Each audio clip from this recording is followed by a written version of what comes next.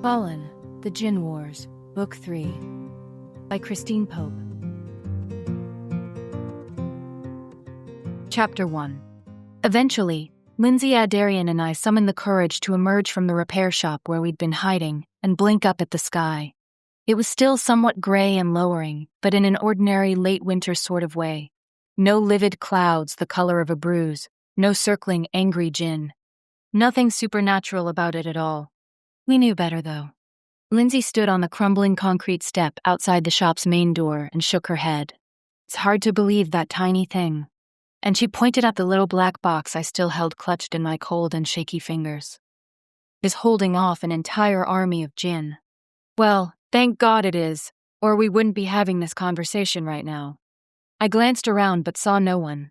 Not that I'd really expected to. Who would have the courage to come outside after that near attack? The Chosen would be terrified, and the djinn probably not in that much better a frame of mind, their powers now more or less shut down by Miles Odekirk's device. But then movement down the street caught my eye, and my heart began to beat a little faster. Not from fear, though. Even at this distance, I recognized that purposeful stride, the long black hair blowing in the harsh breeze. Jace! As soon as he caught sight of me, he began to walk even faster. I had to wonder where he got the energy, considering how much the box I was holding seemed to steal away the very life force of the djinn, leaving them listless and not much of a danger to anyone. I didn't have to wonder for much longer, because in the next instant he was there, pulling me into his arms, crushing the device into my sternum. Not that I cared too much. Right then it was just good to feel his arms around me, to hear his voice say my name. Jessica, so it was you, wasn't it? So Hyrius said I shouldn't venture forth to look for you, but I couldn't hide in the resort like a coward, not when you were out here alone. Not exactly alone, I told him, pulling away slightly so I could nod in Lindsay's direction. But considering how we both just got the crap scared out of us, I think I can safely say we're very glad to see you. That's for damn sure, Lindsay put in, as she approached, still shooting those wary glances skyward, as if she expected the djinn to return at any second and rain holy hell down upon us.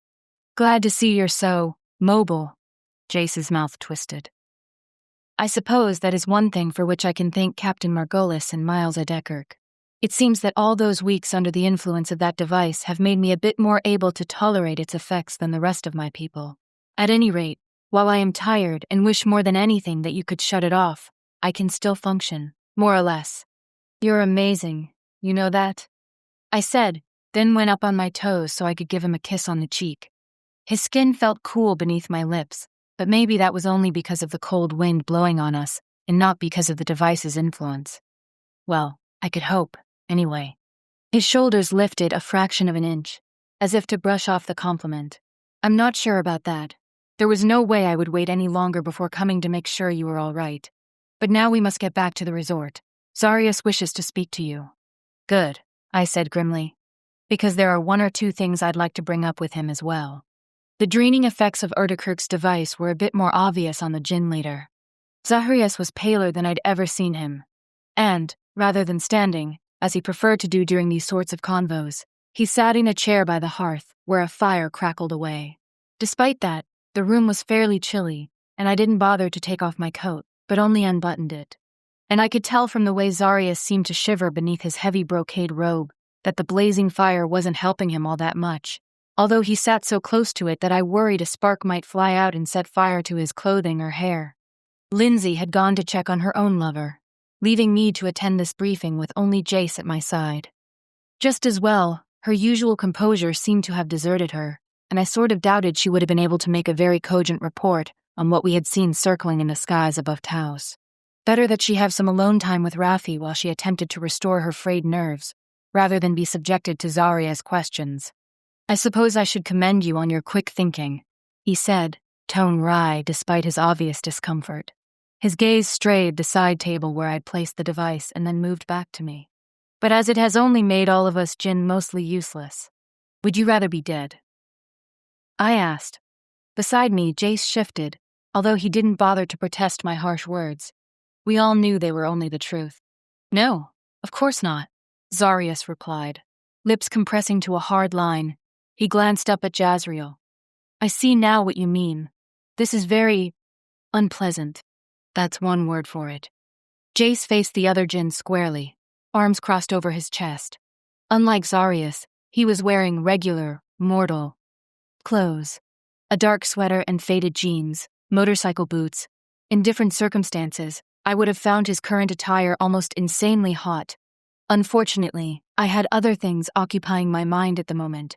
But, as Jessica pointed out, it is still better than the alternative. And about that, I put in, watching as Zahiria's expression grew shuttered. While he didn't exactly look away, neither did he meet my gaze directly. He knew what was coming next, and didn't want to discuss it. Probably because, like the rest of us, he had no answers. But I had to ask anyway. Just what the hell is going on? I thought you had a truce with the other Djinn, that they had sworn to leave the 1,000 and their chosen alone. We did. We do have a truce. It was my turn to cross my arms. Well, it seems like someone on the other side didn't get the memo, because that sure looked like a whole bunch of pissed-off Djinn to me. Not that I claim to be an expert. Please, tell me I'm wrong. You are not wrong, Jace said, and Zarius gave him a pained look. Appearing to ignore his leader's glare, Jace went on. I saw them. Or rather, I felt them coming. We all did. It was the sort of gathering of our kind that is impossible to ignore. As they moved in above us, I tried to call out to them, to ask what they were doing here, but they acted as if they couldn't hear me, or at least they pretended not to. The same way they ignored me as well. Zahiria said. His brow looked positively thunderous, but his voice sounded calm enough as he continued, from which I gathered that they did not come in peace. No kidding, I remarked. So, what's going on? Why aren't they honoring the truce? I don't know. Just 3 words, the syllables ground out from between clenched teeth. I could tell from the dark red flicker in Zaria's eyes that he was angry, so angry that flames should have been dancing all around him, but they weren't. That manifestation of his abilities must have been tamped down by the device as well. Too bad, as they provided a helpful bellwether for his emotions. Not that I really needed the extra assistance at the moment. The frown he wore was fearsome enough, and I saw it mirrored in Jace's features as well. So they have broken their faith with us, he said, and Zarius nodded. It would seem that way. You're awfully calm about it, I told him, and his mouth pulled into the same flat line I'd seen a few moments earlier. I have no choice but to be calm, he replied, pushing himself to his feet. He seemed to falter for a second, as if having difficulty maintaining his balance, but then he walked normally enough to the fireplace and leaned back against the mantle of carved juniper. In doing so, he blocked a good deal of the heat from the fire as well. Then I realized he probably needed it more than I did, or even Jace. My own Djinn partner had, as he'd said, far more experience managing the debilitating effects of Miles Odekirk's device. Zahirius went on. For the moment we are protected. I was not indulging in sarcasm when I thanked you for your quick thinking, Jessica, because only a moment more, and all here might have been lost. We are few, and they brought many against us. However, I doubt that any of the Djinn living here wish for the current situation to continue indefinitely.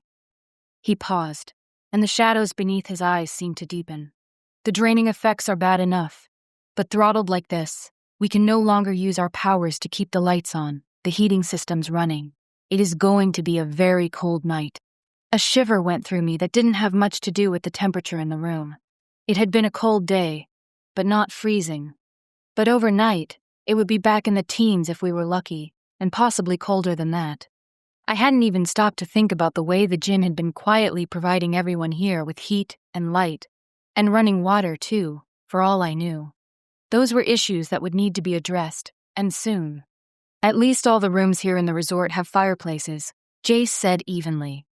We will not want for heat, not in the near term. As for lighting, we can look for candles and oil lamps and such in the shops in town. Luckily, the device will protect us as we move about, since the central part of the town should be mostly protected as well. And in the long term? Zahirius asked.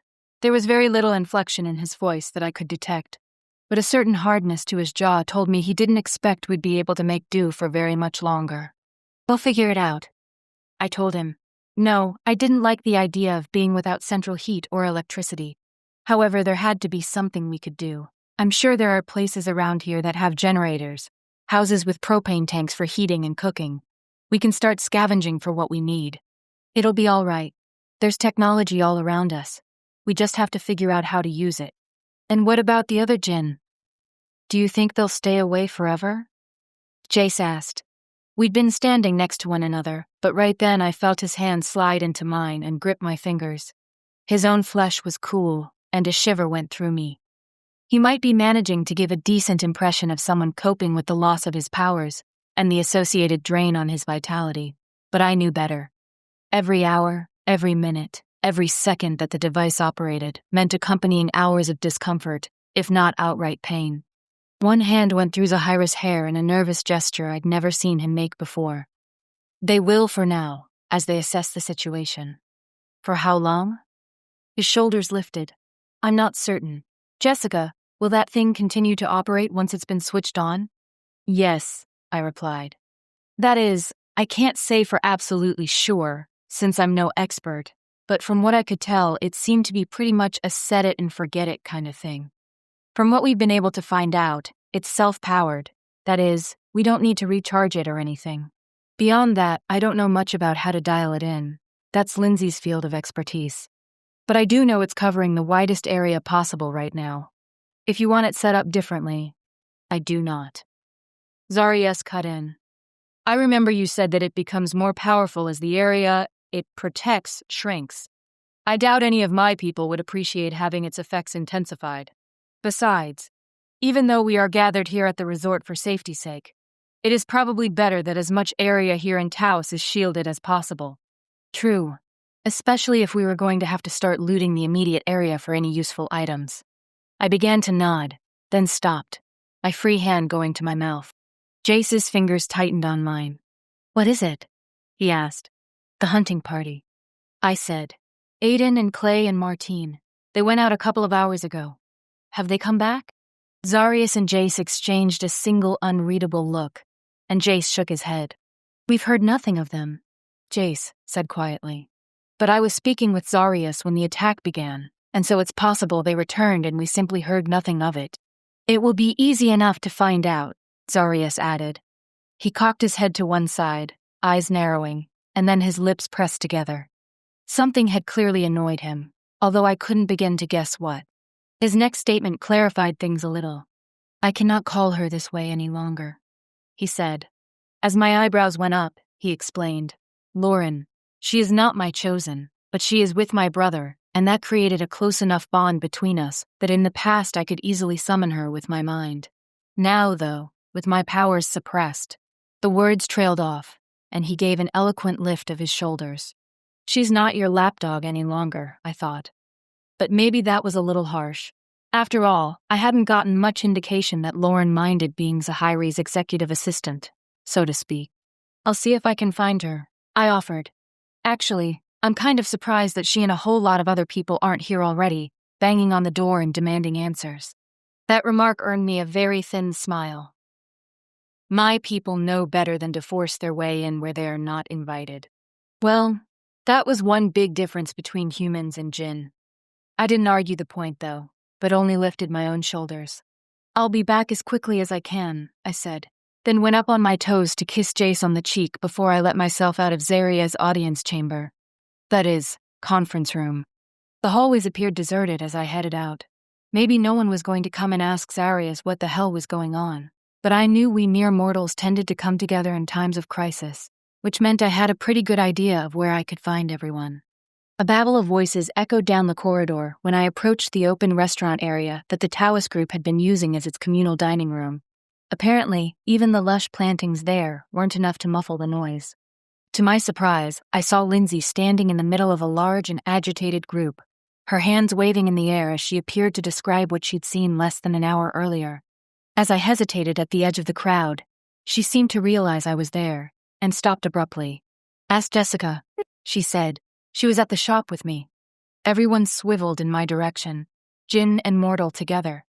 Right then, I thought that they'd never appeared more alike, as they all seemed to be wearing similar expressions of worry and dismay. Also, the Djinn were clearly struggling with the effects of Odekirk's device. They looked pale and tragic, and more than one of them was clinging to his or her chosen, as if the other person was the only thing holding them up. Although I felt for them, for the drain on their energy they were currently suffering, I still hated being the center of attention like this. I'd never been the sort of person who liked speaking in front of other people, or doing anything that would attract the notice of others, sexy Halloween costumes notwithstanding. Those had been my friend Elena's idea anyway. But now, I stood rooted in place, gaze scanning the crowd for Lauren. Damn it, where was she? Since everyone there was staring at me, obviously expecting an answer, I knew I had to say something. After clearing my throat, I replied, "Well, I don't think what I saw was too different from what Lindsay saw. A dark cloud of Djinn. Angry-looking Djinn. At least, I think they were angry. It's kind of hard to tell when someone's hovering 1,000 feet or so above your head." "Where's Zarius?" someone else demanded, a man probably around my age, or a year or so younger. He had his arm around the waist of a wan-looking Djinn woman. I didn't recognize either one of them, but I'd only been in Taos for a few days, and had spent most my time with Jace, or with Lindsay in her makeshift lab. Socializing hadn't been too high on my list of priorities. In his room, talking with Jazriel, I said calmly, "You should be out here with us," the man shot back, blue eyes blazing. "Maybe he should," I said. "But I'm not his keeper, I'm just looking for Lauren." The man grumbled something. At the same time, to my relief, I saw Lauren step out of the crowd and come toward me, her Djinn partner Danny stumbling along behind her. This was the first time I'd really had a chance to study his features, although I'd met him briefly before. There was something in the shape of his mouth and his brows that recalled Zarius, although in a gentler, kinder-looking arrangement. This Djinn would have been a lot less scary to find on your doorstep, telling you that you were his chosen. At the moment, though, he just looked ill. Eyes shadowed, breathing labored. I hated that they all had to go through this, but, as I'd pointed out to Zarius, death was a lot worse than discomfort. And more final. "Zarius needs me?" Lauren asked. I stepped closer to her and lowered my voice, since I really didn't want the whole crowd listening in. "Have you heard anything about the group that went out hunting earlier? Aiden and Martine and Clay? They might have been, well, I'm not sure they were close enough for the device to have protected them." In an echo of my own gesture from a few minutes before, Lauren's hand went to her mouth. Shit. No, I'd completely forgotten, what with everything that's been happening. She glanced back at Danny, whose shoulders went up infinitesimally. I didn't know if that was all the comment he was willing to make on the subject, or whether he simply didn't have the energy to give a larger shrug. But they always check in with me when they come back, so I know they're not here. Shit was right. Aiden was the only one of the group I knew beyond attaching a face to a name, but I liked him. And even if I didn't, there had already been enough death, enough people lost. Even 3 more was too many. "If we go to look for them," I began, but Lauren shook her head. "We can't. It's not safe." And that was the worst part of it. The best we were able to figure, the device could only protect an area of about 1 square mile. It had to stay here in Taos where it could do the most good. For all I knew, the rogue Djinn were lurking right there on the periphery of its field of effect, just waiting for someone to step over the line. Jace would never allow me to take such a risk. Aside from that, I knew I wasn't brave enough to attempt that kind of stunt. Anyway, sacrificing myself on a hopeless mission wouldn't help anyone, least of all the people I was trying to save. "So, what? We just sit here and wait?" Danny spoke for the first time then. His voice was almost as deep as Zarius, but softer, not as harsh around the edges. "What else can we do? This demon device you've brought among us is the only thing protecting us. To leave this resort would certainly mean your death." I was a little startled by the compassion in his voice. True, I'd already noted a number of differences between him and his brother, but even so, I hadn't expected him to be that concerned about a chosen woman who wasn't his. "Jace would never let you risk yourself like that," Lauren added. As much as I wanted to argue with her, I knew she was right. Hell, he hadn't even wanted me to put myself in harm's way while trying to rescue him. So no way would he let me go running off to save a group of people I barely knew. "I hate this," I muttered. And to my surprise, Lauren reached out and laid a hand on my arm. "I know. We all do. We're all scared and worried and..." Ebony's voice cut into the conversation. "I'll go." Startled, I glanced away from Lauren and Danny to see that Ebony had approached us while we were talking, and was standing a foot or so away. Her face was stony, blank, and it was obvious that she had been addressing Lauren, not me.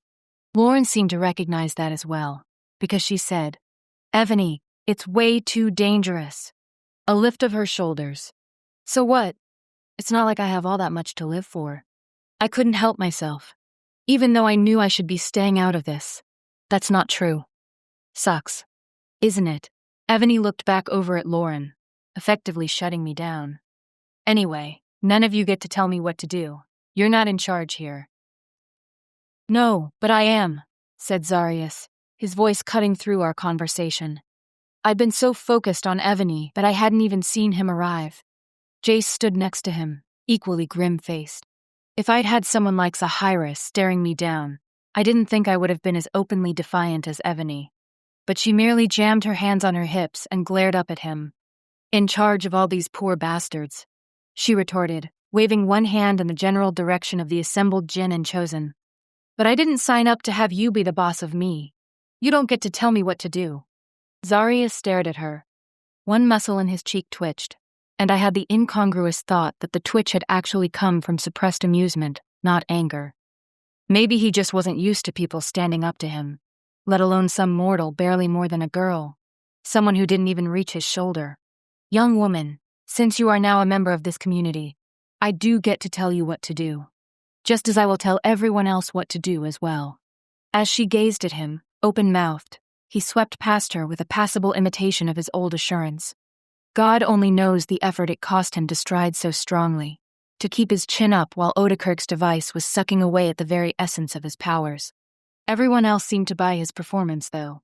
Maybe because they were so busy trying to manage their own exhaustion and worry, that they didn't have the energy to dissect Sadria's behavior. He made his way to the front of the group, then raised his hands. All the murmuring that had begun with his arrival ceased. When he spoke, it was without preamble. "No, my friends, or my fellow Djinn, or anything like that." Left single quotation mark. "We have suffered. If not precisely a blow, since the device protecting us now did prevent any sort of actual damage, at least a shock. We thought we were safe here. We thought our fellows would honor the truce and allow us our sanctuary. These two mortals," the man nodded first toward Lindsay, and then toward me, "witnessed the very beginning of what would have been an attack, but we all felt it. We knew our brethren were gathering, although they managed to hide their intent from us, almost until it was too late." "Why?" asked one Djinn, a tall man with dark red hair and amber eyes. "We have done nothing to provoke them." Zaharias shook his head. "I cannot say why. They have not communicated with me, nor anyone else so far as I can tell." "But what of our own missing?" another Djinnian asked. This one a woman, curvy and dark. I noticed she stood alone, and that her eyes seemed to glitter with unshed tears. Something about her appeared vaguely familiar, and then I realized she was Aiden's partner. Well, that would explain the tears.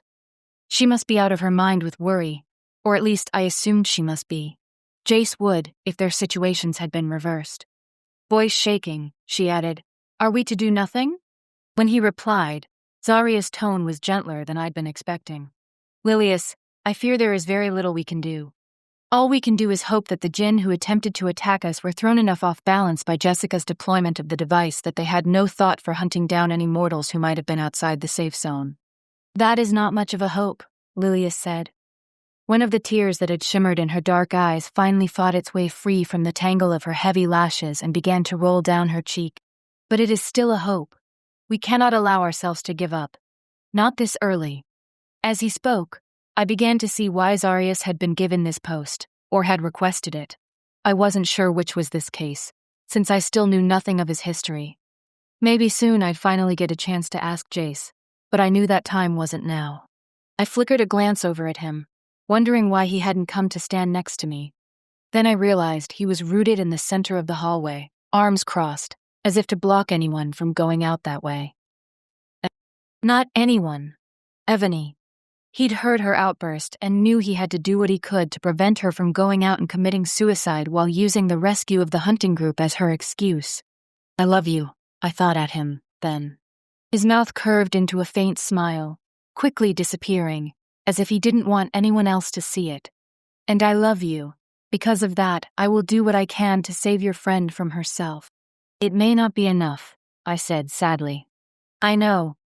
But if she sacrifices herself, it will be in spite of our efforts, not because of them.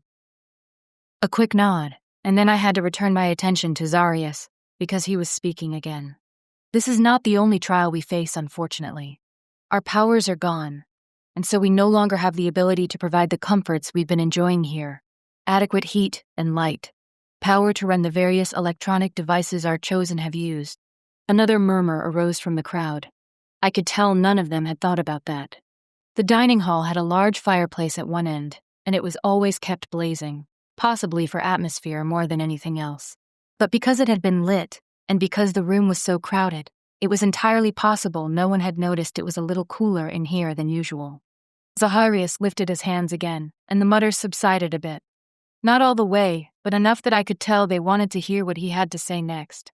I must ask our chosen to come to our aid now. For tonight, that only means making sure we have enough wood to stock all the fires, and to help us gather bottled water and food so no one goes hungry or thirsty. We're gonna lose everything in the freezers, Philip said, his face tight with worry. Since he'd been acting as the community's chef, it made sense that our stockpiles of food were the first thing he'd thought of. Not right away, Lindsay replied. She still looked troubled, but now that she had Raffi next to her, his arm looped around her waist, she seemed a bit more composed. If we keep the freezer doors shut, they'll retain their current temperature for a good while. Especially since we don't have central heat anymore. It's cold enough that they should hang on for longer than you'd think. Good. Zarias said. One night should suffice, and in the morning, we'll have teams go out to collect generators and fuel. Don't forget about solar panels. Lindsay put in. I'm not a solar engineer, but I interned at a solar design firm a couple of summers ago, and I know enough that I'm pretty sure I can cobble something together for us. I reflected then that it was a good thing some of the pretty faces the Djinn had selected as their chosen also had some brains behind them. Otherwise, we would have been in far worse shape than we were now. Apparently, Zarias seemed to think the same thing, because he nodded, and even managed to smile at Lindsay. That is a very good idea. I will let you focus on that, and then perhaps Jessica and Jazreel can help coordinate the search for getting us the generators and fuel. If we all work together, then we should be up and running in no time. Everyone seemed to be in agreement with that sentiment. I saw nods and even a few smiles from the crowd. Amazing how they all seemed to be focused on making life comfortable again. No one was even asking what Zarias planned to do about the apparent change of heart of the rest of the Djinn. Then again, maybe that was exactly what he'd intended. Chapter 2. We decided to keep the device running behind the front desk. From there, it would cover most of the downtown area. Not that Taos had exactly what you'd call a downtown, but there was the plaza and the shops clustered around it, and then the commercial businesses along Highway 68, including the all-important Smith's grocery store. Lauren promised to keep an eye on the box, since Lindsay had to assemble a team to help her scrounge whatever solar equipment and supplies might be available in the area. Not that any of us were too worried about someone touching the innocuous-looking little black box, since at the moment, it was the only thing keeping us all alive. Jace and I commandeered a big Super Duty pickup truck, figuring the bed would be big enough to haul a couple of generators back to the resort. We'd get the fuel on a separate trip. At least the weather was cooperating. The clouds from earlier in the morning had mostly disappeared, and the sky was a pure sapphire blue. The snow on the mountains seemed to positively sparkle in the sunlight. On a day like this, it was difficult to remember the threat we all faced. But it was out there somewhere, even if that horde of hostile Djinn appeared to have gone much farther away than the mile radius the device's field of effect afforded us. After we'd climbed in the truck and I had pulled out of the resort's parking lot, I asked, "Where did they go?" Jace didn't pretend to misunderstand. A brief glance out at the clear skies all around us, and then he shrugged. A Djinn doesn't have to be precisely here. We have our domains beyond this plane of existence, worlds that exist next to this one, impossibly far away, and yet so close you could reach out and touch them, if only you knew how to pierce the veil that separates them. That sounded like something right out of science fiction. Then again, he'd already told me that the Djinn had come from a different world than ours, a place where the rules of nature weren't exactly the same as they were here. I'd had to believe him, because his people were obviously just as real as anyone else, and yet they weren't human. no matter how much they might appear to be. And so when I turned on the device and drove them back, they would have returned to that plane. He said absently, staring out the window. So it's not as easy as keeping a watch to make sure they're not lurking around somewhere off in the distance. In a sense, they are still here, only in a world that Miles Odekirk's device can't reach. Comforting, I remarked dryly, meaning we didn't dare switch the thing off for even a second, or they would be right on us. But what concerned me even more was the question I had to ask next. Jace, why? You had an agreement with them. What in the world would make the other Djinn change their minds about leading the 1,000 and their chosen alone? Ace Hardware. I blinked. What? There's a hardware store. A good place to look for a generator? I supposed so. Having never shopped for one, I had no idea, but I figured we'd better go check. I pulled into the parking lot, which still had a few dusty-looking vehicles sitting in it.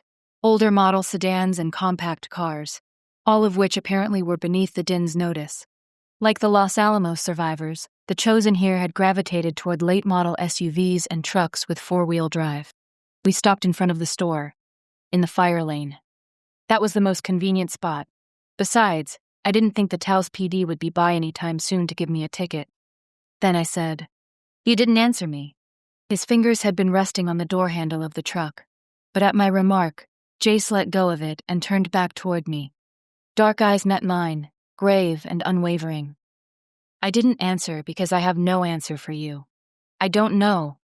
As far as I can tell, nothing has changed, or at least Zarius has had no indication of an alteration in their intentions. I'd say what happened this morning is a pretty good indication. A small breath escaped Jace's lips, almost too faint to be called a sigh. Yes, it would appear that way. As frightening as that was, though, it wasn't as if all the Djinn who were not part of the 1,000 participated. How many, then? I asked. True, 19,000 Djinn were an awful lot, and I doubted there had been that many swirling in the skies above Taos. Far more than we had in our little community, but still. Maybe a couple hundred? It seemed my guess wasn't too far off, because Jace replied. I can't say exactly, but more than 100, and less than 5. It's possible there is a subset of Djinn who don't agree with the majority's decision, and have attempted to take matters into their own hands. While I doubted anyone would find such a pronouncement exactly encouraging, it did make me feel a little better. If Jace was right, then that would mean not all the Djinn were against us. Not that I knew what we could possibly do to fight off a few hundred rampaging elementals, except keep Odekirk's shield operating and hope for the best. But several hundred was a lot less frightening than 19,000. Do you think Zarius will reach out to the other Djinn? I inquired. I mean, the ones who probably are keeping the agreement. Jace's reply was a small, sad smile. How can he, when his powers are being cut off by the device? And even if they wanted to communicate with him, they would be equally constrained. The field the device projects is invisible to you, but to us Djinn looking in from the outside, it is as if everything beyond it is obstructed by dark glass, and it is painful to go through it. That was another of the experiments Margolis had Odekirk perform on me. They would shut off the device for only a few seconds, not long enough for my powers to return, and have one of their men push me through the edge of the field. It was like receiving electric shocks all over my body. That is why the Djinn turned away so quickly. They would have no idea that passing through the field was something they could actually survive. My God, Jace! I knew that he'd been through hell, but every revelation like that made me want to go back to Los Alamos and inflict a little torture of my own on the commander. It's in the past. Unbelievably. Jace shrugged, as if all the suffering he'd gone through meant very little to him. In the meantime, he went on, we should look for that generator. I'm sure Philip will be relieved if we can get the food protected, if nothing else. We'll all be relieved, I said. Everybody's gotta eat, even Djinn. Jace grinned. A real grin, like the kind he used to flash me back when I still thought he was Jason Little River. That's for sure. So let's make sure we can keep on doing it with minimal difficulty. We got out of the pickup truck and went into the store. Its windows seemed intact, so I assumed no one had attempted to loot it. Well, Jace had told me there weren't many survivors in Taos, most likely because the town was so small. They'd probably moved on before they could even think about raiding the hardware store. And of course, up until now, the Djinn and their chosen hadn't needed much from it. Since we'd been on these sorts of scavenging missions before, we'd thought ahead and brought flashlights with us, although we decided to get more when and if we found them. Candles would help to light the resort at night, but they weren't inexhaustible. Flashlights and battery-powered lamps for camping would make a good supplement, depending on what the hardware store had stocked. The flashlights and spare batteries were easy. We put a dozen flashlights and twice as many packages of batteries in the shopping cart we retrieved from the front of the store. Toward the back, we located the camping section and gathered up 3 of the lanterns we found there. Good thing the heat struck in September, I said. At least the stores hadn't put their camping gear away in the stockroom for the winter. I'd expected Jace to nod, but instead he went still, staring down at me with a sad expression in his dark eyes. It would have been better if it had never occurred at all. But we were not given that choice, unfortunately. A protest rose to my lips. At the last second, though, I stopped myself from speaking. I'd wanted to say that if it hadn't happened, then he and I would never have been together.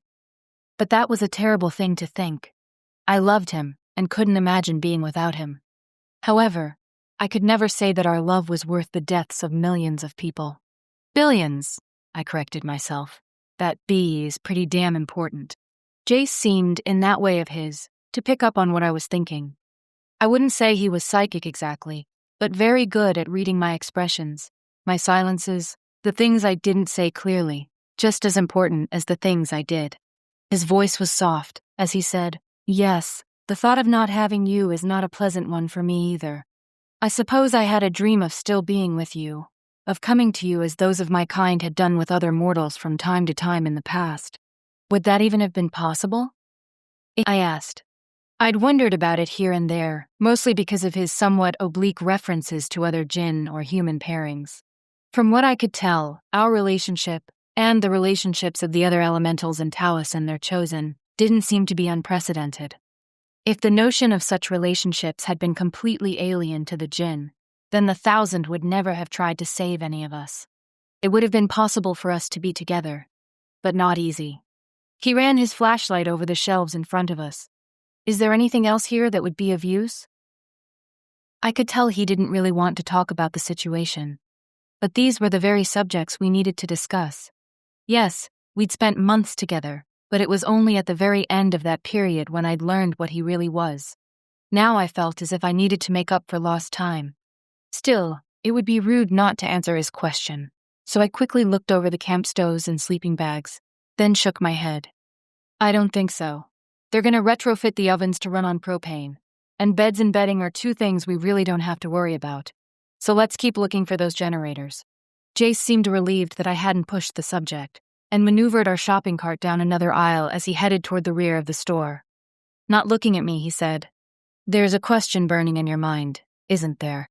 "Yes," I replied simply. "Then ask it." Well, he had once told me that I could ask him anything, and he'd always been truthful with me, once his Djinn heritage had been revealed, and he no longer felt he had a terrible secret to hide.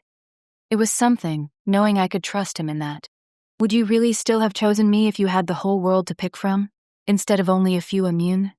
At once he let go of the shopping cart and came to me, taking my hands in his and pulling me close. His fingers felt cool against mine, but at least they weren't cold, and his grip was firm enough. I could almost convince myself that nothing was wrong, that Miles Odekirk's device was having very little effect on him after all. "Beloved, there never would have been anyone but you. I felt the resonance of your soul with mine from the time you came of age, and I mourned, because even then I knew what humanity's fate was to be, that the time of reckoning was only a few scant years off. But then I learned from the creators of the disease that you would be one of the fortunate few who would be immune, and I laid claim to you, as soon as I knew." My heart leapt at those words, and something in me relaxed a little. He had always wanted me, had feared I wouldn't survive the heat. How would that have even worked? I asked. I mean, it's not as if we're exactly from the same backgrounds. My parents had issues, just the few times I dated guys who didn't go to college. He didn't smile, even though I tried to keep my tone light as I asked the question. "Not so very differently from the way we met. That is, I would have approached you as one of your own, made sure you were comfortable with me before I told you the truth. And then, bringing one hand to his lips, he kissed my fingers gently before releasing them. That would have depended on you. Whether you would have accepted what I was telling you.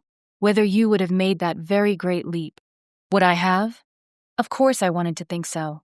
I wanted to believe that what he said wouldn't have changed the way I felt about him, that I could have accepted the truth of his heritage, but it's easy to imagine the best of yourself when you're considering a hypothetical situation. So, would I have gone to your world if I had made that leap? He shook his head. Such a thing isn't possible. We Djinn can live there, but we much prefer it here.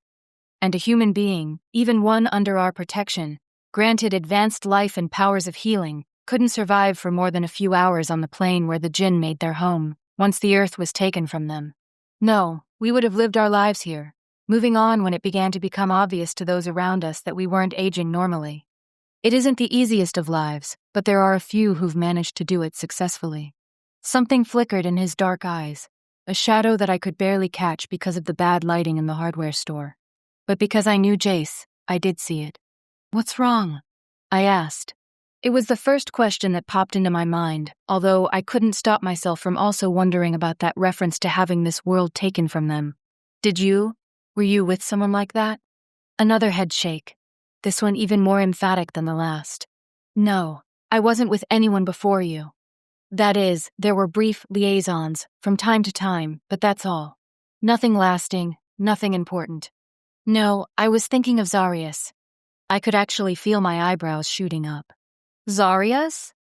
He was with a mortal? Yes, for quite a few years. But in the end, she was unable to live with the reality of her existence, that she would go on, and that everyone she knew and loved would die around her, save her Djinn lover. So she took her own life. Even though she had the healing abilities that we gift all our partners, if someone is determined enough to kill themselves, they can still succeed. As she did.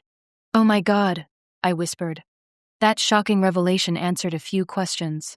Why Zaharias didn't have a chosen, and possibly why he had come to be the leader of the group in Taos. Maybe he wanted to make sure his fellow Djinn had the happy ending he'd been forever denied. It was a terrible thing for him. Jace moved closer to me and brushed a strand of hair away from my brow. A simple gesture, but something about it made me want to weep. Maybe it was his way of reassuring himself that I was there, that I certainly had no plans to go anywhere. I worried that Evangeline's death would make him less likely to look on mortals with any sort of kindness or compassion, but he surprised me. He offered to lead the community here, when no one else seemed inclined to take on the challenge. And he's doing a good job of it too, I said. Strange how your feelings about a person could change so much, once you knew the truth. Yes, Zarius still seemed far too formidable to me. And I was so very glad that I was Jace's chosen, and not his. But in that moment I realized I wasn't afraid of the Djinn leader. Not anymore. I'm glad you think so. Something in his expression changed then, and he stepped a pace away from me before aiming his flashlight toward the back of the store. But we should probably keep looking for those generators. Dark comes quickly at this time of year. Yes, it did. Too quickly, although I'd begun to notice the gradual lengthening of the days. Spring was coming, even though it was still more than a month away. How long would we have to wait for it here in Taos? I had a feeling it would be slow in arriving, no matter what the calendar might say. The rear of the store was a jumble of various items that the owners obviously had dumped there because they didn't really fit in anywhere else. That sort of casual chaos would never have flown in Albuquerque, but in Taos, the locals were probably used to it. Chaos or no, we did find 2 sturdy-looking generators back there, each with multiple outlets. Those should help a lot, I said. At the very least, they'll keep the refrigerators going. But with an output of 5,500 watts, they'll probably do more than that. Success, Jace replied, offering me a smile. Something about it looked a little wavy around the edges, though, and I put a hand on his arm just as he was reaching out to take the handle of the generator closest to him. Are you okay? I asked. Tell me the truth. For a second he didn't say anything, only watched my face, as if hoping to find some indication there as to how he should reply. Then, I'm fine, Jessica. Yes, that device is hammering away at me, tiring me, but I can manage. In fact, he added, I believe that tonight I'll have to prove it to you. A flicker of heat stirred deep within me. Oh, really? I responded, trying to keep my tone light, teasing, just in case he was also teasing me. In the back of my mind had been the fear that the device was taking so much of his energy that he wouldn't have anything left for me. But if he was serious, then apparently that wasn't the issue I'd thought it would be. Well, you might have to be on top. He slanted a sideways glance at me. And despite everything, I couldn't help laughing. I'm willing to take that ride, I said, still chuckling. And then he smiled, a real smile, the sort that made a pleasant little shiver run down my spine. Maybe there was a way we could manage to get through this after all. We hustled the generators out to the truck, then went back into the store to find a ramp we could use to wheel them up into the bed, since at the moment Jace wasn't strong enough to lift one on his own, and I never would have been strong enough. Luckily, we found what we were looking for on the loading dock. We were just closing up the truck's gate when we heard a voice that was halfway between a whisper and a moan. Jessica. As one, Jace and I whirled.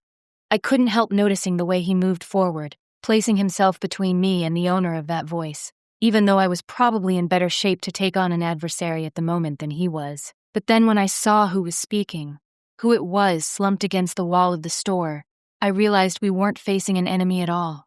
The man speaking was Aiden, one of our missing hunters. Chapter 3. 2 hideous gashes marred Aiden's cheeks. Blood still trickled from the wounds, and also stained the camo parka he wore. His long hair had fallen out of its usual ponytail and hung in mud and blood-spattered strands around his face. Jace surged forward first, slipping an arm under one of Aiden's shoulders, since it was obvious he had trouble standing, even with the wall to support him. A second later, I went to him as well, sliding under his shoulder and feeling his weight settle on my arm as he slumped against me. What happened?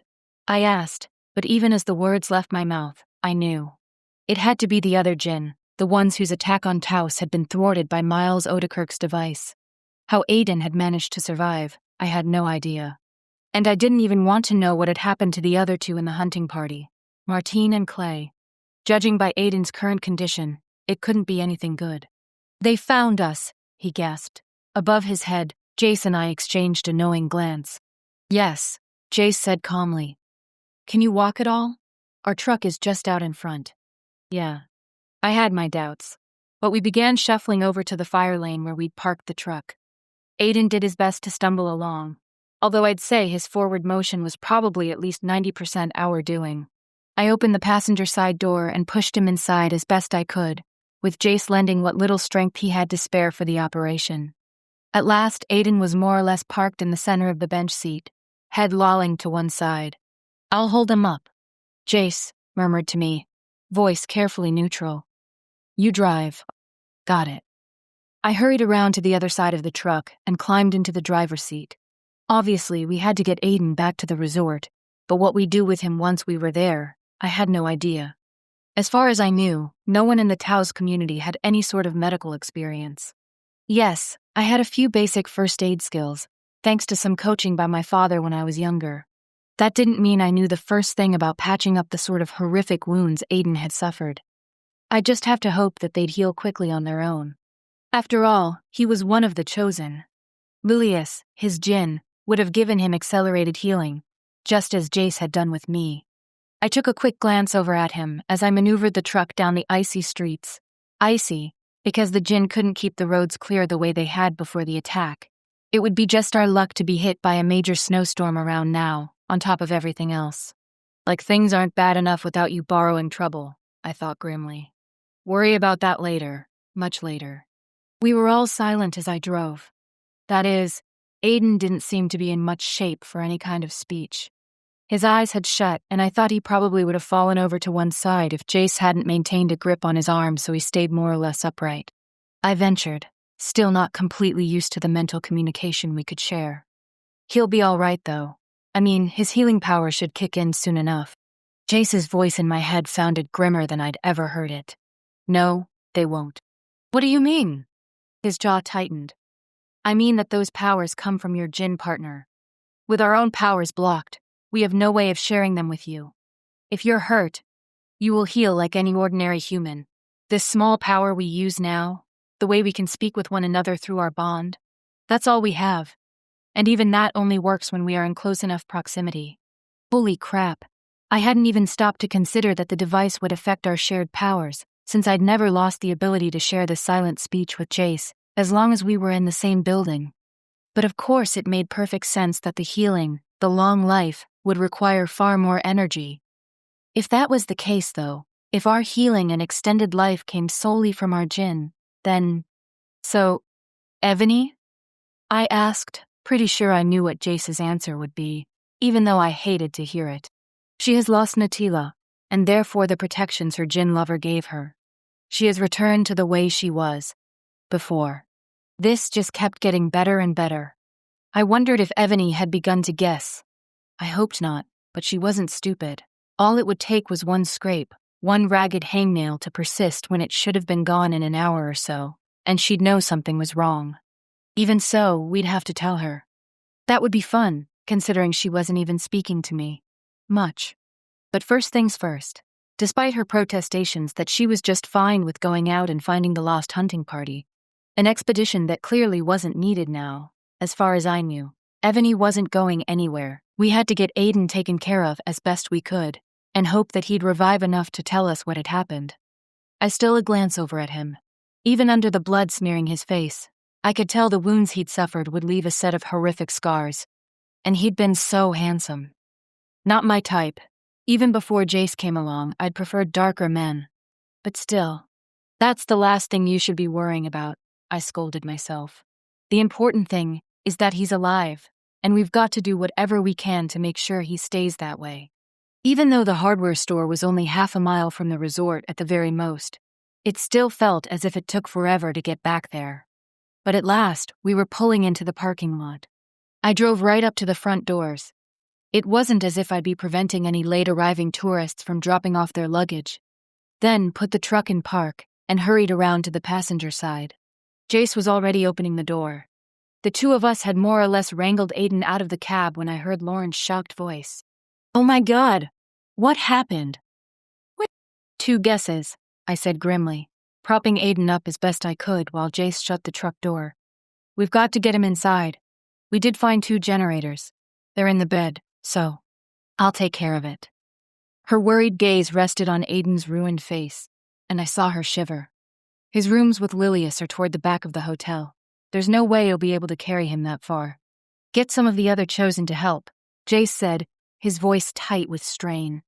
I could tell that the exertions of the afternoon were finally beginning to wear on him. "We'll head in that direction, and they can catch up with us." Lauren nodded, then all but ran into the building.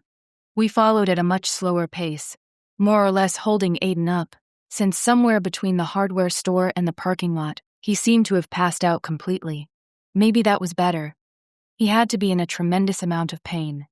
Our stumbling little trio hadn't made it much past the lobby when 2 chosen, I didn't know very well, both tall young men, came hurrying up and took over, slipping their arms around Aiden so Jace and I could finally let go of him. I straightened, rubbing my neck. The next morning, I'd probably be feeling the strain in the muscles of my neck and shoulders. "You know where to take him?" Jace asked one of them, a lean, good-looking guy with sandy hair and friendly hazel eyes. "Lauren told us." The man answered. "We can take over from here. You're looking pretty wiped." Privately, I had to agree.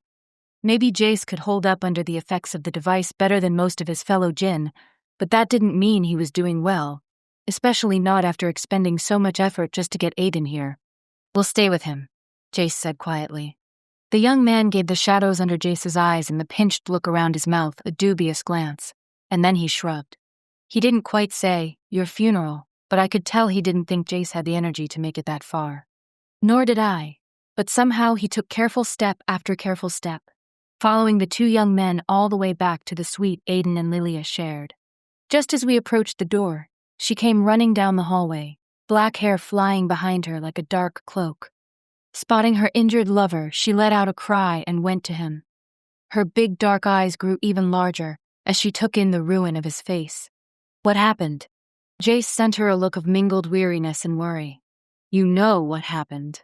Her full lips compressed. "I didn't think they would take it this far." Oh, they did. The 2 young men carrying Aiden didn't pause for this conversation, but took him inside and laid him down on the bed.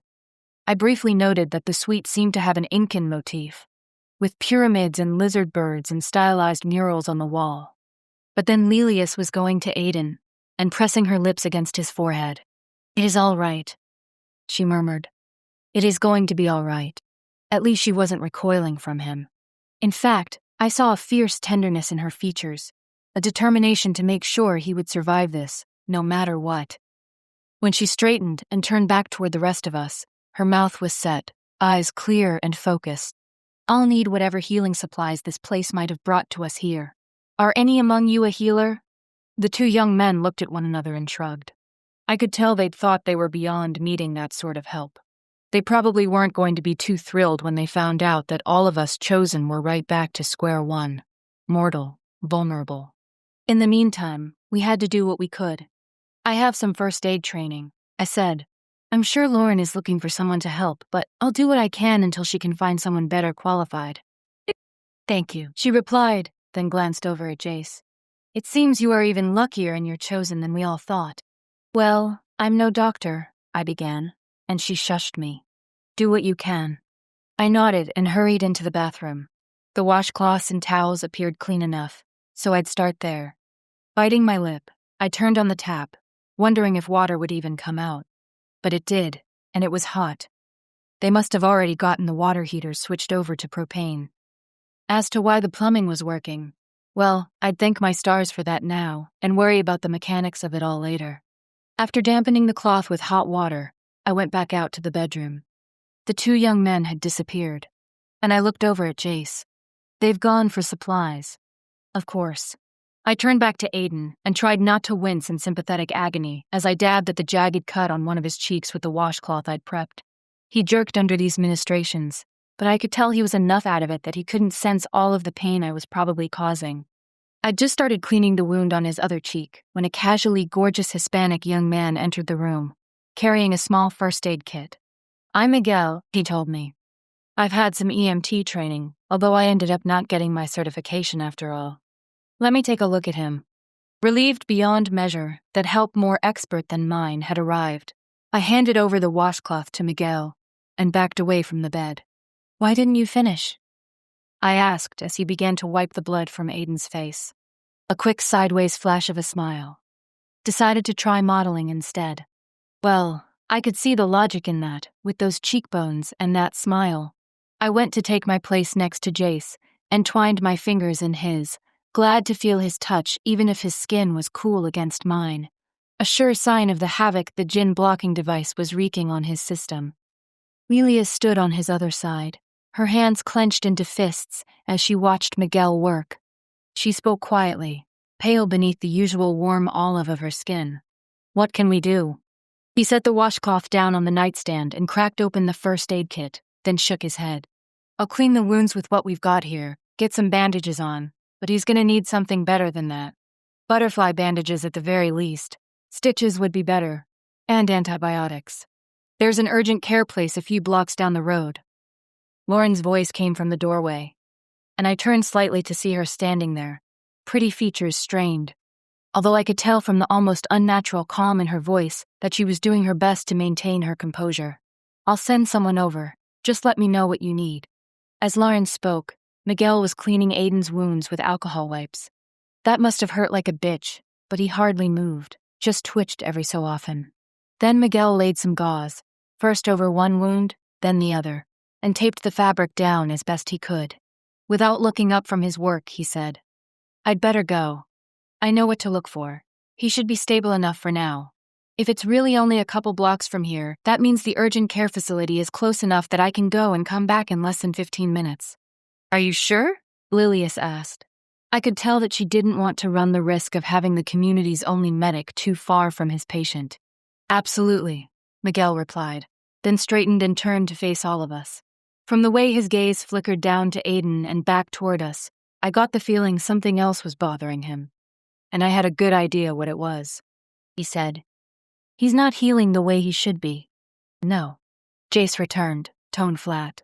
"And he won't, as long as that device is protecting us from attack by the other Djinn." Miguel glanced at me, dark eyes intent on my face. "You knew." The words weren't exactly an accusation, but they sure felt that way. Jace told me on the drive over. To my surprise, Miguel only shrugged. "Okay. At least now I know what I'm dealing with." He moved past us and headed out the door, barely squeezing past Lauren. Now her expression was more worried than ever. Brows pulled together, jaw tense. She only said, "Anything else you need here?" "No," Lilius replied. She went to the table by the window and took one of the chairs, then moved it to Aiden's bedside. I could tell the exertion bothered her. She was breathing hard by the time she was done, but none of us offered to help her. She clearly wanted to do this on her own. "Let Zarius know what has happened. Jasriel and Jessica can stay here with me." There was such a tone of command in Lilius's voice that Lauren clearly didn't want to protest. A quick nod, and then she was gone too, leaving Jace and me alone with the Djinn woman and her wounded lover. An uneasy silence fell. Lilius reached out and wrapped her fingers around Aiden's. Even in his stupor, he seemed to recognize her touch and squeezed faintly, as if to let her know he understood that she was there with him. Jace and I stood a few feet away, but I could still see the tears shimmering on her cheeks. Without looking at us, she said, "You knew this would happen." "No," Jace replied gently. "I did not know for certain. I worried that it might. I tried to keep it from happening, but the Los Alamos survivors forced my hand. I could not return to Santa Fe and still keep Jessica safe. And now, none of us are safe." For a long, long moment, Jace said nothing, only stood next to me, his hand still in mine. I felt a shudder go through him, and I tightened my grip. I was tempted to reach out to him with my thoughts, but something told me that would be rude, to be holding a silent conversation right under Lilius's nose. Even though I didn't understand all the ramifications of how our communication worked, I guessed that the Djinn could only speak in such a way with their partners. Otherwise, that conversation I'd overheard between Zahirius and Jace would have been entirely subvocal, and possibly I would never have discovered his true identity. Well, except for the part where he'd been floating a few feet above the floor. At last, Jace spoke. "You think I wanted this?" He didn't sound angry, only tired, and I wished I could take him away from here and back to our rooms, hold him in my arms, and let him lay his head against my shoulder. Not even make love, really, only be together, be alone, away from this ongoing nightmare. But I knew that wasn't going to happen. Lilius had asked for us to stay with her, although at the moment I couldn't quite understand why. Just so she could upbraid Jace? She sighed then, and lifted Aiden's hand so she could press it against her cheek. There was such tenderness in the gesture that I found my eyes widening in surprise. I couldn't say why, exactly. It wasn't as if I'd spent much time observing the other Djinn with their chosen, but from what I'd seen so far, they didn't seem all that inclined toward public displays of affection. Judging by the way her gaze flicked to me, I could tell she'd noticed my reaction. "This startles you?" she asked. "That I would care so much?" I gasped. Helpless, I glanced up at Jace, but he didn't move or say anything. Possibly the slightest lift of his shoulders. Floundering for words, I went on. I'm sorry that he won't be able to heal quickly. I know Miguel will do what he can, but there's bound to be some scarring." "That matters very little," Lilius replied, and again I found myself surprised. The Djinn woman's mouth curled. Then she said, "I suppose you think us all very shallow, with our young and pretty partners, even though you are one of them yourself. It is true that I chose Aiden at first because of his handsome face, but he has been a good companion to me. He is a good man, whether his face is whole or not, and I will let him know that as soon as he awakens." She pressed her lips against Aiden's hand, and then laid it down very gently at his side. Gaze fixed on the young man she loved, and studiously not looking at Jace, she went on. "My apologies, Jasriel. I know none of this is your fault. You cannot be held responsible for the actions of another." "My thanks, Lilius," he said, his tone strangely formal. When I looked up at him, though, I could see that the solemn way he had addressed her was most likely his way of showing respect for her and her current situation, and not because he was angry. Still, I itched to know what exactly she was talking about. Was this her oblique way of referring to Alder? It must be. Jace had told me some of the truth, but I had to wonder right then whether he had told me all of it. That discussion would have to wait, though. For now, Lilius wanted us with her, and I knew Jace would never leave someone in need. Luckily, Miguel returned only a few minutes after that, laden with cases of supplies he must have pilfered from the urgent care center. After giving Jace and me a brief nod, he went directly to Aiden's bedside and laid a hand on his forehead. "Already feeling feverish?" he muttered, then rummaged through one of the bags he'd been carrying. He needs antibiotics, but I couldn't find anything except penicillin-based drugs. Let's all pray he's not allergic. No kidding. I wondered if someone who hadn't quite finished EMT training would know what to do in the case of a negative drug reaction. Maybe. That was way out of my wheelhouse. I knew enough to clean wounds and bandage them, and even put together a makeshift splint or whatever, but that was about where my first aid knowledge stopped. We all waited in tense silence as Miguel pushed a capsule between Aiden's dry lips and then coaxed some water down his throat. Of course, if he did end up having a bad reaction, it wasn't as if it would manifest immediately. But for some reason, I kept staring, as if certain the worst was about to happen. Nothing did happen, of course. Miguel did some more rummaging and produced what looked like high-octane antiseptic, and a packet with a curved needle and a length of pre-cut suture material. At that point, he did pause and look over at Lilius. "You may not want to stay to watch this," he said. She didn't even blink. "I will stay by my chosen side." "Okay." A quick flicker of his gaze up toward us. "But you two, it's probably better if I don't have to do this with a full house. It's been a while since I picked up one of these, you know." "Of course," Jace replied immediately. "If that is all right with you, Lilius." "Yes, thank you for staying with me. But if Miguel thinks you can do better with only me here, then it's better that you go." That seemed to be our signal to leave, so we murmured our goodbyes and left the suite. We didn't get very far, however, as Lauren was hovering just around the corner of the hallway. "How is he?" "Hard to say," I responded. "Miguel said he's already feverish, so he gave him some antibiotics. Now he's starting in with the stitches. He didn't really need us there for that, so..." I trailed off. What else was I supposed to say? None of Aiden's wounds appeared life-threatening, so now it seemed to be a matter of giving him time to heal. "Got it." Lauren was looking pale, but her voice sounded no-nonsense enough at least. "I'll let Zarias know. But I also wanted to say thank you for finding those generators. They're already hooked up, and so we don't need to worry about the food spoiling. Lindsay's jury-rigged something with the plumbing. Don't ask me to explain how. And we've got running water, at least for now. We could only scavenge enough propane to run 4 of the hot water heaters, so we'll be taking showers in shifts, I'm afraid." "That's no problem," I told her, slipping an arm around Jace's waist. "We'll take ours together, in the name of conservation and all that." She actually did smile at the joke. Well, half-joke. I actually thought it was a pretty good idea, but then her expression turned serious again. "Zarias will want to talk to Aiden when he wakes up. Any idea when that will be?" Since I had no idea, I could only shrug. "You should ask Miguel about that, but I doubt it'll be before tomorrow morning." I was afraid of that. Lauren tucked a piece of blazing red hair behind one ear. "I'll let him know. And you two, well, I suppose you should try to get some rest. Who knows what's going to hit us next?"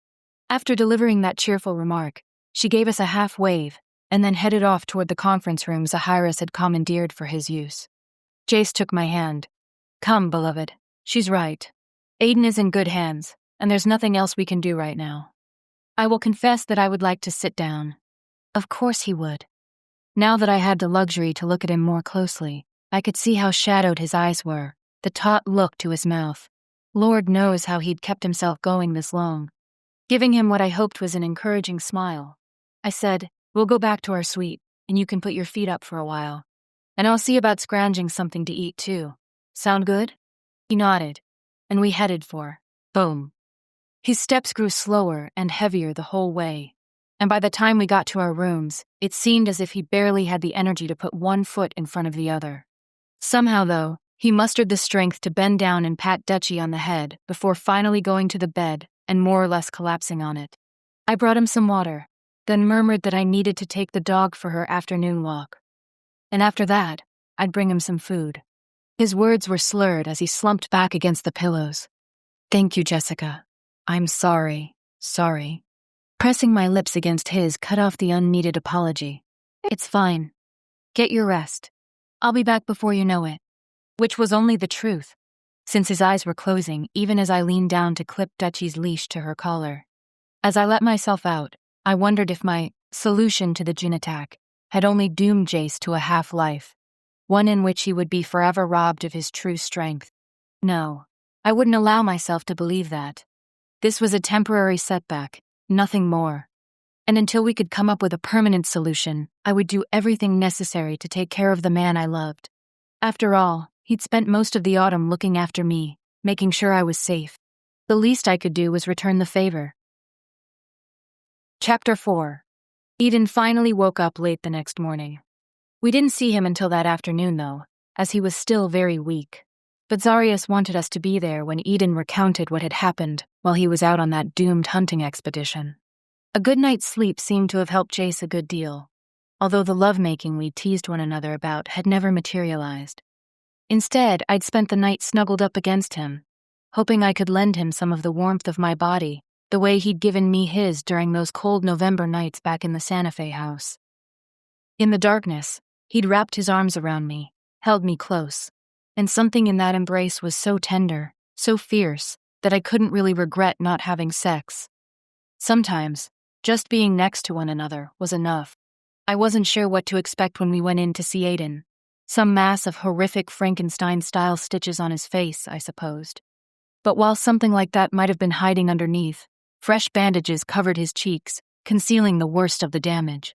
His hair appeared to have been brushed and washed, and if he didn't look exactly cheerful, he did seem more or less alert. Lilia sat next to the bed, her hand still in his. I wondered if she'd stayed there all night, or if she'd dozed on the couch in the sitting area of their suite. Since Aiden lay in more or less the middle of the bed, it didn't appear as if he'd shared it with her. Several chairs had been brought in. Zarius was already sitting in one of them, and he gestured for Jace and me to sit down as we entered the room. No protests there. Jace had come to the realization that he couldn't continue to exert himself the way he had the day before, not if he wanted to maintain any kind of usefulness in the long run. That meant sitting whenever possible, and letting me do most of the fetching and carrying. I didn't mind, if that meant he would have a reserve of strength to draw on when he needed it most. Only a brief nod from Zarius as Jace and I seated ourselves, and then the Djinn leader turned his attention back to Aiden. "How are you feeling today?" "Like 50 miles of bad road." A hand went up to touch the bandage on his right cheek. "Probably look like it, too. But I'll live. Miguel says the antibiotics knocked my fever right back, so that's something." "It is, indeed." Zahirius glanced over at Lilia's. "Did you sleep at all?" "Some," she admitted, then added in fiercer tones, "Enough." That seemed to be sufficient for Zarius.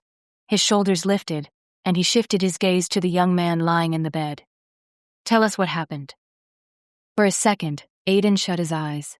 His lashes were dark brown, much darker than his hair, which had been bleached by the sun. When he lifted his lids again, I was startled by the bright blue of his eyes, which I hadn't really noticed before. Maybe they only looked that bright because of all the bruising around them. He said, "We went east, toward the hills. Clay said he was from around here, that we still could find some deer there, maybe pheasant. And he was right. We bagged a buck and a couple of birds, and that filled the ATV we were driving, so we decided to head back." Aiden winced. "That pisses me off. Had to leave a perfectly good buck behind." "That is not important, dearest," Lilia said gently. A sigh. "Maybe not, but at least it would have made the whole mess worth something." Anyway, we were headed back into town when all of a sudden the sky darkened overhead, like a cloud passing by. None of us thought much of it, since it was sort of a cloudy day to begin with. But then it was as if that cloud dived down at us, and it got darker and darker, and the Polaris just sort of died on us. And then, they were there. Single quotation mark they? Zaharias asked, although from the brooding expression on his face, I would have said he already knew exactly who they were. Djinn. Other Djinn. I'd never seen them before. Any of them. I cut in, recalling Aldair's blazing blue eyes, how Zarias had said the air elemental had gone to join those who hunted humans for sport. Aiden shook his head, then winced. One hand began to move toward the bandages on his left cheek, but he stopped himself and knotted his fingers together on top of the duvet cover, as if worried he'd forget again and reach for his wounded face if he didn't keep his hands in plain sight. "No, there were about 10 of them, I think. I mean, there were more. Up there, you know?" He lifted a shoulder vaguely skyward, then continued. "But the ones on the ground, the ones who surrounded us, I didn't recognize any of them. Their leader was dark, like you and Jace here, No one ever said his name, though. Anyway, he told us that we were trespassing on land that wasn't ours, and that none of us had any business being here, that our day was over. In the chair next to mine, Jace shifted, and his fingers clasped the arms, knuckles turning white under the strain. What did you do? A swallow, and I could see Lilius tighten her hold on Aiden's hand, as if to reassure him that she was there, and that he was safe here no matter what might have happened the day before. He hesitated, the muscles in his throat working. I didn't really do anything at first. It was just a shock, I guess. I thought we were safe. We'd all been told that we were safe because we were chosen, you know? But then Clay stepped forward and said as much, that if they had a problem with us being there, they should talk to their leaders, the ones who'd made the agreement in the first place, that we and all the other chosen like us would be protected. And then, another long pause. I knew whatever it was, it wouldn't be good. Not with Aiden sitting there with his face ripped up, looking like he'd been attacked by a wild animal. Come to think of it, maybe he had. Voice shaking, he said. The lead Djinn just laughed. And before any of us could even blink, he pulled this long dagger or short sword or whatever from his belt and drove it right through Clay's gut. Martine screamed. I remember that, her screaming like some chick from a horror movie or something. The lead Djinn went for her then. You killed her, too? Saharius asked. If someone didn't know him very well, they probably would have said he was showing no reaction at all to Aiden's story. But his dark eyes glittered, even though the rest of his features remained still, and I could see the way he was forcing himself to keep from responding. If he'd had the full use of his powers, no doubt he would have been surrounded by a veritable inferno of virtual flames showing his anger. No. Aiden shifted on the bed, his head falling backwards slightly, as if the strain of sitting up was beginning to take its toll on him. The Djinn grabbed her and threw her over his shoulder. She was still screaming bloody murder and beating on his back, but it didn't seem to faze him at all. He just laughed and said he'd take her as payment for our trespassing. This all happened in less than a minute, you know. I guess I was sort of in shock, but right then I started to yell at him, to tell him to put her down. He just kind of smiled at me, then said, "Give Lilius my love." And then that sword came up again, but this time he used it to slice up my face. It hurt like, well, I don't know what it hurt like, because I'd never felt anything like it before. Like fire, I guess. The second he'd repeated the Djinn's words, "Give Lilius my love," she'd gone ramrod stiff, all the color draining from her face. This Djinn, she said faintly. Did he wear purple? Dark, dark purple? Aiden blinked, seeming to consider. Yeah, I think so. You know who he is? In answer, she wrapped both her hands around Aiden's. Although she had looked far more composed this morning than the last time I had seen her, now she wept again, although silently, tears tracing their way down her smooth cheeks.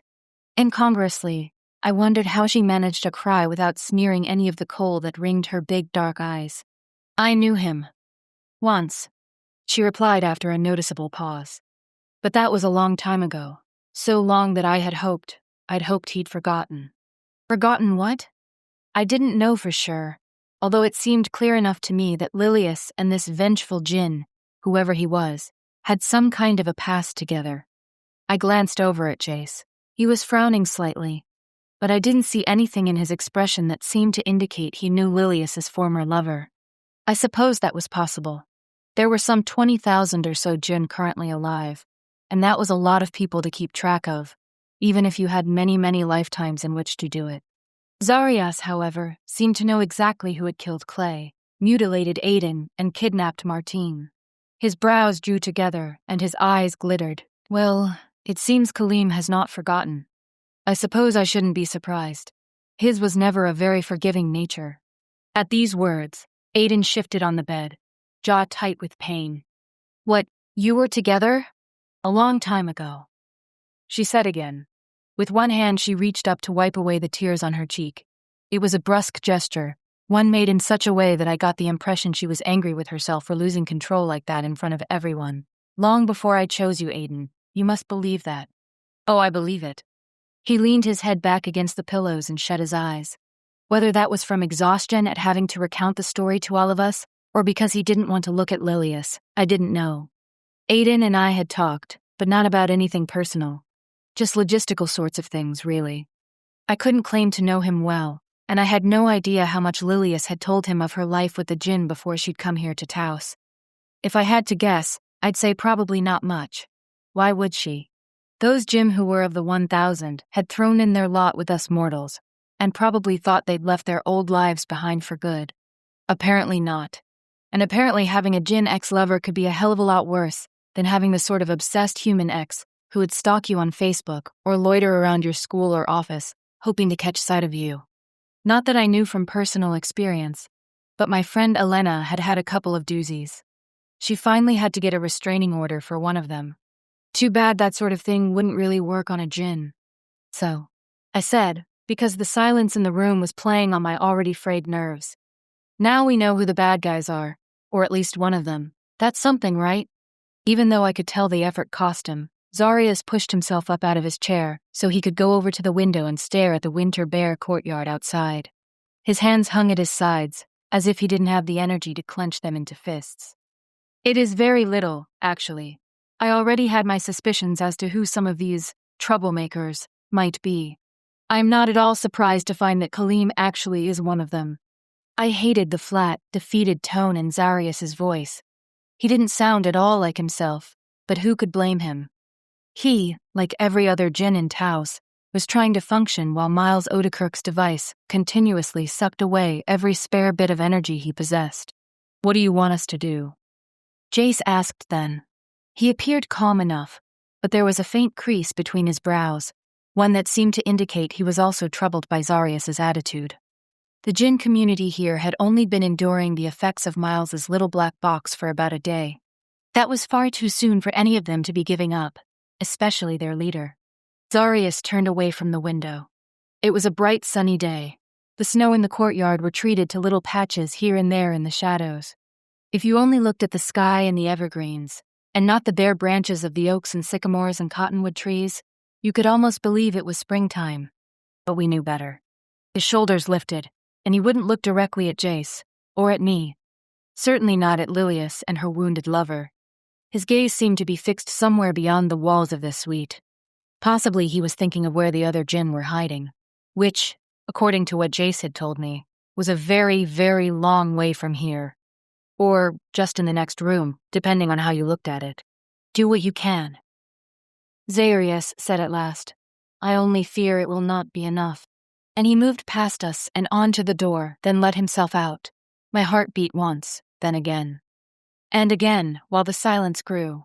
Finally, Jace spoke. We should go to the lab, Jessica. Let us see how Lindsay is doing. By lab, he meant the supply room in the basement of the resort. Lauren had slipped a note under our door to let us know the lab had been moved here from the former auto repair shop we'd been using. I understood the reasoning. The device needed to stay here, close to the people it was protecting. Anyway, Jace had a point. The key to all this was figuring out a way to have the device shield us from the bad Djinn, yet leave our loved ones untouched. Simple, right? Okay, I replied, getting up from my chair. Directing my next words at Lilius and Aiden, I asked, Is there anything we can get you? No, Aiden said. I mean, Lauren's checking in on us. Go to the lab. We're all right. I didn't know about that, but I also knew it wasn't my place to argue. Aiden probably wanted Jace and me to get the hell out of there so he could talk to Lilius in private. I would have wanted the same thing if our positions had been reversed.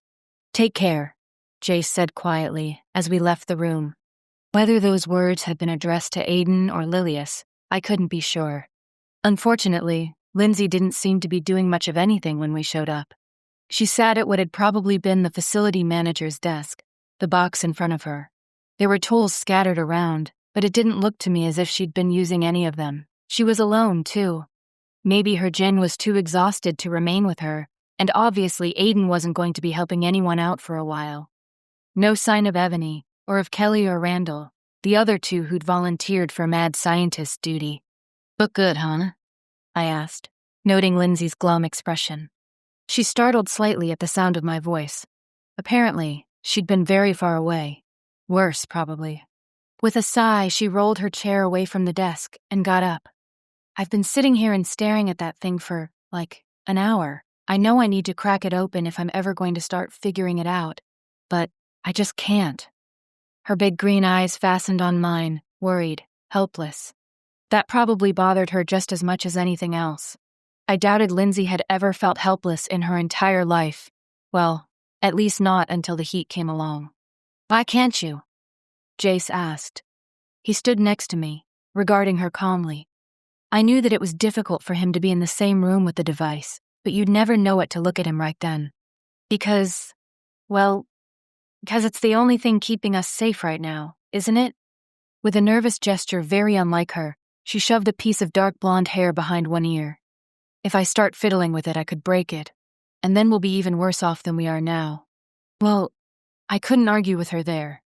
For a second, I considered making a crack about it being the green wire she needed to cut. And then I realized that would be a very bad idea. Lindsay didn't need lame jokes right now. She needed a way to delve into the device's secrets without destroying it in the process. Apparently, Jace had heard the edge of panic in her voice, because he said, his tone soothing, "Tell us what you have found out about it, your theories. Then we can go from there."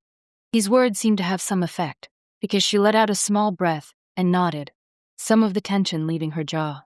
"Okay, well, I can operate it just fine now. The controls aren't that difficult, once you understand how it's supposed to be held.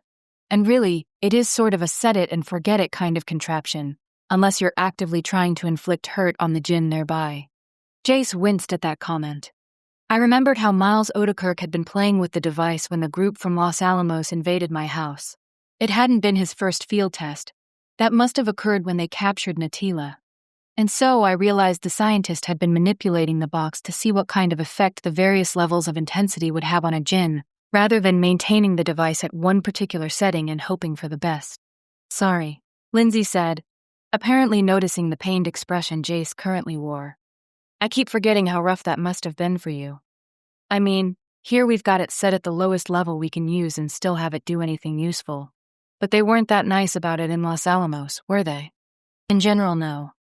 But he gave her a crooked smile as he replied, as if to let her know that he wasn't upset by her remark.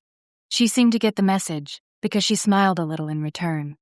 Then it was gone, her expression serious as she went back to business. As for how it all works, I can only guess.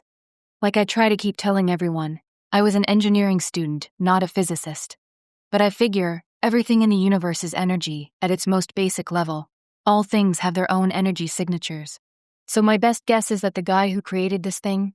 Miles Odekirk, I supplied. Odekirk. Yeah, I think he must have figured out a way to detect Djinn energy, which has got to be very different from the energy signature human beings put out. Once he'd isolated the Djinn energy pattern, or whatever you want to call it, then he probably moved on to determining a way he could disrupt that energy pattern. She shrugged. For all I know, his original intent was to use this device to kill Djinn, not just mess with their powers. But once he saw what it could do, he decided that was better than nothing. Obviously, it worked just fine to protect the people in Los Alamos, and now here as well. She stopped then, as if not sure what else she should say. "I think that's an excellent start, Lindsay," Jace told her. The compliment didn't seem to improve her mood any. Once again, she lifted her shoulders, and then went to the desk so she could pick up the box and shift it from one hand to the other. "It's all just hypotheses, not so educated guesses. Even if I turn out to be right, how much does that help us? It's getting from that idea to whatever's in here." She tapped one corner of the box, being careful to stay away from the touch screens on any of its sides. "Making that happen. That's the important thing. And I don't have a clue how Odekirk even went about doing it. That made two of us. It was probably asking a lot to expect a grad student in a completely different field of science to decode the secrets of a device only a handful of people in the pre-dying world would have understood. Which left us with... what? Finding some way to cope with our new reality? Jace somehow managed that better than the rest of the Djinn? Maybe he could train them to ignore the effects of the device as best they could. It wouldn't be a very pleasant existence, but it was better than nothing. Or maybe Zarius could come up with some way to contact the other Djinn, those who weren't part of the 1,000, but who probably weren't working with this Colleen and Aldair and the rest of the thugs. It was possible they didn't even know what was going on. After all, they'd probably made their pact and then gone on their way, not bothering to check in with the dissenters. No, that didn't make a lot of sense. The Djinn, if not all-seeing and all-knowing, still saw a hell of a lot. True, We were blocked to them now, but they had to have possessed some inkling of what was going on in this little corner of the planet. Obviously, they weren't concerned enough to interfere, which meant we were on our own. And if we couldn't reverse engineer this goddamn thing, well then, we just have to have the person who'd engineered it in the first place fix it somehow. My eyes must have lit up, because Lindsay asked, voice sharp with curiosity, "What is it? You look like you just had the proverbial light bulb go on over your head." "Yes, Jessica," Jace added. "It seems as if something has just occurred to you." "Oh, it had occurred to me, all right." I drew in a breath, then said, "Lindsay, I know you feel as if you've been beating your head against a brick wall. That's for damn sure." I grinned. "So, how about some expert assistance?" One of her eyebrows went up. "Assistance?" From the way Jace crossed his arms, I could tell he didn't like where this was leading. I had a feeling he was going to like it even less in a few seconds. "If we really want to figure this thing out," I paused and decided I'd better just get this over with.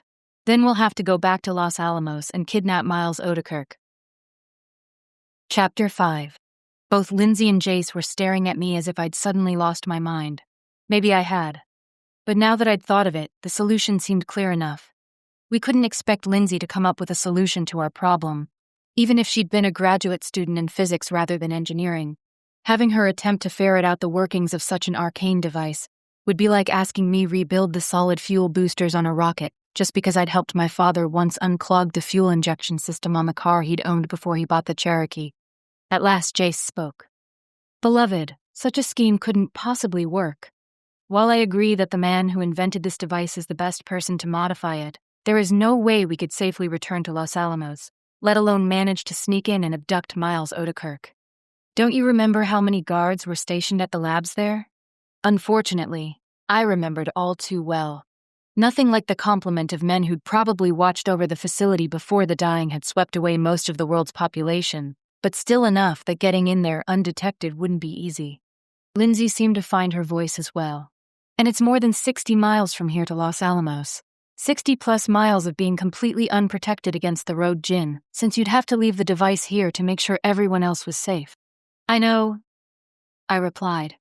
"But once we're away from here, away from the device, Jace's powers will return. That's got to help us, right?" Jace shook his head, his expression about 1/4 pride and the rest utter bemusement that I was still pursuing this wild scheme. "I'm gratified by your confidence in me, Jessica. But even at full strength, I am still only one Djinn." "True, but I'm not suggesting that you would be the only one to come with us," I argued. "If the device is protecting Taos, then we don't have to worry about leaving a bunch of people here to keep it safe. We can take a large group, maybe even half, and we'll move quickly. Once we're outside the field of effect, maybe the Djinn can blink us, or whatever you call it, from here to Los Alamos. One Djinn carrying one mortal. You told me when we escaped Los Alamos that you could have brought me here that way, if you'd only had me to worry about and not Ebony and the dog too." At first, Jace didn't reply, instead cocking his head to one side and pursing his lips slightly, as if considering my plan.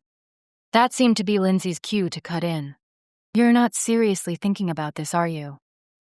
she demanded. "I mean, you do know that it's completely crazy, right?" "Not completely," he responded.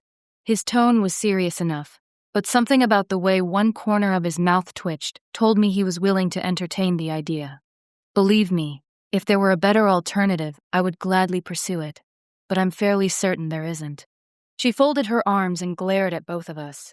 "Okay, I know I haven't been making great progress, but I had to oversee getting the solar panels Jeff and Tony found yesterday hooked up to the resort's grid, and then there was switching over to an electric pump powered by a generator so we'd still have running water. And we know you've been doing more than your fair share," I said. "And I know everyone appreciates it, even if they haven't said so to your face.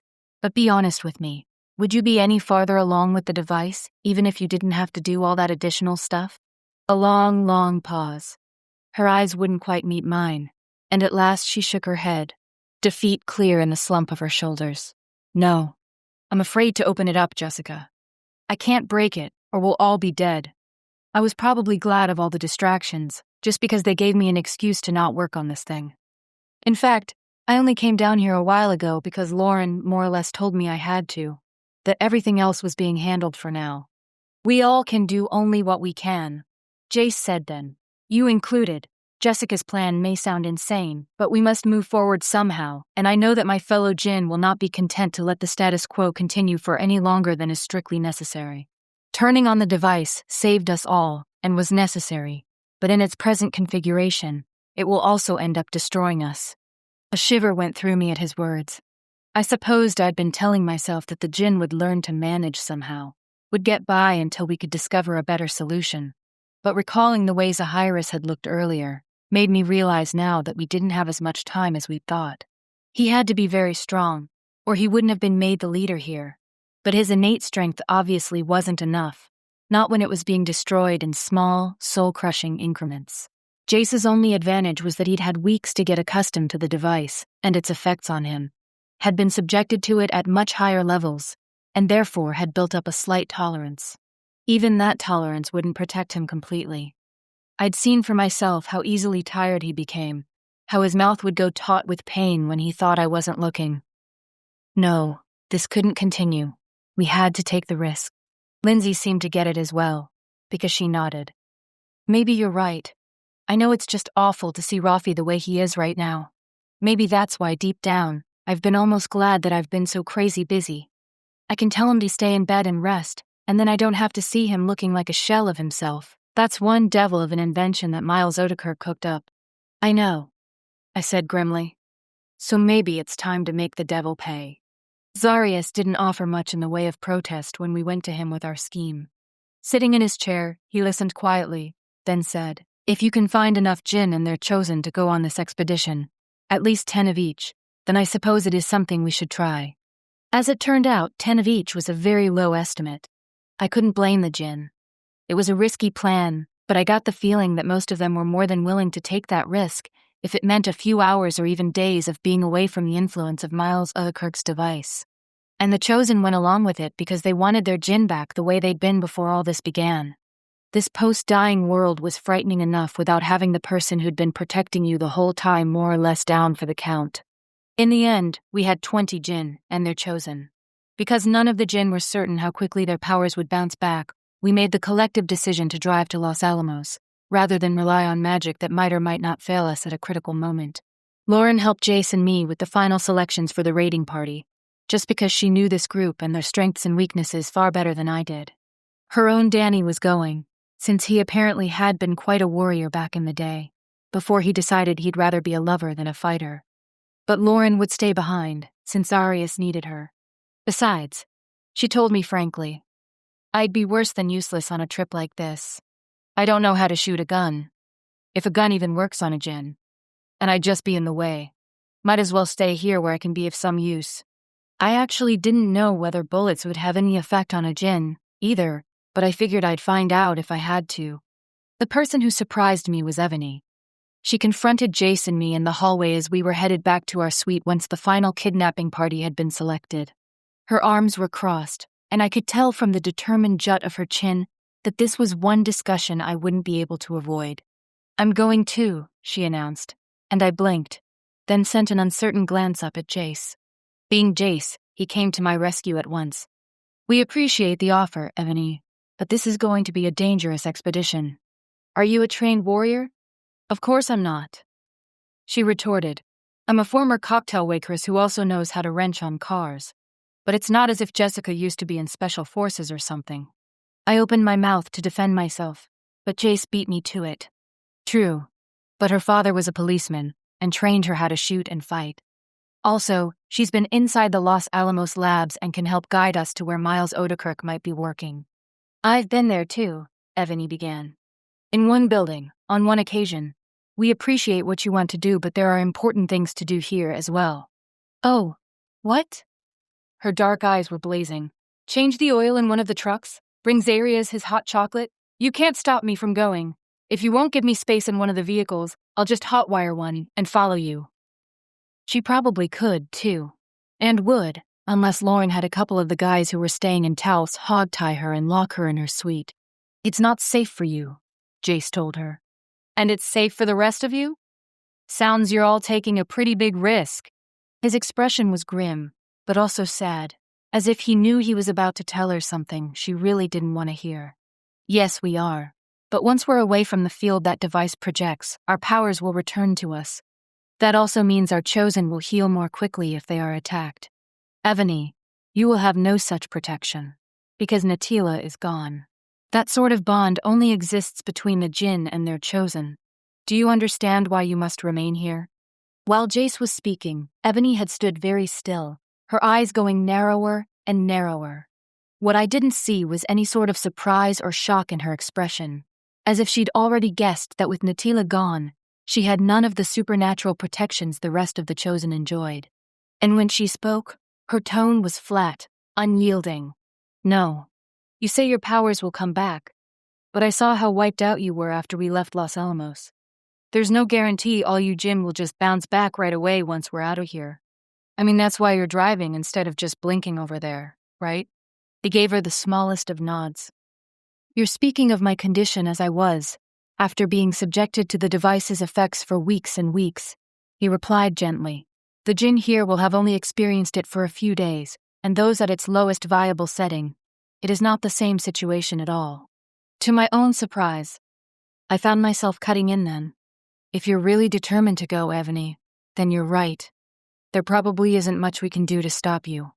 And you do know Los Alamos, which can only help.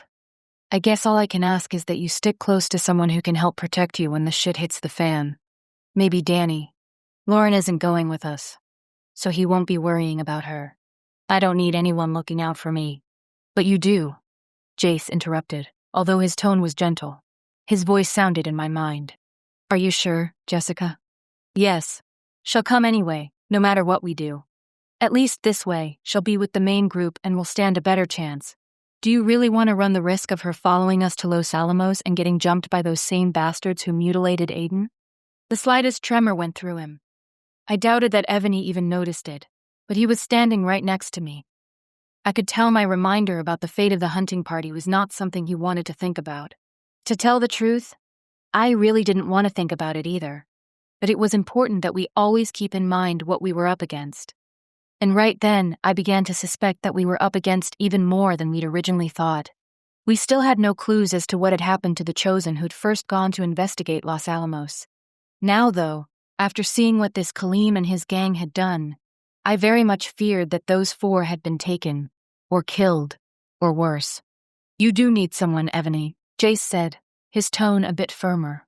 The said vocal back and forth he and I had just shared had only taken a second, if even that. And Ebony didn't appear to have noticed the slight hesitation. We all need to look out for one another, because we don't know for sure what we're going to face.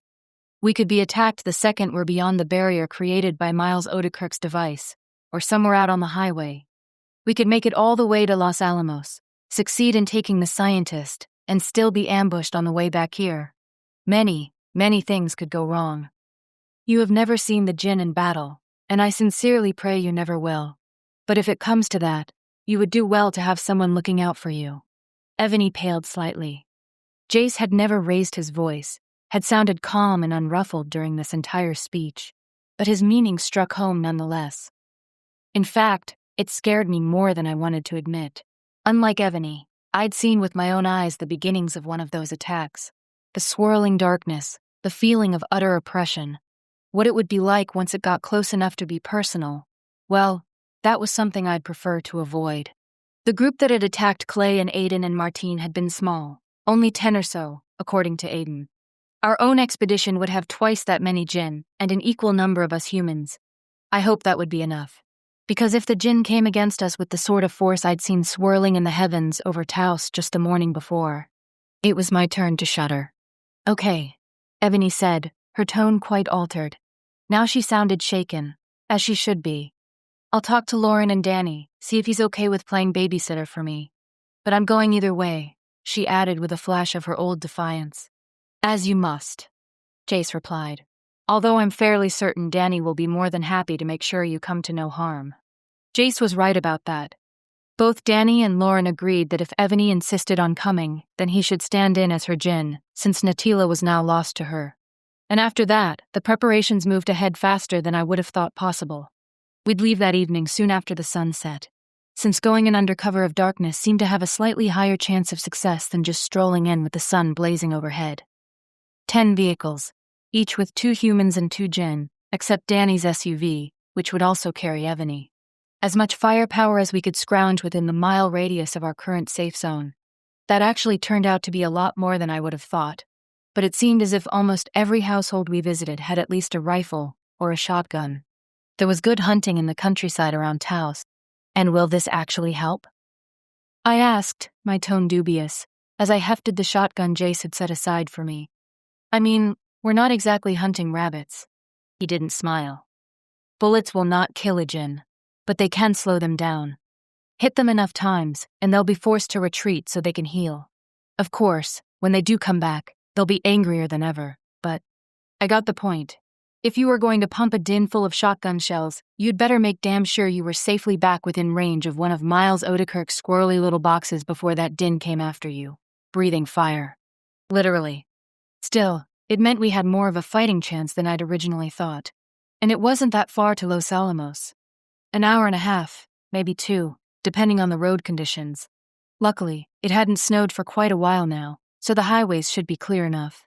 And once we were there, after Jace and I had loaded our stuff into the big quad-cab truck we were using as the lead vehicle, we went to address the troops. There used to be a checkpoint on 502, at the bottom of the hill below Los Alamos. I said, facing the assembled Djinn and humans who made up the strike team. We had gathered in the restaurant, since it had the most available space. Even Zahiria's borrowed conference room would have been strained to the gills to hold that many people. But since we took one of their devices, that means their protected area is smaller, so they would have had to fall back a good deal. Jazreel and I went over the maps, and our best guess is that the first place they can set up an effective barrier is a little farther in, on Trinity Road. But we've been analyzing maps of the area, and we found that there's a better way, one we feel will probably not be as well guarded. Jace went on. This is Highway 4, which winds to the south of the labs. In fact, there is a road that cuts off from the highway, one that actually goes straight to the lab facility. We may encounter some resistance there, but probably less than we would on a frontal approach. Well, that was more or less wishful thinking on both my and Jace's parts, since I hadn't even known about Highway 4, aka Jemez Mountain Road, the entire time I was living in Los Alamos. I'd never heard of anyone getting guard duty out there, but that didn't mean much. The town still kept many of its secrets, chief among them being where exactly Miles Odekirk had his main research lab. I'd spoken to him once in a conference room somewhere on the laboratory campus, and broken Jace out from where he was being held in yet another building, but I'd gotten the impression that the scientist did his main work elsewhere, which meant we'd have to do some scouting once we were on the property, and all that scouting would have to be done by the humans in the party, since by that point we'd be in the protected area, and our Djinn wouldn't be of much use. Jace had already told me he was coming along, and I didn't bother to protest. He was the most functional of all of them, and he had at least been at the labs. The rest of the Djinn would stay with the vehicles, just beyond the perimeter of the Los Alamos safe zone. That is, except for Danny. He, too, insisted on coming along, since Ebony was his responsibility. It appeared that Djinn took those sorts of things seriously, well, at least the honorable Djinn. I doubted whether this Colleen, the elemental who appeared to be the leader of the rogue Djinn, would be too concerned about honoring an oath. Let them resist, said Ebony. Her hand rested on the pistol she now wore in a holster on her hip. I wouldn't mind a little payback. A murmur of assent rose from the crowd, and at once Jace lifted his hand. This is not about vengeance, he said. Yes, this Miles Odekirk and the man he works for, Richard Margolis, are responsible for taking one of our own from us. But our true reason for going is to make sure we have the one person in our possession who can alter this device he created, make it so we can live safely here without being robbed of our powers. Understood. He looked so stern as he said this that a little thrill went through me. Maybe it was simply that his profile was to me, and so I could admire the fine lines of his strong nose and chin, the way his raven dark hair flowed back from his brow. But I wasn't sure. This was a side of him he rarely revealed. Most of the time he was gentle, calm. The Jace I watched now, Jazreel, he seemed like someone who would put you through a wall without batting an eye. The message appeared to get through. There was some murmuring, but most of the Djinn and their chosen nodded. After all, It was in their best interests to make sure this all went as smoothly as possible. Otherwise, they'd be doomed to a half-life of hiding here in Taos, suffering as more and more of their strength was taken from them with every passing day. Even Ebony didn't offer any protest, and actually nodded slightly, although I noticed she didn't move her hand, which still rested on the holster at her hip. This was an angle I hadn't even thought of until now. Unlike the rest of us, she didn't have any real vested interest in making sure we got Miles Odekirk safely back to Taos. Her Djinn lover was gone, and maybe she didn't care one way or another whether the rest of the Djinn suffered the effects of the scientist's device or not. Well, I couldn't think of any graceful way to make her stay behind. Not this late in the game. Danny had already promised Jace and me that he would keep an eye on her. I'd have to hope that I included making sure she didn't cause any sabotage of her own.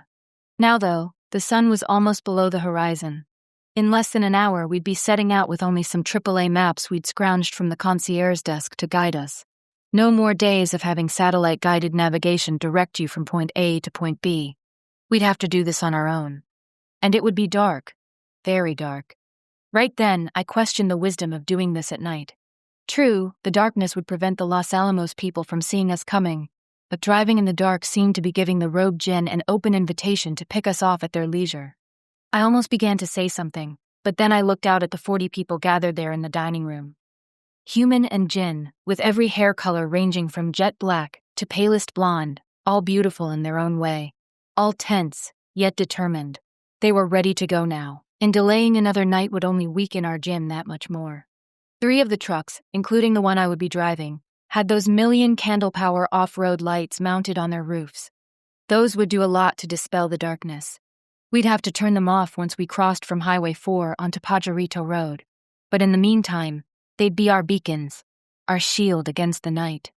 I looked over at Jace, and he nodded. "All right," I said. "Let's saddle up and do this thing." Chapter 6. It still wasn't full dark when we got on the road.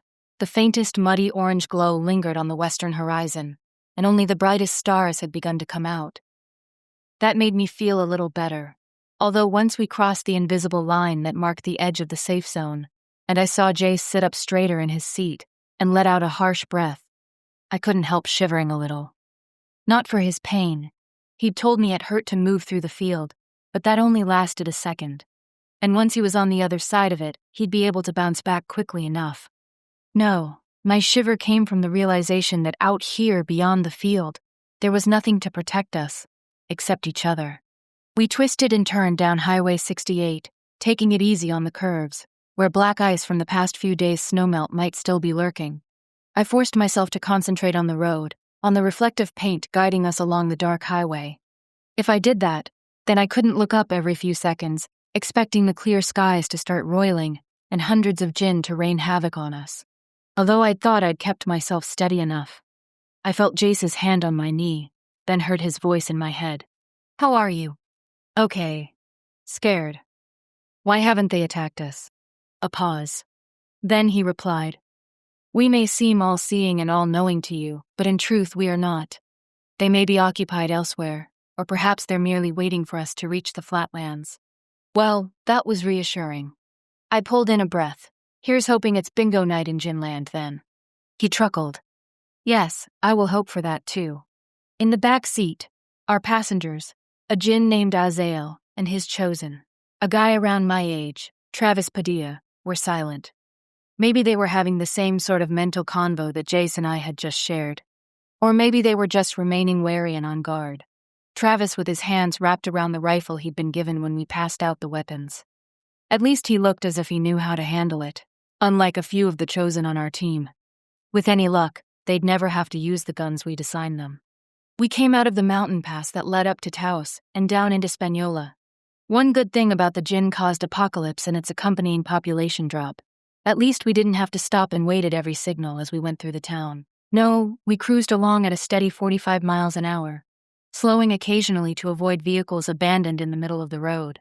Overall, though, the streets were fairly clear here, and I guess that was probably the work of the Los Alamos survivors.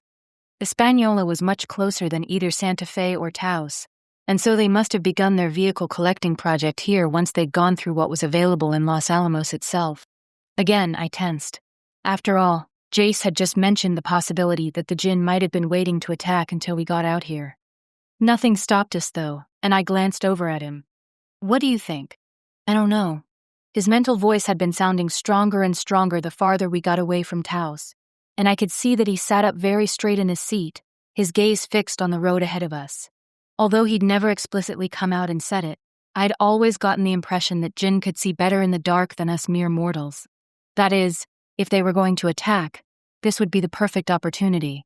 Perhaps they really have been distracted elsewhere. I wondered what kind of distraction was required to keep them from pouncing on a group of unprotected humans. Then again, we weren't entirely unprotected. We did have our Djinn with us, and now that their powers were no longer being hampered by Odekirk's device, 20 of them did make a fairly formidable force. But it seemed as if it would take more than that to keep the rogue elementals away. Something I'd wondered about previously resurfaced in my mind. Jace, is there any sort of government among the Djinn? I mean, if the ones who attacked Aiden's hunting party are breaking the agreement, is there anyone who can hold them accountable? Not a government as you know it precisely, he replied. We have our elders, and there are loose clan affiliations. Zarius and I are cousins, for example. But, wait, I broke in. Your cousins? Yes, he said, that inner voice tinged with amusement. That is how, we are not precisely what you would call friends, but do know each other very well. This surprises you? Just a little. I suppose I can see that. Anyway, some clans are allied with others, while others stand alone, if it suits them. Getting the Djinn to agree about the Chosen took a large span of time, since it required a good deal of individual coaxing. We generally don't like to be told what to do. It's not in our nature. We do have our elders, who pass judgment here or there as necessary, but they generally only step in as a very last resort. If you were imagining some sort of president or parliament or other governing body coming in to make the rogue Djinn behave themselves, I'm afraid you're probably out of luck. The turnoff for Highway 30, the one that would take us toward Los Alamos, was coming up then, so I waited until we were safely on it before replying. How do you get anything done? I might have asked the same of you, considering how well your own Congress was doing right before the heat struck. Touché, I said. A quiet chuckle. It can be difficult. You mortals had a saying, I believe, like herding cats. The situation with the Djinn is not dissimilar. So the problem now is not that there aren't many Djinn who would be angry if they knew what this one faction is up to. It's getting them to do anything about it, once they do know. He hesitated, then added, and I fear that most of them will not care over much about the deaths of a few more mortals. It's more important, in the minds of my people, that those deaths have resulted from a group of fellow Djinn ignoring a solemn treaty that was made and universally agreed upon. They are now oath-breakers, and that, Jessica, is a very important matter. I was silent for a moment, digesting what he'd just said. I'd be lying if I said it didn't upset me that the Djinn cared more about some agreement being broken than all the death and destruction that resulted from it. But I'd have to put that aside for now. If we got our hands on Miles Odekirk, if he could modify that damn device of his so it still functioned as a shield against the rogue Djinn while keeping everyone within its little bubble safe, then maybe we'd have the opportunity to reach out to the Djinn who were keeping the pact and have them rein in their treacherous fellows. Once again, a lot of ifs. But it would give us some hope, and some was definitely better than none. I hope you're right, I told Jace, and he seemed to understand that I wanted to let the matter go for the time being. We jogged briefly onto Highway 502 so we could pick up the connector that led to Highway 4 and our secret backway into Los Alamos. Even though I knew we wouldn't be on 502 long, I could still feel myself tense. What if Margolis still had some sort of outpost here, despite the danger? But the road was completely deserted, dark and still under the stars, which by now had fully appeared. A glow off to the east told me the moon, just a few days away from being full, had begun to rise. In a way that was good, since it would provide some helpful illumination. Too much, though, and our risk of detection went way up. Around here, the snow appeared to have mostly melted, just as it had up in Taos. The current warm snap wouldn't last forever, though. It was just the beginning of February, which meant plenty of snow chances still lay ahead of us. I'd be happy if the status quo would hang on just long enough for us to complete this mission and get safely back home. Then it could storm all it wanted. We passed the turnoff for Jamez Road and kept going. That route would have taken us directly into the heart of Los Alamos, which was the last thing I wanted. No, we had to take the soft underbelly approach. But as the sign for Jamez flashed briefly in my peripheral vision and then receded into the darkness, I couldn't help wondering about Julia Innes and Dan Lowry. Had Margolis believed their story? Or were they now currently occupying the cells that had once held Jace and Ebony and me? I prayed that wasn't the case. This wasn't a rescue mission, but something with a very different purpose. Once we had Miles Odekirk in our custody, maybe then I could ask him about Julia and Dan. In the meantime, I had to push them out of my mind, focus on the dark road in front of me, and the man who was the cause of all this trouble. Well, that wasn't precisely true, or fair. I'd be the first to admit that Dr. Odekirk had caused a lot of misery, but on the other hand, the people in Los Alamos would probably be dead if it weren't for him, not to mention my fellow chosen in Taos. It just would have been nice if he could have devised a way to protect human survivors without causing so much pain to the Djinn into the bargain. Pajarito Road came up more quickly than I'd expected, and I had to make a hard right turn to avoid passing it by completely. From the back seat, I heard a few muttered curses, but neither Travis nor Azelle made any more protest than that. I also heard some squealing rubber behind us as the other vehicles in the caravan made the same hard right turn, and winced. At least I wouldn't have anyone calling up on a walkie-talkie to bitch me out. We'd gone back and forth on the whole walkie-talkie thing, but had eventually decided against it. Too much risk of Margolis and his people sharing the same band and possibly overhearing us, since no one in Taos knew much more about walkie-talkies than how to turn them on. And then I hit the brakes, because the road was funneling us straight toward a row of guard shacks, just like the ones that straddled the front entrance to the Los Alamos labs. The AAA maps we'd studied hadn't shown the shacks, naturally. Once again, rubber shrieked behind me, and I even felt a slight shudder go through the truck as the SUV behind us, the one carrying Danny and Evany, kissed our rear bumper. Jesus H. Christ! Travis swore from the back seat. I ignored him. My heart was going a mile a minute. But as I squinted into the moonlight, I realized all those guard shacks were unoccupied. Of course they would be. We still had to be several miles away from the main part of town, which meant the shacks were well out of the safe zone, the area protected by Miles Odekirk's little boxes. Sorry, I said. False alarm. There were a couple of grumbles from the back seat, but since none of them were addressed to me directly, I decided to ignore them. Anyway, I realized there was plenty of room to bypass the shacks on the left side, so that's what I did, driving slowly at first, then picking up speed once we were past them and back out on the main road. Jace sent me a sideways look. Hey, when you come in from the front, the guard shacks there are occupied, I said, adding, since he still didn't look completely convinced. With people with guns.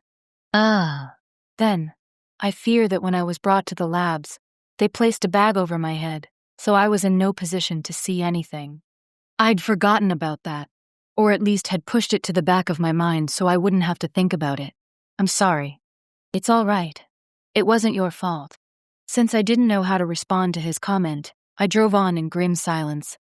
The landscape to either side of us was covered in scrub juniper, with patches of unmelted snow gleaming here and there in the moonlight. It wasn't very different from much of the terrain you might drive through in northern New Mexico. But what surprised me was how many smaller roads broke off from Pajarito, and how many times I saw small groupings of buildings tucked away from the main road. This all had to be part of the lab complex. I'd had no idea it was anywhere close to this big. And, realizing that, my heart sank a little. Even the part of the campus I'd been to had seemed huge. And now, with all this additional territory it apparently covered, how in the world were we ever supposed to find Miles Odekirk? Jessica, Jace said quietly. I took my eyes off the road for a second so I could look at him. Even in the moonlight, he looked pale, and his fingers were grasping the door handle. What is it? We've passed the barrier. Shit. I put my foot on the brake, but gradually, so I wouldn't have to worry about the rest of the vehicles in the caravan piling up on us. How far back? Just 100 feet or so. If he was feeling it, then so must the rest of the Djinn. I wouldn't have to worry about anyone asking why I was turning the truck around and backtracking down the road. I drove slowly, glancing at Jace from time to time, and after less than a minute, he winced and raised a hand. Here. I pulled off the asphalt and into the shelter provided by a group of juniper trees, bent and gnarled by the wind. One by one, the other vehicles did the same, finding their own cover. It wasn't perfect, but you'd have to be looking pretty hard to find us. And if we were really lucky, no one would even know we were there. Everyone got out of their respective trucks and SUVs. One of the vehicles we'd brought with us was a bright yellow Jeep Wrangler, not exactly the same as the Hummer the Los Alamos people used, but at night, if someone wasn't paying close attention, it might pass. We didn't have that much of a choice, since Jace insisted on coming alone, and I knew there was no way he could hike a mile-plus uphill while under the influence of the devices operating here in town. No, we'd drive in as close as we could, then ditch the Jeep once we got close to the main part of the campus. Assuming, of course, that Odekirk kept his own personal laboratory there, and not out in one of these far-flung buildings, far from any prying eyes. Everyone gathered close by, some of the chosen shivering in the brisk wind that was blowing down out of the north. The Djinn seemed remarkably recovered, now that they were away from any of the boxes. They stood tall and strong, apparently not bothered at all by the 20-degree temperatures. Well, good. Jace had been right when he'd said they'd bounce back quickly, since they hadn't been influenced by the devices for nearly as long as he had. Okay, I said. You all lie low as best you can. If someone comes along, well, take care of them if you must, but be quiet about it. This is all about not attracting attention, so if someone passes by and doesn't notice you, let them go. The last thing we want is a guard not checking in and then the alarm being raised, unless there's absolutely nothing else you can do. I could tell that wasn't a very popular statement.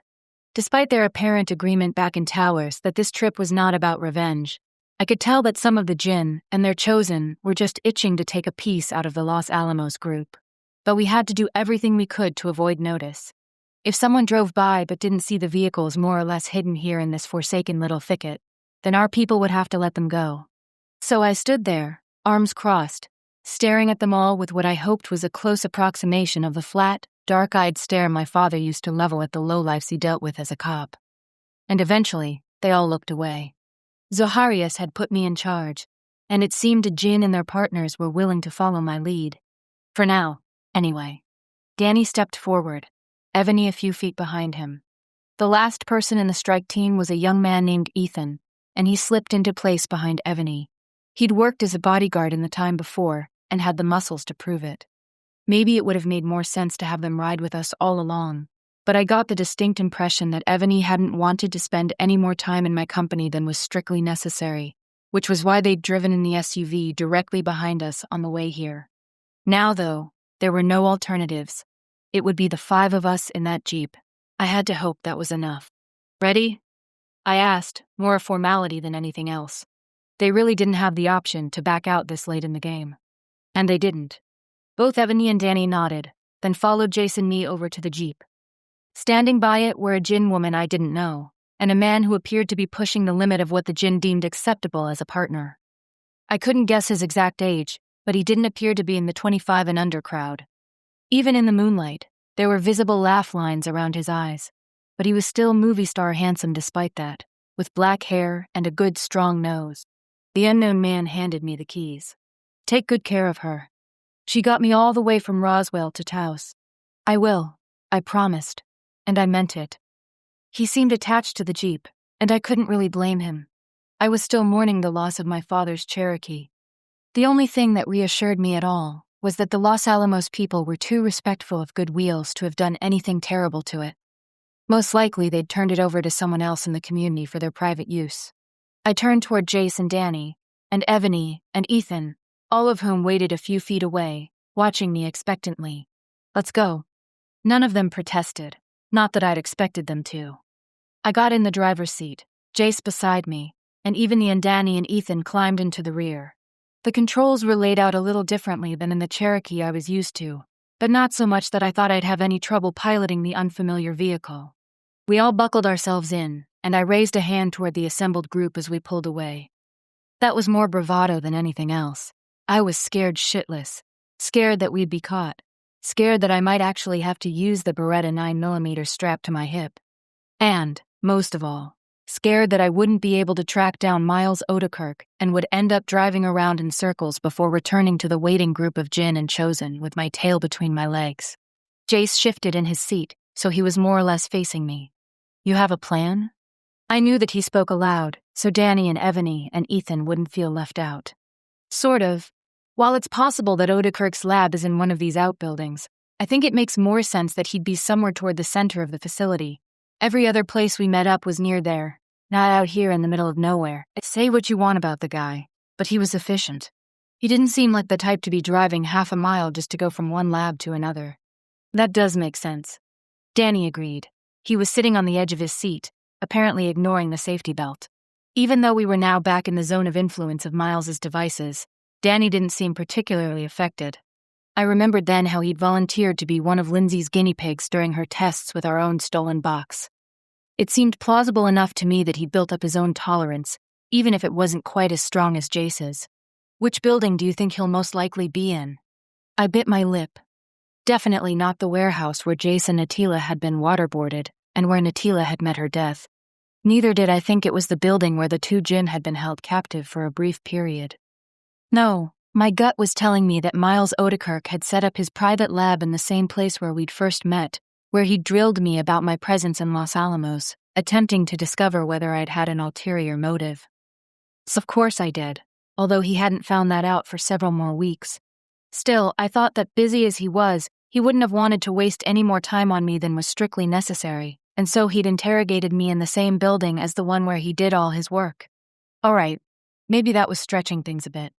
But I didn't have any real leads to go on, and, more importantly, I did remember where that building was located, since I'd driven there myself, albeit accompanied by one of Captain Margolis's goons. It seemed the best place to start. And, if we were lucky, anyone hanging around the labs would think, in the moonlit darkness, that the yellow SUV going by was just the Hummer. Well, unless we were spotted by the people driving the actual Hummer. Coming in from this angle felt strange. I certainly couldn't claim to know the lab campus all that well, but I did recall how the building where Miles Odekirk had first interrogated me was built in the shape of an X, and was 4 stories high.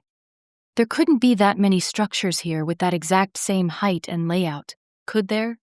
The answer turned out to be no. We followed the service road, and after about a half-mile of twists and turns, I saw it, shining there in the moonlight. Even though it was more than 3 stories tall, the building still looked squat and brooding. Or maybe that was just my mind embellishing what might be going on inside it. Well, at this hour, I wasn't sure if that would be much of anything, especially now that the resident mad scientist didn't have any Djinn to experiment on. I glanced at the clock on the dashboard. 8:45, if the readout was to be trusted. Far past normal working hours, but I had a feeling that Miles Odekirk didn't put in what you'd call your standard 9 to 5. At least, there was no one around that I could see. I drove slowly, circling the parking lot, and spotted a lone vehicle, the same Subaru Forester that I'd seen when I came here the first time. That must be Odekirk's car, although I'd never actually seen him driving it. But that was the only vehicle in the lot, and I let out the smallest breath of relief. It didn't seem as if anyone else was around. Possibly a patrol did pass this way every once in a while. For now, though, the lot was deserted, except for the Forester. That's Odekirk's car, Evany said then. That piece of shit Subaru. How do you know for sure? I replied, irritated that she hadn't mentioned it before now. They brought his car in once to get the brake pads changed. Why didn't you tell me? A shrug. You didn't ask. If she was deliberately trying to piss me off, she was doing a good job. I told myself to let it go, then pulled up next to the building, in the shadows cast by the intersecting wing. If someone got close enough, of course they would see the Jeep. But it wouldn't be immediately obvious to the casual driver making a loop on the service road. Okay, I said quietly, although I doubted there was much chance of anyone overhearing me. When Odekirk interrogated me, "You questioned you?" Jace cut in, sounding strained. That particular convo was something I'd never discussed with him, mostly because I hadn't thought it all that worthy of mention. As far as I could tell, nothing much had come of it. Sort of. It really wasn't a big deal. He asked me some questions, but it didn't get nasty, if that's what you're wondering about. It had better not, Jace responded, a hint of a growl in his tone. It didn't, I repeated. I was all for giving the devil his due, but I'd survived that interview unscathed, and I wanted Jace to know that. My reply seemed to be enough to satisfy him, because he nodded. Something about the tight set of his mouth didn't bode well for Dr. Odekirk, though, if he put up too much resistance. And you can take it up with him later, Evany remarked, her tone dry. Leather creaked as she moved in her seat. Right now, the most important thing is locating the asshole, right? Right, Jace said. Anyway, I went on. When Odekirk interrogated me, it was in this wing of the building.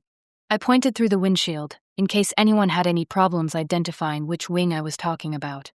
That was just a standard conference room, but I figure it's probably the best place to start. You really think he'd be here at this time of night, and not at home? Ethan asked. Hard to say, I admitted. But I did get the impression that he was the sort of person who lived for his work, if you know what I mean. He has, or had, a house closer to the center of town, Evany added, but he didn't spend much time there. I swiveled my head to stare at her in the back seat. Where'd you hear that? From Sean, when I was working in the motor pool.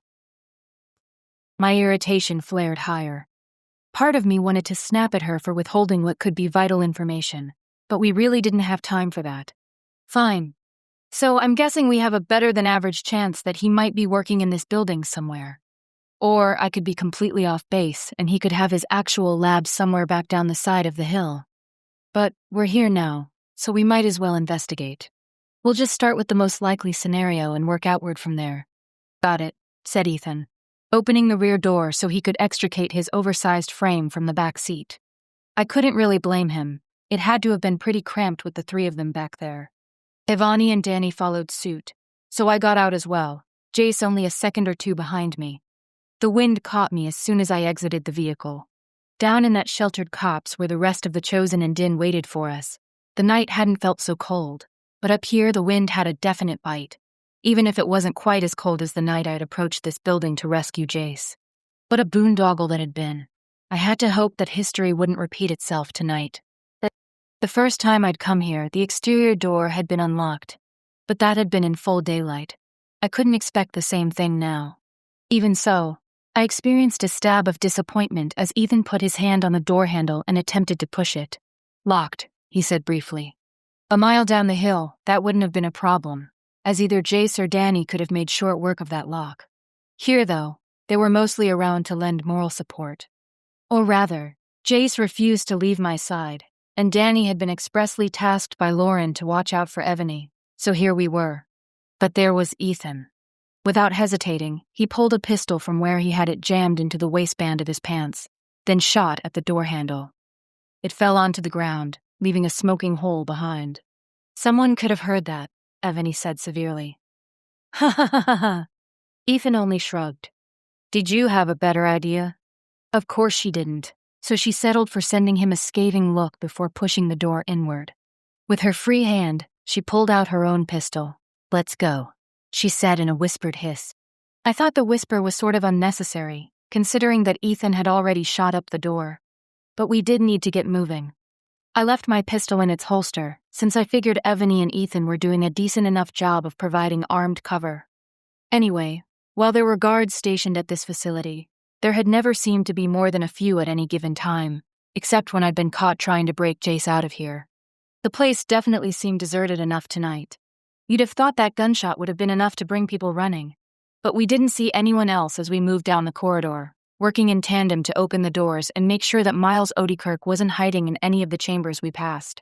Just our good luck that this building didn't have the keypad locks that had been installed in the one where Jace was held captive. That would have stopped us in our tracks. All these doors had regular locks, though, and all of them stood open, mostly because they didn't seem to be hiding anything more sinister than abandoned offices and a couple of storage rooms filled with obsolete computers and banged-up furniture. Nothing on the ground floor, though. After we'd finished our search, so we located the stairwell and headed upstairs. Our footsteps clanged on the metal stairs, and I winced. Maybe no one was around, but I still couldn't help thinking that we were making ourselves awfully conspicuous. But what did I expect? We were a bunch of civilians. Even our Djinn. It wasn't as if we were all trained Navy SEALs or something. Where do you think all the guards are? I whispered to Jace. He lifted his shoulders. I didn't like the tight set of his mouth, which told me he was using sheer will to keep going, despite the draining effect of the devices protecting Los Alamos. Not for the first time, I wished I could have come up with some argument that would have convinced him to stay in Taos, but he wouldn't have heard of it. After our nearly month-long separation, he wasn't about to let me out of his sight. However, His voice sounded smooth and controlled enough as he replied, "I don't know where they might be. It's possible that once they had no more Djinn to guard, they saw no need for regular patrols here. After all, what would they be looking for? Our only desire was to escape, to get back safely to Taos." That made some sense, if you were dealing with a rational person. But Richard Margolis was far from rational when it came to Djinn. He wouldn't see our escape for what it was, a flight to freedom. No, he'd suspect us of leaving so we could regroup and then come back and mount another assault. Which, come to think of it, was pretty much exactly what we were doing. I shook my head. I think it's probably more likely that he just doesn't have enough people to get any kind of decent coverage when it comes to guard duty. Which is still a good thing, don't get me wrong. It's only... My words broke off there, as Ethan opened the door that led into the main corridor of the second floor. And I saw exactly where those missing guards were, right in front of us. I froze, and so did Evany. But Ethan had some kind of experience with this sort of thing. What, I wasn't sure I really wanted to know. And had his pistol out and was firing before the two guys with the bad luck to draw guard duty this evening had a chance to even pull out their own guns. They dropped, silent and unmoving, and I found myself raising my hand to my mouth to prevent myself from making anything except a muffled whimper. "Holy shit," Evany whispered. "Them or us?" Ethan said briefly. His expression was serene, unruffled, about the opposite of how I felt right about then. "Which way?" She hesitated, then replied, "To the left, I guess." As we passed the prone bodies of the fallen guards, I couldn't help glancing down. A tiny sigh of relief escaped my lips. I didn't recognize either one of them. For a brief, awful second, I'd worried that Dan Lowry might be one of the men Ethan had shot, but obviously he hadn't been working the night shift this evening. Or at all, I reflected. I still had no idea whether he'd escaped Margolis's wrath after Jason, Evany, and I had fled the cells under the Los Alamos Justice Center.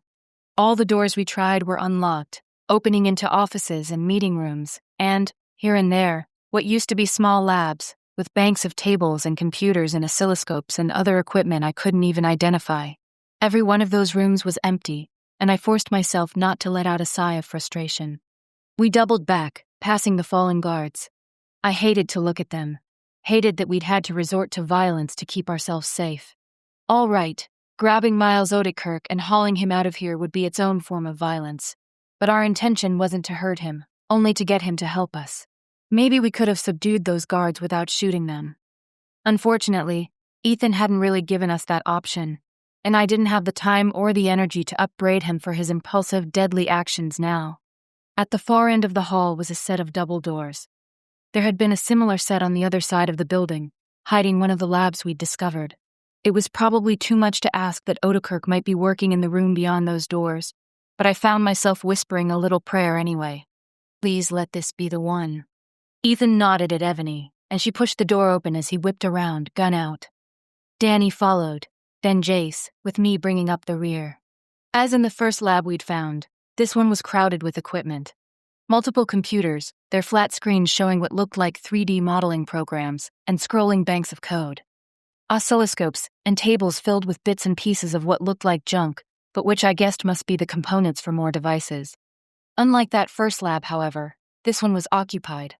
Miles Odekirk stood next to one of the work tables, a half-assembled box in one hand. It fell from his fingers as he caught sight of us, hitting the tabletop with a thunk. "Hello, Dr. Odekirk," I said. "You're coming with us." Chapter 7. To his credit, he was only thrown off for a fraction of a second. Then he lunged for the walkie-talkie that had been lying on the work table amongst the welter of parts and wires and pliers. But Ethan was too fast for him. In that same instant, he charged forward and knocked the walkie-talkie to the linoleum floor with the hand that wasn't holding the gun. Since the radio was one of those heavy-duty ones with a rubberized casing, it bounced instead of shattering. Still, Miles Odekirk wouldn't be using it anytime soon. "Hands up," Ethan said, pistol trained on the scientist. Odekirk seemed to realize there wasn't much use in protesting, so he raised both his hands in the air. "I'm not sure what you think you're going to accomplish with all this," he said, gaze flicking to Jace and Danny, then to Evany and me. He frowned, although I wasn't sure if the scowl resulted from surprise at seeing two Djinn functioning more or less normally, even in an area protected by the device, or because Ebony's and my presence there especially annoyed him for some reason. In the end, it really didn't matter. We can discuss that later, I said. For now, we have to get going. Do you have a coat? Apparently surprised by the non sequitur, he blinked, then replied, in the supply closet over there. Get it. He sidled over to the closet in question, and Ethan followed, his gun pointed dead in the center of the scientist's back. It was fairly obvious that Ethan didn't trust Miles Odekirk any farther than he could throw him. I didn't trust him, either. But he didn't seem to me like the type to keep a holdout pistol anywhere around. No, he'd been relying on the 2 guards patrolling the building to protect him. Guards who were now dead thanks to us. I swallowed uneasily, then watched as Miles pulled out a downcoat out of the closet and began shrugging into it. His tone almost conversational, he said. Do you really think you're going to get me away from here without being detected? Jace smiled grimly. We got in, didn't we? That reply was obviously not what Odekirk wanted to hear. His scowl deepened, but he finished zipping up his coat. Okay, Ebony said. That thing you were working on, we want it, and any components you need to finish putting it together. I don't see. He's just stalling in the hope that someone will come to rescue him, Danny cut in. He stepped away from Jace and me, located a box, and began piling everything on the work table into it. I had all that organized, Miles protested. And you'll organize it all over again once we get where we're going, Ebony said. She went to the desk at the far end of the room, where a laptop sat open, then shut it and began gathering up its power cables. Odekirk's eyes took on a certain glint, as if he'd just deduced what we were up to. If you think I'm going to provide you with any sort of assistance, you're sadly mistaken. We'll see about that, Jace said. His expression was so blank, it might have been carved from stone. That is, unless you happened to take a good look at his eyes. They were colder than a winter night, colder than the dark between the stars. The scientist swallowed. I think we've got it all, Ebony announced, glancing over at Danny. He nodded, hefting the box of supplies he'd gathered. I wondered if the Djinn would actually have the strength to carry it any distance, but decided I'd wait until he showed obvious signs of fatigue before offering to take it from him. At that point, I did finally draw my own pistol and pointed at Odekirk. All right, I told him. Time to go. He didn't offer any protest, but headed out the door meekly enough. I supposed he probably didn't have much experience with having several guns pointed at him. The stairwell, Jace said briefly. We all headed in that direction, Ethan in the lead, scanning the whole time for signs of any more guards. No one stopped us from getting to the stairs, however, and we hurried down, this time not worrying about stealth. Right then, speed was our objective. The jeep still waited for us in the lee of the building, and we herded Odekirk that way. I could hear Danny's labored breathing, so I said, I can take that box from you. He shook his head. No, we're almost there. I supposed he had a point. It might have taken longer to stop and retrieve his burden from him than it did to stagger the last yard or two to our getaway vehicle. I clicked the remote to unlock it, and Ethan bundled Miles Odekirk into the back seat, with Evany squeezing in next to him. Danny went around to the back and set the box in the cargo area, then got in as well. Despite everything, I couldn't help but repress a smile at Miles Odekirk's expression, revealed as it was in the moonlight. He didn't look frightened, or even angry. No, he just appeared supremely annoyed, as if being wedged in the backseat of a Jeep Wrangler with a couple of armed human miscreants and a Djinn was a huge inconvenience. Well, I supposed in a way it was. Jace climbed into the passenger seat, and I got in behind the wheel. My foot hit the gas almost the same instant I turned the key in the ignition, and the Jeep leaped forward, tires squealing. Good thing there wasn't any snow or ice in this particular section of the parking lot. We racketed down the hill. The whole time I kept stealing glances in the rearview mirror, certain I would see an army of Margolis's goons chasing down Pijarito Road after us, but the asphalt gleamed blank in the moonlight, unoccupied. So, what gives? I asked over my shoulder. Were those 2 guards really the only ones in the building? Didn't you have any other kind of surveillance? Odekirk's mouth tightened. 2 there, and 4 more covering the rest of the grounds. Just your good luck that the others were elsewhere. But as you may have noticed, it is rather a large campus. His tone was cool, almost disinterested. For all I knew, he'd resigned himself to his fate, whatever that might turn out to be. Or maybe inwardly he hoped our luck was about to run out, and we'd come across those other guards at any moment. I couldn't help worrying about that, but at the same time, I kept my foot pressed firmly on the accelerator. The farther we got from the labs, the closer we drew to the rest of the group, where they waited for us in that stand of juniper. The guards might have been tasked with keeping Miles Odekirk and the facility he now commanded safe, but I wondered if their loyalty to their commander was strong enough that it would lead them to venture beyond the bounds of the safe zone, especially if they were confronted by a group of angry Djinn the second they passed over the border. As soon as we were safely past the area the devices protected, I saw Jace straighten, and from the back seat, Danny let out a tight little sigh. Up ahead, I saw the rest of our group, waiting in the cover of the trees. A quick scan of the scene told me they were more or less where we'd left them, although I noticed that some of the Djinn had moved toward the road, as if to make sure they'd be the front line of defense in case anyone else came along. I slowed, then came to a stop. As the waiting group began to move toward the jeep, I rolled down the window. "I've got 'em," I said briefly. Left, single quotation mark. "Everyone back to their vehicles. We need to get going." There were no cheers, nothing but a brief murmur among the Djinn and their chosen, and then everyone began to disperse toward the waiting vehicles. I'd handed off the keys of the pickup I'd driven here to Travis, and he and Aziel hurried toward the truck, followed by the man whose jeep I was driving and his Djinn companion. In less than a minute, everyone was back inside their respective vehicles and falling in line behind us as we began moving south on Pajarito Road. "That went well," I told Jace. "Almost too well," he responded. I'd been thinking about the same thing, but I didn't want to admit it. Anyway, the time to be stopped by Margolis's forces was some ways back up the road. My past experience with them had shown that they didn't dare venture beyond the bubble of safety Miles Odekirk's devices provided. So what would they do when they discovered their resident wizard had been stolen from right under their noses? I honestly had no idea. There were plenty of people in Los Alamos who knew how to operate the little boxes, but that didn't mean they could create any more of them, now that the scientist was gone. If one of the devices malfunctioned, they'd be in a world of hurt. They're short-staffed, and not all that well-trained, I told Jace after a pause. Probably they thought they had plenty of people guarding the facility. After all, no one who was a resident would ever think of going in there without an invitation, and no Djinn would come anywhere close. Except those of us who are mad enough to ignore what those devices do to us. "Not mad," I replied. "Brave. The people in Los Alamos are not exactly of a mindset that would believe a Djinn capable of personal bravery or loyalty. So they would never imagine that any of you would willingly come here in order to do what you did. What we all did. You and Ebony and Danny. And Ethan," I added. I didn't really like his methods, but I couldn't argue with the results. "And Ethan," Jace conceded. "I hate to see death when it is not needed, but perhaps that was unavoidable. We will just have to do everything we can to make sure there are no more deaths that come about as a result of our actions." I wasn't sure that was exactly realistic, but I didn't argue. Like Jace, I thought there had already been far too much death. We should be trying to avoid it. Every life was precious, even the lives of those in Los Alamos, the ones who believed all the Djinn were pure evil. Problem was, some of them actually were. I recalled Aiden's story, how the Djinn who'd destroyed his face had laughed and said, "Give my love to Lilius." Surely those were the words and actions of a monster.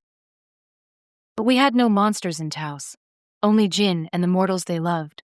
And we had to do everything we could to make sure they could live real lives together, and not suffer endlessly just because some of the Djinn had decided to go rogue. The moon was higher in the sky now, almost directly overhead. It lit the landscape so brightly that we almost didn't need our headlights, although I wasn't foolish enough to try turning them off. This time I didn't miss the turnoff onto Highway 4, and we all slipped onto it with nary a tire screech. From there, just that quick jog on 502, then, on through España, up 68, and back home. Well, Taos, anyway. In my mind, Santa Fe was still home, and maybe, just maybe, the two of us could come up with a way to get back there. That was what I really wanted.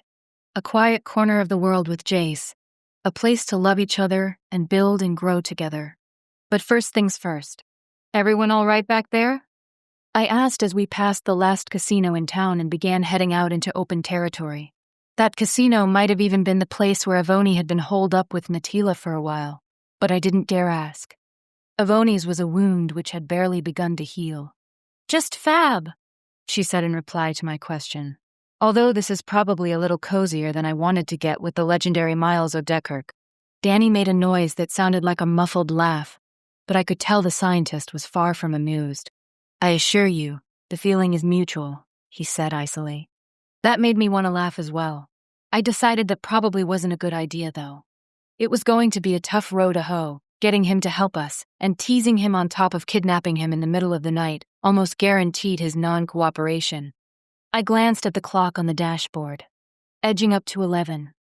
All right, so it wasn't exactly the middle of the night, but late enough that I doubted he'd been expecting company. Did he actually go home, wherever that was? Or did he sleep somewhere in the labs, so absorbed in his work that he couldn't bear to be parted from it for even a few hours? We'd find out soon enough, I supposed. He'd have to be set up in our basement lab, since the auto shop was too far away to be considered safe. Would he stay there, even if given a cozy hotel suite to sleep in? Just as I was returning my gaze to the road, a wall of fire roared across the highway some 50 yards or so ahead. I let out a scream and hit the brakes, heart pounding, adrenaline bursting along every vein and artery like thousands of firecrackers going off. Behind me, I heard brakes squealing. "It's then!" Jace shouted, and before I could even blink, he'd undone his seatbelt and was hurrying outside. At the same time, Danny also clambered over a cursing Ethan so he could be out in the open as well. Gale force winds blew outward from Jace, causing the wall of flames to waver and dance. As soon as Danny was outside, those winds intensified, shrieking with the voices of 1,000 enraged banshees. I wanted to put up my hands to cover my ears, but I wouldn't allow myself to do anything so cowardly. Instead, I pulled out my pistol, thumb on the safety. Right then, I couldn't see anyone except Jace and Danny, but I wasn't foolish enough to think that wall of flames had just appeared out of nowhere. More of our Djinn emerged from their vehicles. Lightning crackled overhead, and the bright moonlight that had guided us along our way disappeared. I knew if I looked up, I'd see more of those same roiling clouds that had accompanied the first attack by the robed Djinn on the people of Taos. But had they been created by the elementals who attacked us now? Or our own Djinn?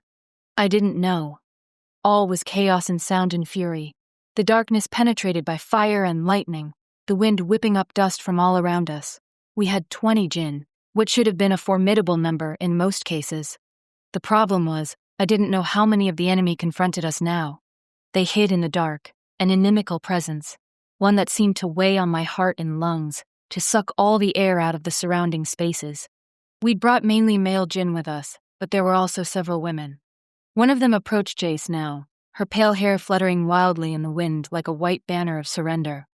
From the way she raised her arms, though, I got the feeling she wasn't planning to capitulate anytime soon. Instead, water flowed out from her, as if she were some sort of latter-day Moses, who could not only part the Red Sea, but call it to do her bidding. The flames the other Djinn had conjured flickered, weakened, but only for a moment. Then they surged back up again, brighter than ever. I could see Jace clearly right then, the firelight casting his features into strong relief, his black hair whipping around his head. He was beautiful, but frightening as well. I'd never seen him like this, using his full powers, the winds streaking out around him, and beating down that unnatural fire, moving the female Djinn's waters forward in a surge as inexorable as a tidal wave. For the first time, as the water seemed to swallow the fire for a brief second, I could also see one of our adversaries. He stood just beyond the dancing, angry flames. In the uncertain light, I couldn't make out the color of the dark robes he wore, but I could still see his face, hair black as night, features proud and cruel. How could I have ever thought Zarya's face harsh or unkind? Stern, yes, but there was no evil in his features. Not like this man, this Djinn, who stood there and smiled as the night tore itself apart around him. In that moment, I couldn't even tell who had the upper hand. The flames would rage forward, and the wind and water would push them back, and we humans could only cower in the vehicles, unsure as to what we should do, except stay inside and hope our champions would eventually emerge the victors in this conflict. But then I heard Evany mutter, "Fuck this," and push open the door on her side of the Jeep. To my surprise, I saw Miles Odekirk reach for her, as if to prevent her from participating in this insanity. She was too fast, though, and slipped out into the maelstrom before his fingers could close around her arm. Shit! Ethan cursed, and he too was out, leaving me alone in the Jeep.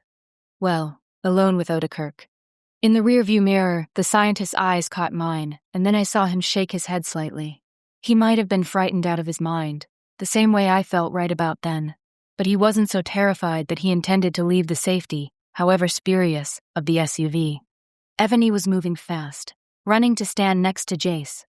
Dark fire glinted off the barrel of her pistol as she pointed it at the black-haired Djinn. There was too much noise from the howling wind for me to hear the gun going off, but I saw the flare from the muzzle, saw her arms jerk from the recoil. Ethan came up beside her and got off another shot, and another. The flames subsided for a second or two, even while a shrieking filled the air that had nothing to do with the wind. Jace and our other Djinn had called.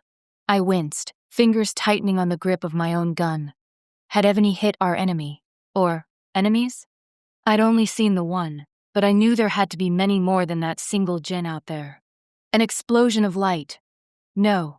Fire, this time, in concentrated spheres that launched themselves out of the darkness, striking Ebony and Ethan so they were thrown to the ground, screaming, then going still. Another scream echoed in my ears. Mine, screaming my denial. My left hand found the door handle, began to pull it. Don't. Miles said. You can't do anything to help them. Like that mattered. Not when it was Ebony lying out there, pistol knocked a yard from her hand, her dark hair fanning out against the asphalt like crumpled silk. From our own Djinn came an answering scream. Wind and water and, yes, flame. And swirling dust falling on our enemies. A storm so intense, so wild and uncontrolled, that I knew no mere human could hope to survive in it. Maybe no other Djinn, either. I stared out into the night, tears rolling down my cheeks, and waited for the counterattack. It never came. Gradually, the wind's howl died down, and the dust devil subsided, and the water flowed away to nurture the hard winter soil. All that was left were our Djinn, faces streaked with dirt, clothing torn. And they knelt by Ebony and Ethan, and they wept. We came into Taos a little after midnight, limping our way to the resort that was our only sanctuary. Jace had held my hand the whole way, fingers tight on mine. Because of that, I knew the precise moment we crossed into the safe zone. His flesh grew cooler, and I knew he no longer had access to his powers. The powers that had saved most of us, but not all. I swallowed and fought back the tears. Later, I'd let myself cry, but for now I had to maneuver my borrowed Jeep through the dark streets. No careless energy wasted on lighting the street lamps. Not now. Everything we had needed to be used for keeping our food safe, illuminating our one small corner of town. Ebony's limp form lay draped across Danny's and Miles Odekirk's laps. The scientist hadn't made a sound of protest, possibly because he knew we were all poised on a razor's edge, and it wouldn't take much to make any of us snap. Terrible mixed metaphor, but I wasn't thinking very clearly at the moment. We didn't have room for Ethan in the Jeep, but he was being brought back to Taos in the bed of one of the pickups. Irrelevantly, I wondered if the ground was even thawed enough for us to bury them properly. It had been warmer than normal the past few days, but still well into the teens at night.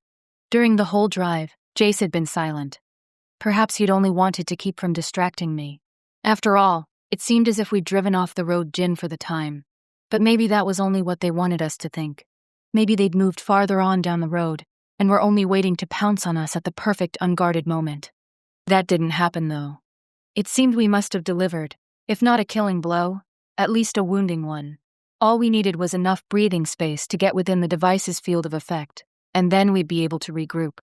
We got that breathing space, although it was certainly a very solemn caravan that pulled into the parking lot of the El Monte Sagrado. There at last we did see some lights, burning on either side of the front entrance to the resort. And even though it was now past midnight, those doors opened, and Lauren and Zarias emerged, just as Jace and I were getting out of the Jeep. "Thank God," she began, then apparently saw the stricken look on my face, the way Jace ever so subtly shook his head. "What happened?" Zarias asked, dark eyes flickering from Jace to me, and then to Danny as he slid out of the back seat. A second or two later, Miles extricated himself with some difficulty. I saw why at once. He hadn't left Ebony behind, but carried her in his arms. It was as if he knew that none of the Djinn now had the strength to carry her. "They attacked your party," Miles said. His face was very pale in the moonlight, and the reflected glow from the lights that guarded the front entrance to the resort. In his tone, I heard a sort of wonder, as if he still didn't quite know what to make of it all. Not a muscle moved in Xeria's face. He stared at Ebony, who looked like a broken doll in the scientist's arms. Then he said, "Of course they did. They would have been waiting for an opening. But they were Djinn." "Yes." A grim smile touched the corner of the Djinn leader's mouth. "You may find yourself surprised by us, Dr. Odekirk. In the meantime, 2 chosen came out of the door then. Young men. I recognized David, Aiden's erstwhile partner in guard duty, and I thought the other one's name was Remy, but I couldn't recall for sure. My thoughts kept chasing around one another, unable to settle down. We had succeeded, but we had also failed. We hadn't been able to keep all our people safe." David moved past Sarius and Lauren so he could approach Miles Odekirk. "I'll take her," he said quietly, and the scientist startled, then nodded, surrendering Evany's body to one of her own people. But were we? Some of us were chosen, as she had been, but I knew she hadn't really felt at home here. Maybe if she had been able to come here with Natila, but now they were both gone. Tears began to run down my cheeks then, scalding in the cold night air. I felt Jace's touch on my arm. "Beloved, let us go inside." "I want to stay with Ebony," I said. No protest, only a nod, and he replied, "Of course. Let us hold a vigil for her." I headed over to where David stood with her in his arms, ignoring Miles. Jace came with me, a faithful shadow at my side. "I know where we can take her," Lauren said, gesturing for us to follow her inside.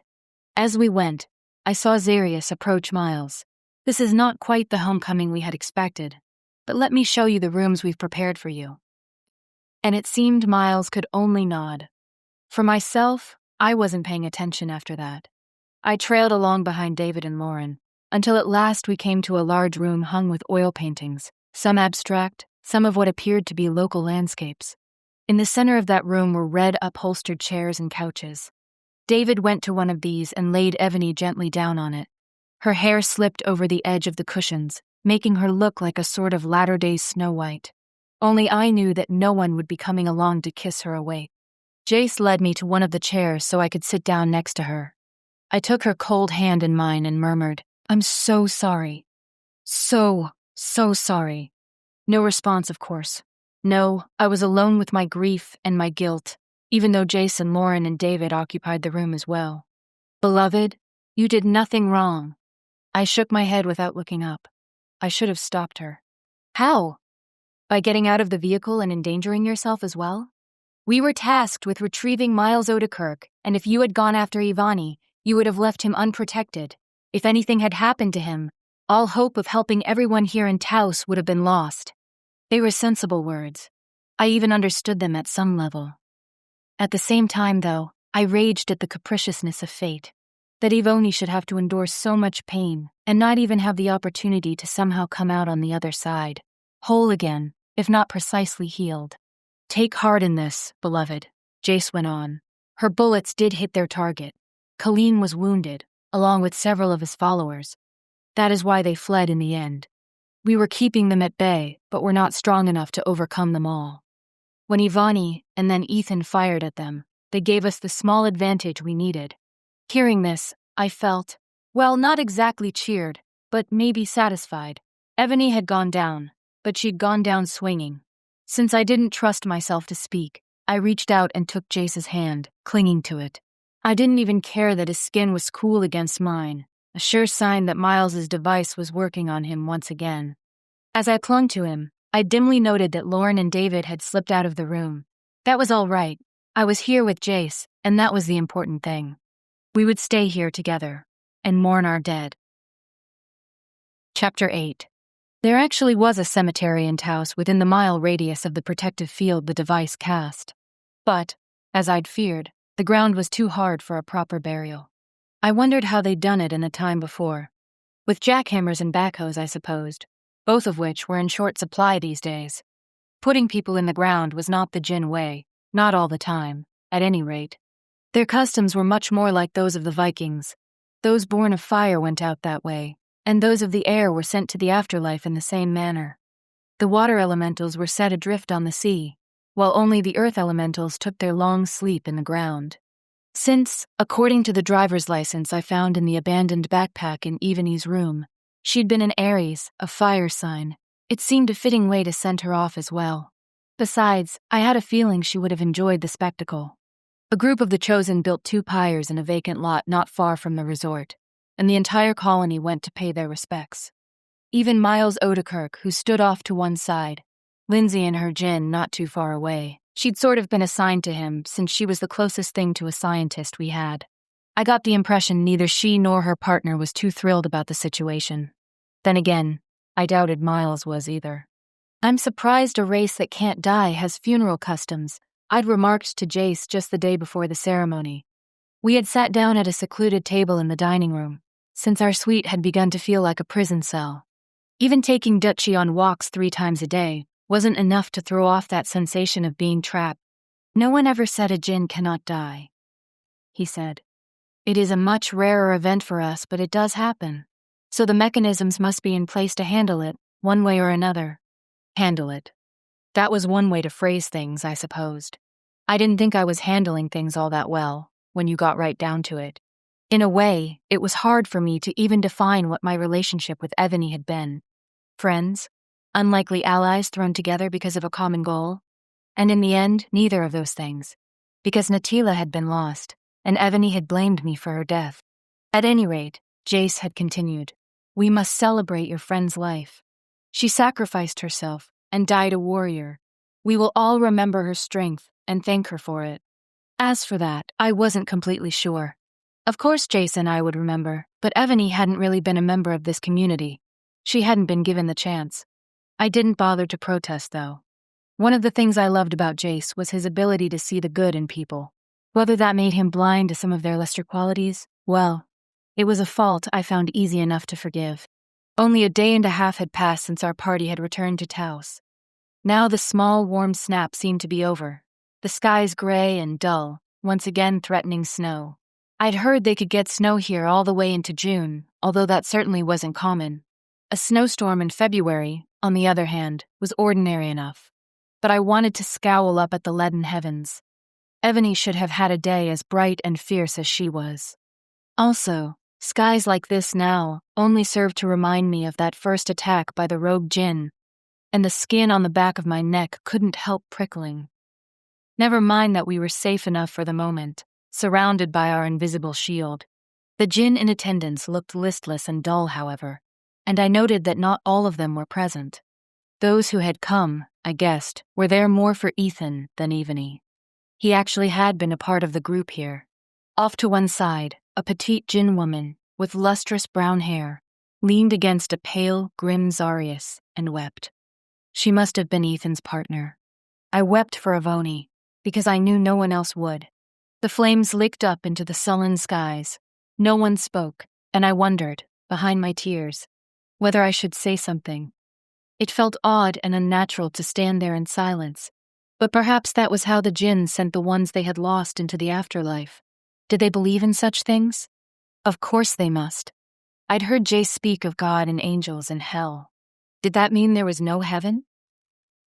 At last it was over, the roaring fires beginning to die down.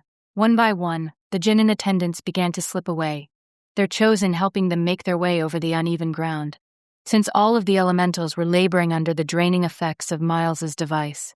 And he stood where he was for a long time, watching the scene with a speculative little frown on his face, as if attempting to reconcile everything he thought he knew about the Djinn with what he had just witnessed. At last, Lindsay murmured something to him, and they headed back to the resort along with everyone else. It didn't look as if Miles intended to try to escape anytime soon. Then again, where would he go? The next day, Zarius actually asked me to go check on the progress in the lab. His request startled me somewhat, since I assumed he would have spoken directly with Lindsay if he wanted to know what was going on. Something about the way he phrased that request, however, made me think that he wasn't entirely sure whether he would get an accurate report from her. I liked Lindsay, but I couldn't exactly fault Zarius for thinking that way. She did have a tendency to inflate her progress. although whether to make herself look good, or because she didn't want anyone to give up hope too soon, I didn't know. For obvious reasons, I hoped it was the latter. Jace didn't accompany me, as Zarius was having him and Danny and several of the other Djinn who'd been on the mission to kidnap Miles Odekirk give a detailed report as to what precisely had happened.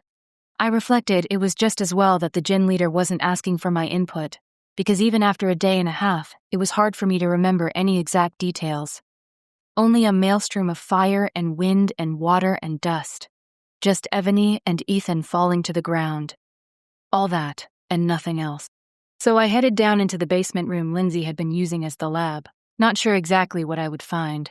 Miles had appeared subdued enough at Ebony's and Ethan's leave-taking, for want of a better word. It didn't really feel like a funeral. No speeches, no flowers, no girl from the church singing Ave Maria. But it had been our way of saying goodbye.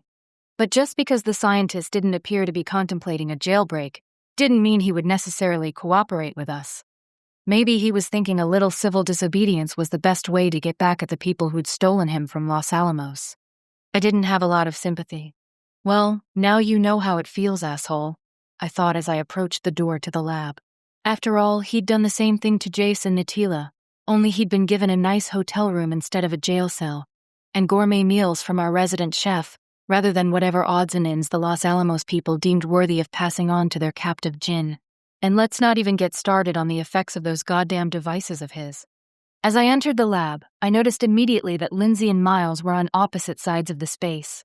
She was typing away on a laptop, and he sat at one of the work tables, the pieces of the half-assembled device laid out neatly in front of him. "How's it going?" I asked, my tone probably too hearty. I'd decided that, no matter what my personal feelings about Miles Odekirk might be, I should do my best to get an accurate report to take back to Zarius. If that meant playing nice, so be it. The scientist didn't bother to look up, but Lindsay did stop typing so she could smile at me. Her expression was tentative, though, as if she wasn't quite sure how to act around me so soon after Ebony's death. That was all right. I wasn't entirely sure how to act around me, either. "I guess. It's going," she said, gaze darting toward Miles and back to me. I was no mind reader, but it wasn't too difficult to figure out that she had roughly 1,000 other things she'd rather be doing than being stuck in a basement with Miles Odekirk. "Any supplies you need?" I inquired, directing the question at him. So far he'd been ignoring me, but apparently even he thought it would be rude to ignore my query. After setting down a piece of complicated-looking circuit board, he replied, "I highly doubt that this town would have anything I require." I kind of had my doubts too. Taos wasn't exactly what you'd call a hub for electronics supply stores, but I decided there was no point in my being rude to him in return. To be fair, he might not have even realized he was being tactless. His social aptness was right up there with Sheldon from The Big Bang Theory. "Well," I said sweetly, "why don't you make a list, and we'll see what we can do. Zaharias wants to make sure there isn't anything holding you back." At that comment, he pushed himself off the stool where he'd been sitting and stood. Right then, I noticed that he was actually quite tall. Not as tall as the Djinn, of course, but tall enough that he made me feel short, which I certainly wasn't. "What's holding me back?" he gritted. "Is being hauled away from my proper research, stuck in a basement with a hopelessly unqualified graduate student, and being told to produce something from nothing." I heard Lindsay suck in a breath, but I didn't dare look over at her. No, I needed to keep my attention focused on Miles Odekirk. If I let him intimidate me now, I'd never be able to negotiate with him from a position of strength. "Lindsay," I said evenly, still holding Odekirk's icy gray stare, and thinking he'd been damn lucky that his glasses hadn't gotten broken during the confrontation with the Djinn on Highway 68. "Would you mind giving Dr. Odekirk and me a few minutes?" "With pleasure," she replied, then slammed her laptop shut and got up. Her footsteps clanged up the metal stairs. "All right," I said, after I heard her close the door with a bang. "Now that you're done insulting the person who managed to keep the lights on and the freezers running, maybe we can get down to business." "And what business is that?" I could see one eyebrow arch up above the edge of his rimless glasses, but that was the only alteration in his expression.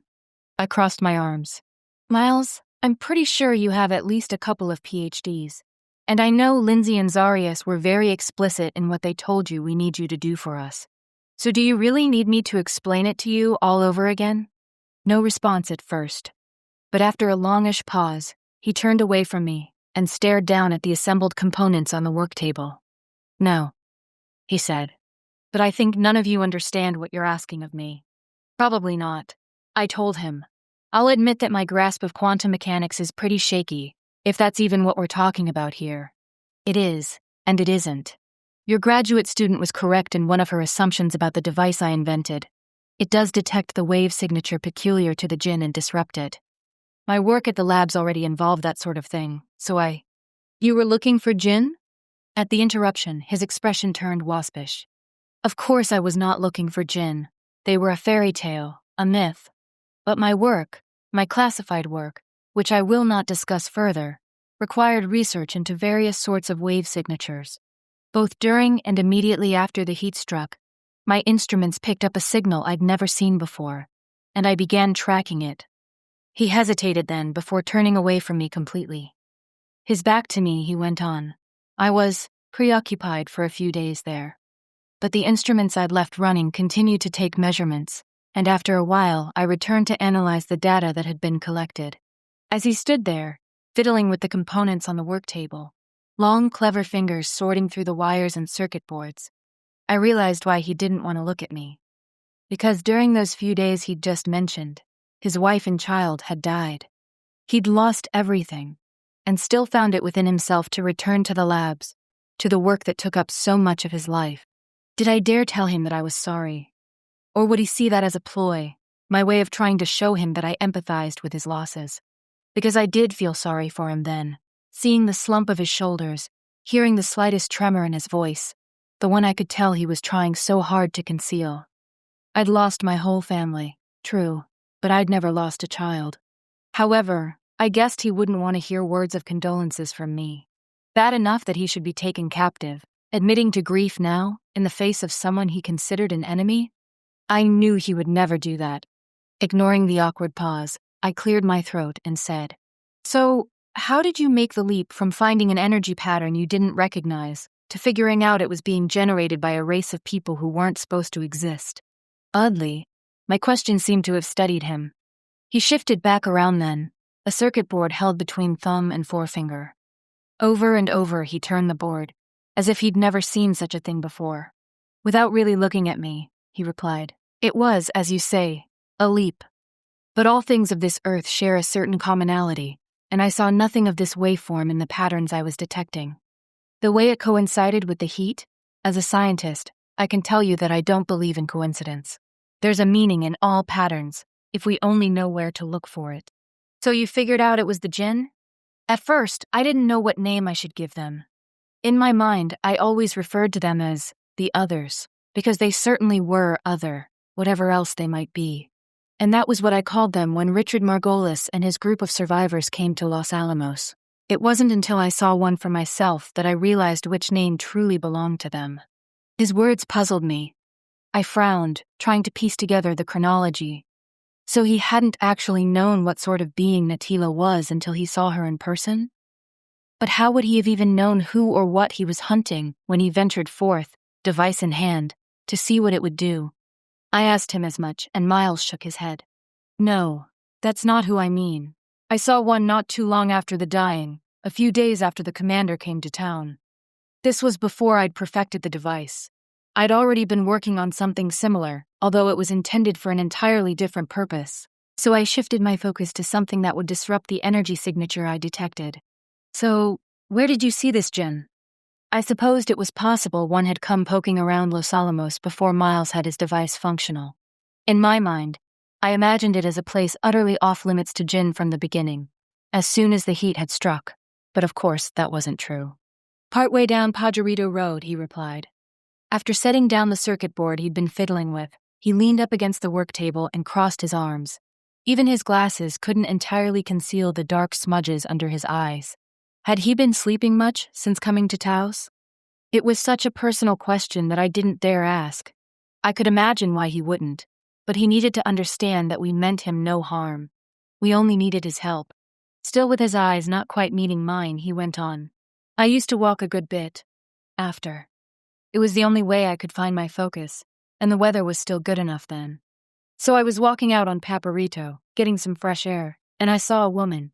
She was a good 50 yards or so away from me, and I began to call out to her, until I realized she was not actually standing on the road, but floating above it. So that's why you didn't seem too surprised when I told you that I'd seen Jace and Zarias doing the same thing. At the time, I'd thought Miles had looked pleased by that particular tidbit just because it was evidence of their Djinn natures, but now I realized it was probably more because it had only reinforced something he'd already seen. Precisely. He straightened up then and made a minute adjustment to the glasses on his nose. And although it can be quite windy around here, that day the weather was relatively calm, which was why I couldn't understand why her hair was whipping around as if in a strong breeze. "They're elemental," I said, and he nodded. "Apparently. Also, you've lived among them. You know how they look human, but not entirely.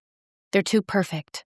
By then, I was used to the Djinn, to their almost unearthly beauty, but I could only imagine what Miles Odekirk must have thought, seeing that strange woman and her wind-tousled hair, and knowing no human could float off the ground like that, let alone be so uncannily lovely.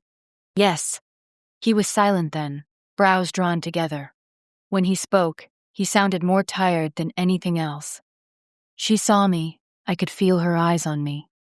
At that distance, I couldn't tell for certain, but I think she smiled. And then, she disappeared." "Now you see her," I remarked.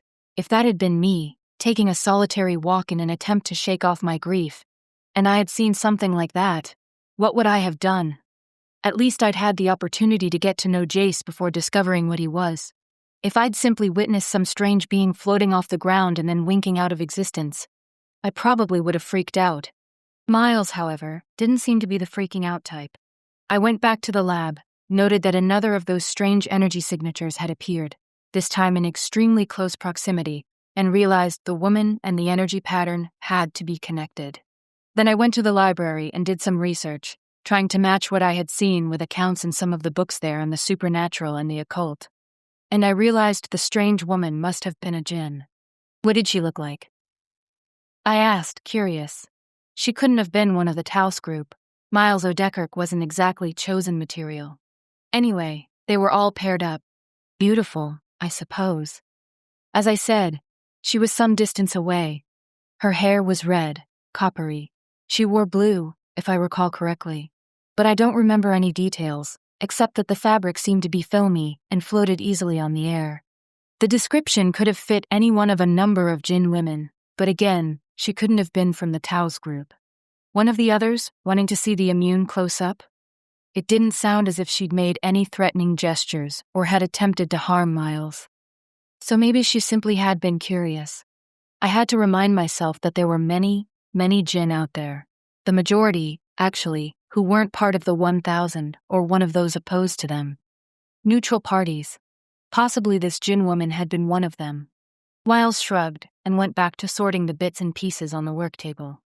After that, I finished my first prototype for the device.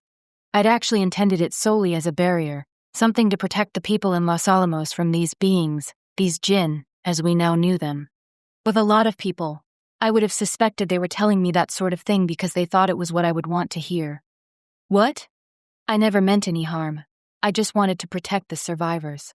The pain and suffering my device causes was only an unfortunate side effect. But I didn't think that was the case with Miles. He was brilliant, no doubt about that, but he also didn't seem the type to lie to make himself look better. "So how did you discover that you were hurting them?" I asked.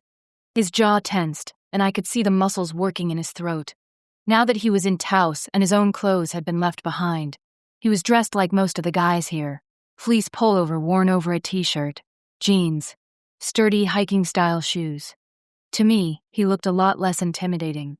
Funny how a lab coat and a tie could get your hackles up. "When we captured Natila," he said. Once again, his gaze shifted away from me. It was Margolis's idea to get her, and Jazriel. He said it was too dangerous to have them in such close proximity to us, away from the rest of their kind. Rogues, he called them. I'll admit I was intrigued by the opportunity to see one of these creatures close at hand. "They're not creatures," I broke in. "They're people, different from us, but I know that now," he said. I didn't then. Right then, He did look up, and I could see the lines of guilt etched on his face. Voice tight, he went on. I wasn't expecting Matila to react to my device the way she did. Margulis was pleased by that. He said it was our new weapon. And when we came to your home to collect Jashreel, he made sure that I kept increasing the intensity. It didn't matter if the size of the field shrank when I did so, as we were only concerned with one Djinn at that particular moment. A long pause. I am sorry about that, and about Natila. At the time, she was only a test subject to me. And now what? I demanded. Hindsight is 20/20, isn't it? If you were so sorry about killing her, then why cut her up afterward? Why not let her have some dignity in death? He winced, but I also noticed how he straightened, this time not looking away from me. The gray eyes were fixed on mine, pleading. Because it was what Margulis wanted, and even I wasn't in a position to gainsay him. Not really. Yes, he needed me to make the devices, but I also needed him to make sure I had the materials and equipment I required at the lab. I know that's not a very good answer, Jessica, but that was my situation. It would have been easy to hate him. He'd as much as admitted to being bullied by Margulis, and because of his weakness, an innocent woman had died. Maybe even two, if you counted Evany. I sort of doubted she would have been quite as motivated to pull that final kamikaze move of hers if Natila had still been around. But hate didn't serve much of a purpose, did it? The rogue Djinn who'd hurt Aiden and murdered Clay and kidnapped Martine were full of hate, and to what purpose? We hadn't done anything to them, except have the impertinence to be born human, to have Djinn who loved us. Okay, I said, after a brief, awkward silence. I'll admit that Margulis is a scary son of a bitch, and maybe there wasn't much you could do to challenge him. But now, right now, there's a lot you can do to help us. We have to come up with some way to have your device repel the Djinn who wish us harm, but not affect the ones who are part of our community, the ones we love. I said that last word deliberately, and with extra emphasis. Miles needed to know that none of us were here because we'd been coerced or frightened into being with our Djinn. They were part of us now, and if anything happened to them, I feared we wouldn't be long for this world either. He was silent for a long moment, clearly pondering what I just told him. How much could he even understand of the bond that connected the Djinn and their chosen? But he'd loved a woman once, loved her enough to marry her and have a child with her, despite his obvious devotion to his work. Surely he could reach somewhere inside himself, move past his grief, and see that causing more hurt just because he had suffered wasn't the solution. Then he said, I don't know if I can do it. What you're proposing, it would require a fundamental modification to how the device works. And even though I'm the one who created it, I still don't completely understand everything about what it does. His words made my heart sink. Then again, he hadn't said no. He'd only said he wasn't sure. Those were two entirely separate things. But you'll try, I told him, my tone firm. Yes, he replied. I will try. Chapter 9. I bumped into Lindsay as I was leaving the lab and told her that Miles had agreed to do what was necessary to modify his device. Her eyes widened, and she said, Seriously? When he's been scowling in there for the past day and a half and telling me it isn't possible? Yes. I mean, he's still not sure exactly what he's going to do or how long it's going to take, but it's still a start, she cut in, and better than anything I've been able to accomplish. You must be some kind of miracle worker. I gave an uneasy laugh. I don't know about that. Well, I do. Too bad they didn't have you working at the United Nations or something. After delivering that remark, she moved past me and headed down the stairs into the lab, chuckling slightly. Well, I was glad I could cheer her up, if nothing else. I'd have to see how long her good humor lasted, though. She and Miles didn't exactly get along very well. Although maybe now that he really did appear to be focusing on a real solution for us, the tension might ease itself slightly. I decided that I'd better go see Zarius and give him a status report. To my surprise, he wasn't in his audience chamber cum conference room, although that was where he'd been last, listening to Jace and Danny and the others give their reports about the raid on the Los Alamos labs. Maybe they'd wrapped it up already. My own conversation with Miles Odekirk had taken longer than I'd expected. I knew Zarius must have his own suite somewhere in the resort, but I'd never been there, and I wasn't sure I wanted to intrude in his private space. Luckily, I was saved from having to seek him out. Just as I was turning to go back down the corridor, Lauren came around the corner. "Looking for Zarius?" she asked. I nodded. "Is he in his suite?" "No. Since the sun came out, he's been sitting down in the courtyard. He says the sunlight helps his energy levels a bit." That made sense. On some level, he was a being of fire, and so being exposed to the fires of the sun might help counteract some of the effects of Miles's device. "Is Jace with him?" "No," Lauren said. "I think he went to go see how Aiden and Lilius were doing. It was just like him to check on them once he was done speaking with Zarius. Aiden still wasn't up and around, since Miguel had apparently told him to take it easy until the antibiotics ran their course. And I had no idea whether many of the other Djinn had stopped by, but somehow I doubted it. None of them liked being reminded that their chosen were now as vulnerable as they were. The sun seemed to have come out with a vengeance while I was talking to Miles. I blinked at the glare as I emerged into the courtyard. This was the first time I'd actually set foot out here, and my breath caught at the quiet beauty around me. Yes, many of the trees were bare, but their limbs were still graceful, while the evergreens kept the area from appearing too desolate. A small creek chattered through the clearing, burbling over smooth, worn stones. Despite the brightness, the air was still quite chilly, which was why Zahayas had a heavy cloak wrapped around him, where he sat under a little pergola. Its vines also winter bare, even as he tilted his face upward to drink in the sun's rays. Leaning up against the stone bench where he sat was a cane. I tried not to look at that obvious sign of his weakness as I approached him with some diffidence, not sure whether I should be intruding during this time when he was clearly trying to bolster his sagging energy. But his eyes opened immediately as I approached, my hiking boots crunching on the gravel. "You have spoken with Miles Odekirk." It wasn't a question. "Yes. He's going to help us, if he can." "He's uncertain?" "He claims that even though he created the device, he's still not entirely sure how it works." This confession of Miles might have surprised me more. But after having my mother's spaghetti sauce, which she created out of her head each time, and was always amazing, I understood a little bit about putting something together without being entirely clear as to why it worked so well. My remark earned me a raised eyebrow from Zarius. On closer inspection, I thought he did look a bit better. Some color had returned to his face, and his eyes didn't appear quite as shadowed. He made this thing, and yet he doesn't know how it works. Not completely. He told me that when he built it, he'd only intended it as something that could block Djinn energy, keep it away. It wasn't until he was using it in close proximity to Natila that he realized it had side effects. Zaharias pushed himself up from the bench where he'd been sitting and faced me, expression troubled. I noticed that he didn't reach for the cane, but if he does not fully understand why it does what it does, how can he begin to modify it? He doesn't know yet. As Zarius began to frown, I went on. "But that doesn't mean much. He's a brilliant man. He'll figure it out eventually." Eventually. What was I supposed to say to that? I could tell that the Djinn leader wanted everything fixed yesterday, but you couldn't rush innovation or inspiration. I guessed now that some of what had occupied Miles at the lab wasn't merely building more devices, but also attempting to learn precisely how the ones he already had actually worked. It had to have been frustrating to have created a machine and yet not understand all its secrets. "You can't force these things," I said. That was clearly not what Zarius wanted to hear. His lips pressed together, and he replied, "Even though we all must force ourselves to get up each day as our energies become more and more depleted, as we all lose a little more hope. You say we cannot force this, Miles Odekirk, and yet we all continue to suffer because of something he created." The distaste in his voice was clear.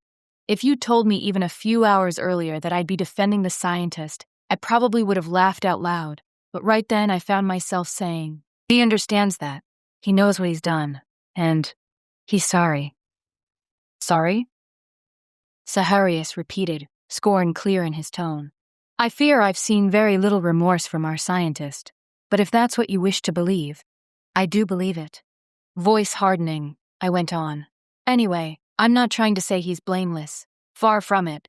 But at least he's willing to try to fix things, if he can. Besides, we wouldn't even be in this situation if some of your fellow Djinn hadn't reneged on their promise.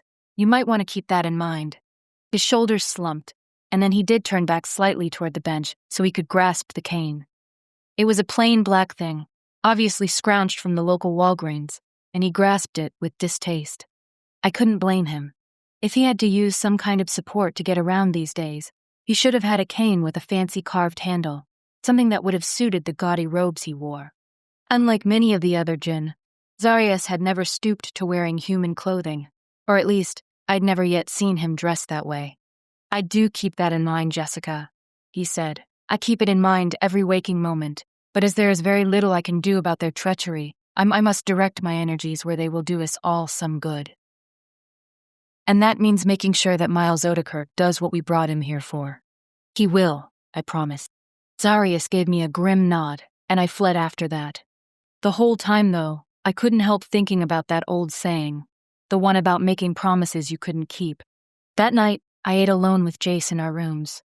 Maybe it would have been better to go out and mingle with everyone, but I just couldn't find the energy, and Jace made no protest when I told him that I just wanted to take a tray of food to our suite. Short as it was, that interview with Zarius had shaken me. I didn't want to see him beaten down and weary, reduced to using a cane to prop himself up. He was the one the rest of us was supposed to look to for guidance, but I could tell he was at a loss as well. We were all trapped in a situation that had no precedent. None of his powers, his age or experience would do any of us any good now. At least Jace didn't appear materially weakened. His hadn't been a particularly strenuous day, and that was probably why he was able to smile at me and act more or less naturally.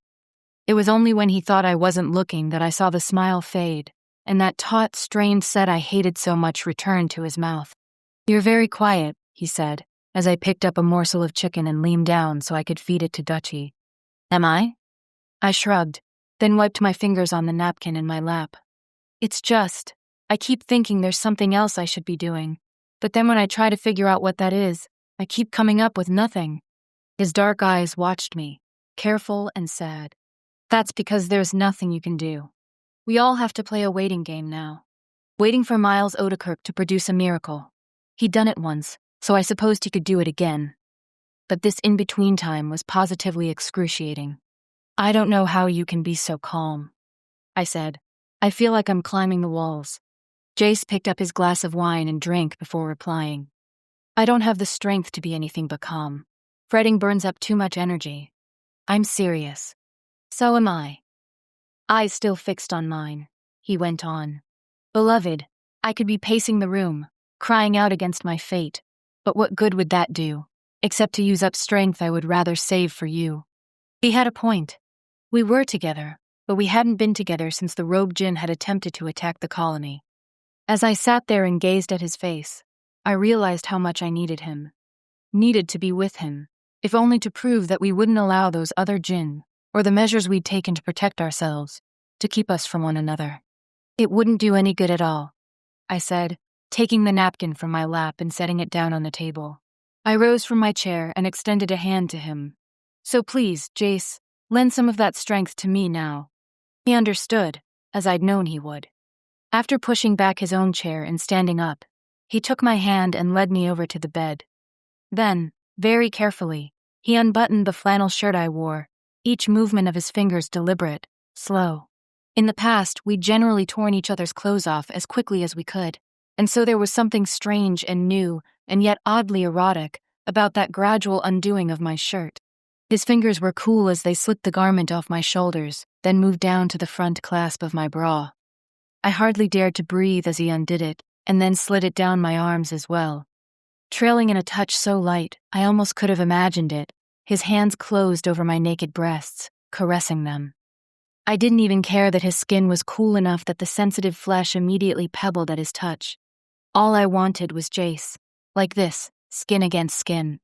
When he bent to pull a nipple into his mouth, I cried out, my fingers digging into his hair, which fell like silk over my hands.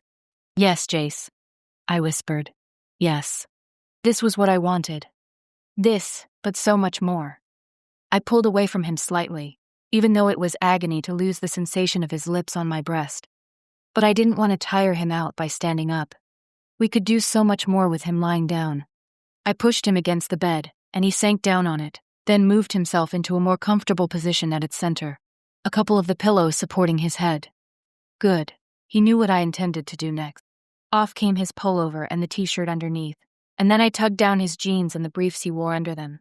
In a corner of my mind that I hadn't wanted to acknowledge, I'd secretly worried that he wouldn't have the strength for this, no matter what he might say to the contrary. But as he sprang free of his clothing, obviously hard and ready for me, I allowed myself a little sigh of relief. The device might be weighing on him, sapping his energy, but it hadn't taken enough that he couldn't do this.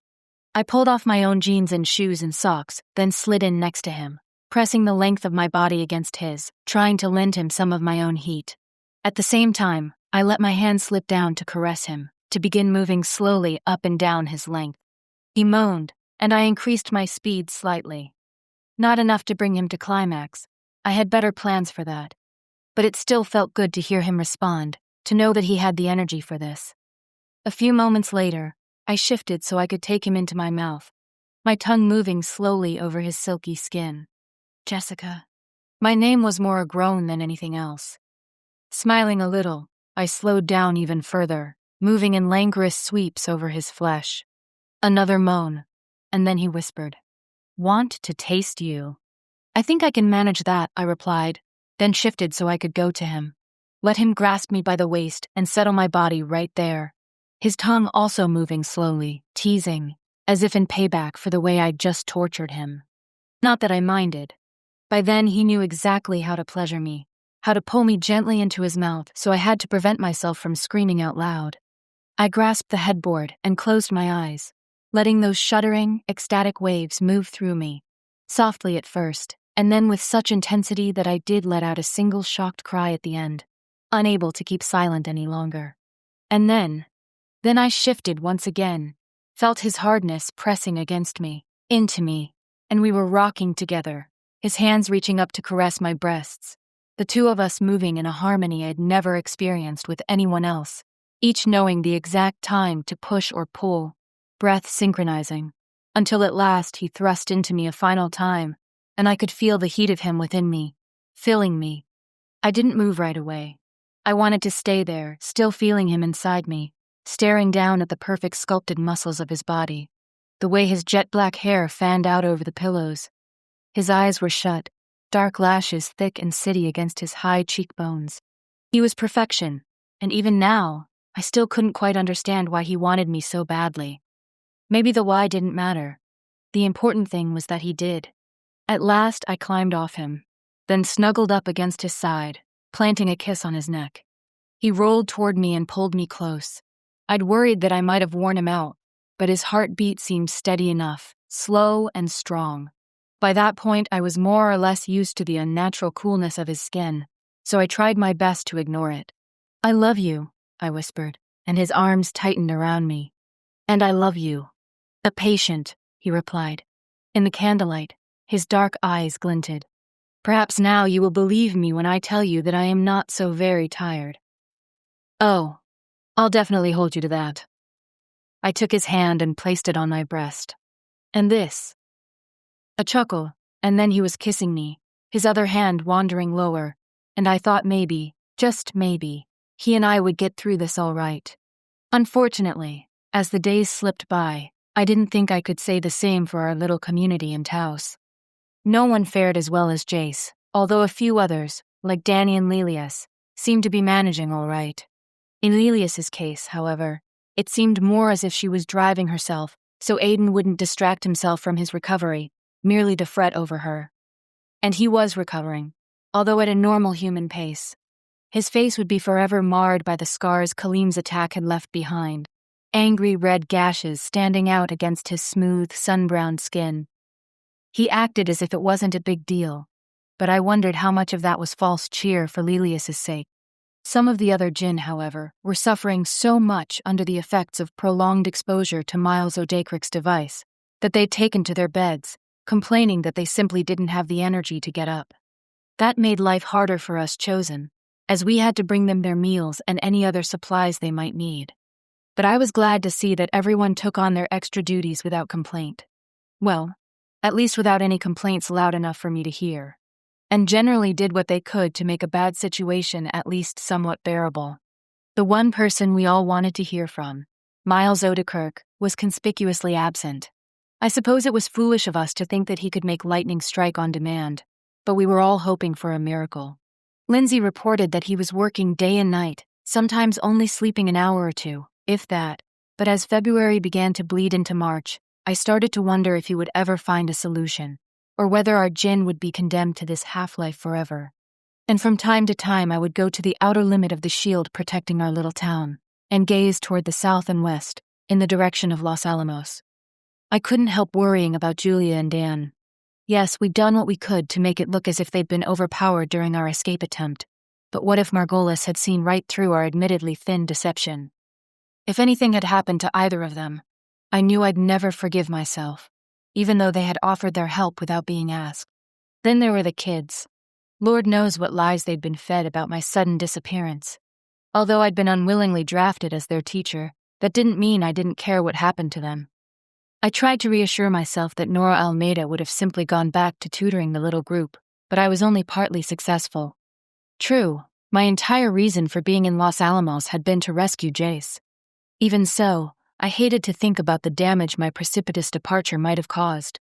I had been sitting in the courtyard, brooding and ignoring the bright sunshine, the kiss of the fresh air against my skin. It wasn't warm yet, not really, but temperatures had gone up enough that you could sit outside for a while without risking frostbite. But then, I heard voices, angry voices, and I stiffened, glad that I'd chosen a spot hidden behind several thick pine trees. No one would even notice that I was there unless they were specifically looking for me. The voices belonged to Zarius and several other Djinn, two of whom I only knew by sight, as we hadn't had much interaction. To my surprise, the third was Lindsay's partner, Rafi. "Has gone on long enough," Rafi was saying. "Do you expect us to cower here forever until our powers fade completely?" Although I couldn't really see them, save as a blur of color through the branches of the trees, I got the impression that Zarius stopped at that question. His voice came to me, weary, but still firm. "Your powers will return. They are merely being blocked, and drained." One of the other Djinn said, "Rafi is right. We cannot be expected to endure this any longer. You say that this mortal, this Miles Odekirk, is working on a solution. How do you know this for sure? After all, he is the one who created these devices in the first place. Perhaps he is only stalling because he knows how it makes us suffer." The Djinn seemed to murmur in agreement, but Zarius's angry tones overrode them. "I know he is working on a solution, because your chosen, Rafi, is also working on it. Lindsay reports to me every day. If Miles truly was dissembling in any way, she would know it." Some grumbles resulted from that remark, and I wondered if Zarius had managed to talk them down. After all, he was only telling them the truth. I knew Lindsay came to the Djinn leader with regular progress reports, because Jace had been there on more than one occasion when she showed up to deliver them. But apparently that evidence wasn't enough for them, because the Djinn who had first spoken then said, "Perhaps that is the case. Perhaps he is doing his best. Obviously, his best is not good enough, and so we should look for other solutions." "Such as?" Zaharias inquired, term dry. A brief pause, and Rafi replied, "We have been discussing this, and we have agreed that the best solution is for several of us to leave, to go beyond the field generated by that hellish device so that our powers will return to us." Right then, I really wished I could have seen Zaria's face. But of course I couldn't, and I also knew that I needed to stay where I was, hidden, quiet. I didn't want to know what their reaction would be if they caught me eavesdropping. I heard a low chuckle, and Zarius said, "And do what, precisely? Although your powers will return to you, that will take time. You would be completely unprotected, vulnerable." "Not necessarily," Afi argued. "True, we might be lacking some of our powers, but all we would need is to leave this place and go where we might seek help. Kaleem has his followers, but they do not represent all of our kind. If we can enlist the aid of the others, those who would oppose what Kaleem is doing if they but knew about it, then we could come back here with assistance. We would not have to live like this any longer." A silence fell. I hardly dared to breathe, fearing they might overhear even a sigh. That was probably silly, since it was a breezy day, and the wind was soughing through the pines. At last, Zarius spoke again. "And have you discussed this with your chosen? Do they agree that it is all very well for you to abandon them to pursue a quest with only a small chance of success?" "You don't know that for certain." Said one of the other Djinn, someone who hadn't spoken before this. "Why is it so unlikely that others of our kind would come to lend their assistance?" I cannot speak to that. Zarius replied. All I am saying is that sending yourselves forth from this world takes more energy than you might think, and drawing on that energy after it has been depleted for weeks and weeks will be difficult at best. Perhaps, Raffi said. Perhaps not. You only have Jazrael's word to go on, and because he is not precisely one of us, we will not go down that road again. Zarius cut in. His voice was quiet, but I heard the steel in it, and the others must have too, because after a brief pause, Rabbi went on, sounding somewhat chastened. And as to our chosen, we have spoken with them, and they understand the risks. They want us as we were, not as we are now, things with half-lives, hardly worth living. If they agree, who are you to tell us no? Only the one who agreed to lead this group, Zarius replied. He sounded so tired that I wished I could get up from my hiding place and give him a hug. Not that he would ever allow such a casual display of affection from a mere human.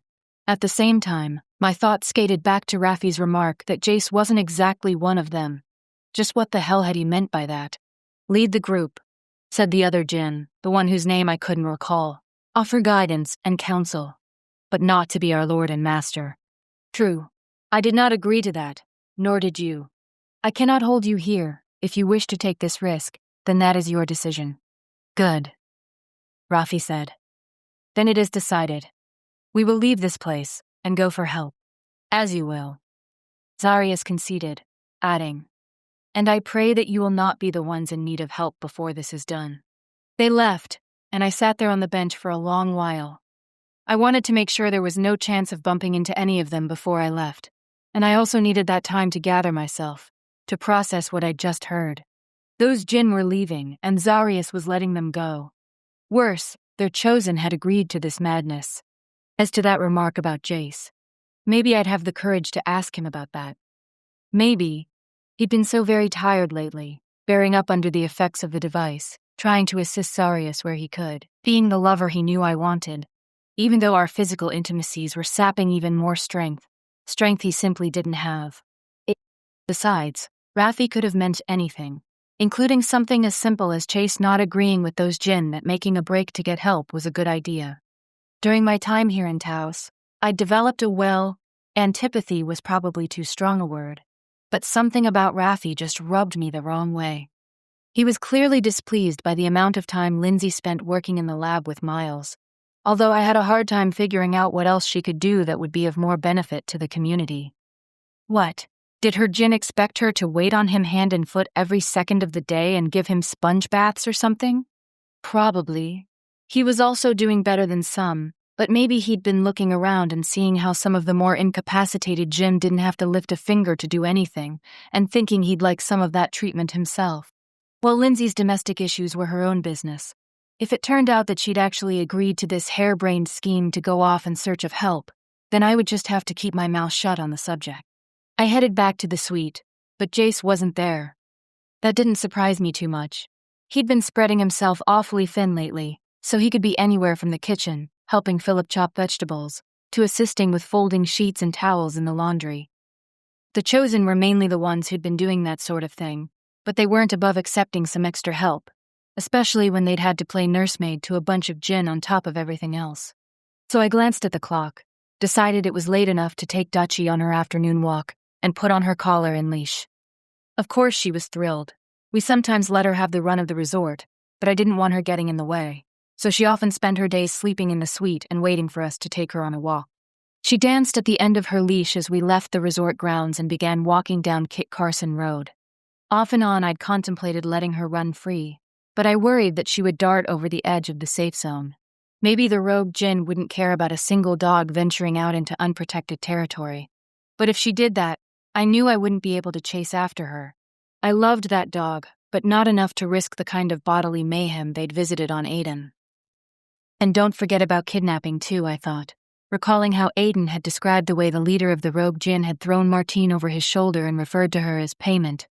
I shivered then, but kept walking, letting Dutchie run out to the end of her retractable leash. The fresh breeze blew through my hair, and I pulled in a deep breath. It did feel good to be out here, away from the sense of desperation that hung over the resort we'd made our home. About a week after Jace and I had returned to Taos, he and Danny had walked the perimeter of the safe zone, marking it as best they could with fluorescent orange paint, the kind that road crews use to label the pavement during construction projects. Because of that, I knew I could go all the way to the plaza while still under the protection of Miles's device. I generally didn't walk the dog quite that far, but today I thought it would feel good to go to the little open square and sit in the gazebo. Just some time alone to gather my thoughts. Dutchie didn't mind, of course. The longer the walk, the better, in her book. But as I stopped at the corner of Kit Carson and Highway 68, movement caught the corner of my eye. I turned, thinking it was probably one of the other chosen out on one of their foraging expeditions. There were still some items to be had around town, although the pickings were beginning to get slim. None of us wanted to think about what would happen when we'd completely stripped everything within the safe zone bare. But this person, this woman, I realized, wasn't moving in any sort of purposeful manner, but rather staggering her way down the road, weaving from one side to the other. In a different world, I might have thought she was drunk. The breeze caught at her long, dark honey hair, playing with it. My eyes narrowed. None of the chosen in Taos, or the Djinn for that matter, had hair that color. In fact, I only knew one person who. I began to run toward her, dragging Dutchie along with me. Since she'd already taken care of business, she was fine with a good run. We pounded down the center of the street, closing the distance between us and the stranger. As we approached, the woman seemed to reach the edge of her endurance, sinking down onto the asphalt. I let go of Dutchie's leash and ran to the woman, trying to grab her before her head smacked into the pavement. As she collapsed into my arms, she stared up at me with wide, frightened gray-blue eyes, before passing out completely. I knew those eyes. I knew her. The woman I held was Julia Innes. Chapter 10. I couldn't carry her all the way back to the resort. Instead, I told Dutchie to stand guard, then turned and ran up Kit Carson Street as fast as I could, eating up the almost half-mile like someone competing in the Olympics trials. As I pushed my way into the front doors of the main building, I almost collided with Aiden and Lilius, who looked as if they'd just come in from getting their own breath of fresh air. Lilius even had some pink in her cheeks. "Hey," Aiden said, catching me by the arms before I ran smack into him. "What is it?" "Yes, Jessica, what's wrong?" Lilius asked. "Julia," I panted, and they exchanged a puzzled glance. "Julia?" Eden repeated. "Who's Julia?" From Los Alamos." Eden's eyebrows went up. "What the hell is she doing here?" "I don't know." By then I'd managed to more or less catch my breath, so I went on, in slightly less frantic tones. "She's passed out in the middle of Highway 68. I left Dutchie with her because I knew I couldn't carry her by myself." "Show me," he said. Lilius frowned. "Aiden, that's almost a half-mile from here. Perhaps you should get some help." "I can do it," he broke in, smiling crookedly, a smile that pulled at the half-healed scars on his face. He added, "I'm fine, Lilius. I'm about as better as I'm going to be. In fact, I've been going nuts, trying to take it easy for you. I can do this. I want to."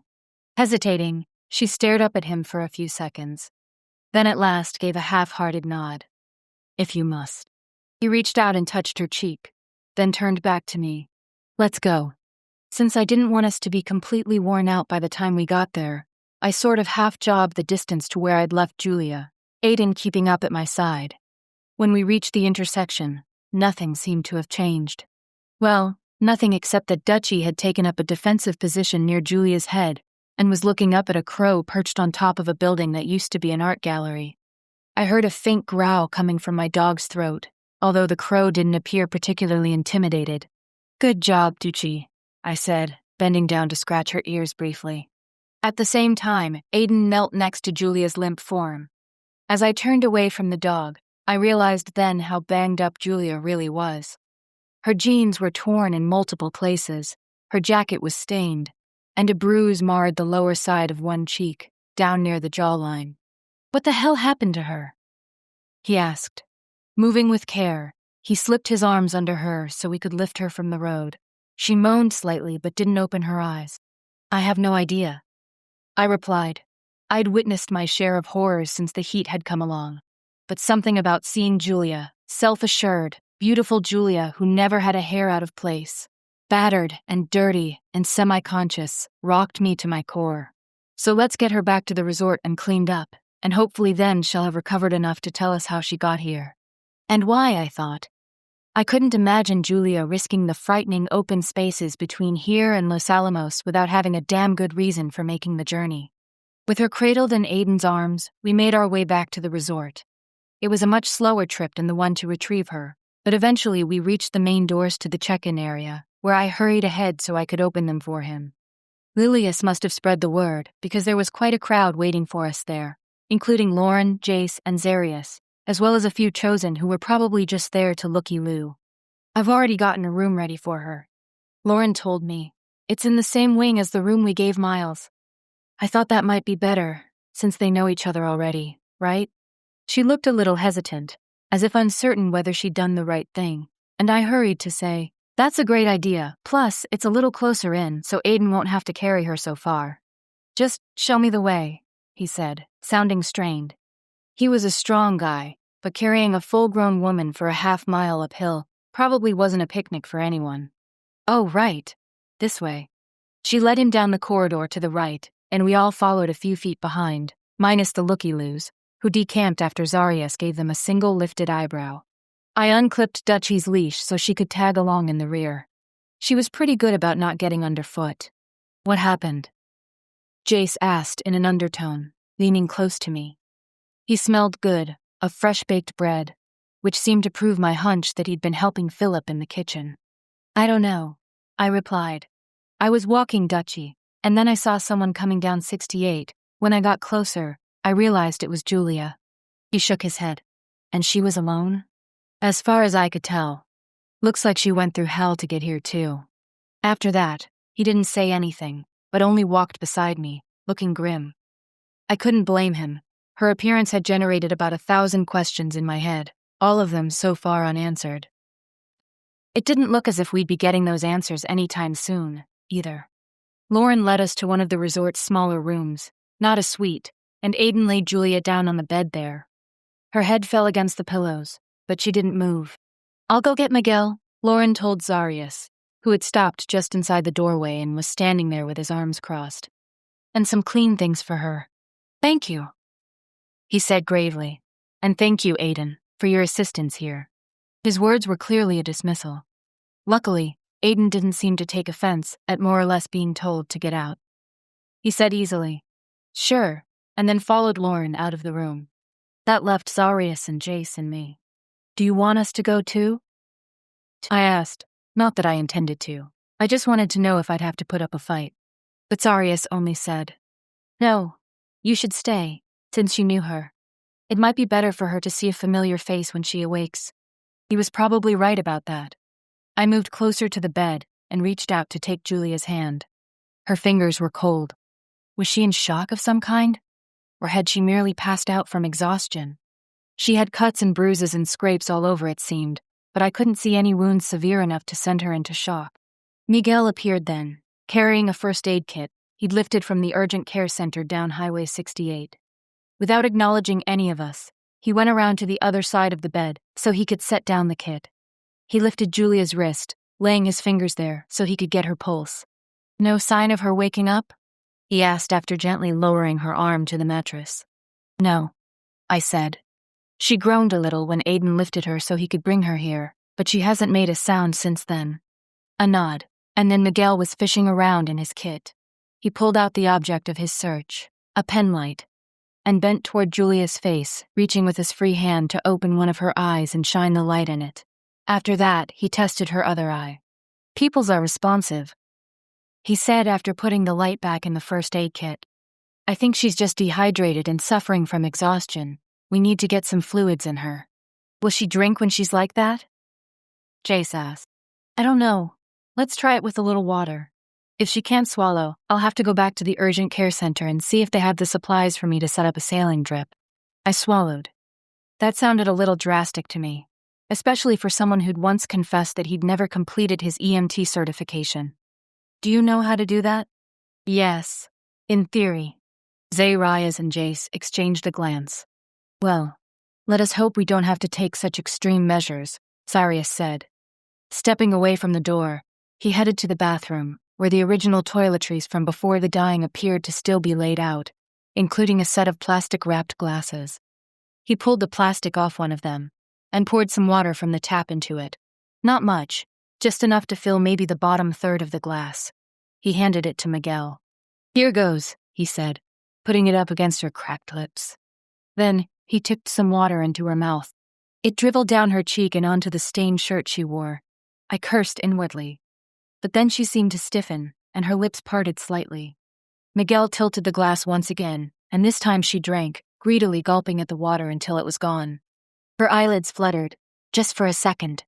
"More," she whispered. "Thank God."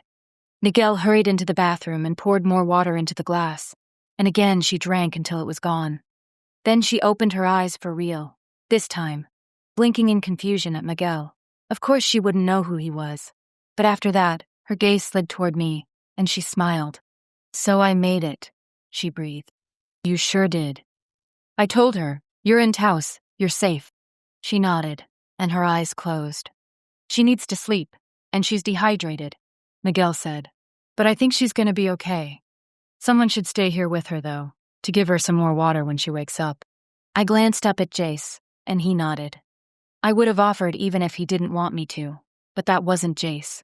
He understood that it was more important for me to be with Julia than with him, at least for now. "I'll have Philip put together a tray for you," he told me. "Dinner time isn't that far off now." "Thanks, Jace." That was all I said aloud, but our eyes met, and I added, using the mental speech we shared, "We'll need to talk later. There's stuff going on." "You mean about Rafi and Delif and Nizar?" "You knew?" "Zarius came and told me. It's a foolish and dangerous errand, but we can't stop them." "Do you know when you're leaving?" A faint headshake, and then he asked, "Do you want me to have anything sent up for Julia as well?" I hesitated. She would be ravenous when she woke up, no doubt. But that could be hours from now. "Probably not. I think it's better to wait until she's really awake. I'll call for you then." "Of course. Probably just soup to start. Miguel warned us. We don't know how long it's been since she's had solid food. Then we'll go from there. And in the meantime, we should allow her some peace and quiet," Zarius interjected. "The rest will do her more good than anything else." It wasn't exactly a command, but it might as well have been. Miguel and Jace nodded and stepped out into the corridor. Zarius hung back for a moment, gazing down at Julia's bruised and dirty face. "I wonder what happened to her," he said, then ducked out as well, leaving me alone with the sleeping woman. I was wondering, too, leaving aside the question of what had compelled her to abandon the refuge of Los Alamos in the first place. How had she survived the journey here? You'd have thought she'd be easy prey for the road Djinn, but she had survived, somehow. And now all I could do was sit and wait, and wonder. 5 or 10 minutes after the men had left, Lauren reappeared, poking her head inside the door. In her hands, she held several pieces of folded clothing. "I brought these for her," she murmured, then stepped into the room and set the items on top of the dresser. "Thanks," I said in the same undertone. "I'm hoping that after she sleeps for a while and then gets something to eat, she'll be up for a warm bath." "It looks like she's earned one," Lauren replied, worried eyes taking in Julia's grimy face. "You really think she walked all the way here?" "Well, I didn't see a car anywhere," I said grimly. "Or a scooter, or even a bike. She was on foot. Maybe she drove part of the way, but we won't know for sure until she wakes up." "Damn." Then Lauren seemed to gather herself. "I have to get back, but just send word if there's anything else she needs." "I will." She left then, and I folded my hands on my lap, willing myself to be calm and watchful.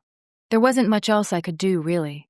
The day had been mild enough that no one had bothered to light a fire in the fireplace, although the logs and kindling had already been set up.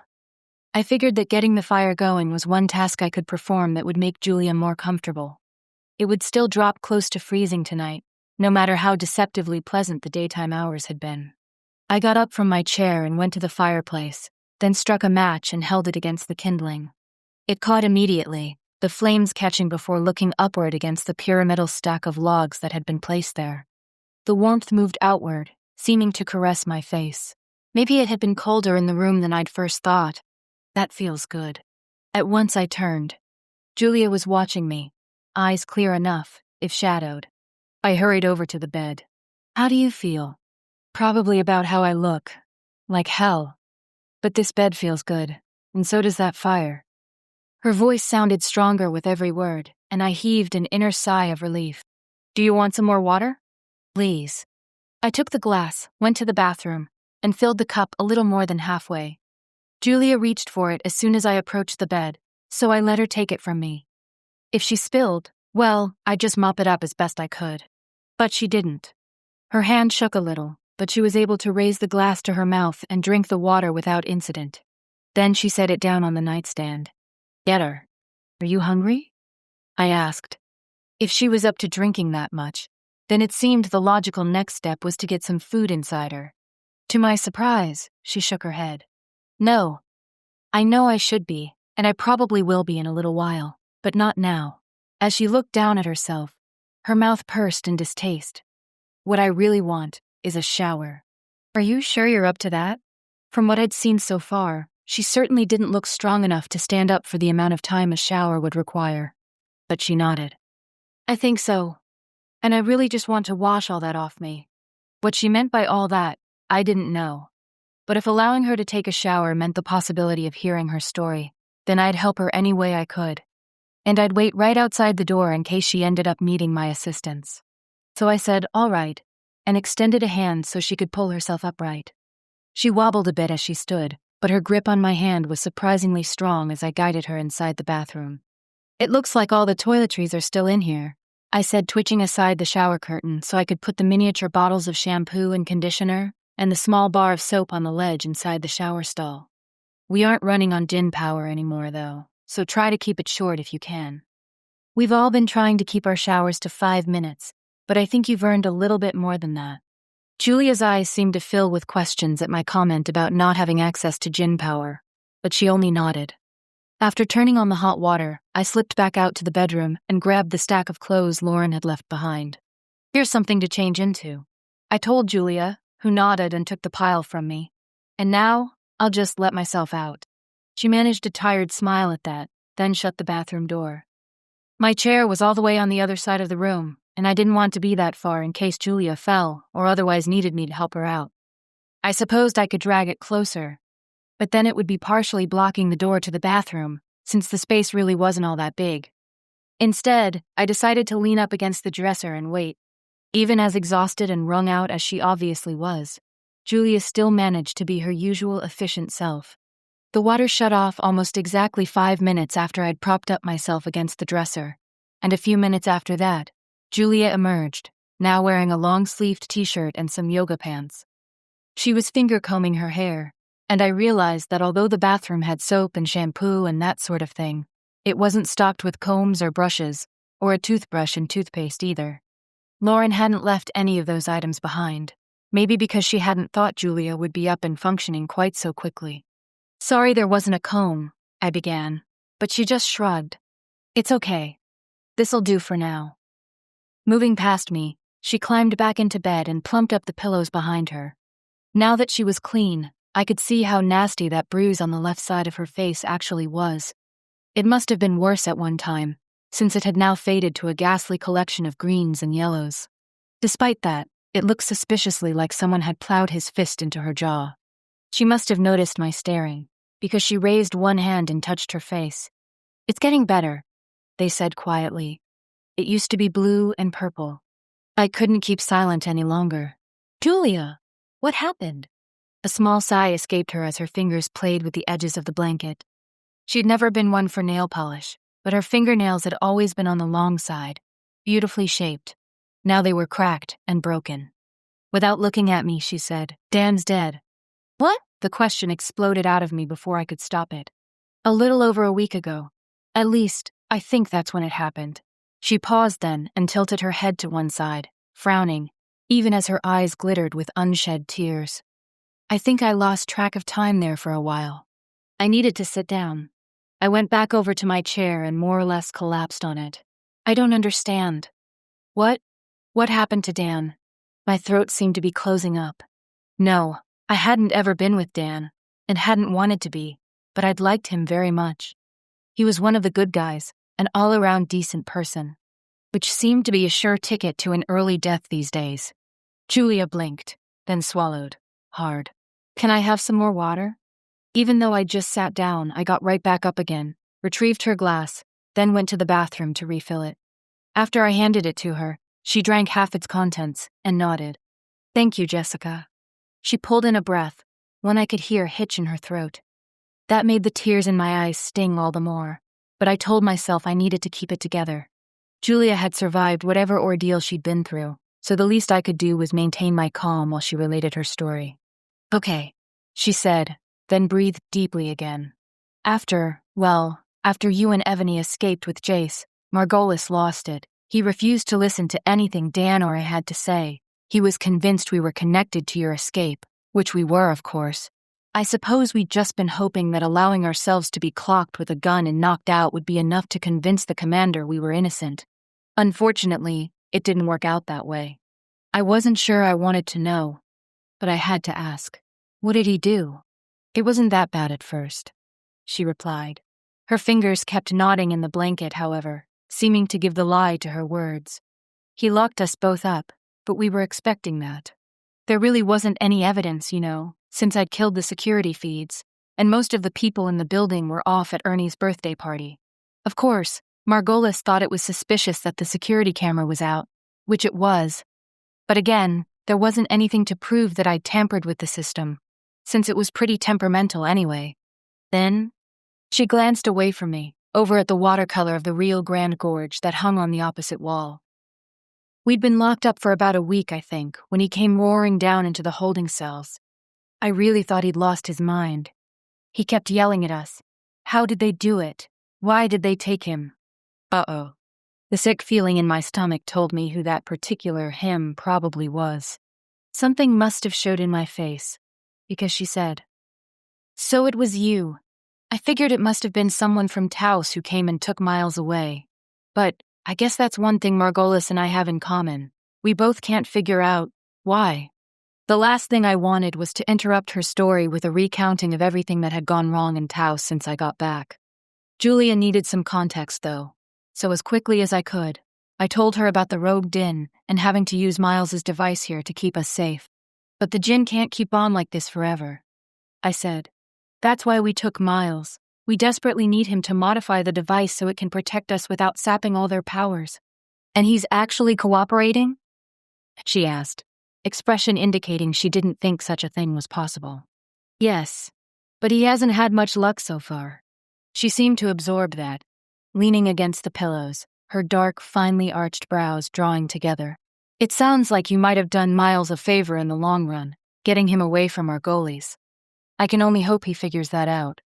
For a brilliant person, he can be pretty dense sometimes." Her eyes shut, and I wondered if what she'd told me so far had sapped her strength enough that she didn't want to continue.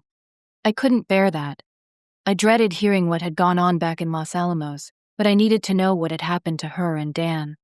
But she blinked then, and focused her gaze on me. I'd thought Margolis had lost it before, locking us up like that. But that was nothing.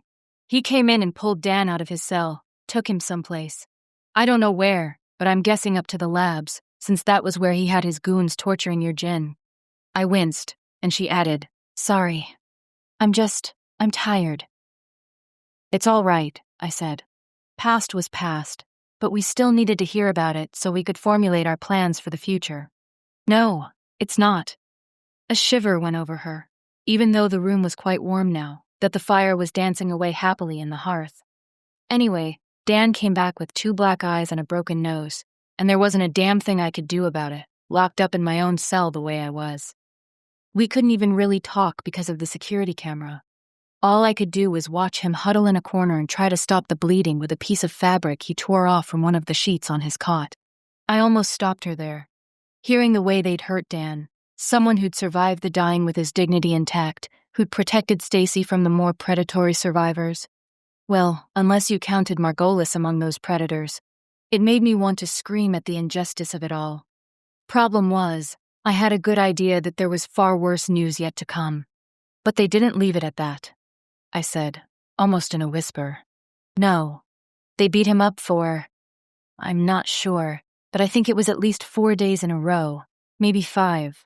Then Margolis came down and stared at me in that way he has, where your skin wants to crawl right off your body. Unfortunately, I knew all too well.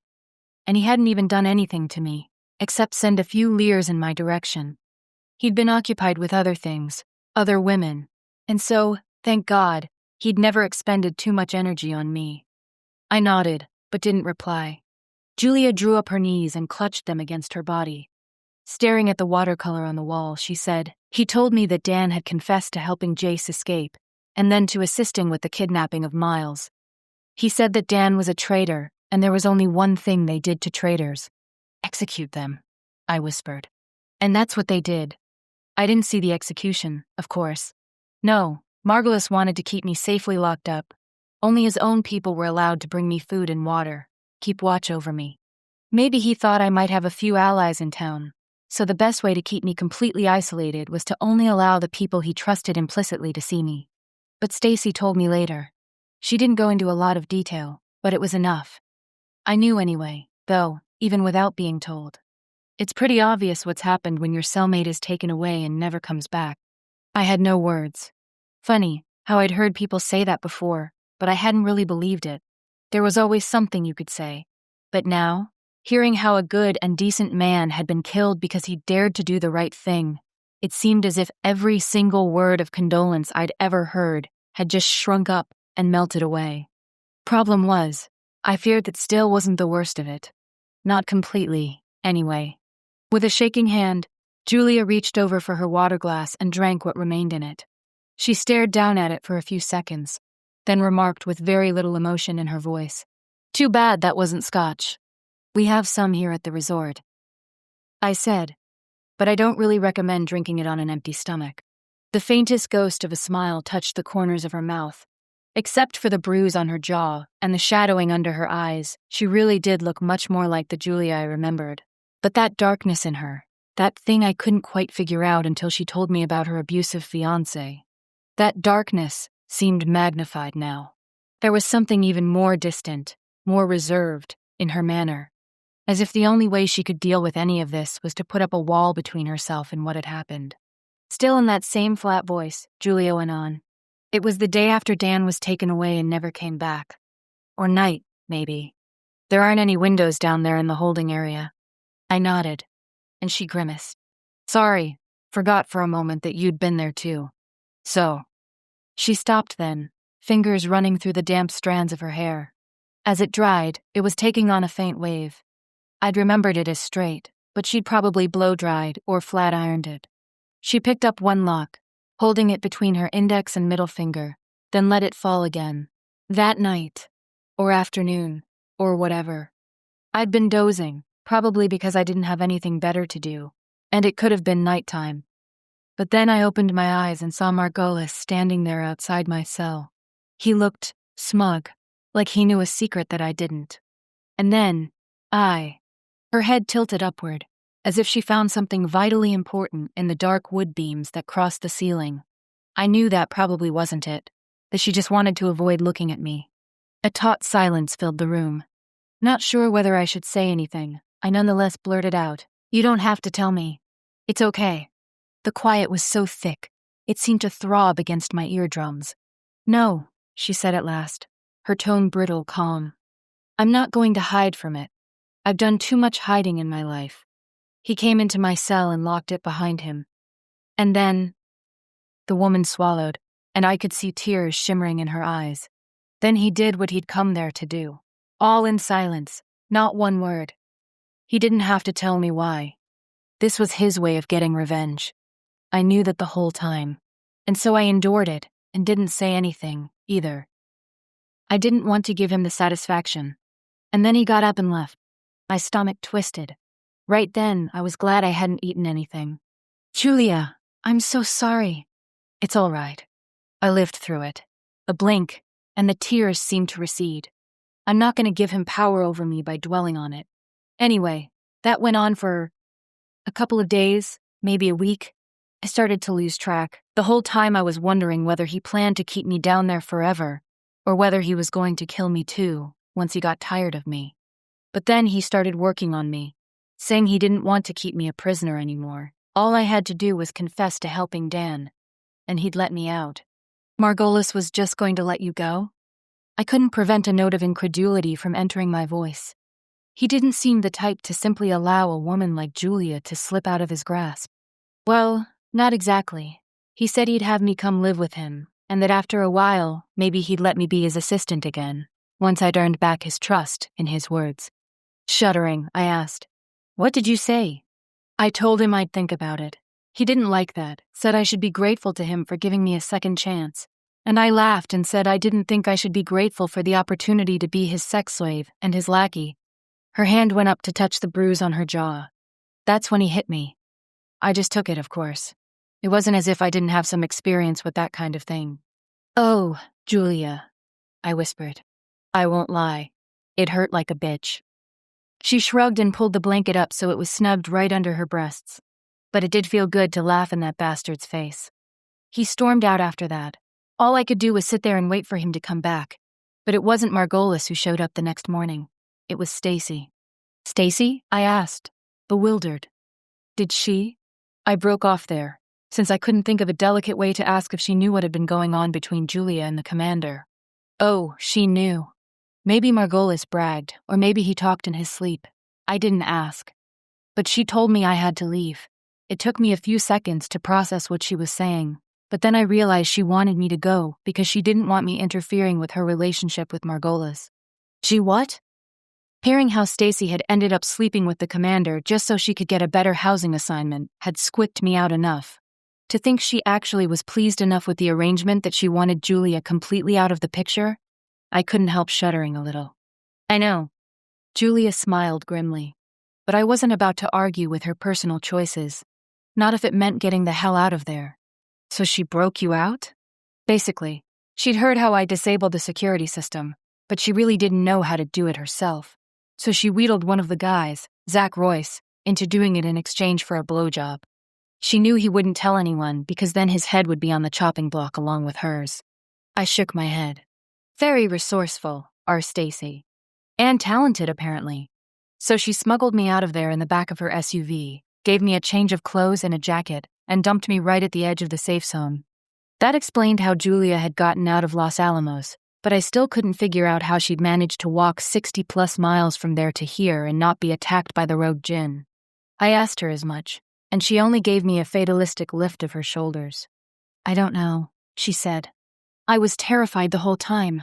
I kept expecting to have them come swooping out of the sky at me or something, but I didn't see anything. I came into Hispaniola and tried to see if I could scrounge some food or bottled water or something, but our people had picked it over pretty well, and I couldn't find anything. I slept there, though, because I was dead tired, and I headed up Highway 68 the next morning, figuring I could make it at least half of the distance between Hispaniola and Taos. Pausing then, she gave me a deprecating smile. I'd forgotten about the part where it was all uphill. Took me a lot longer than I thought it would. I did find some water in a gas station in Dixon, though, and that helped a little. After a point, I suppose I wasn't really thinking of much of anything, except putting one foot in front of the other and getting here. I'm not even sure why I chose Taos as my destination, except that you and Jace were here, and maybe you'd take me in. Another one of those weary little shrugs, and she said simply, I didn't have any place to go. Yes, you did, I said, my tone a little fiercer than I'd intended. You had here. She didn't respond at first, but as I watched her, a certain tension seemed to leave her body, and she slumped back against the pillows, as if she was finally allowing herself to relax. Then, did I hear someone talking about soup? A rush of relief went through me. She had a long way to go before she healed, but I thought she'd just taken the first step. Coming right up, I told her. She smiled. Chapter 11.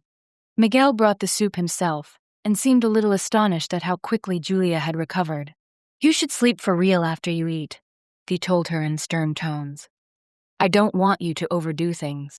No worries, she replied. I think I'll probably sleep for a week or two after this. That seemed to satisfy him, and he left the hotel room soon afterward. Almost as if they'd decided to take turns, Lauren came in only a minute or so later, bringing with her a little care package of a new toothbrush and some toothpaste, and a comb and a brush. And if you need anything else, be sure to let me know, she said, flashing the two of us a smile before she went back out again. Is she always so cheerful? Julia asked. Basically, yes, I replied. Impressive. But I could tell she was getting tired. Her head was drooping to one side, and she kept blinking. It was time for me to go. Rest now, okay? I said quietly. You're safe here. Julia didn't even answer, but gave a bob of her head that might have been a nod. I took the water glass from the nightstand and refilled it, then set it down next to her. That way it would be there if she woke up in the middle of the night and was thirsty. After that, I banked the fire and turned off all the lights, except the small one on the dresser. I didn't want her to feel completely disoriented at being in a strange place if she ended up not sleeping through the night. Finally, I slipped out and shut the door behind me. Jace, I called out. Beloved, is everything all right? I was beginning to worry. We're both fine. Julia woke up and wanted to talk, and then Miguel brought her some soup. She's sleeping now. I hesitated, then added, Can we eat alone in our rooms tonight? I don't really feel like being around people right now. I left it at that, but he seemed to understand that Julia's story had rattled me, because he said, Of course, I've already walked Dutchie, so I'll go to the dining room and pick up some food. You go back to the suite and rest.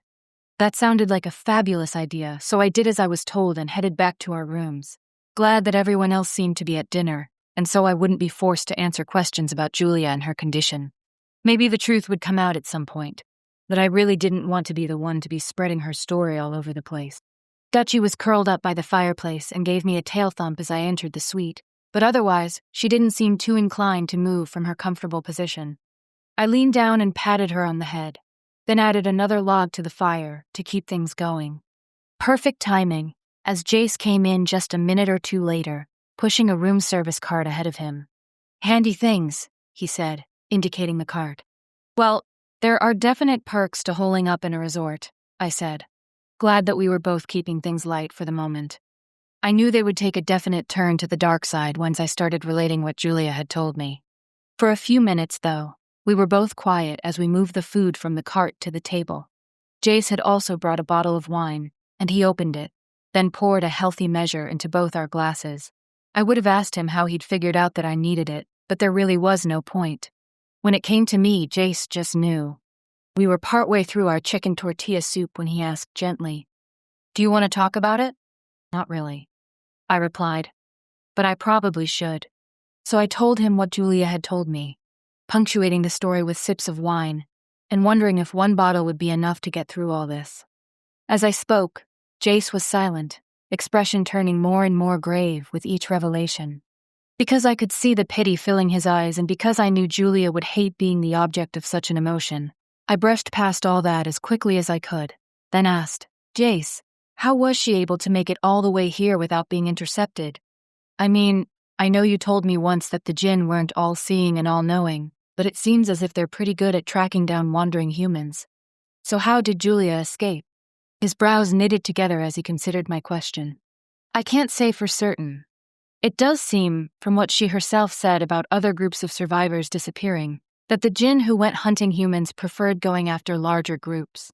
Perhaps they simply didn't see the sport in running down a lone woman. They could have decided to leave her for later, after the big groups were gone. I suppose that was possible. And after our last foray to Los Alamos, no one had ventured out at all. If there had been any other Djinn lurking in the area, they might have gotten bored and gone off in search of better amusement. I wouldn't flatter myself into thinking that we'd dealt them a serious enough blow that they disappeared entirely.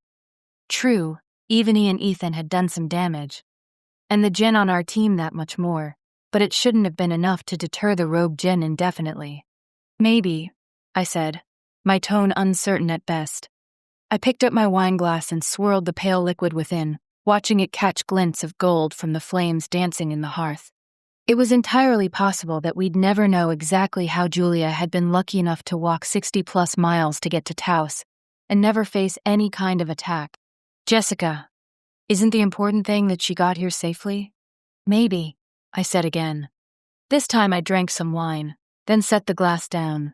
My relief that Julia was still alive had begun to be replaced by a low, slow, burning anger. She shouldn't have had to go through all that in the first place. Hadn't she suffered enough, even in the days before the heat came along and changed everything? And then there was Dan. He was dead because of us. No, we hadn't pulled the trigger, but he risked everything to help us escape, and had paid the ultimate price. And what of all the other nameless dead, the ones who had no one left to mourn for them? I want to know, I began, then paused, watching as Jace regarded me with increasing concern in his dark eyes. I must have been broadcasting my roiling emotions without even realizing it. This was a conversation I'd wanted to have for some time, but had also avoided it, simply because I wasn't sure I wanted to hear the answers Jace might give. Now, though, as I rode the crest of my anger, I couldn't hold back any longer. Ask me, beloved. I sat up straighter and said simply, I want to know how God could let this happen. You've spoken of God before, so I know you believe in him. It's not a question of believing, Jessica. We Djinn know he exists. Such an earth-shattering comment, uttered in such calm, reasonable tones. Okay, fine. If God really did exist, then we'd start from there. All right, then. If God created this world and everything in it, then how could he let it all be destroyed? How can he let good people like Julia and Dan suffer when horrible men like Margolis seem to get away with whatever they want? Jace didn't really sigh, but he did let out a small breath as he leaned back in his chair. You ask questions that men have been asking since the dawn of time. I know they have, but I want answers. A half-eaten roll lay at the edge of his plate. He picked it up and broke off a piece, then chewed it slowly. Stalling, or just attempting to get his thoughts in order. It seemed to be the latter, because he said, once he was done chewing, God did not let everything in the world be destroyed. It's all still here. The animals and the trees and the flowers and the insects. Only mankind is gone. Single quotation mark. Only mankind? I repeated, incredulous. You say it like it doesn't matter. His expression softened. It was a great tragedy, one that I and the others here in Taos and many more of my people tried to stop. But the course had been decided upon. And yes, God let it happen.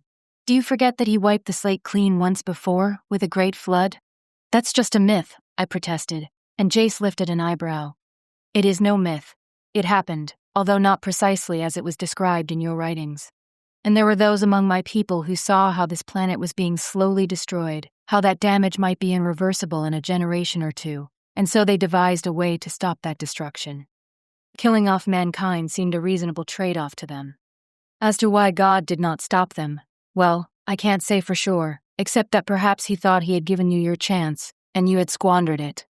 A pause, and he added softly, I mean that as the general you, of course. So many objections to the statement rose in my mind. I wasn't sure which one I should utter first. All right, I had to begin somewhere. I'll admit that I'm not all that knowledgeable on the topic. My family wasn't very religious.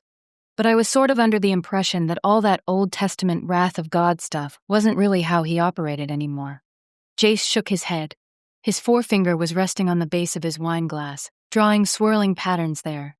I'm not one to pretend to understand all his motivations. All I know is that the Djinn weren't stopped. They devised the means of mankind's undoing, plotted how to release it. At no time did he intervene, a pause. And then he added, well, I heard a rumor that word had come from somewhere that there was to be as little suffering as possible, and so the effects of the heat were modified somewhat. But, single quotation mark, little suffering, I burst out. God must have a pretty cockeyed idea of what suffering is. I saw my whole family die from the disease, and they sure as hell suffered. Right, then, I couldn't begin to read Jace's expression. Sadness because of the way I'd had to lose my family members one by one, but also, perhaps, a bit of frustration. With me, or with his inability to convince me of God's and the Djinn's side of things? I had no idea, and right then I could feel the awful crushing pressure of it all over again. Of trying to help and knowing it would do no good. Of standing by as not just my family, but the whole world died around me. Jessica, Jace said. He pushed back from the table a bit. Not to stand up, I realized, but to give himself a little breathing room. His eyes sought mine, as if willing me to understand. It looked like suffering to you, but really, it wasn't. Once the heat took hold, they could no longer sense what was happening to them. And death came swiftly, relatively speaking. I've seen the Great Plague sweep over mankind, witnessed so much death, and believe me, those people suffered. Day after day of fevers, coughing, of having their very blood turn to poison, single quote. I slammed my hands down on the table and clung to its edge, as if that was the only thing keeping me from running away. Maybe it was. All right, Miss, I said bitterly. I get it.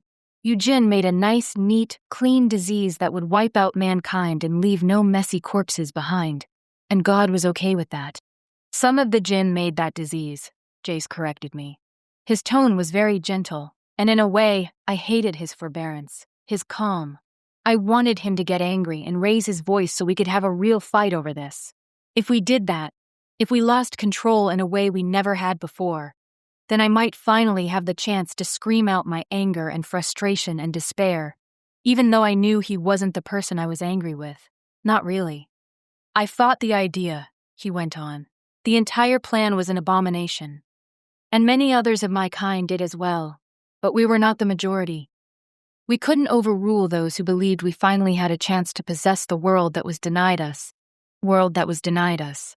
He had said that to me, once upon a time, but hadn't elaborated. Now I thought I finally had the opportunity to get some clarification. What does that even mean? I asked. If we're getting all biblical here, I thought God created the world for mankind. A weary smile.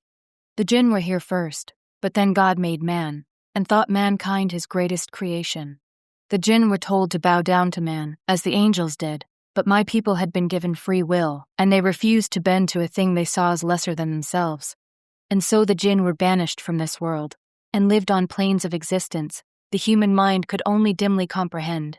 Even that banishment did not keep us away completely, but we could not make our permanent home here, not as a unified people. If that really was what had happened, then I supposed I could see why the Djinn would be so upset and might want to scheme to take back something they thought should have been theirs. But to do so by exterminating the entire human race? It was beyond appalling. Even now, after months had passed, I still hadn't completely absorbed what that meant. I'd been so tied up in what was happening in the immediate world around me that I hadn't forced my brain to really process that all those people were gone, that beyond our little corner here in New Mexico, there might be hundreds and thousands of square miles of nothing. I wasn't sure how much it would help, but I figured a couple of large swallows of wine right then were better than nothing. Those swallows emptied my wine glass. Wordlessly, Jace picked up the bottle and replaced what I'd just drunk, and then some. My voice was barely a whisper. For some reason, getting out the words hurt, but I had to know. So what was the plan? Frowning, Jace said. I told you the plan. To rid the world of mankind. No. Not that. Afterwards. What happens after? After they're all gone, I thought. After the Djinn have scoured every trace of humanity from the face of the planet, except for these small havens where the 1,000 live with their chosen. And even those might soon be gone if the rogue Djinn have their way. Jace was very still, watching me. The firelight awakened those warm little gleams in his hair that I loved so much, but I felt no warmth within me. Something at my center seemed to have gone cold. He said, the Djinn will establish their homesteads and courts and compounds here.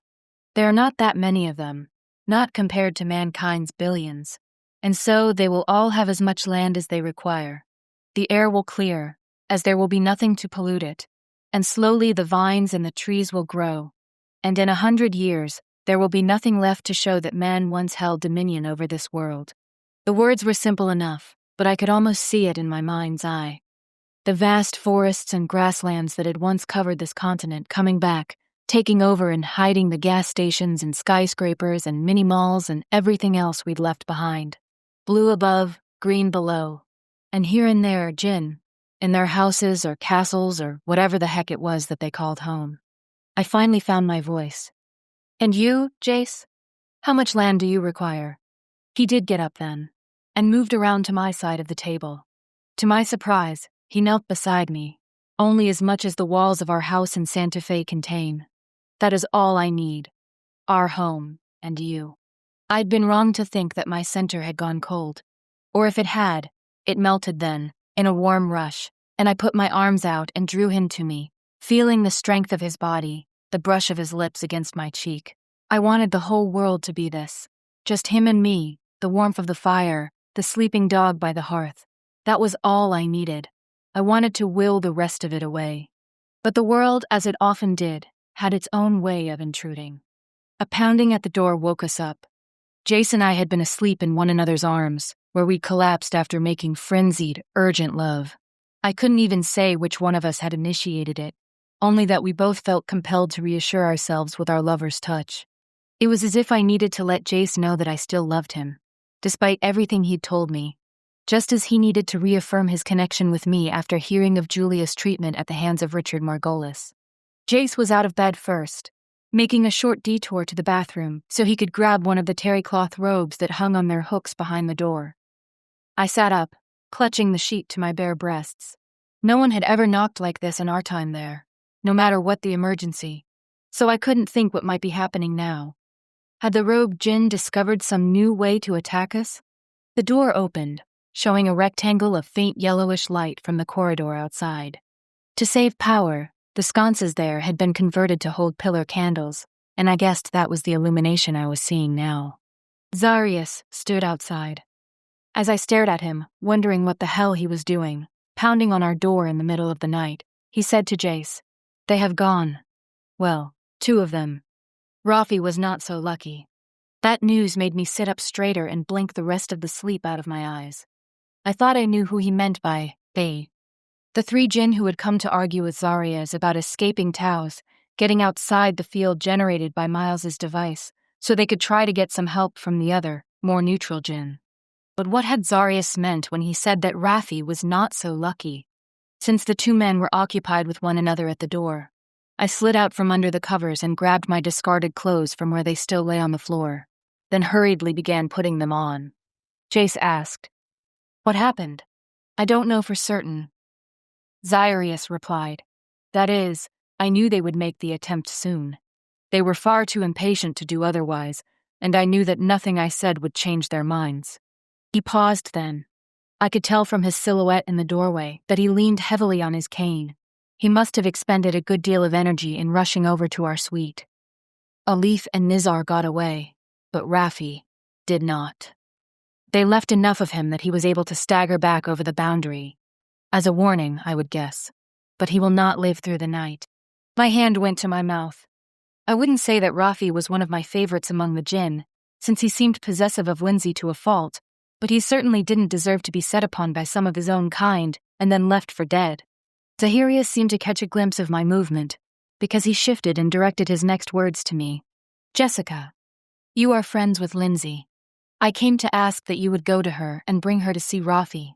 He's been laid on one of the couches in the reception area since I could carry him no further." Those words startled me. If asked, I would never have said that I thought the Djinn leader capable of such exertion. Maybe he'd called up hidden reserves of strength to bring Rafi someplace where he could be laid down with dignity. As to why he'd come to Jace and me, rather than Danny and Lauren, well, it was true that Lindsay and I had gotten somewhat close, just because of the time I'd spent down in the lab with her. "Of course I'll go get her," I said. It was not an errand I looked forward to. Now I had an inkling of what those officers in the military must have felt like, the men and women who'd had to bring news of loved ones' deaths in combat to family members. But it was something that needed to be done. I slipped my feet into some flats I had kicked off next to the bed and hurried to the door. Jace reached out and gave my hand a squeeze just before I slipped out. Our eyes met, and I could only hope he might see something of what I was feeling. How glad I was that he hadn't done something foolish to endanger himself, how dear he was to me, and how devastated I would be if anything should happen to him. Something appeared to communicate itself to him, because he nodded slightly, just as Zarius said quietly, "Thank you, Jessica." Before that point, I hadn't done much wandering around in the corridors at night. There hadn't been any real need, after all. Now I couldn't help thinking how creepy it felt, hurrying alone, my way lit only by candles, with no other sound or movement in the resort. The Djinn were sleeping more and more now, so it wasn't surprising that I hadn't run into any of them. And apparently their human companions weren't leaving their sides. Lindsay's suite wasn't that far away, down another corridor that branched off from the one where Jace and I currently made our home. In a way, I wished her rooms were on the other side of the resort, just so I would have more time to rehearse what I was going to say. But she had to have known this was a risk, right? Rafi had said that he and the other 2 Djinn had spoken with their chosen, so this horrible news shouldn't catch her completely off guard. Even so, I stopped outside her door, pulled in a breath, and then knocked. Not pounding like Zarius had done, but 2 short, quick raps. She must have been expecting something, because Lindsay opened the door almost immediately, and I saw that she was fully dressed, as if she'd been anticipating receiving bad news. Or maybe she simply hadn't wanted to go to sleep yet, perhaps thinking that Rafi and his compatriots would be quickly successful and would come back with help. Her eyes widened when she saw me, but then I saw her square her shoulders, as if she had just realized what my presence must mean. "Zaharias sent me," I said hurriedly. Now that the time had come, it was harder than I'd thought to get the words out.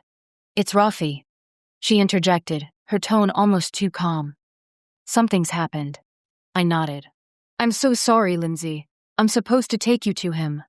She inhaled deeply, obviously steeling herself. "Okay, show me." "He's in the lobby." That seemed to be enough, because she began walking in short, brisk steps toward the front of the resort. All I could do was trail along, wishing I could think of something to say that would hit exactly the right note of being sympathetic but not too much so. Lindsay was not the sentimental type. I had no doubt that she cared deeply about her Djinn partner, but she wasn't the kind of girl who would show it. When we reached the lobby, Jace and Zarias were already there, as was Miguel. I suppose Zarias had called him in to see what he could do to help, even though it had sounded as if Rafi was past any sort of assistance, human or otherwise. And when I looked at him, I could see that Zarias' assessment had been correct. Lindsay's partner lay on one of the couches, bandages wrapped around his throat, his chest, from what I could see, there didn't seem to be any part of his body that hadn't been injured in some way. Although normally, he had a warm olive complexion, now he looked pasty and drained, blood-smeared hair plastered to his forehead. Lindsay rushed forward, then dropped to her knees and took his hand in hers.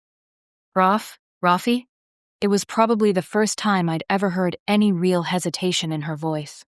But now her usual brisk, no-nonsense veneer had been stripped away, and I could see how scared, how vulnerable she was. He didn't move. I thought I saw his fingers tighten on hers, though, just as he whispered, "They'll be here soon." "I know, Rafi. Just try to stay. So you can meet them when they get here, okay? Take care of you. That's all I wanted. Take care of you." Those words seemed to be the last he had the strength to utter, because his hand fell away from hers, and he went completely still. "Rafi? Rafi!" A shudder went through her as she seemed to realize he was gone. "No! No!" Jace and Miguel both stepped forward, but then Jace hesitated, as if realizing that perhaps one of her own kind should be the one comforting Lindsay now. Bending down, Miguel wrapped his arms around her and pulled her up. "It's okay," he said. "It's okay." "No, it's not!" she raged. "It is not okay. Rafi's gone, and those animals killed him. And we will have our vengeance," Zarias said quietly, his deep baritone cutting through her words. Something about his voice seemed to calm her, and she went limp then, allowing Miguel to guide her away from the body of her Djinn lover. A nod from Zarias, and Miguel kept walking with her, obviously taking her back to her suite. "I'll go with her," I offered. "Thank you, Jessica," Jace told me, while Zarias' gaze shifted away from the two of us to where Rafi lay, his blood staining the pale tan leather of the couch. Something in his grim face made me stop, though. I stared at him, thoughts churning away at Rafi's final words. Finally, I asked, "Do you really think help will be here soon?" His eyes wouldn't meet mine. Then, heavily, "I don't know." Chapter 12. I ended up sitting with Lindsay for several hours, until she at last cried herself to sleep. By then, my body was practically screaming with exhaustion. First hearing Julia's story, and then going through this with Lindsay had sapped all my reserves, but I made myself wait until a soft knock came at the door. Lauren was outside, offering to spell for me. "Get some rest," she whispered. "I'll stay with her for the rest of the night." "You sure?" I glanced back at Lindsay, who was huddled into a ball, one of the pillows hugged against her chest, as if she was clinging to it in a desperate attempt to pretend that Rafi was still with her. "Yes. I can tell you're about dead on your feet." There wasn't much perky about Lauren at the moment. Her eyes were wide and scared, and I thought I even saw some tears glistening in them. "This is awful. If I'd only known." If you're trying to beat yourself up for not talking them out of this, just stop. I didn't have the chance. Zaharias didn't say anything to anyone. Even Danny didn't know until Rafi. Well, until that happened. I was so tired that I didn't have the energy to put a filter on my words. Probably because he didn't want anyone else trying something so crazy. Right then, I yawned, the kind you can't stop, the kind that feels like it's about to crack your face open. Sorry. To apologize. She reached out and patted me on the arm. Go to bed. We'll take turns staying with her as needed. I didn't have any energy left for arguments. Shooting Lauren a grateful smile, I slipped past her and left the door open so she could go inside the suite. The door shut quietly behind her, and I took that as my signal to head for home. By then, I had no idea what time it actually was. 2 in the morning? 3? I had to hope that Julia was resting peacefully in her own suite on the opposite side of the resort, because there was no way in hell I had the strength to go and check on her. She must be completely dead to the world. After an ordeal like the one she'd just survived, I probably would have slept for days. Despite the late hour, Jace was still awake and waiting for me when I got back to my own rooms. The only illumination was the dying fire, which sent odd little shadows into the corners of the room and seemed to throw into deep relief the contours of his cheekbones, the pools of darkness beneath his eyes. As soon as I entered the suite, he rose and came to me, folding me into his arms. Feeling him, I almost wanted to begin crying. I couldn't even say why, except that maybe I was just so glad he was safe, that he was here with me. Back in Los Alamos, I'd come perilously close to experiencing the same kind of loss Lindsay was suffering now, and seeing her tragedy made me realize once again how much I needed Jace, how I didn't think I could live without him. Some of the chosen came to help move Rafi to a more secluded place, he said quietly. And in the morning, we'll have to let everyone know, and also let them know what those 3 were attempting. Zarias did not want the word to get out, just because false hope can be a very dangerous thing when a group of people walk on a cliff edge as they do now. But it is a secret that can't be kept any longer. Is it really false hope? I asked, lifting my head so I could stare up into his eyes and try to see the truth in them. It is very long odds, he replied. His gaze met mine directly. I could tell he thought he owed me the truth, not some pretty platitudes he might use to dance around the issue. First, to escape this world at all, as Rafi was unable to do, in the end, and then to search out those in our world who might come to offer help. The chances of success were not good. It is hard to explain, but our world is not the same as yours. Palaces float on the air, and no one may necessarily be found in any one fixed location. So even though Alif and Nizar know they must go to the elders to appeal to them for assistance, they will have to be found first, and that may not be an easy thing. I shivered. Your world doesn't sound very welcoming. It has its own beauties, but it is very different from yours. And yes, we Djinn prefer it here, else we would not have had all this ugliness, because the Djinn would have had nothing they coveted. Yes, this world was a beautiful one. I thought of a family trip we'd taken to the Grand Canyon once, and how I'd watched the sunrise over the South Rim. At the time, I hadn't thought there could be anything more beautiful, the kind of beauty that awoke an ache deep within you. I could see why the Djinn would want the earth and all its wonders. So, he went on, while it is possible they might be successful, it's nothing we can depend on or wait for. We have our own resource here in Miles Odekirk, and although he hasn't found a solution yet, I believe it's more likely he will come up with something to help us, rather than the cavalry galloping in from the Djinn world. I nodded, yawning again. At once, Jace pulled me over to the bed, his fingers working at the buttons on my shirt. It was a testament to my current exhaustion that I wasn't even aroused by the thought of him taking my clothes off. I knew he was only doing that to help me, since I was so tired I could barely slip out of my shoes. The jeans came next, and then Jace was pushing me into bed while I still wore my bra. The last thing I remembered was him pulling the covers over me, and then everything slipped away into darkness. When I awoke, I was alone. Well, not completely alone. Dutchie came over as soon as I stirred, and stuck her cold, wet nose into my hand, which was hanging down over the side of the bed. She didn't seem particularly urgent, though, which meant Jace had probably already fed and walked her. "Morning, girl," I mumbled. A tail thump. And then she went back to her favorite spot by the fireplace. The room smelled good, of wood smoke and coffee and cinnamon. I discovered the reason for the latter 2 scents when I focused on the little table by the window. Sitting there were a carafe of coffee and a plate with a couple of muffins. Jace must have left them for me before he went out. And it was late. I retrieved my watch and saw that 9 o'clock was long gone, and 10 almost here. I could understand why Jace had let me sleep, but at the same time, I worried that I hadn't been there for Julia when she woke up. All I could do was hope that Lauren had sent someone to check on her. If Lauren was even awake either. She might have been up until dawn, keeping watch over Lindsay. Since I knew I wouldn't be very functional until I had my coffee, I went over to the table and poured myself a cup.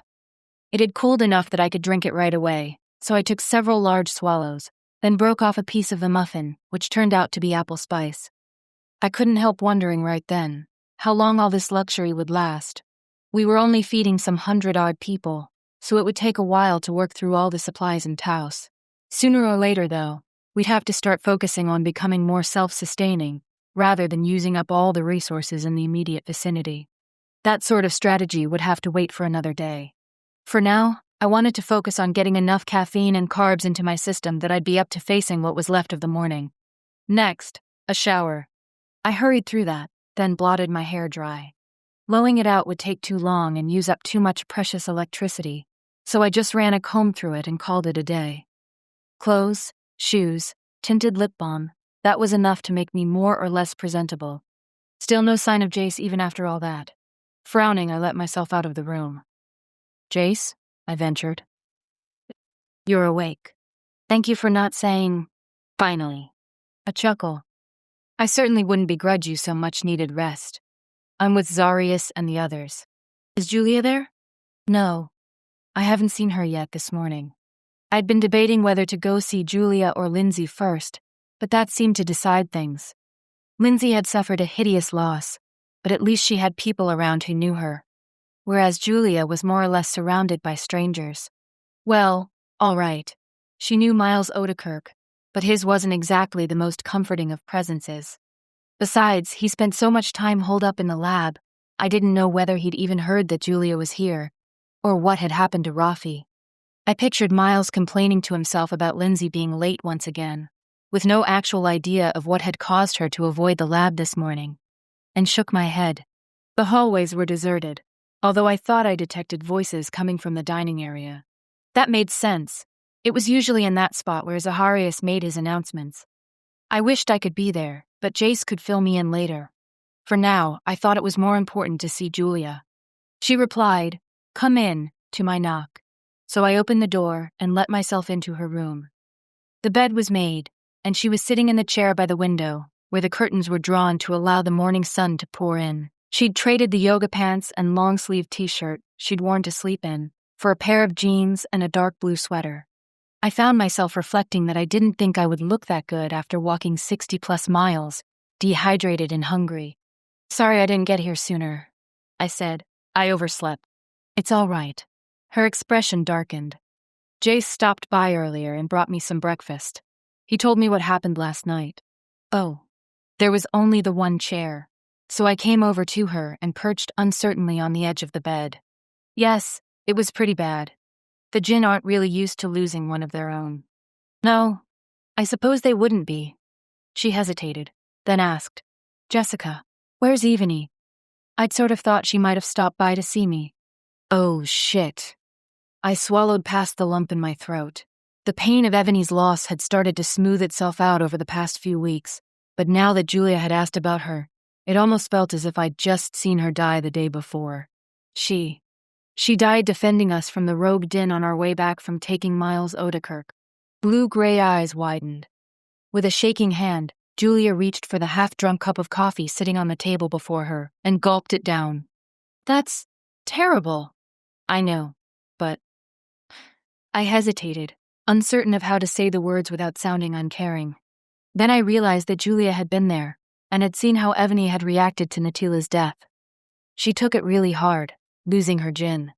Maybe with time she would have bounced back, but I can't help thinking that Evanie went out in her own personal blaze of glory because she just didn't want to be here anymore.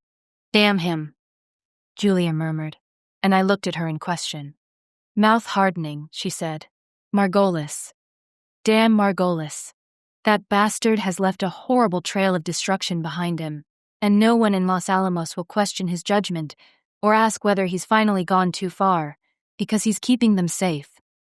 She spat the last word as if it tasted foul on her tongue. I didn't argue. I agreed with her.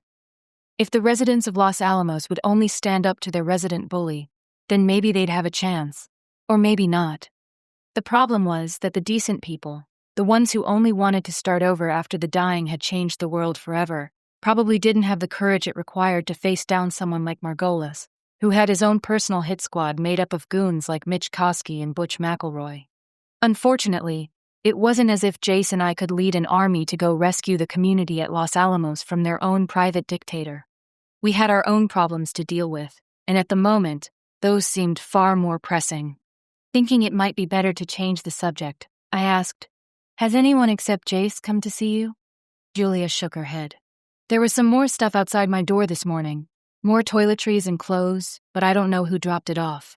And then Jace came by a little before 9 to bring me some breakfast, but that's all. So maybe Miles really didn't know she was here. Or didn't care. I thought I'd better sit tight until you came by," she continued. "Jace obviously had pressing business to take care of, and I didn't know if it was kosher for me to be wandering around by myself." "Oh, it's fine," I reassured her. "It's not as if we're keeping any state secrets here or anything. It might have felt strange for you to be around so many Djinn, but because they can't access their powers right now. It's not as if they can turn me into a newt." She was smiling a little as she made the remark, so I guessed she hadn't meant it seriously. I didn't know if that was a power the Djinn even possessed. Control of the elements, the ability to pop in and out of this plane of existence as it pleased them. Those were things I'd witnessed for myself. How much more they could do was still a mystery, and also a moot point, if Miles couldn't manage to modify his device. "Would you like to see Miles?" I asked then, albeit rather hesitantly. The two of them knew each other, but I had no idea whether Julia had much of an opinion of Miles or not. After all, he'd participated in some fairly dubious behavior while working with Richard Margolis, and she'd made her opinion of the commander pretty clear. But she nodded. I think he tried to come my defense. Whether it was out of misplaced chivalry or because his scientific mind was offended by the lack of empirical evidence proving my guilt, I don't know for sure. But I heard him arguing with Margolis once. They were standing in the hallway just past the detention area, and the door hadn't closed all the way. So I guess I would like to see him, if only to say thank you. For some reason, I was relieved to hear that. After what had happened to Matila, I'd had the worst opinion possible of Miles Odekirk. And though his actions over the past weeks seemed to indicate he'd had a change of heart, I wasn't sure if I believed it. Not really. That he'd tried to defend Julia, though, raised my estimation of him several notches. "Then, I'll take you to the lab," I said, "and show you around a little on the way. It'll probably feel good to get out and stretch your legs." My legs had plenty of stretching over the past few days. But you're right. She got up from her chair and went to the mirror, grimacing as she inspected the bruise on her jaw. It seemed to have faded a little more, but it still stood out against her skin, which looked as if it had picked up a bit of a tan during her long walk to Taos. Unfortunately, even the tan couldn't hide the mark Margolis had left on her. I hate this. I can try to pretend it didn't happen, but every time I look in the mirror, it's like I've got this big red letter A written on my face. Right then, I wished I had a gun in my hand and Richard Margolis standing in front of me. I would have drilled a hole in his diseased brain without batting an eyelash. But he wasn't there, so I said gently, "Julia, only Jace and I know what happened, and neither of us would ever say anything to anyone about it. If anyone asks, you got roughed up while they were questioning you. No one's going to think anything strange about that." She sighed. "You're right. It would probably help if I stopped looking in the mirror. But I keep checking, hoping that it'll be gone the next time I look." My heart ached for her. All I could do was pray that she'd allow herself to get past this, and that sooner rather than later she'd realize she'd done nothing wrong, and that no one could possibly hold her responsible for Margolis' actions. The problem was, Julia had been an abused woman before the heat had done her the favor of killing off her asshole fiancé, and so she already had a tendency to assign blame to herself when it wasn't warranted. Getting out would do her some good. I said, "Let's go down to the lab. Miles hates getting interrupted, but maybe he'll make an exception when he sees it's you." She gave a half-hearted chuckle. "I kind of doubt it, but we'll see." We left the room. I purposely took the long way around, so I could lead her out into the courtyard area, where the wind could ruffle her hair and the sun could shine on her. It did seem to help. She paused on the bridge and breathed in deeply. "It must be absolutely gorgeous here in the spring," she said, looking around. "I mean, it's still beautiful now, but once the trees leaf out and the irises start blooming, it'll be stunning." "Hopefully that won't be too far off," I replied. "I'm not sure, though. I've heard that winter can last a long time here in Taos, but I'm an Albuquerque girl. I don't have much frame of reference." "Neither do I." Her hair was blowing around her head in a torrent of dark gold. I'd always been perfectly fine with being a brunette, but I had to admit there was something glorious about that mane of Julia's. Even though the day was fine, the air still had a bite to it. Neither of us were wearing jackets, so she didn't protest when I said we should head on to the lab. By then it passed 11, and so I doubted we'd be interrupting Miles's beauty sleep or anything. That was definitely not the case. The door stood open, so Julia and I went ahead and entered the basement workshop. Miles sat on a stool next to the workbench, but he wasn't tinkering with the device. Instead, he was typing away on the laptop we'd brought from his Los Alamos lab, his back to us. Because the laptop's screen was angled toward us, I could see what he was working on. Correction. I could see the numbers and symbols flowing across the screen, and what looked like 3D models of strange vortex-appearing objects spinning up and then collapsing. But just because I could see it didn't mean I was able to make heads or tails of it. He must have heard us approach, because he swiveled on the stool, brows creasing. The frown seemed to increase as he took in the two of us. "Oh, I thought you were Lindsay. Where is she? She's not always the most conscientious about her hours here, but if it had been anyone else, I might have been surprised by his lack of reaction to Julia's presence. But because it was Miles, I put that aside for now. No one's been down to tell you?" "Tell me what?" he snapped. "Several of our Djinn went outside the barrier and attempted to reach their own world. One of them didn't make it. That was Rafi." Miles stared at me, expression so blank that I felt compelled to add, "Lindsay was his chosen. She's pretty upset, as you might guess. So I'm not really sure when she's going to feel up to returning to work here." Still that stare. Then Miles frowned and said, "That was foolish of them. After so many weeks of having their powers blocked, they wouldn't have been able to summon the energy quickly enough to open the portal they required." I really hadn't expected him to offer any words of condolence, but calling the 3 Djinn foolish so soon after Rafi's death seemed awfully cold to me. Voice hardening, I replied, "Maybe not as foolish as you think. 2 of them did actually manage to get away." Miles seemed to finally register Julia's presence, since he gave her a faint nod. "It's rather surprising to see you here, Julia." She must have been a lot more used to his foibles than I, because she smiled at him and said, "Well, I'd say it was surprising to see you here too, except I had a suspicion this is where you went when you disappeared." "Was kidnapped," he corrected her. "You look well," she responded, apparently not wanting to address the whole kidnapping issue. "After surveying the lab," she added, "it doesn't look like you've slowed down too much. They brought some of my equipment, and the young woman who's been assisting me has a surprisingly quick mind." That was a comment I hadn't been expecting. Most of the time, Miles seemed to only tolerate Lindsay's presence. Was he attempting to be kind now because of her recent loss? Trying to figure out his thought processes was beyond me most of the time. But since Julia didn't know anything about the history between Miles and Lindsay, she only nodded. "I'm glad you have someone working with you, and hopefully she'll want to resume her work soon, if only to have something to keep her mind occupied." For some reason, that remark made Miles appear distinctly uncomfortable. He shifted on his stool and turned his attention back to the laptop screen. Without looking up at either of us, he said, "When she feels she's ready." Julia appeared to have a better grip on Miles's reactions than I did, because she said, "Well, we don't want to keep you from your work. I just wanted to stop by and let you know that I'm grateful to you for sticking up for me with Margolis." He still didn't glance away from the laptop. He was only going on a hunch, with no real evidence.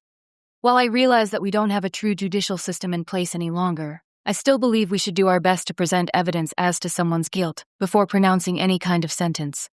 "True, but you knew I was guilty, didn't you, Miles?" There was the slightest sly note in Julia's voice as she asked the question, as if she was inquiring mainly because she wanted to see how he would react. "Yes, but I didn't have any real evidence either." This time he did finally look up. The familiar abstracted frown was pulling at his brows, deepening the line in between them. And besides. Besides what? Margolis was wrong. I was wrong. Julia and I exchanged a bewildered glance. Wrong about what? She asked softly. About the Djinn. About Natila. His face twisted, and I saw his hands clench on the edges of the stool where he sat, knuckles turning white. I wanted to stop him, but I knew he wouldn't listen to me, so I stood there and watched. And then afterward, when he wanted me to cut her up, I did. It was wrong. I didn't dare breathe, and beside me, Julia also held herself still.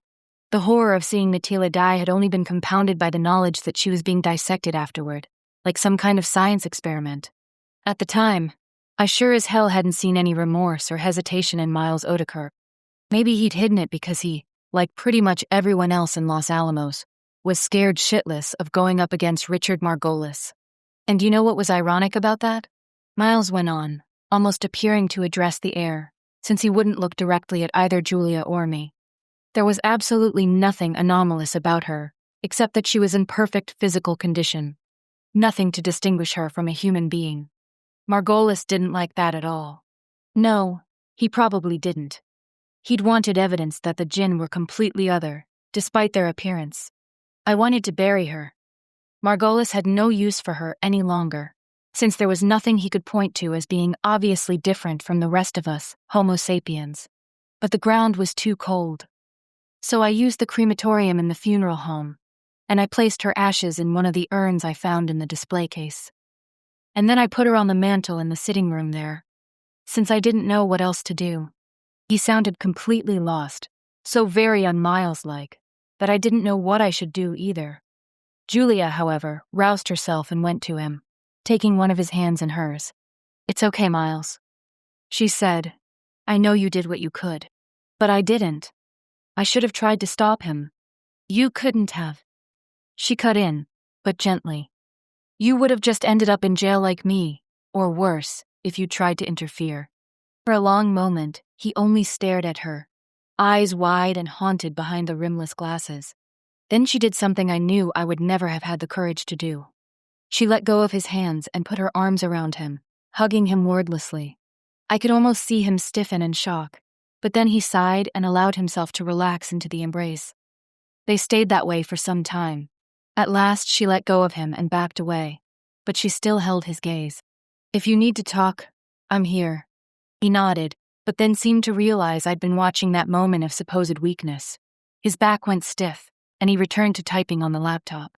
"Let's go," Julia murmured, and we both turned away from Miles and headed out of the lab, pausing only to shut the door behind us. When we were almost to the stairs, I stopped and said, "How could you do that?" "Don't what?"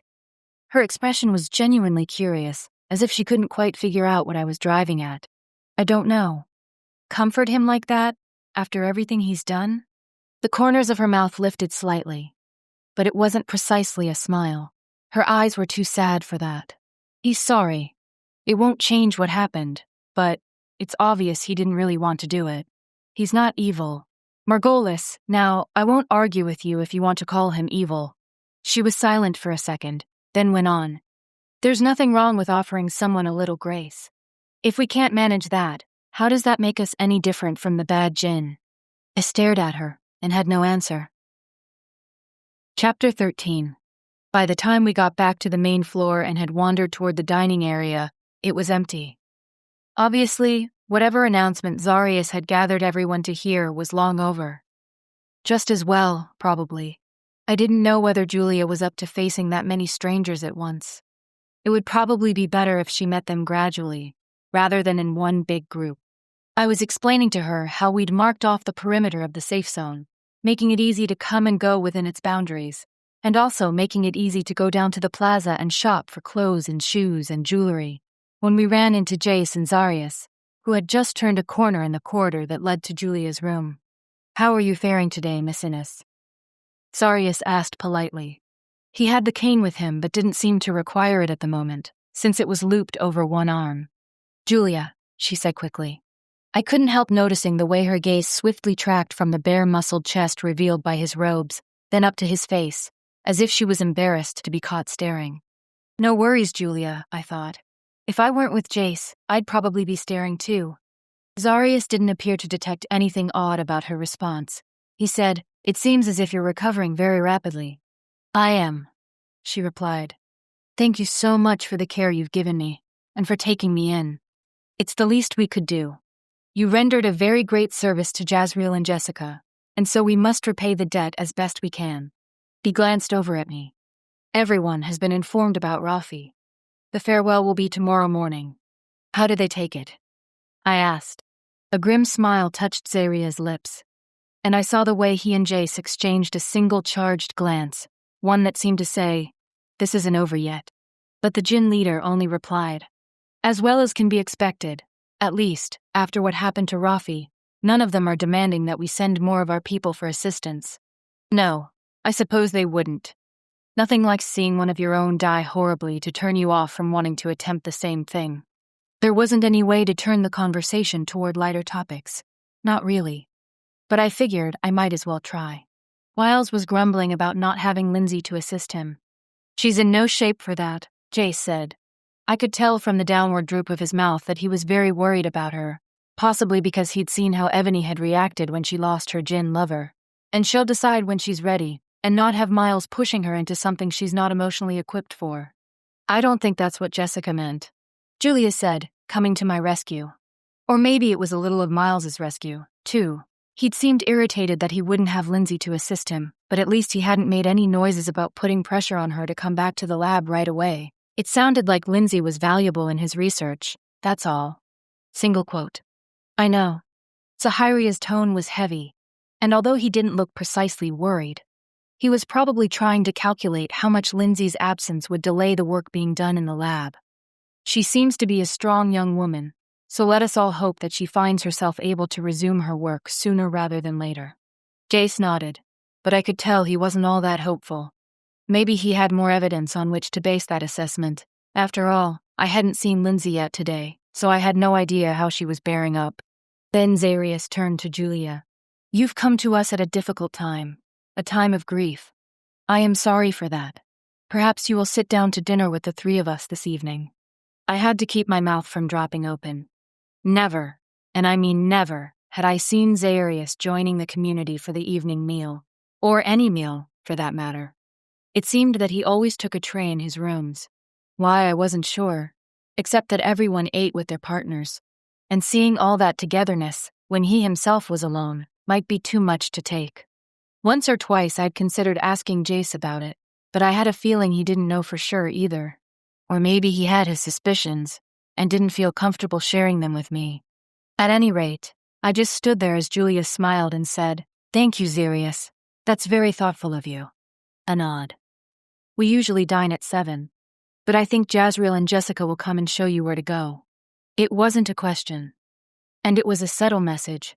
"Join me for dinner, but don't expect me to come pick you up at your room. This isn't a date." All right. I was pretty sure Zarius had never gone on a date in his life, but that still seemed to be the emotional vibe I was getting. "We be honored," Jace said. At the same time, his dark gaze flickered toward me, just for a second. It seemed I wasn't the only one picking up on a little bit of something here. Not that I'd be one to judge. Julia was drop-dead beautiful, and Zarius had been alone for a long, long time. "And now you're being a crazy matchmaker," I scolded myself. Just because he extended an offer of dinner doesn't mean he intended anything else by it except trying to make Julia feel at home here. Very true. Still, this was one dinner I very much looked forward to. But there was the rest of the day to get through before that. I saw Julia back to her room, although we stopped briefly on the way to make a detour at the resort's gift shop, which had a collection of paperback books that we'd turned into a sort of lending library.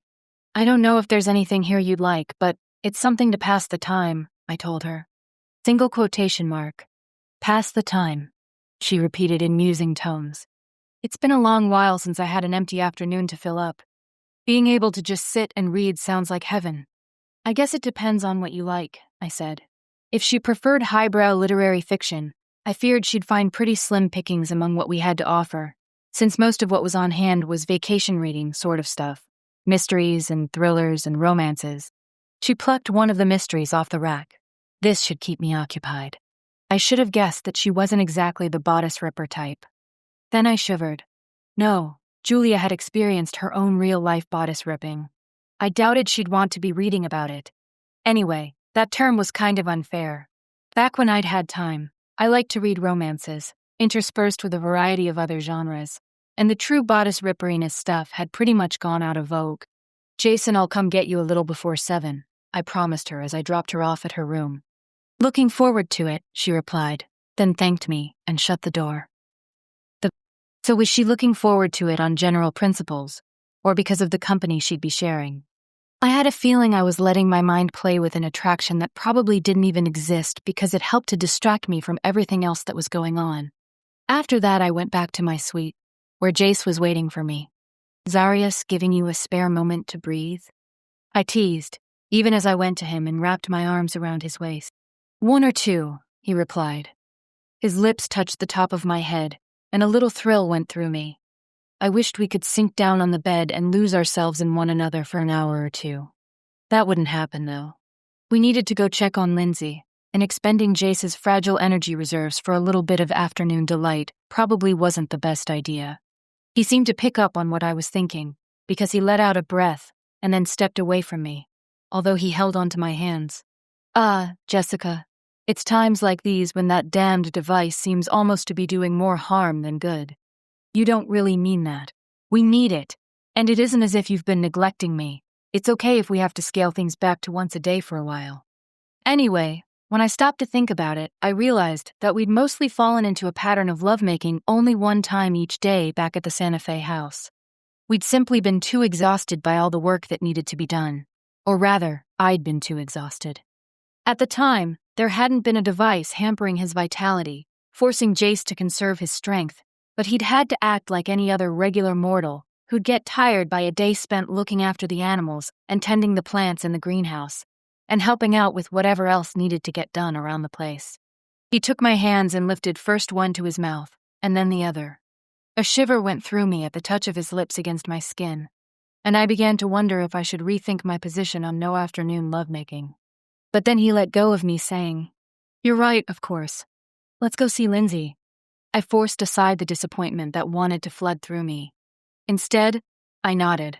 Yes, maybe she's tired of visitors by now, but I don't want her to think I've completely bailed on her. As we left the suite and headed toward Lindsay's rooms, my feeling of uneasiness began ratcheting back up. She'd never been the overly emotional type, from what I could tell, but I didn't know if she'd ever suffered a loss like this before. Of course, she had to have lost family and friends in the dying, but losing a lover, especially one who had vowed to spend what could literally be eternity with you, that had to be an extra level of pain you couldn't actually prepare yourself for. Certainly, Ebony hadn't been able to deal with it. Not really.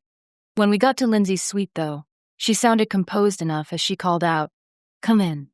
Jace and I looked at each other, and then I steeled myself as we let ourselves into her rooms.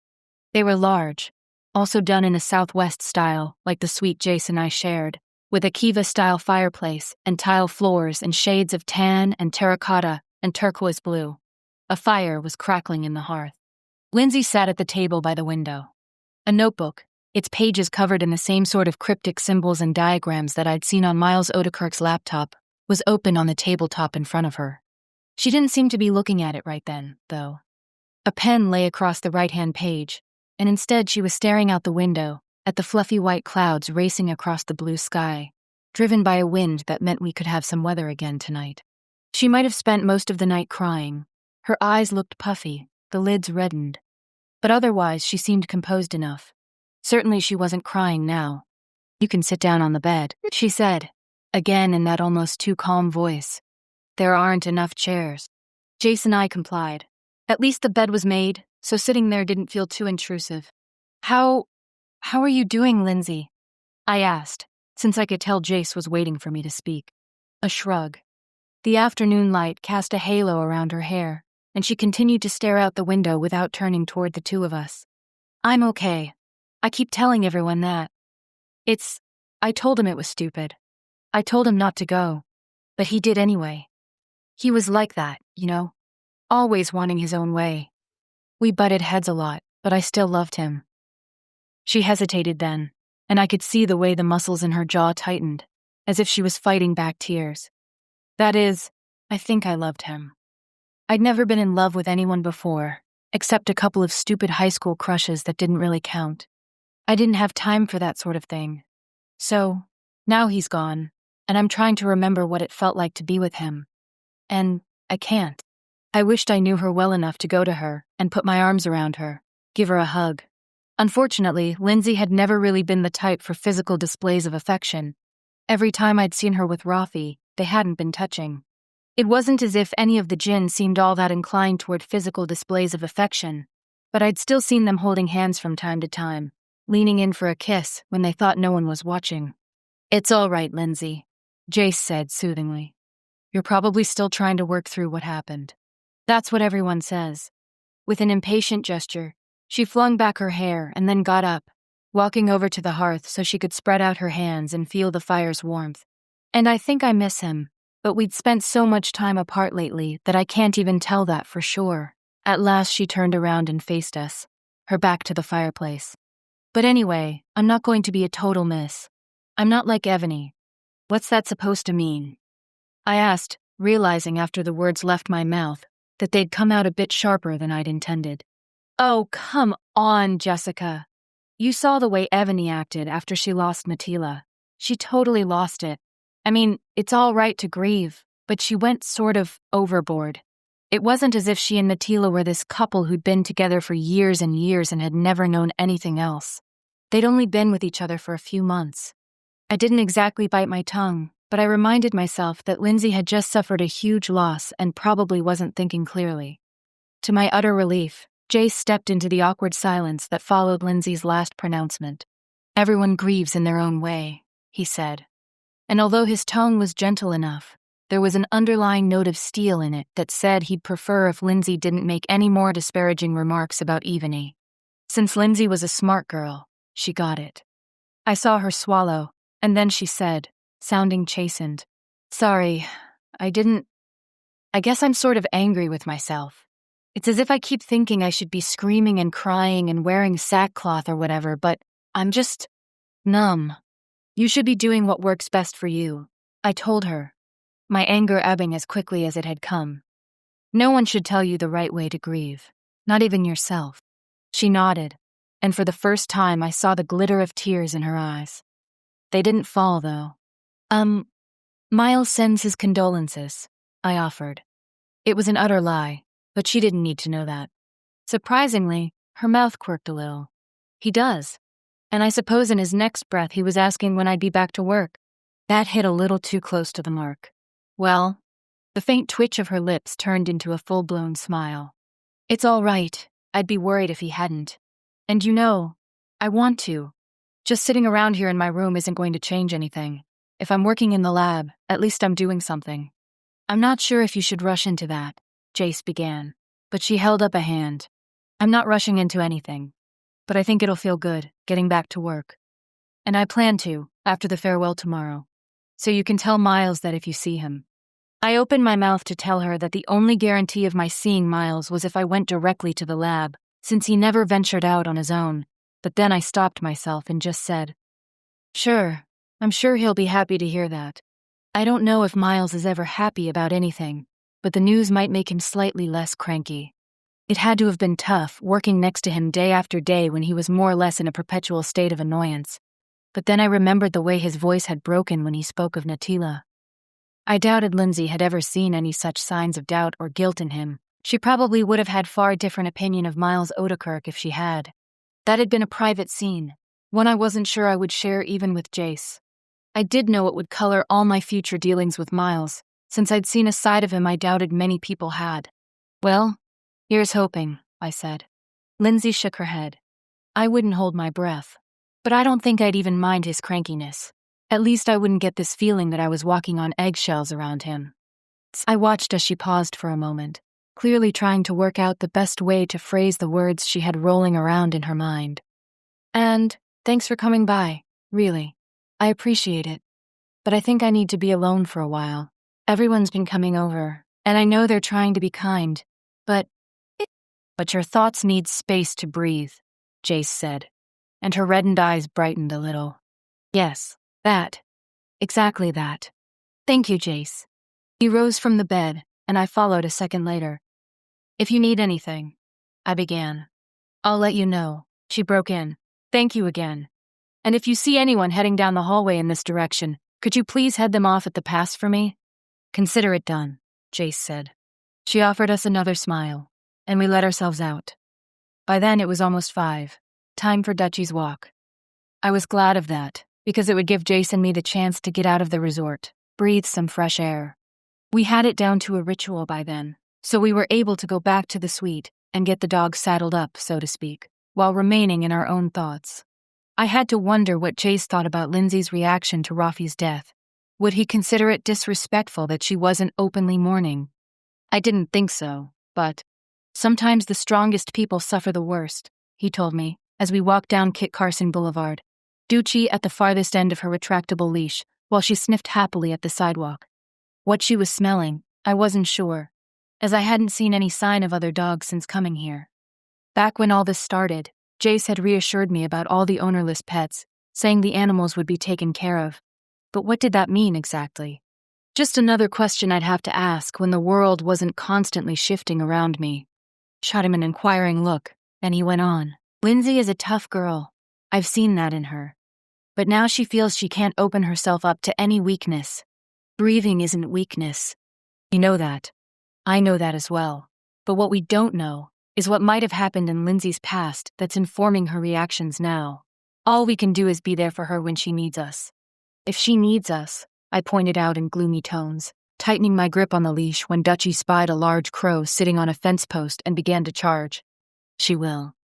At another time, he might have taken the leash from me, since the dog was clearly feeling her oats on this brisk March afternoon. But with his strength sapped the way it was, he knew I could probably handle Dutchie better. He added, watching as I hauled the dog back to a more manageable distance. Or, at the very least, she'll need someone. I nodded. At the same time, I couldn't help wondering who that someone might be. We went to fetch Julia at a little before 7.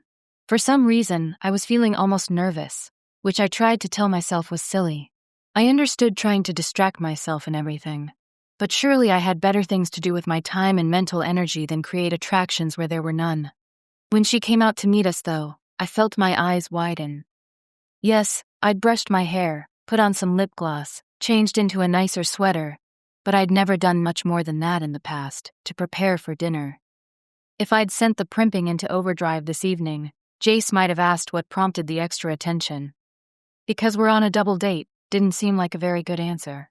But Julia was wearing a long, flowy skirt and a snug-fitting knit top, with some expensive-looking turquoise jewelry at her throat and on her wrists. Her warm, honey-colored hair flowed over her shoulders, and although she wasn't wearing any makeup besides mascara and gloss, she still looked polished in a way I wasn't sure I ever had. Wow, I said. She brushed a hand over her skirt. I hope it isn't too much. Lauren came by this afternoon and asked me if I wanted to go down to the plaza with her so I could pick out a few more things. It was fun. Well, I wouldn't argue with that. Julia Innes was definitely a person who needed some more fun in her life. And if a few hours of going through the boutiques in downtown Taos and choosing things she probably wouldn't have been able to afford in her old life was how she needed to get her fun, then bless her. And bless Lauren for thinking of it. But I was a little surprised that Zarias had let her go this afternoon. Or maybe the whole thing had been Zarias's idea. No, it's perfect, I said hastily. A lot of the Djinn women have pretty fancy clothes, so I wouldn't say it's too much. You look lovely, Julia, Jace put in. A wicked glint entered his eyes, and he added, Perhaps you could give Jessica a few hints. I don't think I've seen her in a skirt since Thanksgiving. Which was only the truth, I teased.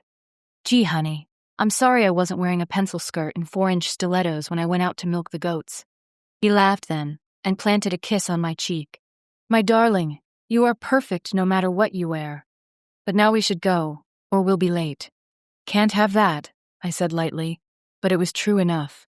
I didn't want Zarias to think we were running late because of something Julia had done. Even so, he was already there when we got to the dining area.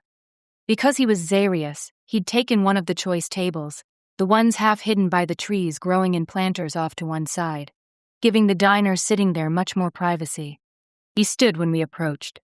"It's very good to see you, Julia." From the way he'd tacked her first name on there at the end, I guessed that he'd almost slipped and called her Ms. Innes. She appeared not to notice, however, and smiled before saying, "This is a lovely dining area." "Well, if you have to hole up somewhere to ride out the apocalypse, best to choose a 5-star resort," I remarked, as Jace pulled out a chair for me so I could sit down. I decided not to comment on the way Zarius had barely greeted the two of us, his attention clearly on Julia instead.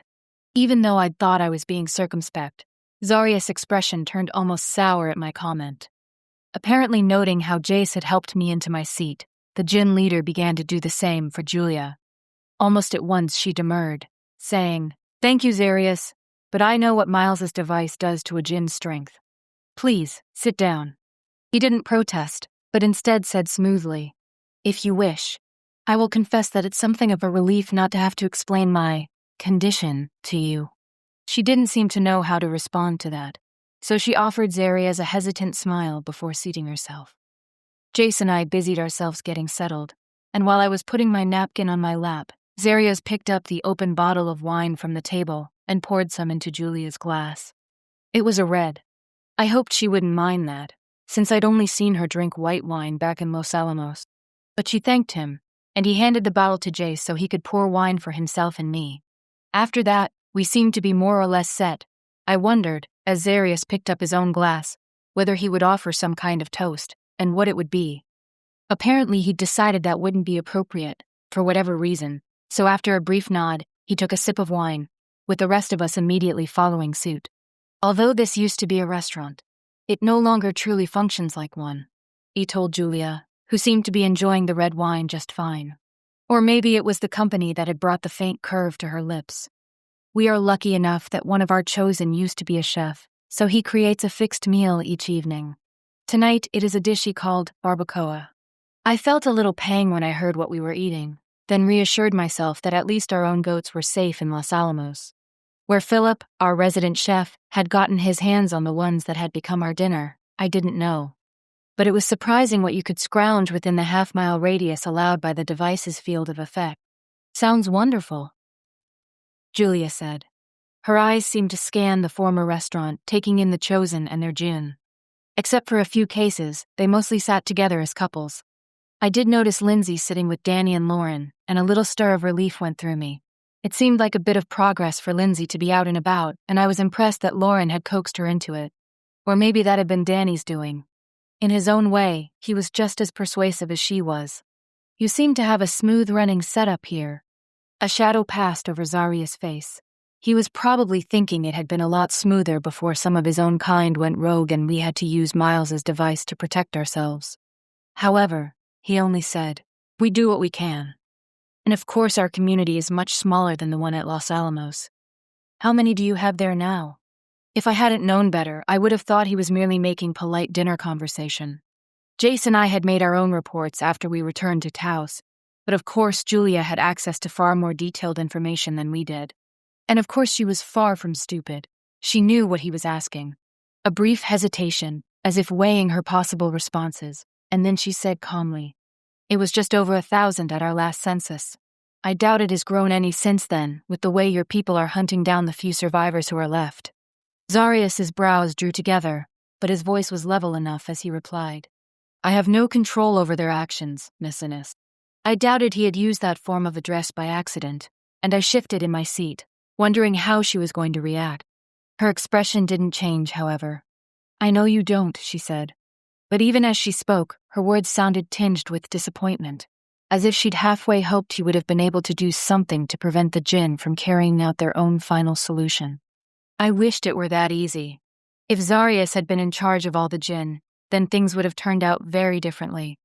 Unfortunately, he held the same minority opinion as the rest of his people here in Taos. And now, without access to his powers, I supposed I should just be glad that most of the Djinn in his community saw no reason to rebel against his decrees. Beside me, Jace stirred. "Julia, every day we think of that tragedy, and hate that we can't do anything to prevent it. But we have to think of our own survival now." She nodded, then sipped at her wine. Yes, those other Djinn have broken their pact, haven't they? That is, it sounded to me, from what I heard, that the Chosen were supposed to be left alone. They were, Jace said. He drank as well, although I could tell he didn't expect the wine to banish any of his memories of the Djinn who had attacked us on the road back to Taos, who had killed Ebony and Ethan. And we still know nothing of our Chosen who volunteered to go to Los Alamos to see why it was suddenly blocked from our vision. They never got there, she told him. Her gaze flicked to Zarius, who had been listening to them, brows knitted in a frown.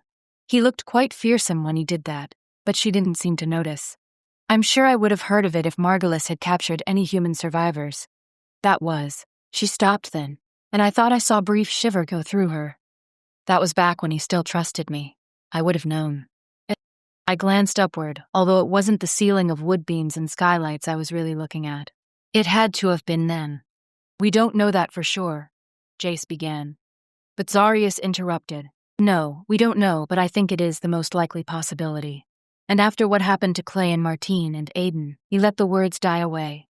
Most likely he didn't see any need to go into detail. The memories were horrific enough. But Julia didn't have those memories. Head tilting to one side, she began. Clay and Martine. And Aiden. I finished for her. My eyes roved the crowd until I spotted Lelius and her consort, barely visible through the ficus trees that shielded us from the main part of the dining room. Over there, to the left, the dark-haired Djinn woman and the man with the scars on his face. Julia followed my gaze. I saw her eyes widen and guessed that she'd just spotted Aiden, had noted the wounds that would forever disfigure him. They, the rogue Djinn, did that? And killed Clay, and took Martine. Zarias said. Right then, he sounded very tired. Up to this point, he'd done a very good job of concealing the exhaustion that must haunt his every waking moment, but maybe having to revisit the horror of what had happened to 3 of his people had done its work in sapping his energy. They were not here when the Djinn attacked and Jessica triggered the device, so they were unprotected. You see what that bought them. My God. At that inopportune moment, Philip stepped out into the dining room to announce that the food was ready. We eat buffet style here, I explained. Philip has a few helpers in the kitchen, but no one really wants to wait tables all night. It's easier this way. She nodded, even as her gaze drifted to Zarius. Would you like me to get a plate for you? I know that exertion can be difficult. A long pause, as he watched her carefully. I didn't know about Jace, but I was almost holding my breath. But then Zarius nodded, saying, That would be most gracious of you. Jace and I looked at each other. Although I'd learned that it was considered somewhat rude for a Djinn and his Chosen, or 2 Djinn who were currently bonded, to engage in mental conversation in front of company, I couldn't help myself. Jace, are you thinking what I'm thinking? Beloved, I am thinking that whatever you're thinking is entirely premature. I flashed a grin at him, then stood up. Come on, Julia. Let's get the menfolk some victuals. And then we both began to laugh as Jace and Zarius exchanged a look of utter puzzlement. The next day was the farewell for Raffi. Since the ground had thawed slightly, we were able to bury him, earth elemental that he was, in a cemetery that luckily was located within the safe zone. Although we'd all shared a remarkably relaxed dinner the night before, this morning Zarius seemed to take little notice of Julia as she stood with Jace and me. Then again, he was having to say farewell to a member of his community, one of his own. He positioned himself next to Lindsay, and Lauren and Danny were on her other side. Standing a little ways off from the crowd was Miles Odekirk. The bright sun glinted off his glasses, so it was hard to read his expression. Had he come merely because he thought it was expected? Or had he thought he might be able to get a read from Lindsay as to when she'd be ready to go back to work? As it turned out, that was sooner than anyone had expected. The morning after Raffi's farewell, she headed straight to the lab.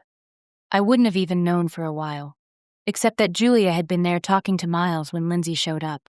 She went right up to Miles and said, I'm ready, Julia told me over lunch. The menfolk were having some sort of conversation with Philip, and so I'd been left to my own devices. We'd taken our food back to my suite, since neither of us really felt like eating in the main dining room. And what did he do? A grimace. It's Miles. What do you think he did? Not knowing Miles as well as Julia did, I could only shrug. He barely looked up from his laptop. Then he told her, Good. I have some calculations I want you to run through the simulator. She shook her head and picked up her sandwich, which could be Miles's equivalent of a bear hug, but I think he seemed marginally glad to see her. I couldn't help chuckling a little. Well, here's hoping his utter emotional cluelessness is exactly what she needs to get through all this.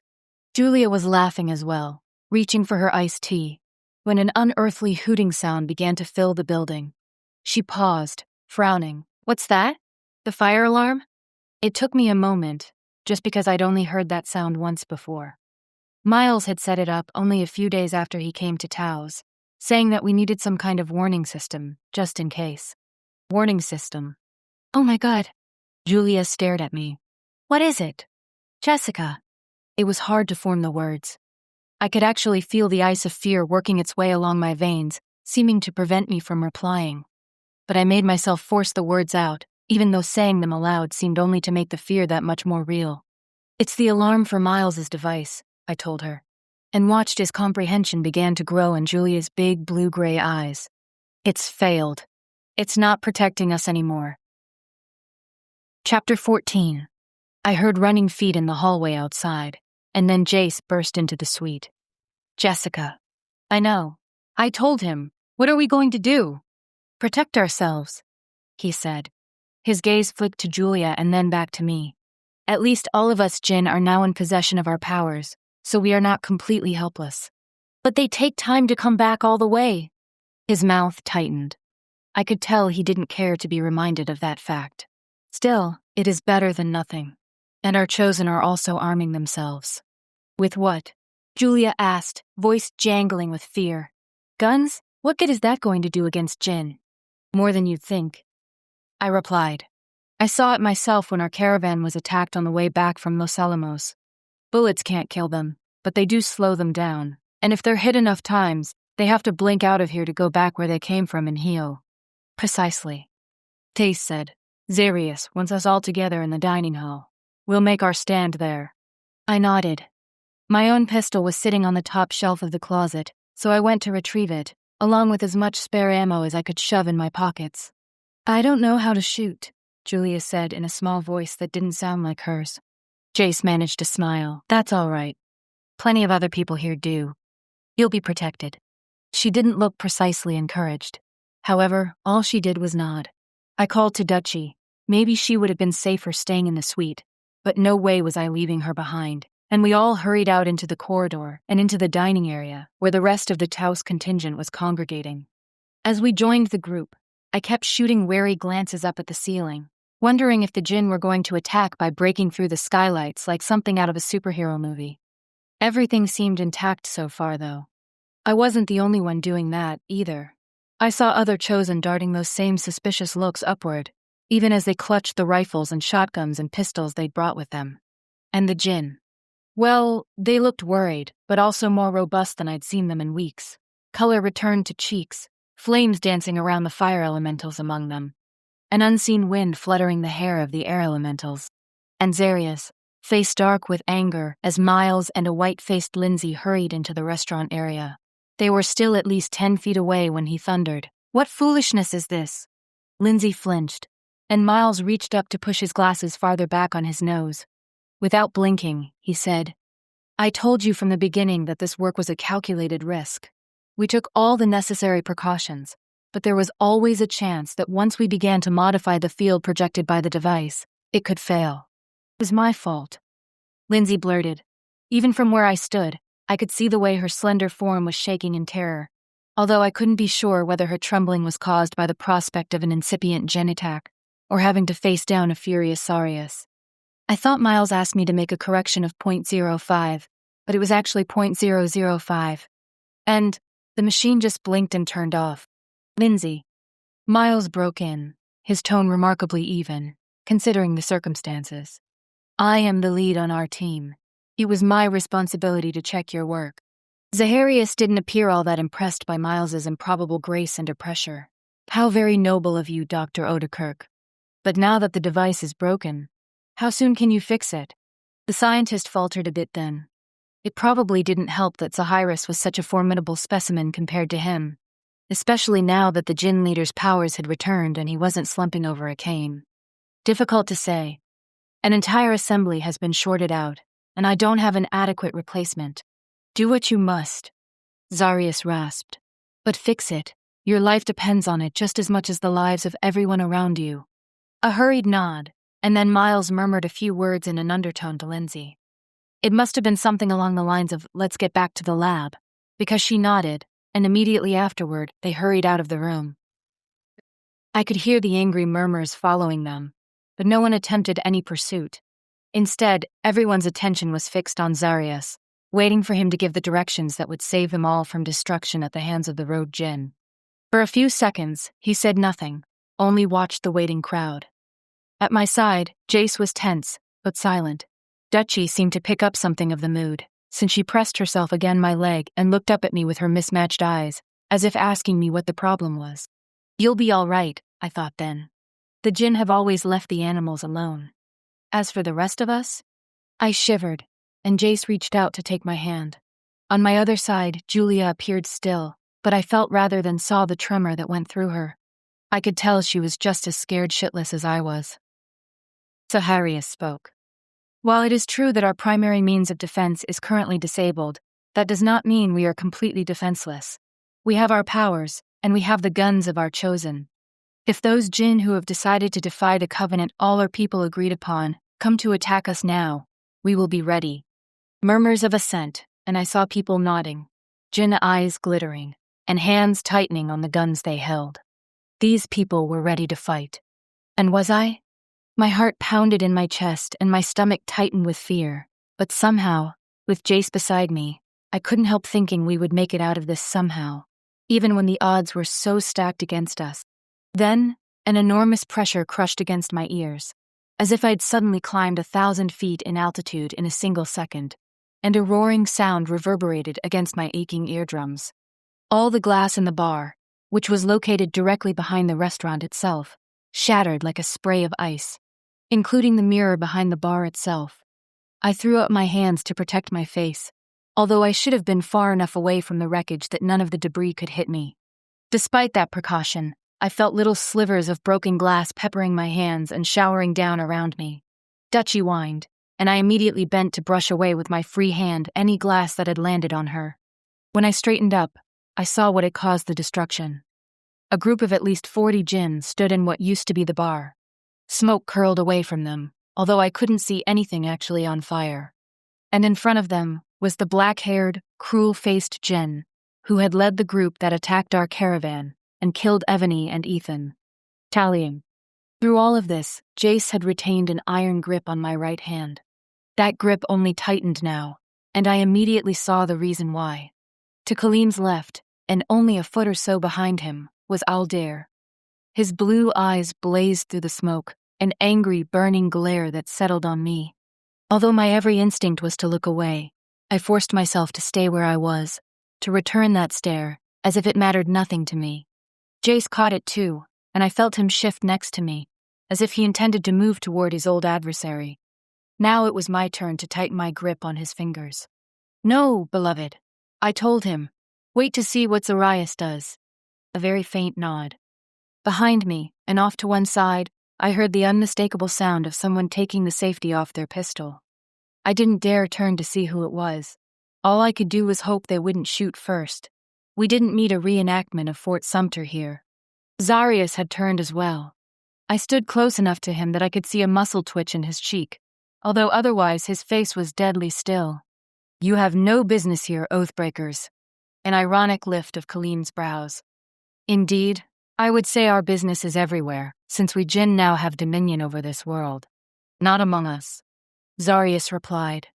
I wondered how he managed to keep his voice so calm, so steady. I knew I would have been shaking like an aspen leaf in a gale. It was agreed that this community, and others like it around the world, would be kept safe. "What? Have you so tired of hunting immune that you must come here to molest us?"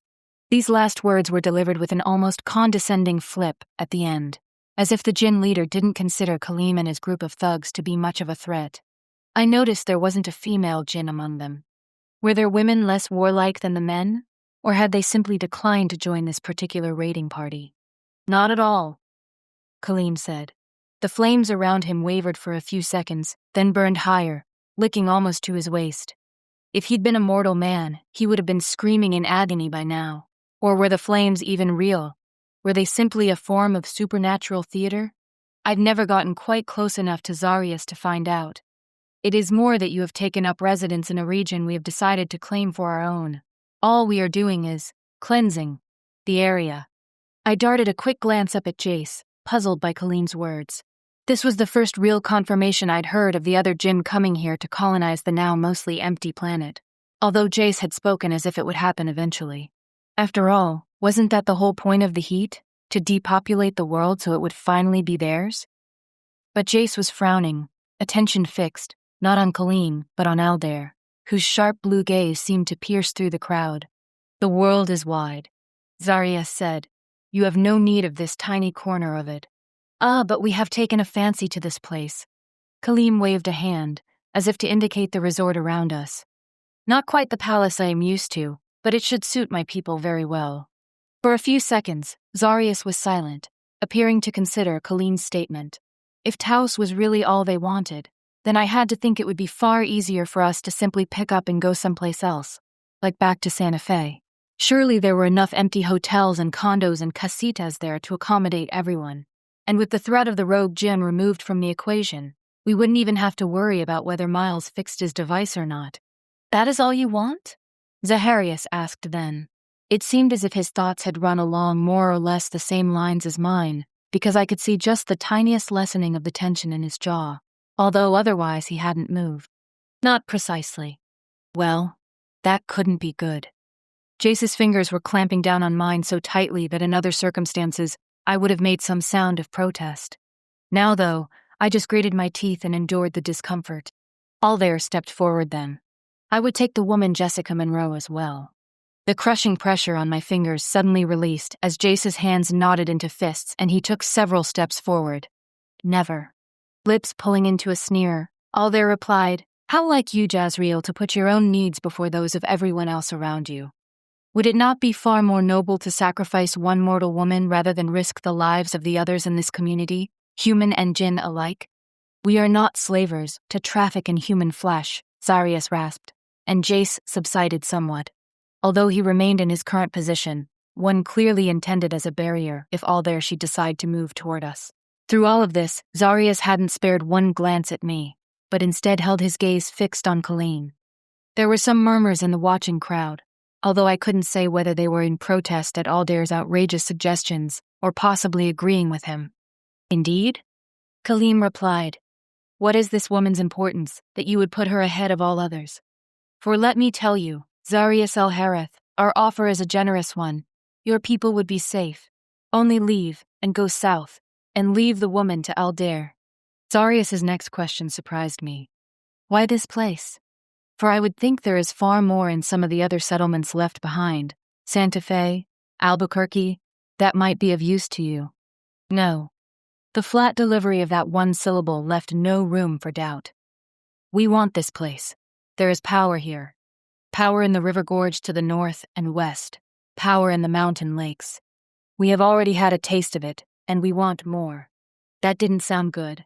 I had no idea what sort of power Kaleem was talking about, but giving someone like that access to anything that might increase his ability to dominate the area had to be an extraordinarily bad idea. Once again, it seemed as if Zarius and I were of the same mind. His brows drew together, and the flames flickering near him turned a dark orange, angry, brooding, from the way he was looking at Kaleem and the Djinn clustered around him. I got the impression that he was measuring their strength, calculating whether we had a chance at all. In numbers, we were roughly even, but half our contingent was human, and not all of them carried guns. And I'd seen how many blasts it had taken to drive back even a few Djinn. Now we faced 40.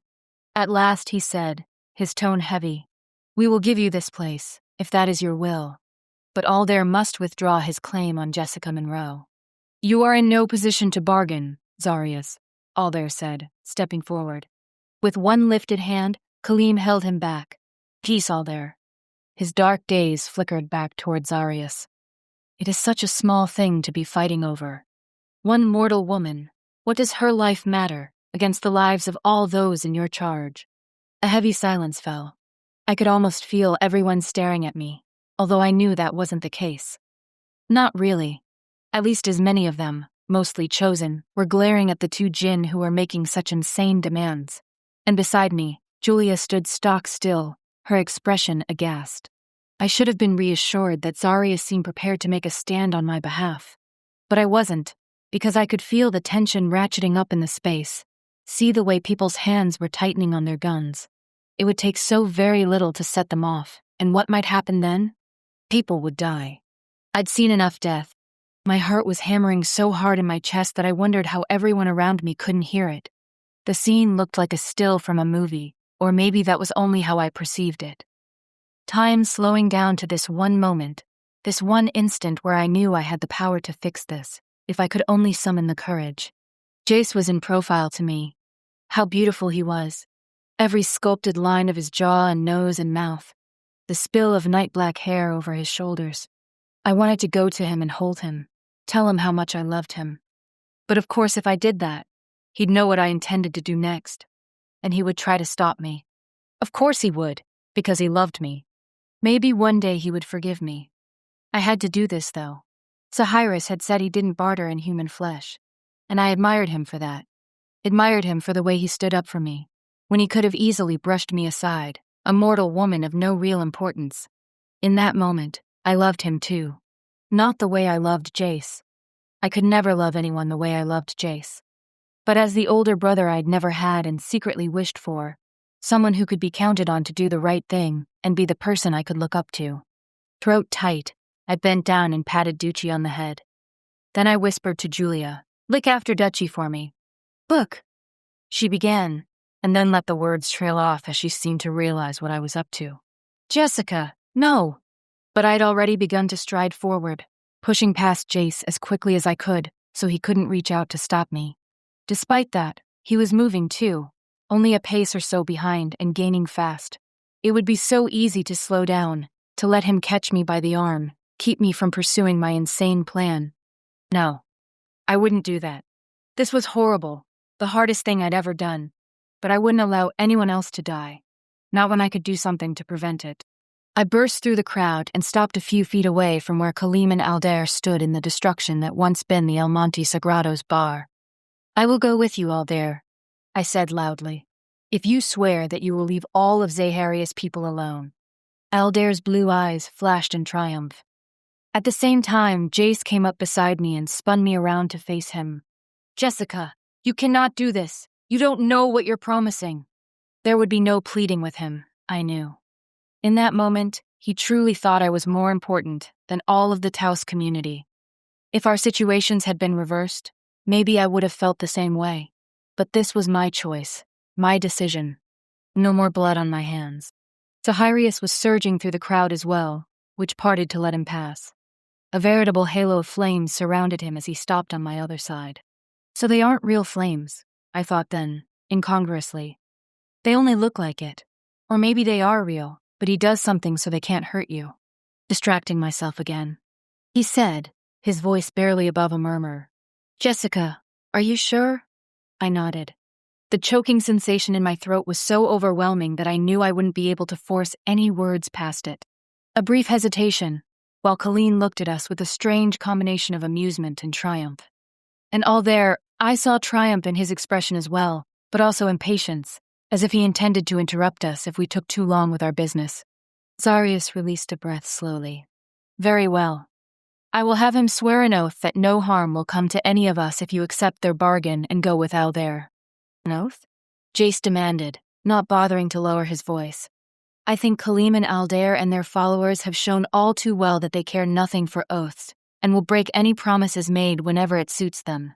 I thought for sure that remark would anger Kaleem, but he only flashed us a lazy smile and said, "I will gladly swear any oath you require, Zarius.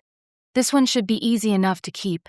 If only we had been allowed to select our own place in this world before you and your chosen took it for yourselves, all this unpleasantness might have been avoided." Unpleasantness? I raged at the way this man, this creature, had disfigured Aiden, killed Clay.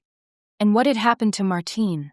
Most likely, that oldie but goodie, a fate worse than death. which was probably going to be my fate as well.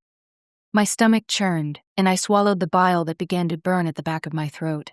If I was going to sacrifice myself, then I'd do it with some dignity, damn it. Jace said, desperation clear in every plane and angle of his face, every note in his voice. Jessica, I beg you, there must be some other solution. You can't do this. Can you think of one? I asked, gaze flicking toward the Djinn who stood behind Colleen. All of them big and beefy and probably possessed of some very nasty talents. And then toward the watching crowd of our own Djinn and their chosen. We'd never win in a fight. You know that. They'd do their best, and I'm not saying they wouldn't succeed in hurting a few of the other Djinn, but in the end, they couldn't win. And how many of them would die, Jace? I'm not willing to take that on myself. I won't. Not when I can stop it. He shook his head. At the same time, Zarius turned toward Colleen. She is determined. A baleful glance in Aldair's direction. And you most certainly do not deserve her. But we'll leave that aside for now. As he drew himself up, I realized that Zarius was an inch or so taller than Colleen. A discrepancy I didn't think was lost on the leader of the rogue Djinn, who scowled. Grim-faced, Zarius told him, "For now, you will swear on this earth that God created, and on the ranks of angels who watch over it, and on the stars that shine down upon it, that you will leave the people in my care alone, now and forever, knowing that we have agreed to the terms of your bargain, and will leave this town and the countryside around it to you and your followers, and that Jessica Monroe, chosen of Jezreel Alankara, will go with all their Alankara to be his, fulfilling the final term of our compact. Do you so swear?" "I swear," Colleen said, and then, as an echo, all the watching Djinn behind him murmured, "I swear" as well. I glanced up at Aldair. He was smiling, but oddly, his gaze didn't appear to be directed at me, but rather toward Jace. Still with that hateful smile pulling at his mouth, he said, "I swear." "It is done." Zarius turned toward me. "No one will forget your sacrifice." "Sacrifice?" Aldair repeated, brows lifting. "I am sure that within a day or so, once she has enjoyed my touch, she will have forgotten all about Jezreel." Jace surged forward then, eyes blazing, but Zarius caught him by the arm. "No, Jezreel, the oath has been made. She is not yours anymore." The look of despair that crossed Jace's features in that moment might as well have been a punch to my gut. I felt it there, as if someone had hit me hard enough to knock all the air out of me. Oh God, what had I done? "Save them," my mind told me. "It's what you had to do." Cold comfort, when weighed against the agony in the face of the man I loved. At last, tears began to run down my cheeks. "I'm sorry, Jace. I'm so sorry. I love you. I'll always love you." All he could do was stand there and stare at me, features contorting, hands clenched into fists at his side. Apparently ignoring our shared torment, Colleen told Zarius, "You have 2 days. After that?" He didn't complete the sentence. He didn't need to. If all the Djinn and their chosen weren't gone from Taos within the allotted time, then no doubt Colleen would return with his followers to remove them. He would be able to do so with impunity, since at that point Zarius would have broken the strictures of his own oath. "We will be gone tomorrow," he said coldly. Another of those lazy smiles. I'd already begun to hate them. Then, Colleen looked out into the crowd, his gaze stopping as he seemed to spot Lilius, an enraged-looking Aiden next to her. "Would you like to come with me, Lias?" The Djinn asked, for surely by now you have tired of looking at that scarred monster beside you. Her dark eyes flashed. "I left the only monster I knew long ago." Colleen's smile faded slightly, and then he shrugged. "As you will. You always were a woman of odd notions." After shifting back toward Aldair, he went on. "We are done here, I think. Claim your prize and let us be gone." Before I could move or react, Aldair came forward and took me by the arm, pulling me toward him. At the same time, Jace lunged in my direction. Zarius caught him just before his hand closed on my wrist. "No, Jezreel," Zarya said sadly. "You must let her go." "I can't!" Then I was pulled against Aldair's bare chest, his arms encircling me like bands of steel. "Rage all you want, Jezreel," he said. "She is mine now." It was as if every wind on the planet swirled up and around us, howling in my ears. The last thing I saw was Jace reaching out to me, hand outstretched, negation in every feature. And then he was gone. Chapter 15. It probably would have been better if I could have passed out. Unfortunately, I was awake and aware when we came to rest. Someplace. I was also aware that Aldair's arms were still wrapped around me. Shuddering, I pushed myself away, and to my surprise, he actually let me go. "Welcome home," he said, "or at least home for the next few days. Then I shall take you back to Taos." He was practically gloating as he spoke, but at least he wasn't touching me, so that was a start. "Where are we?" I asked, surveying the space. I didn't know exactly what I'd been expecting. Something out of the Arabian Nights, maybe, with a touch of Disney. But this place looked like typical New Mexico architecture, with heavy white stucco walls and a ceiling of dark wood vigas, or beams. A variety of mismatched couches lined the wall, and a close-weave beige carpet covered the floor. "A place your people called Ghost Ranch," Aldair said. "Its remoteness suited our purposes, but we would prefer something slightly more comfortable for any long-term use." I'd vaguely heard of the Ghost Ranch. Georgia O'Keeffe used to paint around here, and the facility had been set up for artist retreats and that sort of thing. Just another place my family had talked about visiting but had never actually made it to. If it had been used for retreats and such back before the dying, then I supposed it would have sufficient space for the rogue Djinn contingent to hang out in, so to speak. Crossing my arms, I remarked, "I'm surprised you bothered with the base of operations here at all. I mean, can't you just pop in and out of this plane of existence without any problem? What's the point of staying here?" Aldair smiled. I'd thought Richard Margolis had the market cornered on flesh-crawling smiles, but this Djinn was doing a pretty good job of making my skin feel like it very much wanted to creep away someplace else, out of sight of his smug face. "Because your kind can't exist in the Djinn's world." "My kind? Come." He reached out a hand, and I drew back. I couldn't help it. Yes, I'd agreed to come with him, but the very thought of feeling his skin touching mine was enough to make me sick all over again. Those dagger-sharp eyes seemed to bore into me. "Would you break your oath so soon?" I swallowed. Obviously, my cooperation was key to the continued survival of my friends and loved ones back in Taos. Footsteps dragging, I went back over to Aldair. His hand closed around mine. Like all Djinn, his flesh was warm, almost uncomfortably so, and I had to force myself not to flinch, to let my fingers rest lightly in his palm. I'd thought maybe he was going to blink us out of the room where we stood, but he only led me out of the building, and onto a narrow path that wound its way between a series of cottages. Or, at least they looked like cottages. I guess they were the rooms formerly used by guests at the ranch. We came to a larger structure, probably some sort of common area. Still holding my hand, Aldair led me inside.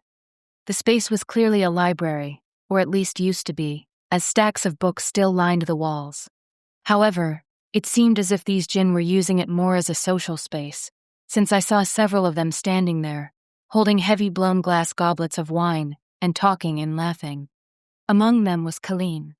He had his arm around a slender dark-haired girl, not a Djinn, who leaned into him, her head snugged up against his shoulder. As he bent to pick up a wine bottle sitting on a table near him and refill his glass, she turned slightly, and I could finally see her face. It was Martine Leroux, the girl who'd been stolen from the hunting party. I stared at her in consternation. It wasn't that I knew her well. We'd maybe exchanged 20 words the whole time I was in Taos before she was taken, but my memory told me that she'd been a strong, outdoorsy type, tough, able to hold her own with the guys despite her porcelain doll prettiness. Now, though, she only stood there placidly, a vacant smile on her face as Colleen poured her some wine as well. And I didn't think she was drunk. She looked more like she'd been drugged. "What have you done to her?" I asked in a fierce whisper. Aldair appeared supremely unconcerned. "My dear, we've done nothing. Doesn't she look happy? She looks like she's high on E or something." "E?" he echoed, one eyebrow arching. "Drugs. I assure you, she has been given no drugs, unless you would call wine a drug." Well, no, I normally wouldn't, but there was no denying that Martine did not look like herself. As I searched for a suitable reply, he went on. "Colleen claimed her. She is quite happy here, I assure you." Yeah, like the way someone in a cult is brainwashed into being happy, I thought. Aldair continued. Martine is not the only one of your kind with us. See, there are several more. You should all be friends, I think. I looked toward the far side of the room where he'd gestured. Standing there were two young women around my age, both beautiful, one with rich chestnut brown hair, and the other probably Native American, with her shining jet-black tresses and high cheekbones. With the girls were two more Djinn, arms draped around their companions. Where did they come from? I asked, ignoring his remark about being friends. None of those girls looked lucid enough to make their own decisions about who they would or wouldn't be friends with. They were in the group that went to Los Alamos, attempting to ferret out its secrets, Aldair replied. Well, that was one suspicion confirmed. But then I recalled how Zarius had told me that Aldair's chosen was one of the girls who'd disappeared, and I frowned. Which one is your chosen?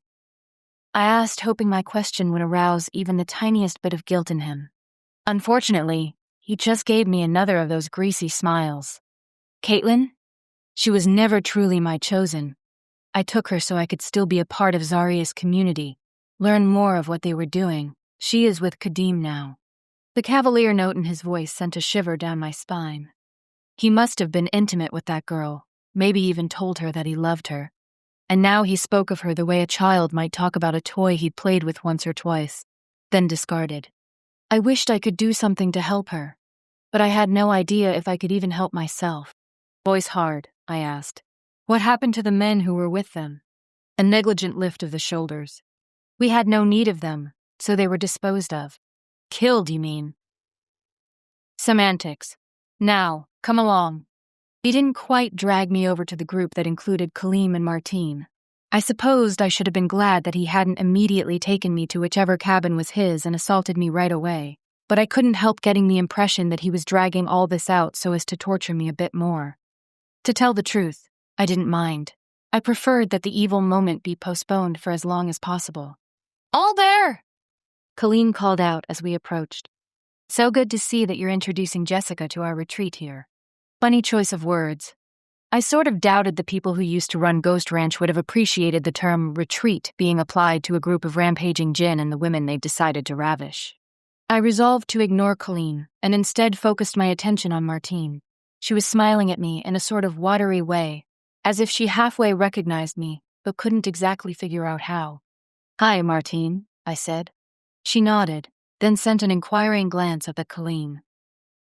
Martine, this is Jessica. Remember her?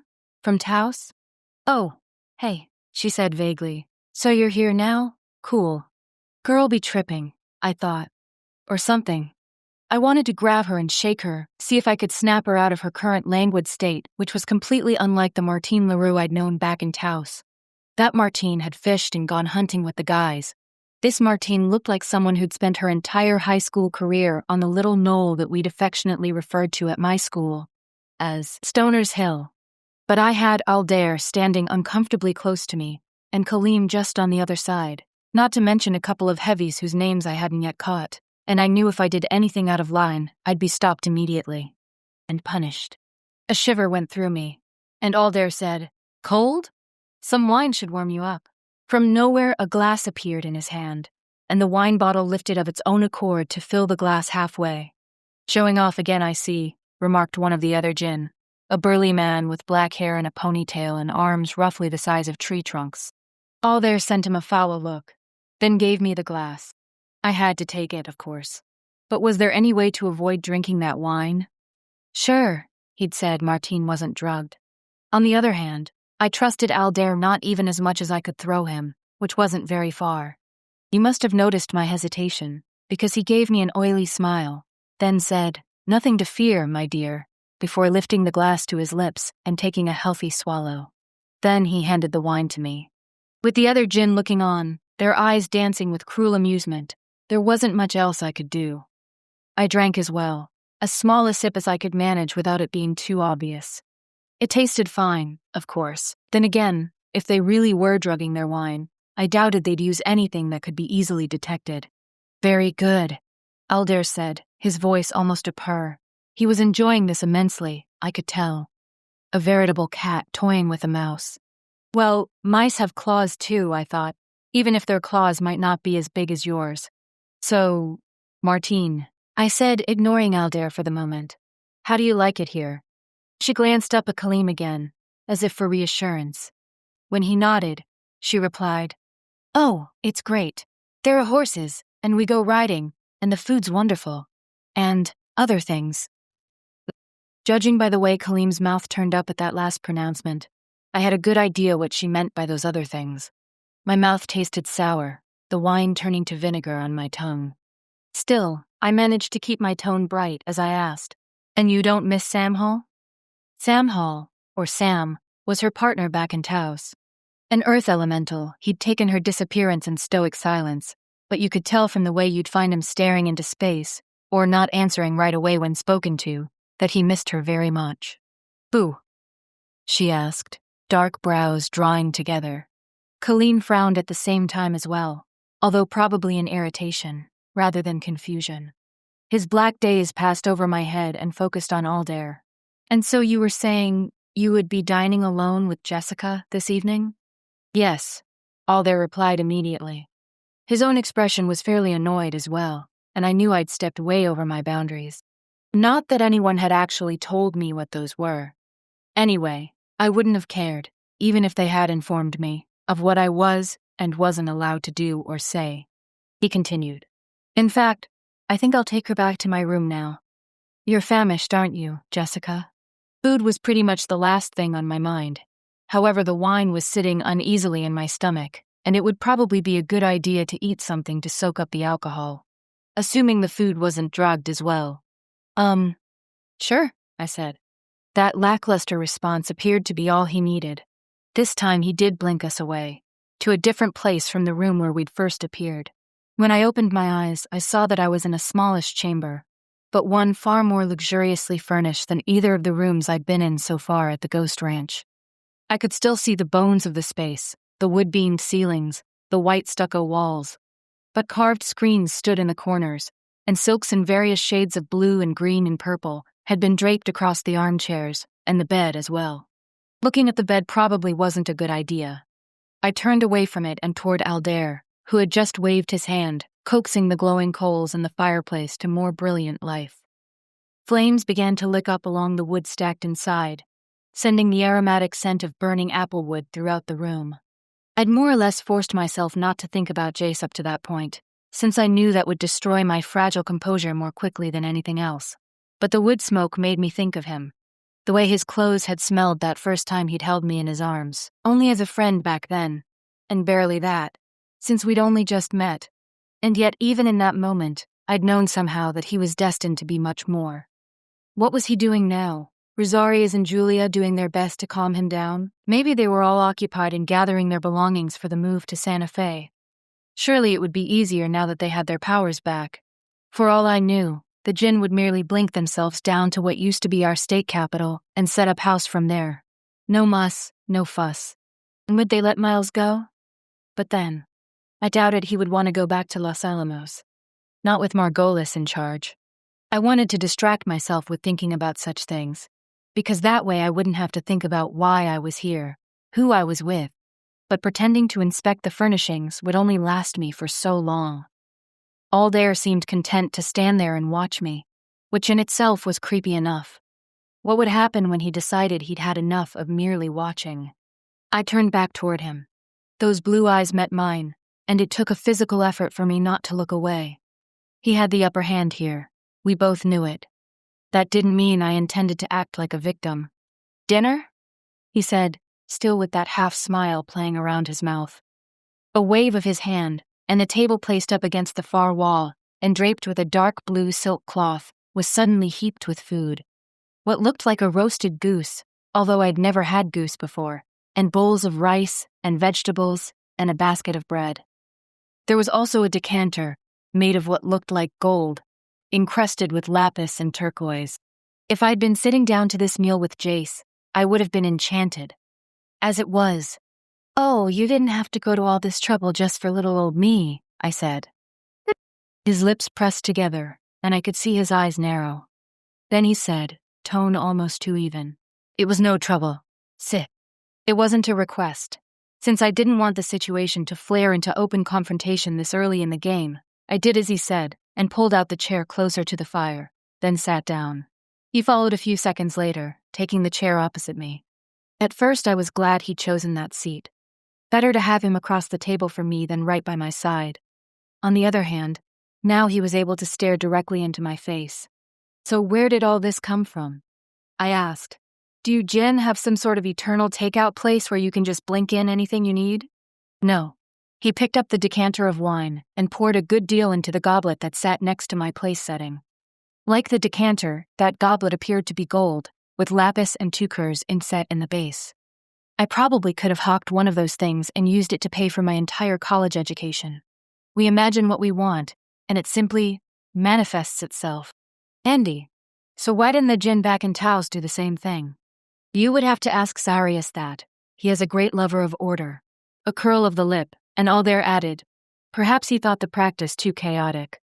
I supposed I could see that.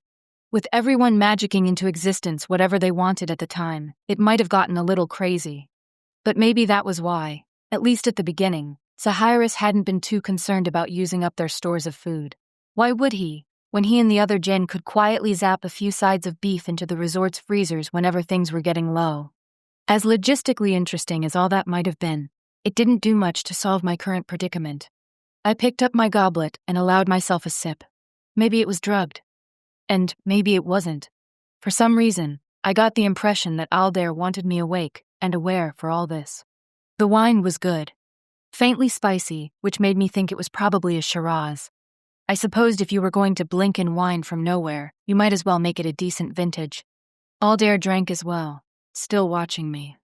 Feeling sort of like a butterfly pinned on a pad, I asked, are you going to tell me why now? One eyebrow went up. Why what?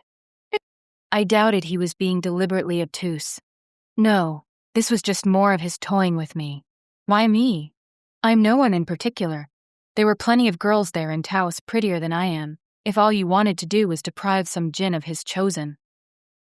He didn't answer at once. Instead, he drank some wine, then sat back in his chair, goblet in his hand, as he languidly swirled the liquid within. It's true. I didn't want you because of you. I wanted you because Jezreel wanted you. Some women might have found such a statement insulting. Since I didn't give a good crap what Aldair thought of me, it was almost a relief to know that he hadn't chased after me because of some insane otherworldly lust. I leaned forward and set down my goblet. Why do you hate him so much? I honestly wanted to know the answer. Jace was one of the warmest, most generous people I'd ever met, human or Djinn. What he possibly could have done, real or imagined, to have engendered such animosity in Aldair, I couldn't begin to imagine. A single blink. Then he said, You are a direct little thing, aren't you? It was my turn to lift an eyebrow. At 5'8" and a bit, I really wasn't used to being referred to as a little thing. I don't see the point in beating around the bush. So again, why? He's my brother. If I'd had a mouthful of wine, I probably would have spat it out.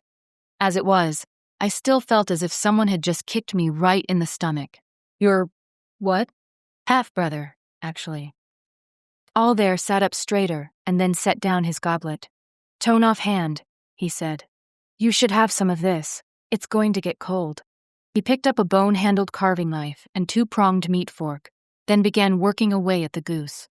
A large chunk of breast meat landed on my plate, and he then put more or less the same amount on the plate in front of him.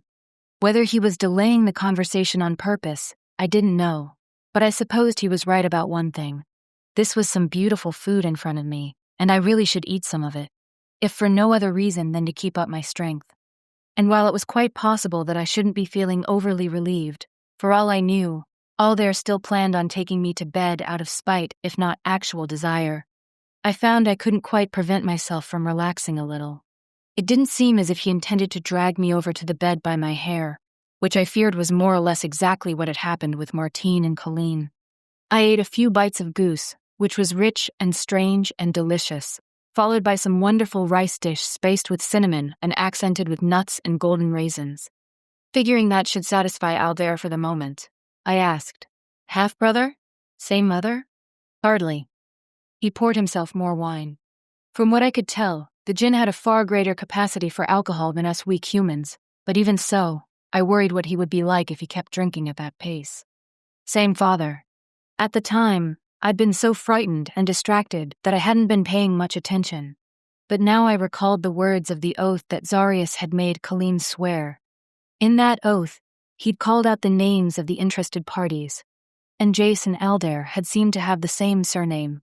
Maybe I brushed it off, thinking Al-Ankara was the Djinn equivalent of Smith or something. Aldair continued, his tone so studiously casual that I knew it was anything but. His mother was immortal. Good thing I'd just set down my fork, or I might have dropped it right in my lap. He's half human?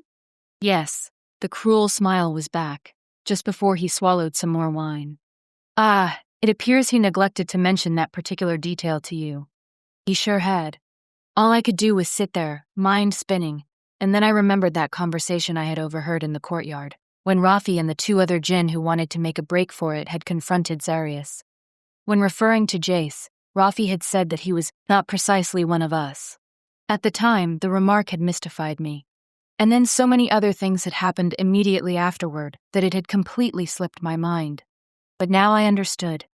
Jace was other because he was half human.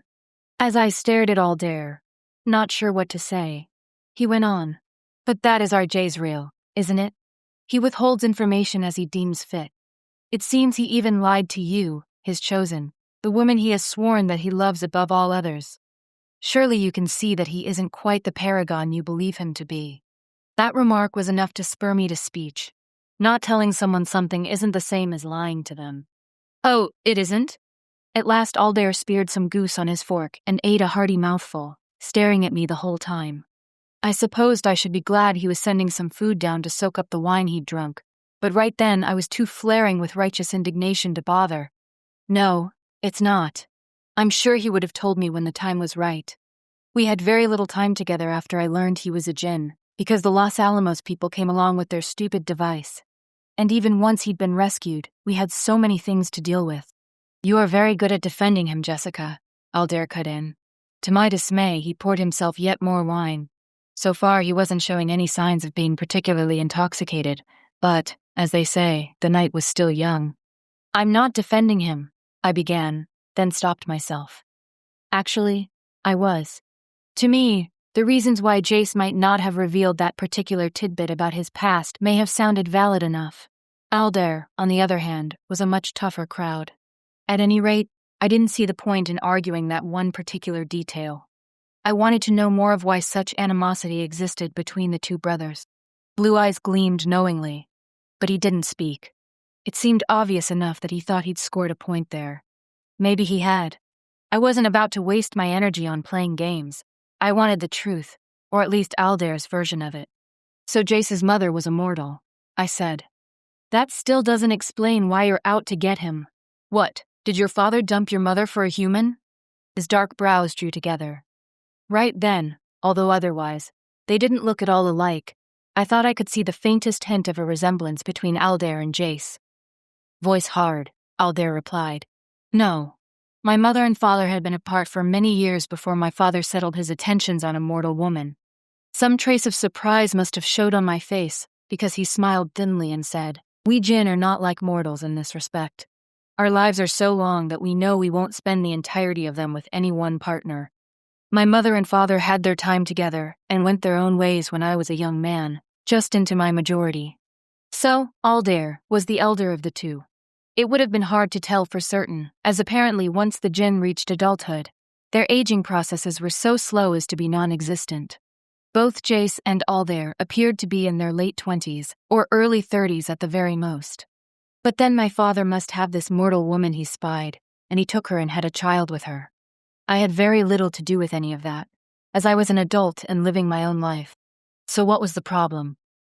I asked, as I picked up a piece of bread and broke off a piece. There was no butter, instead a dish of olive oil for dipping. I mean, if you were off somewhere else, what difference did it make if your father had a child with a new woman? I didn't say wife, since in none of these revelations had Aldair mentioned wives and husbands. Those conventions seemed to be a bit looser in Djinn society. Aldair's face darkened with anger, and once again he picked up his goblet and took a large swallow of wine. Of course I couldn't tell him to slow down. And one would have thought that decanter might be getting low by now. but I had a sinking feeling that it would keep refilling itself at the Djinn's whim. "Our father," he said, the hour dripping with distaste, took a fancy to his little half-breed, bestowed property upon him that should have been mine, showed him favor that I'd never had myself. And why? Merely because the brat took after him, whereas I had always favored my mother. "Well, that's hardly Jace's fault," I pointed out in a reasonable tone. "Sounds like your beef should be with your father." At that remark, Aldair shot me a look of such ill-disguised ire that I shifted backward in my seat. Not that putting a little more space between us would do anything to help me in the long run. I was pretty sure that even if I got up and ran out of the cabin right then, he'd blink himself in front of me before I even had a chance to, well, blink. He should never have been born, he snarled.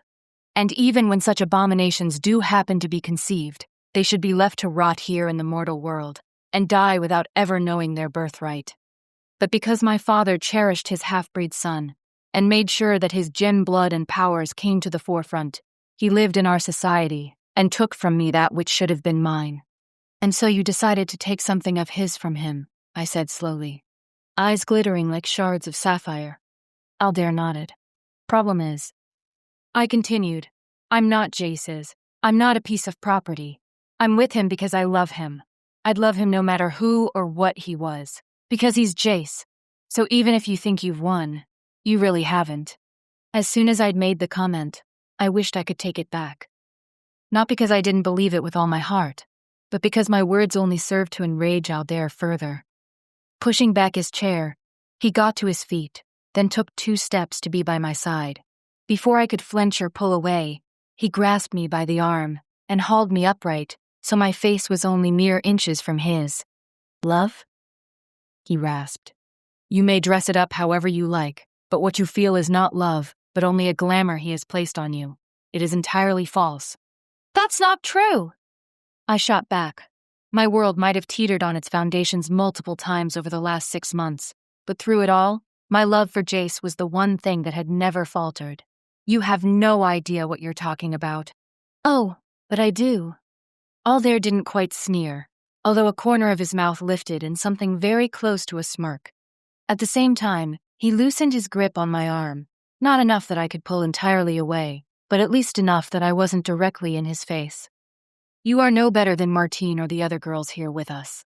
Granted, Colleen cast his glamour a little too heavily, and so Martine is not quite herself, but believe me, when a Djinn comes to a mortal woman, he is sure to make himself irresistible. Have you never heard of the legend of the incubus? Well, I had, but only because of my studies in English Lit, and not because I believe there really was such a thing as demons who appeared in the night, merely to have sex with human women. Actually, back before the dying, there probably had been a number of people who believed such entities were aliens, rather than demons. But Aldair was saying they were neither. They were Djinn. "Maybe I've heard of them," I said. "And I'll agree with you that Martine got too big a dose of whatever Colleen was dishing out. But that is not what happened with Jace and me. We didn't even..." I'd been about to say that we hadn't even slept together until we'd lived under the same roof for more than a month. That information, though, was far more personal than anything I wanted to share. My discretion didn't appear to have helped me, though, because Aldair tilted his head slightly, blue eyes bright with malice. "You were not intimate until some time had passed? That does not surprise me. Jazriel was always one for the long game." "Don't listen to him," I told myself. "He's more full of shit than an outhouse." "You can have your opinion," I said. My mother used to say everyone was entitled to their own opinion. Then again, my father also liked to say that opinions are like assholes. Everyone has them, and they mostly stink. "Pithy," Aldair returned with a thin smile. How sad that the world should be deprived of such penetrating insights. Right then, I wished I could hit him. How dare he sneer at my parents, at people who were dead because of Djinn like him? Then I stopped, confused. Aldair had been a member of the original community in Taos, which meant he'd been part of the 1,000, the conscientious objectors. From what he'd said earlier about Caitlin, his chosen, that had all been a front. But I wanted to make sure. "Why Taos?" I asked. "You don't seem to have much use for us piddly mortals. So why throw your lot in with the human lovers? I should think that would be obvious." Well, it's not obvious to my puny human brain. His fingers tightened on my arm again, and I wanted to wince but wouldn't. He cheated his way to you the first time. I had no choice but to select someone who would allow me to stay nearby. I knew the opportunity would come up again at some point, if I were patient enough. But then Jazriel asked Zarias if he might stay down in Santa Fe, away from the community that had been established in Taos, and I feared I would have to wait for some time. The immune from Los Alamos took care of that problem, though, in removing Jace from your side. Zarias even agreed to petition you on my behalf, but you believed yourself in love and would have nothing of me. He pulled me toward him again, his face scant inches from mine. This close, I could smell the wine on his breath, feel the heat radiating from him. In Jace, that warmth had always been comforting, but now it seemed oppressive, as if I would soon be buried within it, which was probably Aldair's plan. Now he held me by both arms, and was pulling me against him, his mouth on mine. I squirmed and turned my head, doing anything I could to keep him away from me, but he was too strong. His tongue forced its way between my lips, and I nearly gagged. Despairingly, I realized it didn't matter that he only wanted to do this to hurt Jace, and not because of any particular desire for me. He'd still force me into his bed, claim my body, but not my mind, I thought fiercely. No matter what you do to me, Aldair, my thoughts and my heart and my soul will be mine, and Jace's. Even as I struggled in Aldair's grasp, however, the room flared with light so bright that it seared into my renitas. I blinked and ducked my head, pulling my mouth away from my attacker. Aldair al-Ankara, an unfamiliar voice thundered, and he let go of me, turning to face the intruders. I did so as well, shocked and breathless from my unexpected reprieve. Standing between us and the bed were 3 Djinn, 2 male and 1 female. Although at first glance they appeared just as ageless as all the Djinn I'd encountered so far, something in the gleam of their eyes and the set of their mouths told me they must be older than Aldair, possibly older than any of the Taos contingent. You will release this mortal, Oathbreaker, said the taller of the 2 male Djinn, who actually had a few streaks of gray in his hair, although his face was free of lines, save for around the eyes. I am no Oathbreaker, Aldair protested. I swore a pact with Zarias al-Harith to leave his people alone, if they would but quit the place they have claimed as their own, and if they would give this woman to me. She is here of her own free will. Are you not, Jessica Monroe? Everything in me wanted to lie, to say that he'd forced me to be here. But that wasn't the truth. I had volunteered to come with him, although only to save the people I cared about back in Taos. And I had a feeling these Djinn with their 2 old eyes would catch a lie before I was even halfway done speaking it. I pulled in a breath. I am here voluntarily. I agreed to this bargain to save the people of Taos from further attack by Aldair and Colleen and their little band of thugs here. Improbably, the leader of the strange Djinn smiled. Little band of thugs, I like that. His expression grew stern, though, as he stared at Aldair. But it is not that pact of which I speak. I refer to the original oath we all swore, that those of the 1,000 and their chosen should be left alone to live as they saw fit. That is the oath you have broken, Aldair al-Ankara, for I have word from Nizar al-Naqda and Alif al-Masor that you participated in an attack on the Taos community. Such an attack directly violates the compact we have all agreed to abide by. At first I didn't recognize those names, and then I realized they must be the 2 Djinn who, along with Rafi, had attempted to flee this plane so they could find help, and they'd been successful. Against all odds, the cavalry had arrived. Chapter 16. Aldair began to splutter. You have no proof. But, emboldened by the presence of these apparent elders, I broke in, and you killed Rafi too, or at least one of your gang did. The female Djinn, whose hair was like rippling copper, spoke for the first time. Is this true, Aldair? Alif and Nizar said they were beset, but they were unable to identify who had attacked them. It's true, I said quietly. We buried Rafi yesterday. An oathbreaker and a murderer, the lead Djinn intoned.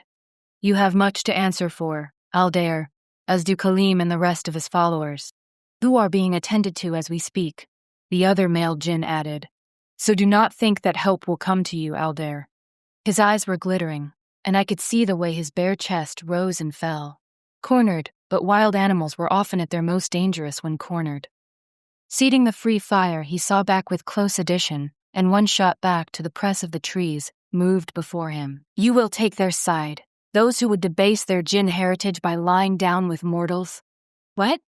You mean like what you were about to do with me? I snapped, and the Djinn elders almost looked as if they were fighting back smiles. I would watch your words if I were you, Aldair, the copper-haired female Djinn said. True, there are not many of us with mortal blood, but those who possess it and have been recognized by their parents are just as much a part of our world as you are. Or rather, she added, distaste clear in her fine features. More so, because at least none of them have cast themselves into darkness by ignoring oaths that all of us swore to uphold. His hands knotted into fists. Clearly, he could tell he was outmatched, but even with all that, he refused to surrender. Maybe that was because he knew he had no real alternatives. What did the Djinn do with oath-breakers anyway? Based on what Jace had told me about the Djinn not being all that organized politically, I somehow doubted there was Djinn jail someplace, where Aldair and the rest of his cronies could be locked up. I claim the right of combat, with Jazriel El Ankara, Aldair said then, his eyes seeming to bore into those of the leader of the Djinn elders. You have no such right, said the second male Djinn. He was dark, like Jace and Zarius, and I wondered if he might be some sort of distant relative. You forfeited such rights when you allied yourself with Kaleem and the rest of his band. Not so, Aldair replied. Now the slightest of smiles touched his mouth, and I wondered what he was playing at. I just didn't know enough about how Djinn society and its laws, or lack thereof, to know what sort of angle he was trying to manipulate now. That is, we have two oaths at work here. While you may think it incontestable that I have broken the one, on the other, I have the compact Jessica Monroe made with me. She is not free to go until I release her, or Jazriel stakes his own claim by besting me. Which he has already done before, said the red-headed Djinn woman. Her voice sounded almost amused, but then she went on, in sharper tones. So, I'm not sure what you think you will accomplish by all this. I will accomplish maintaining my claim on this woman, Aldair told her, the set of his jaw seeming to indicate that he would never back down on that particular point. To what end? The leader of the Djinn present demanded. As an oathbreaker, you have already doomed yourself to exile in the outer circles. You cannot take this woman with you. She will surely die. At those words, my heart seemed to stop in my chest. So there was some sort of jail for Djinn after all, and apparently one that no mere human could possibly survive. What care I for that, as long as Jazriel does not have her? Aldair said. A long silence. The red-headed Djinn woman murmured something to their leader, and he slowly nodded. You shall have your combat, Aldair Alankara, the elder Djinn said slowly. And if you lose, you forfeit all claim to this mortal woman. But if I win... If you win... The Djinn sent a pitying glance in my direction, but his voice never faltered. If you win, she will be yours, even into the outer circles. Yes, Aldair said, and this time his eyes were focused on me. Hateful, piercing. I wanted to look away, to avoid that terrible gaze, but I made myself stare back at him, chin up. He couldn't see how terrified I was. I wouldn't allow it. She will be mine, even unto death. There must have been a good deal of mopping up taking place on the grounds of the ghost ranch, but I didn't see any of it. Instead, the red-headed Djinn woman took me by the hand while the two male Djinn flanked Aldair. In that next instant, we were blinked out of the room where we'd been standing, only to appear in the dining room of the El Monte Sagrado resort. The shattered glass from the road Djinn's entrance appeared to have been cleaned up, although I noticed no one had bothered to repair the bar. Bags and suitcases and crates were stacked in neat piles near the entrance. I assumed that was because of the preparations to move to Santa Fe. Maybe it was easier for the Djinn to send everything whizzing across the miles if it had all been neatly packed first. I didn't have time for further speculation, however, because in that moment, Lauren and Danny began hurrying past, and then came to a skidding halt when they saw the contingent of unfamiliar Djinn, Aldair clearly their captive, standing in the dining area. By then, the Djinn woman had let go of my hand, but the two male Djinn who held Aldair by the arms didn't seem to have any intention of letting him go. Jessica? Lauren blurted, even as Danny bowed very deeply, his hands pressed together before him. Honored ones, he said. They seemed pleased that he had shown them the proper respect. The eldest Djinn smiled and said, "Greetings, Denalar al-Harith. We would have speech with your brother and with Jazriel al-Ankara." "Of course," Danny said, then disappeared. It appeared that the Taos Djinn were now more or less in possession of their full powers. Was Miles packing up his equipment, since it was no longer needed? Despite my predicament, I couldn't help wondering where he would go now, what he would do. Richard Margolis wasn't exactly forgiving of those he thought had failed him. Lauren remained there, staring at us as if she expected the entire group to blink out of existence the same way we'd appeared here. Her gaze flicked to Aldair, and she shivered. "Not looking at him," she said. "Nizar and Alif came back a few hours ago. They told us they'd reached someone who could help, but you did not believe them." The red-headed Djinn elder inquired. She smiled. "I suppose I can see why you would wonder if assistance was truly on its way. After all, we had left you more or less alone until now." I failing, Lauren glanced over at me. It was clear enough that she felt out of her depth, but I didn't have any words of reassurance for her. Not when I had the specter of this combat and its possible consequences hanging over me and Jace.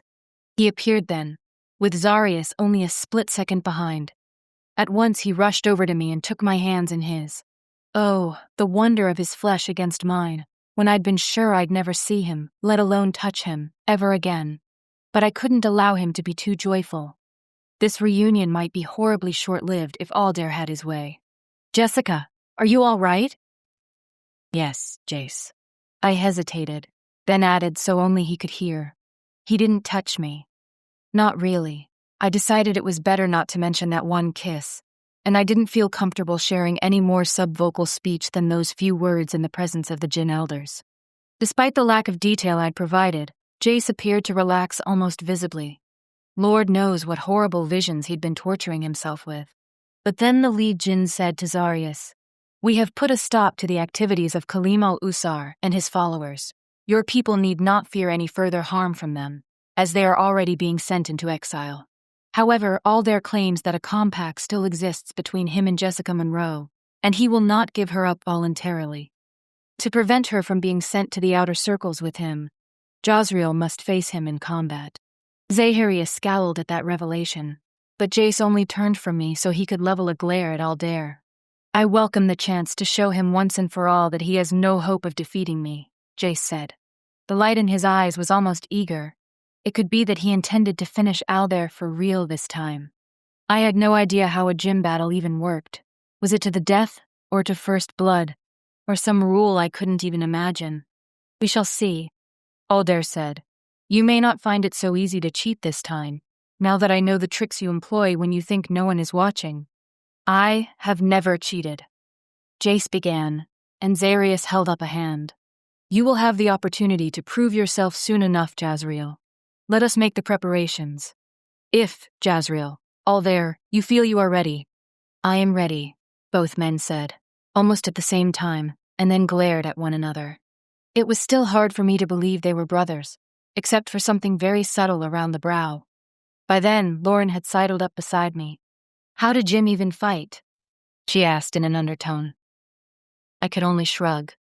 "I don't know," I replied. "But I have a feeling we're about to find out." No one seemed to care that it was nighttime, the sky black as pitch, with no moon. Almost at once I realized that was no impediment, not when you had fire elementals among you. A ring of dancing flames encircled the open area on the resort's grounds where Jace and Aldair faced one another. I wouldn't say it was bright as day, not with such a baleful orange-yellow glow lighting the fighting grounds, but it did allow us to see clearly what was happening. Before we'd gotten here, I hadn't exactly pleaded with Jace, since I knew the only way to avoid certain death was for him to fight and win. But I had tried to get him to tell me what to expect, and he'd only shaken his head and dropped a kiss on my cheek. Against Aldair's protests, the elders had granted me a few minutes alone with the man I loved. "Jessica," he'd said, "what good is it for me to say things that will only worry you? You've returned to me, and that is a miracle. And I have beaten Aldair before, and I will do so this time, and over as many times are necessary until he is no longer a threat. I will not risk losing you again." "All right," I'd replied. I could tell he was going to be intractable on this. And for all I knew, it was for my own good. Not once had Jace ever done something that wasn't intended to keep us safe and together. Left single quotation mark. But why does Aldair keep going on about you cheating?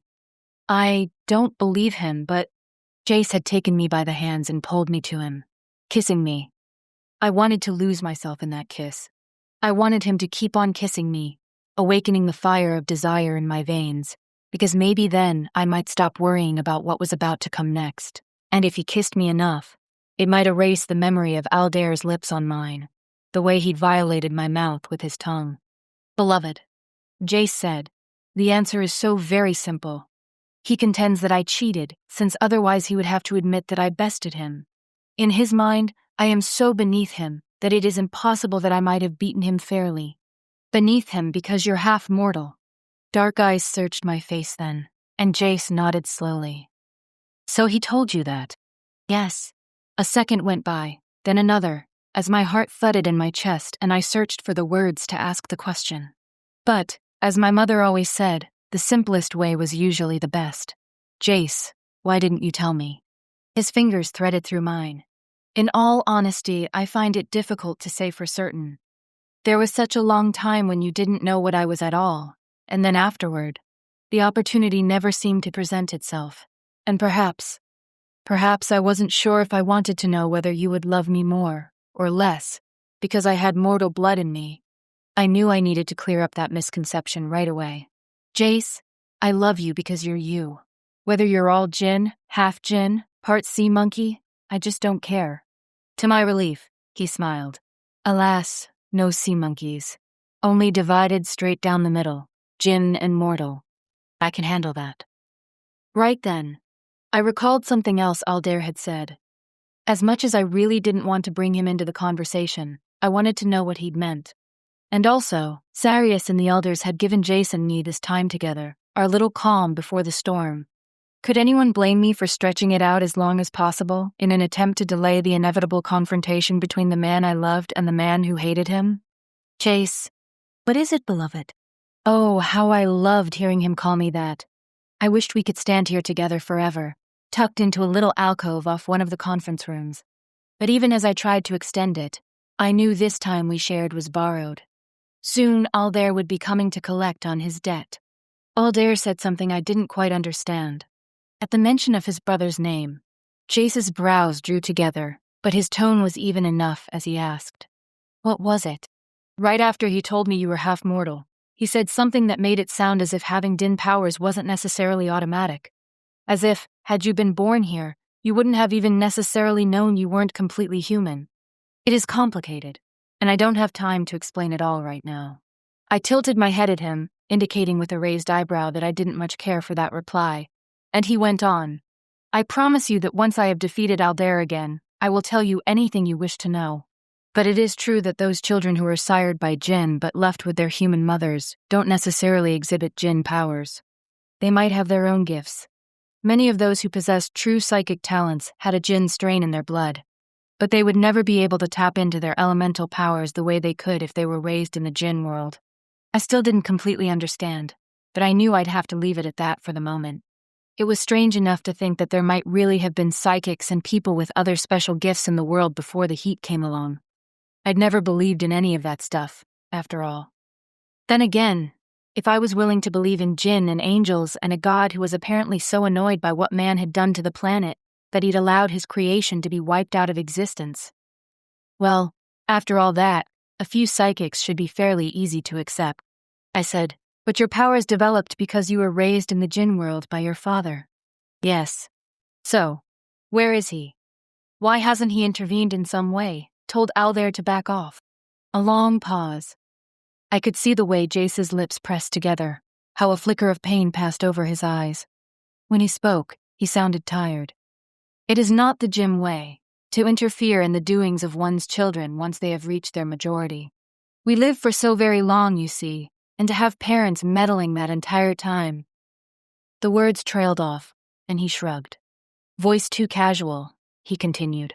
I am not sure whether my father has even admitted to himself how his favoritism caused such enmity between Aldair and me. Also, we quarreled when I told him that I intended to take a chosen and throw in my lot with the 1,000.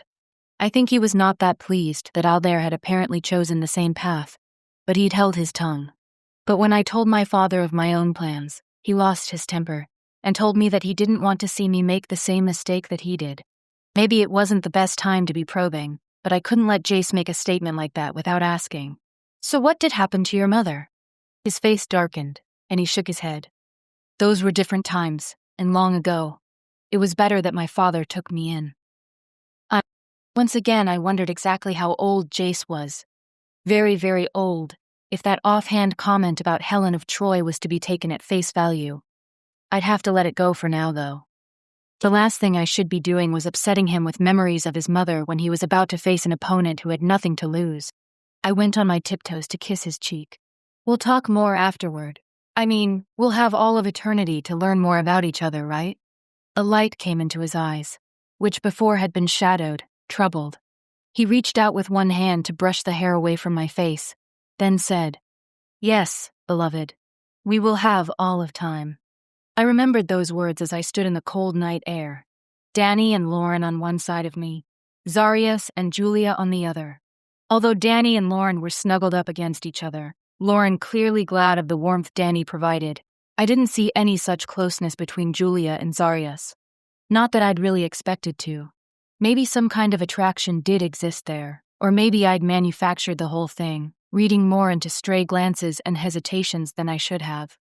I had a feeling that Zarius had asked Julia to stand next to me as my friend, and he needed to be nearby since, as the leader of the Taos community, he was responsible for making sure I had a good vantage point. Right then, I wasn't sure if I wanted to see. Jace and Aldair faced one another in the open area Zarius had designated as the fighting grounds. Their chests were bare, as were their feet, but they didn't seem to notice the cold. But why would they? They were Djinn, after all, impervious to the effects of the elements. The elders had remained to watch the battle. Maybe that was because they wanted to make sure everything would be on the up and up, or maybe because they simply needed to be on hand to spirit Aldair away as soon as the fight was over. Because either way, he was going into exile in the outer circles, whatever those might be. And if Jace lost, I'd be going into exile too. A temporary one, since apparently I wouldn't be able to survive in the Djinn world for more than an hour at best. But, begin, the leader of the elders said. Out of nowhere, a howling wind descended on the two men.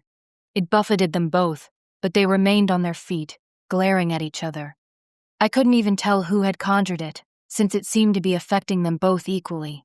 As I'd imagined, this was how two air elementals would fight, by using the very thing that was part of their nature as a weapon against one another. Oddly, that wind seemed to be confined to the open space they occupied. I couldn't even feel a breath of a breeze against my skin or touching my hair. Were the other air elementals in the group doing something to keep the spectators protected? Or was this one of the rules of the game, that whatever the two combatants did to each other had to leave their watching audience untouched? Something else I'd have to ask Jace, assuming he emerged the victor. I had a feeling Aldair wouldn't be too interested in answering any of my questions, even if I had time enough to pose them before I was snatched away to suffocate or die of heat stroke or whatever it was that would end up killing me in the Djinn world. And then it seemed as if the wind began to take shape, curling into what appeared to be two small tornadoes, one a dusty bronzy shade, the other grayish blue. The tornadoes wrapped around one another, twisting and twining like two snakes attempting to choke the life out of each other. I couldn't really tell which was Jace's and which Aldair's, although I guessed Aldair's must be the bluish one, simply because of those blazing blue eyes he had. If my guess was right, then it seemed as if the gray-blue tornado, for lack of a better word, was gaining on the other one, seeming almost to be swallowing the bronze-hued whirlwind, which shrank more and more as I watched. I looked over at Jace then, saw the muscles of his jaw and neck taut with effort. Aldair's blue eyes flashed in triumph as the bronze tornado shrank further, and I swallowed, willing myself to not show any reaction. It couldn't be over this quickly, could it? Cool fingers slipped into mine, and I started, then glanced over to see Julia give me a single nod, as if to reassure me that everything would be all right. I didn't know if I believed that, but I appreciated the gesture nonetheless. Beyond her, Zarius was watching the Battle of Wills, face impassive. If Jace and Aldair were half-brothers, then that meant Aldair must be Zarius's cousin as well. since I was almost positive they must be connected on Jace's father's side. Was Zarius at all conflicted because of his family connection with Aldair? Or did that not matter to him, considering the traitor and oathbreaker Aldair had turned out to be? Yet another question, whose answer I might never know. But even as I looked on, heart pounding, I saw the bronze-toned tornado that had to be Jace's drop to the ground and spread out, seeming to disappear. Aldair grinned in triumph, only to have that grin turn to a rictus of pain as the whirlwind reappeared in the shape of a golden rope that dropped around his neck and began to pull. His fingers tore at it, but that was like trying to wrestle with the wind. Unable to gain a purchase, he dropped to his knees, gasping. Julia's fingers tightened on mine. I didn't dare glance over at her, though. I couldn't risk looking away for a single second. Good thing, because then I saw Aldair fall over on his side, but not in defeat. Even though all of us watching were somehow protected from the effects of this unearthly combat, I could almost feel my ears begin to ring as an enormous gust exploded outward from where Aldair lay on the ground, catching Jace off guard and sending him to his knees. Despite Julia's grip on my hand, I began to move forward, instinctively wanting to go to my lover's side. I hadn't gone a foot, though, before I collided with some sort of invisible barrier that blocked my way. It wasn't as hard and unyielding as an actual wall, but it served more or less the same purpose. From across the way, the red-headed Djinn caught my eye and shook her head slowly, just once. Clearly, I wouldn't be able to help Jace in any way. Not that I was sure I could, even if I had been able to get to him. As Jace was hunched over, trying to catch his breath, Aldair approached, a nasty smile on his face, but he apparently didn't want to waste any air on a mocking speech. Instead, he raised his hands, and a gust of wind came forth, one so strong that it knocked Jace flat. His fingers scrabbled at the hard earth, but he couldn't gain enough purchase to raise himself. It was worse than torture, having to stand there and watch, and know that I could do nothing to save him. In that moment, my own fate mattered very little. What mattered was that Aldair seemed intent on killing the man I loved, and all I could do was watch as the breath was slowly being crushed out of him. "Do something!" I hissed at Zarius, but he merely shook his head. "I am sorry, Jessica," he murmured. "This is between the two of them. No matter what my personal feelings might be, I can do nothing that would interfere with their combat." I hadn't expected anything else, really. But even so, Zaria's words only added to the crushing sensation of despair that seemed to overtake me then, smothering my hopes just as surely as Aldair was smothering Jace. A quick glance around the ring of spectators told me that I could expect no help from any of the Djinn. Their faces were tense, but stoic, and their chosen equally tense, yet helpless, as if they chafed at these alien laws that kept them from assisting someone they now viewed as one of their own. Cursing, I let go of Julia's fingers and pushed against the barriers with both my hands. I knew that wouldn't solve anything, and yet I couldn't simply stand there and do nothing. Palms flat against the force field, or whatever it was, I watched as Jace lay pinned on the ground, his breaths appearing to grow more and more labored. While I looked on, my own throat grew more and more tight, as if I were suffocating right along with him. That would be the final cruel irony, wouldn't it?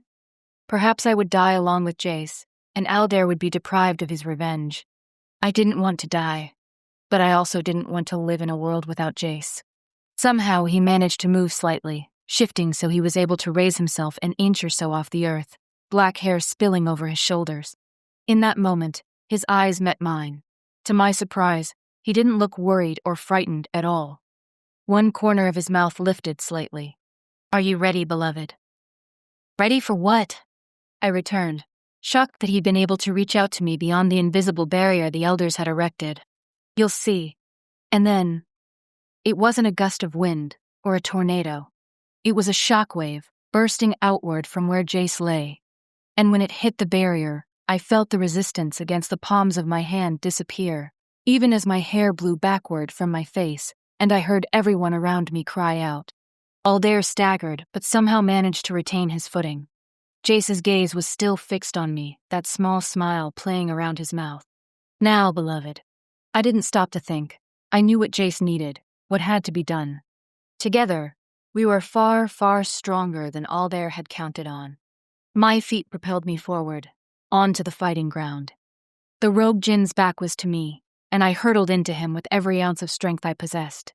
Gathering my anger, my worry for Jace, all the pain and doubt and struggle of the last 12 hours, and used them to lash out, to kick his feet out from under him, the way my father had trained me.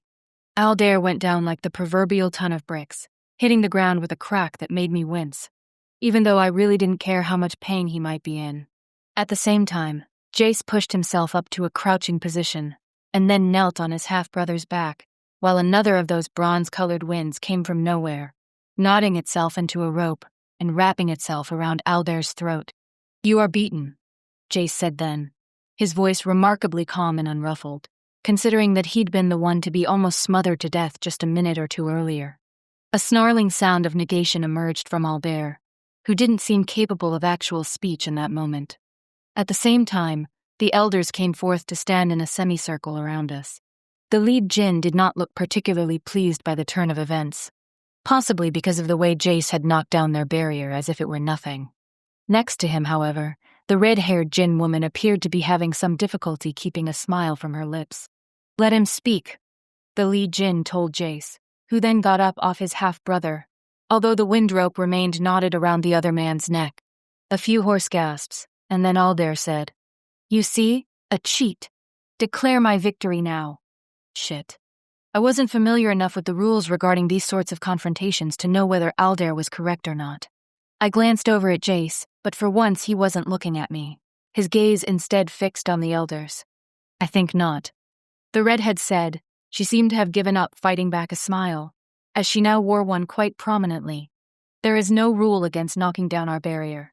A sidelong flicker of her eyes toward the lead elder, who still wore a disapproving expression on his face. Although that may change in the future. "He brought in his whore to help him!" Aldair protested, and Jace let out a snarl of his own, the rope tightening still more around the other Djinn's neck. "Peace, Jazriel," said the female elder. "You have won, so there's no need to torture your brother further. As for Jessica, Aldair, she is your brother's chosen. As such, they are one. She had every right to come to his aid. True, we had not thought you would be able to bring her to your side to assist you, Jezreel, but I must commend you for your original thinking." "Original," Aldair began, but he didn't get any further than that. The lead elder nodded at the other male Djinn, and he came up to grasp the rogue Djinn by the arm. "I cannot say I approve of your methods, Jazriel," the elder said, "but as they did not violate our rules for these battles, I will declare you the victor here. Aldair's claim on Jessica Monroe is negated for all time, and he will be taken from this place to an exile from whence he will not return." After making this pronouncement, the elder Djinn bowed toward me, then inclined his head toward the other two. "No!" That was the last we heard of Aldair, because in the next instant, all of them vanished, the red-haired Djinn last. I could have sworn she winked at me before disappearing, but it could have been my imagination. What wasn't my imagination was Jace's arms going around me, and his lips on mine as he swept me into his arms. And all around was cheering and congratulations, the flames generated by the fire elementals leaping into the sky, as if from sheer joy. We had won. Chapter 17. Zarius was the first to approach us, Julia standing diffidently a few paces away, as if she wasn't quite sure what she should do. "Clever," he said, although there was a faint note of disapproval in his voice, as if he wasn't sure he would have employed such rule-bending methods if he'd been in the same situation. "Desperate, actually," Jace replied, but he was grinning despite his words. "I suppose that is what these situations sometimes require." Zarius's gaze moved from Jace to me, and he actually smiled. "You two do make quite the formidable team. Together we are stronger." Yes, Jace had been right about that. And now that the enemy had been vanquished, the dragon slain, Zarius seemed to pick up something of my thoughts, or maybe the question had been clear enough on my face. He glanced back toward the resort, where some of the people in the crowd now appeared to be headed. Well, why wouldn't they? The show was over, and the night cold. Better to be inside. "Now," he said simply, "we go to Santa Fe." I didn't pretend to understand all of it, but it seemed that when the elders spoke, the rest of the Djinn listened. If they didn't want us in Taos, even now that Kaleem and the rest of his followers couldn't lay claim to it, then we'd move. Apparently the elders had decided that no Djinn should call Taos home, now that they had been here themselves and felt whatever power existed in the Rio Grande River Gorge and the mountain lakes the people of the Pueblo had once called their own sacred places. Part of me was really hoping that Jace and I could go back to the house outside town, but when I asked, he shook his head sadly. "It's not safe." "Why?" I demanded, even as I shoved the last of my things into my duffel bag. Off to one side, Dutchie was watching the proceedings with a resigned air, as if she knew we were about to change our base of operations once again. "We don't have to worry about the renegade Djinn anymore." "True, but Richard Margolis and his followers are still out there, and they're still in possession of 2 of Miles's devices." Crap. I'd almost let the entire conundrum of the Los Alamos community slip from my mind. Jace's words brought them to the forefront, unfortunately. The good part was that Miles was with us, for now, anyway, and so my nightmare visions of Margolis being able to wield dozens of the damned Djinn, neutralizing things, would never come to pass. That didn't mean the commander and his followers might not put the ones they still had to bad use, however. Interpreting my silence correctly, Jace went on. "I doubt they'll come after a group as large as ours, especially if we stay more or less in and around the city center. But our house back in the canyon is too remote. We would be easy prey there, especially since Margolis already knows where it's located. And if he brought a device to block my powers, I would not be able to call out for help." "I could help," I grumbled. "I'd meet him at the door with a machine gun and tell him to say hello to my little friend." Apparently Scarface wasn't in Jace's pop culture database, because he frowned slightly and said, "Beloved, I admire your bravery, but he brought 7 men with him last time, and most likely would bring even more the next. It's simply not worth the risk." He was right. It wasn't worth the risk, and it wasn't worth arguing about. I went over to him and put my arms around his waist, then laid my head on his chest. As his arms wrapped around me, I told him, "I know, and it doesn't matter where we are, as long as we're together." A light kiss brushed against the top of my head. "Exactly. Besides, I think Zaharias will do his best to accommodate us. After all, Santa Fe appeared to be a lovely town, from what I saw of it. There are actually far more options for housing there than here." I couldn't argue with that. I told myself to give Zarya some credit and wait and see where we'd end up. Well, I doubted anyone had the nerve to accuse Zarias of playing favorites, but I also doubted it was coincidence that Jace and I ended up in a quaint little 5-bedroom Puego-style mansion, only a few blocks off the square, with Zarias in an even larger house just down the street. The rest of the Taos community weren't all that far away, in an area probably just a little bigger than the mile-radius safe zone we'd been allowed back in Taos. I couldn't blame everyone for still being a little spooked, even though the rogue Djinn had been safely hauled off and exiled to the outer circles. After we were more or less settled in our house, and I'd carefully gathered up any personal belongings from the former owners. There weren't many, which led me to believe this enormous place had been a second or even a third home. I asked Jace, "Just what are the outer circles, anyway?" He'd been silent for a moment, apparently considering his reply. Then he said, "Picture the place your people called Death Valley, but with the atmosphere of Venus." Ouch. No wonder we mere mortals wouldn't last more than a few minutes there. And having to spend all of eternity in such a place. No, I wouldn't feel sorry for Kaleem and Aldair and the rest, since they didn't deserve my pity. At the same time, the mental image of the outer circles that Jace's words conjured made me wince. Those Djinn must have really hated us humans to have taken such an enormous risk. Or maybe they thought the elders just wouldn't care, and wouldn't act against them. Thank God they'd been wrong. But our community had obviously decided there was strength in numbers. And since there wasn't any shortage of housing near the center of town, everyone seemed to get more or less situated in a place that suited them. Martine was returned to her Djinn lover, and seemed to be slowly recovering from her ordeal, while the other girl rescued from Kaleem's band of rogue Djinn, Amma, also went back to the partner who thought he had lost her forever. Aldair's erstwhile chosen, Caitlin, moved into a casita on the grounds of Danny's and Lauren's place, where they did their best to look after the shell-shocked young woman. She still didn't seem to recall exactly what had happened to her, which was probably for the best. And Julia took a townhouse only a block or two from the plaza, explaining, "I'd feel silly in anything bigger. It's just me, after all." I didn't press her. If that was where she felt comfortable, fine.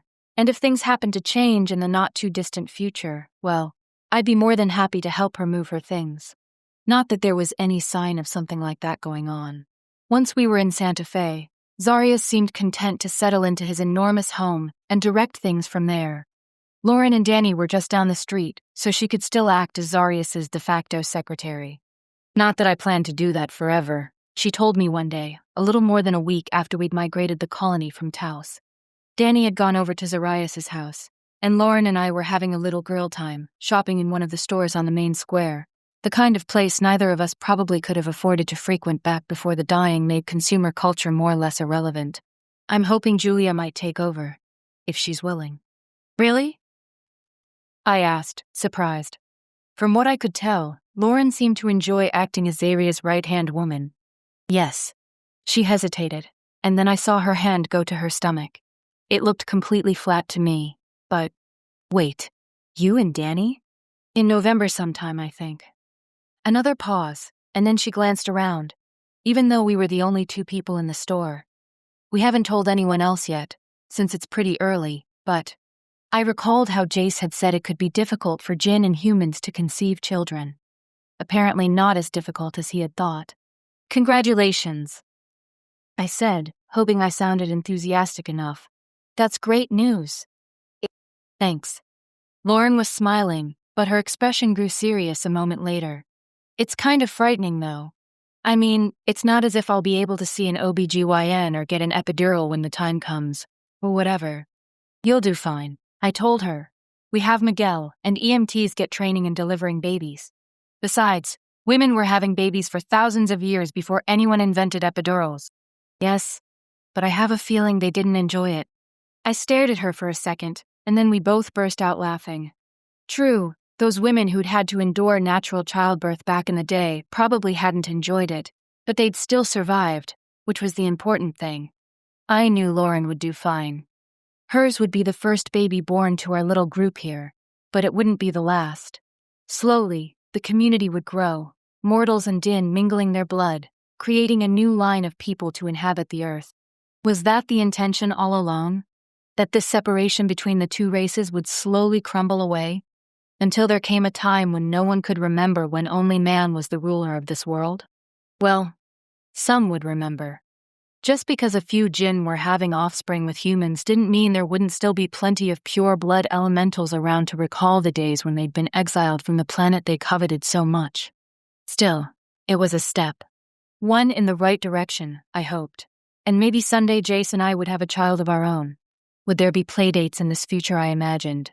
Helicopter parents, other carryovers from the paranoid time before? God, I hoped not. This world was ours, and safe enough for now. Sooner or later we'd have to deal with Margolis, though.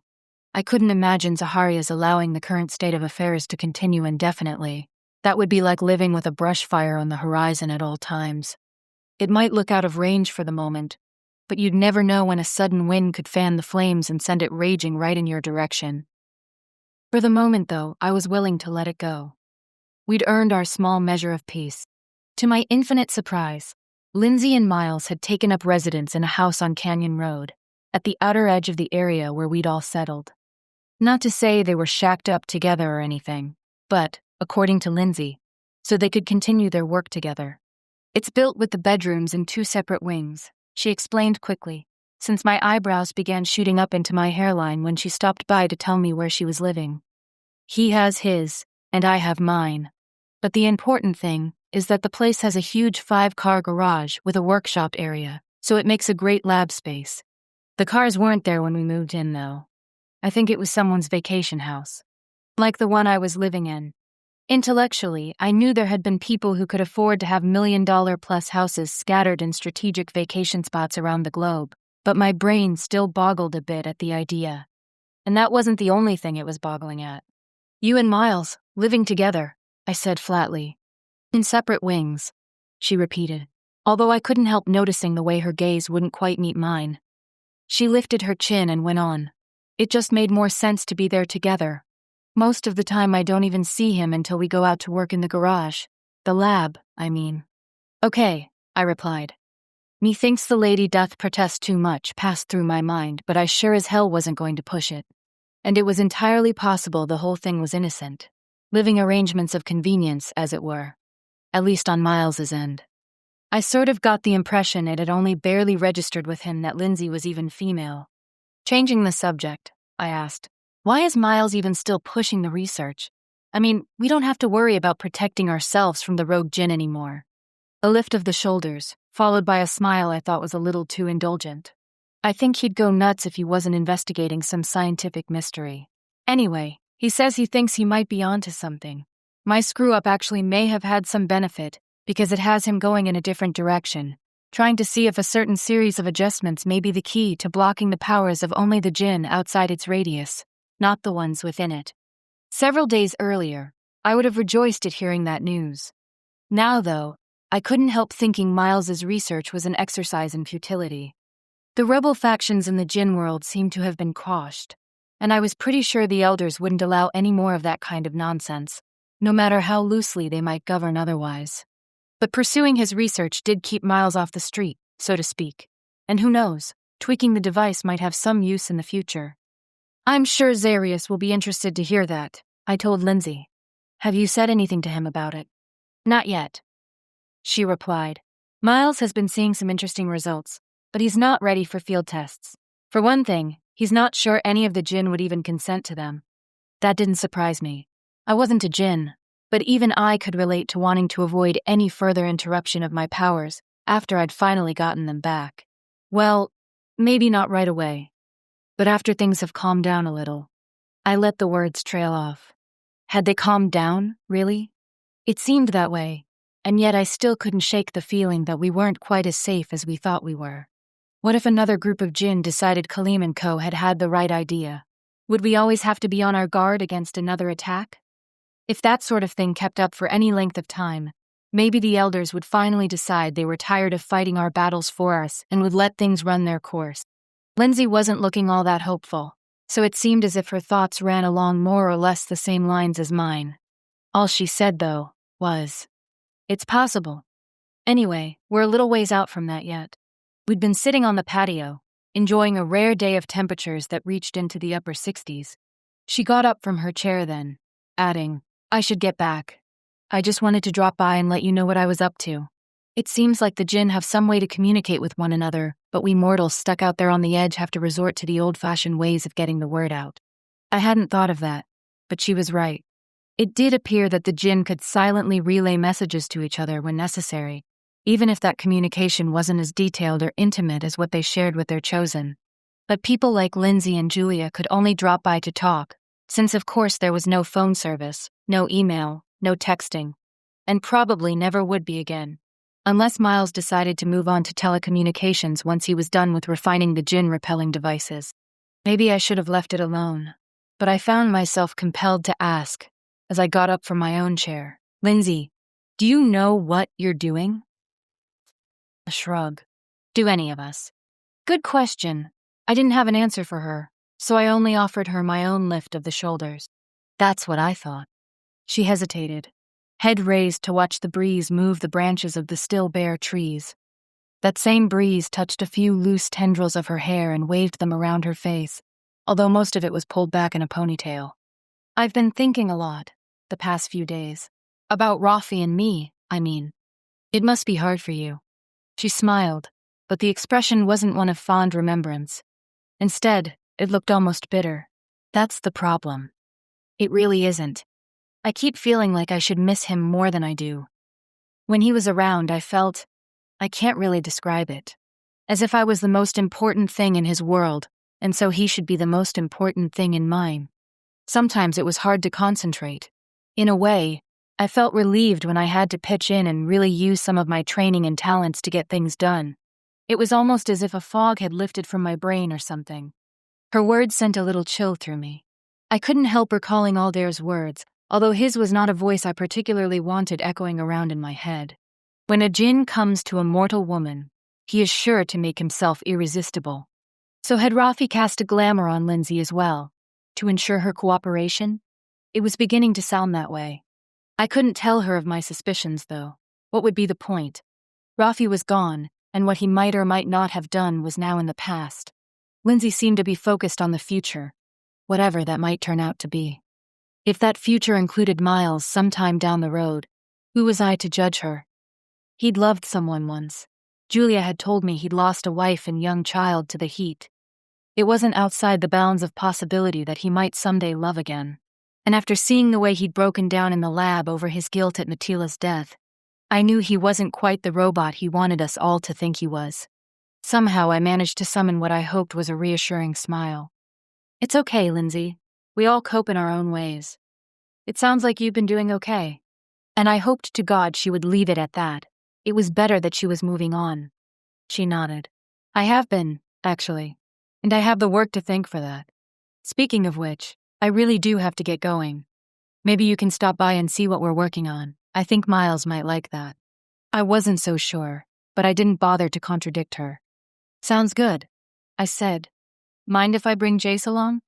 "Not at all. I'm really hoping that we'll have made some decent progress in the next day or so. Then Jace will have something good to report to Zarius." "I hope so too." She smiled and departed soon after that, leaving me thinking. It really did sound to me as if Rafi had put the Djinn whammy on her, so to speak. And if that was the case, how many more of the chosen in our group might have been victims of the same sort of coercion? "That's a serious can of worms, Jessica," I told myself. "You sure you really want to open it?" Not really, but my parents had imparted to me a pretty strict sense of right and wrong. I didn't think I could let this alone. Jace would have told me the truth if he had all the facts, and I didn't know if he really did. After all, he'd spent most of his time after the dying by my side and had distanced himself from the community at Taos, so he wouldn't have to be near Aldair. He probably hadn't been around enough to really analyze the interactions between the Djinn and their chosen. But Zarius had. Since Jace was off with Danny and a few others, scouring the area for livestock, I knew I still had most of the afternoon open. I'd asked him why they were even bothering, since Aldair had made it sound as if the Djinn could conjure food out of thin air. At the question, Jace had frowned and said, "No, it has to come from somewhere. We do not have the ability to conjure matter from nothing. True, we could blink a head of cattle here and use that to supplement our diets. But sometimes it is simpler to have the resources we need here at hand." That reply made me wonder where exactly Aldair had gotten that goose from. And then I decided I really didn't need to know. It seemed clear to me that our community wanted to be as self-sustaining as possible, and I thought that was probably the smarter choice in the long run. Now, though, I had an opportunity to speak to Zarius alone. I didn't hunt up Lauren and request an audience or anything. No. I just walked down the street to the mansion Zarius had taken for his own, then went up and knocked on the front door. Lauren might have been there, or maybe not. She tended to spend a good deal of time out and about, talking to people, making sure everyone had what they needed. When the door opened, Zarius stood there, not Lauren. His eyebrows lifted slightly, but he sounded civil enough as he asked, "What can I do for you, Jessica? Can I talk to you about something?" To my relief, he didn't even hesitate. Of course. Stepping aside, he let me in. I'd been to his house once or twice before, so by that point I was past staring. Even so, it still required a conscious effort to keep myself from gawking at the art hanging on the walls. The enormous ceilings, the floor of patterned slate. Someone had dumped a ton of money into the house. No wonder Zarius had taken it for his own. He led me through the foyer, and off into a smaller space, most likely intended as a sitting room or study, although it was furnished with only 2 love seats covered in bone-colored leather. In the art niches on the walls, priceless Russian icons stared at us with blank eyes. After we'd both sat down, he asked, "What is it?" Now that the moment had come, I wondered if I'd made a huge mistake in confronting Zarius with this. Our lives were just settling down into something resembling normal patterns. Did I really want to disrupt that tranquility, just because of my own crazy suspicions? But then I thought of the Lindsay and how she felt as if she was in a fog when she was around Rafi, and I knew I couldn't let it go. "This power of glamour you Djinn have," I said abruptly. "How many used it on their chosen?" Zarius didn't even blink. Some did in the beginning, to ease the transition with their partners. Others, like Jazriel, never needed to. But I can assure you that the ones who utilized that power only did so in a limited fashion. None of them are using it now. What about Rafi? The Djinn leader was far too disciplined to sigh, but he did hesitate for a few seconds. Then he replied, "Rafi did not choose wisely in his partner." My eyebrows lifted. "Excuse the hell out of me? Lindsay is amazing." Zarius actually smiled. Well, his mouth lifted. Those dark eyes with their amazing fringe of lashes looked more than a little grim. I did not intend any slight toward Miss Adarian by my comment. What I meant was that Rafi desired her for her beauty and paid little attention to her mind and heart. His mistake, because we've all seen that she has an extraordinary mind. And when she would not bend to his will as he desired, he ensured that she would, by casting a spell on her. That is a very crude way of putting it. Djinn do not precisely cast spells. They exert their will on their environment and those around them, when necessary. Zaharia shifted on the couch then, one of the few signs of unease I'd ever seen in him. I know that he did not use the glamour consistently, which was why they quarreled from time to time. That was her way of trying to resist, although she had no idea of what she actually was resisting. I crossed my arms and sent him what I hoped was an intimidating frown. And you didn't stop him? Unfortunately, Zarius didn't seem at all affected by my scowl. Tone mild, he said. It was not my place to interfere in Rafi's relationship. I am a steward for this community, true, but that does not extend to meddling in the personal lives of my people and their chosen. Rafi selected Lindsay, and although I thought his choice a poor one for a number of reasons, I could not interfere. Even if he hurt her? This time it was Zarius's eyebrow that lifted. Did he? The answer was no, he hadn't. At least, Lindsay had never mentioned any kind of abuse, and I'd certainly never seen any signs of it on her. The worst that could be said for Rafi was that he'd been entirely too controlling, on a number of levels. Well, no, I muttered. So you see. Zarius placed his hands flat on his knees, smoothing the silky fabric of his dark trousers. While I understand your concern, believe me when I say that no others of my people are now using their powers to coerce their chosen in any way. They are all together because they wish to be, just as you wish to be with Jazreel. He never used that glamour on me, I said, not even in the beginning. And then I held my breath, wondering if Zarius would contradict me, and what I would do if he did. But he didn't. No, he said. Jezreel chose to let you learn to love him. At the time, several called him a fool. Did you? I inquired, my tone a challenge. A thin smile. Let us say that I chose to reserve my judgment, and a good thing too, since events have amply shown that he was actually very wise in that decision. I still wasn't used to Zarius paying me anything close to a compliment. About all I could do was offer a silly little nod. Not quite looking at him, I said. I hope so. He began to lift a hand, as if to wave off my false modesty, and then paused, his entire frame going still. The color drained from his face. What? I demanded, looking around wildly, trying to see what had set him off. What is it? Slowly, he stood. His hands were shaking, and he clenched them at his sides as if to quell their trembling. Someone is using one of Miles Odekirk's devices. But I shook my head. Well, I just talked to Lindsay, and she said she and Miles were getting close to a field test. Maybe they went ahead with it. No. Moving carefully, he went back out to the foyer, then opened the front door. Mystified, I followed him. What the hell was going on? Lindsay had made it sound as if she and Miles were still several days away from doing any kind of live testing. He added, I know that Lindsay would have come to me and asked permission before turning the device back on. Then what? The words died away on my lips as a wave of horror washed over me. No. Oh, yes, Zarius said, watching from the entryway as people began to pour into the streets, emerging from their homes in an attempt to discover exactly what was going on. I fear that Richard Margolis has brought the fight to us. Chapter 18. They met us in the plaza. There were, as both Jace and Zarius had once feared, far more than the 7 who'd raided my Santa Fe hideaway back in December. Now there had to be at least 20 of them, all armed to the teeth, except Margolis, who seemed to have taken over Miles's job as wielder of the device. He stood in front of his band of marauders, the box clutched in his hands, and wore one of the nastiest smiles I'd ever seen. I knew why.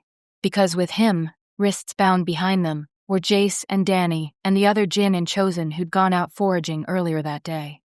The injustice of it made me want to scream. But I was attempting to take my cue from Zarius, who stood next to me, calm, cold, surveying Margolis and his squad with the sort of respect one might reserve for an invading band of cockroaches. Jace's eyes met mine. "I am sorry, beloved. They came upon us as we were searching a small ranch at the edge of town." "No need for apologies, Jace. It's not your fault. We were all hoping that Margolis would leave us alone." Zaharias spoke first. "What is it you want, Margolis?" The commander's smile didn't waver. "Simple enough. I want my scientist returned to me, along with any components you stole from my lab. And if she's hiding among you, I want the traitor Julia Innes handed over as well. I fear that both Dr. Odekirk and Ms. Innes are masters of their own fates, and so it is up to them to decide whether or not they will come back with you." Although he still smiled, I thought I could see Margolis's brow crease as he scanned the crowd, obviously looking to see if he could spot either Julia or Miles among the people gathered there. Luckily, Miles was blocks away, and I had no idea where Julia might be. She lived alone, without a Djinn partner, so it was entirely possible that she had no idea anything had even gone wrong. For all I knew, she was curled up on her couch, reading a book. "Wrong answer, if you want these ones to keep on breathing," Margolis said. He ran his hands over the device, and I saw the Djinn captives grow pale, their chests rising and falling as they attempted to pull in enough air to prevent themselves from passing out.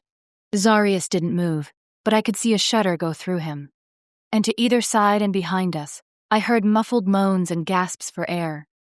The commander must have compressed the field of effect a good deal to intensify it so much. That would have been a reckless move if everyone in the community hadn't clustered together so tightly. As it was, I doubted if anyone had managed to escape Margolis's net.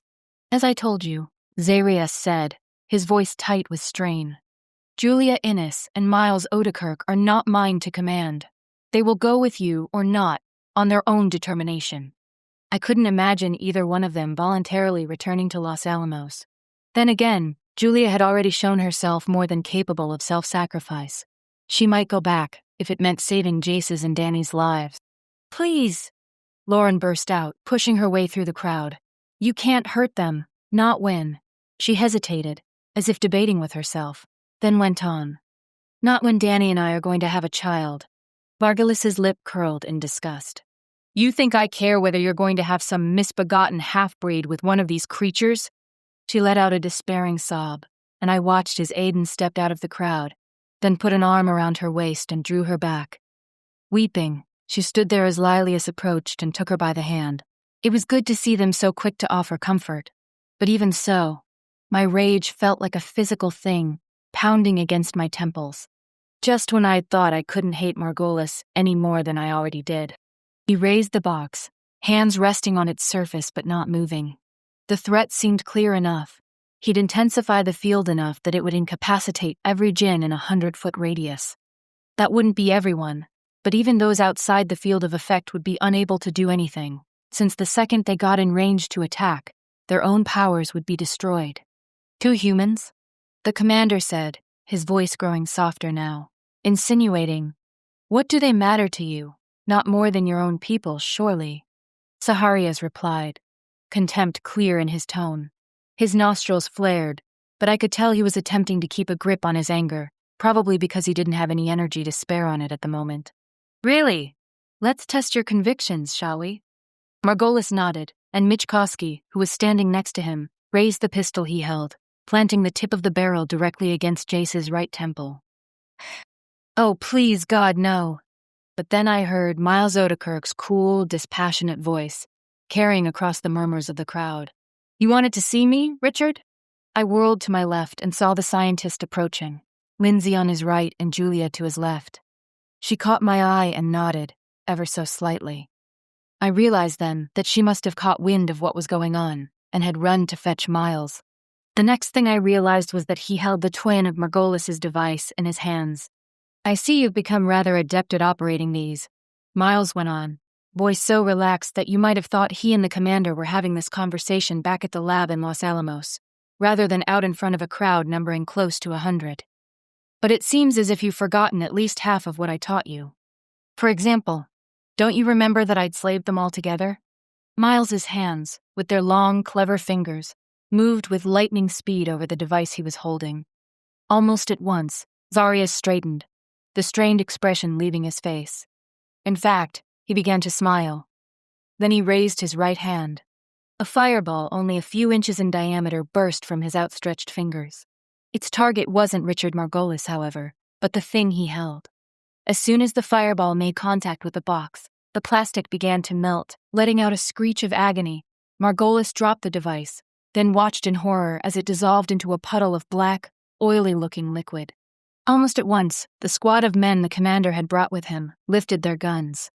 But a bunch of half-trained former middle managers and computer technicians and whatever else they'd been before, the dying was no match for a group of angry Djinn.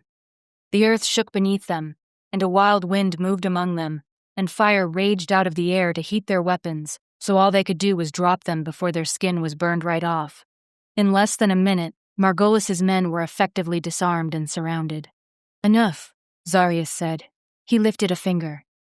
This time I didn't see any fireball, but somehow the ropes binding Jace and Danny and the others dropped away, their fibers scorched and smoking. As soon as he was free, Jace ran to my side, and I saw Danny hurry to Lauren and wrap his arms around her. "Are you all right?" I whispered to Jace, and he nodded. "Perhaps a few singe marks, but they'll be gone in a minute or two."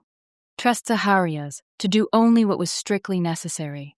Clinging to Jace, I watched as the Djinn leader approached Margolis, who looked white as a sheet under his olive skin, but who stood his ground, dark eyes glaring. "Was it so difficult for you to believe that we would live in peace?" Zarius asked.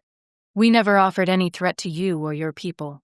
What, besides kidnapping one of them right from under us? Miles has been living among us as an honored guest," Zarius replied, unruffled. I thought that was stretching it a bit, but since Miles didn't offer any protest, I knew better than to say anything. "All of you Djinn are a threat." Margolis crossed his arms and locked eyes with Zarius. "Why else would we need these devices Miles built? To keep you from descending on us and killing every last one of us, down to the children." At the mention of the children, Zarius's lips compressed. Flames flickered around his head and then winked out again, and I heard the captured men murmur amongst themselves. No, they'd never really seen what a Djinn in full possession of his powers was like. It had scared the hell out of me the first time. After a pause, during which he seemed to be measuring his next words, he said, "I do regret what others of my kind have done. But they are not among the 1,000, those of my people who chose to save what mortals they could.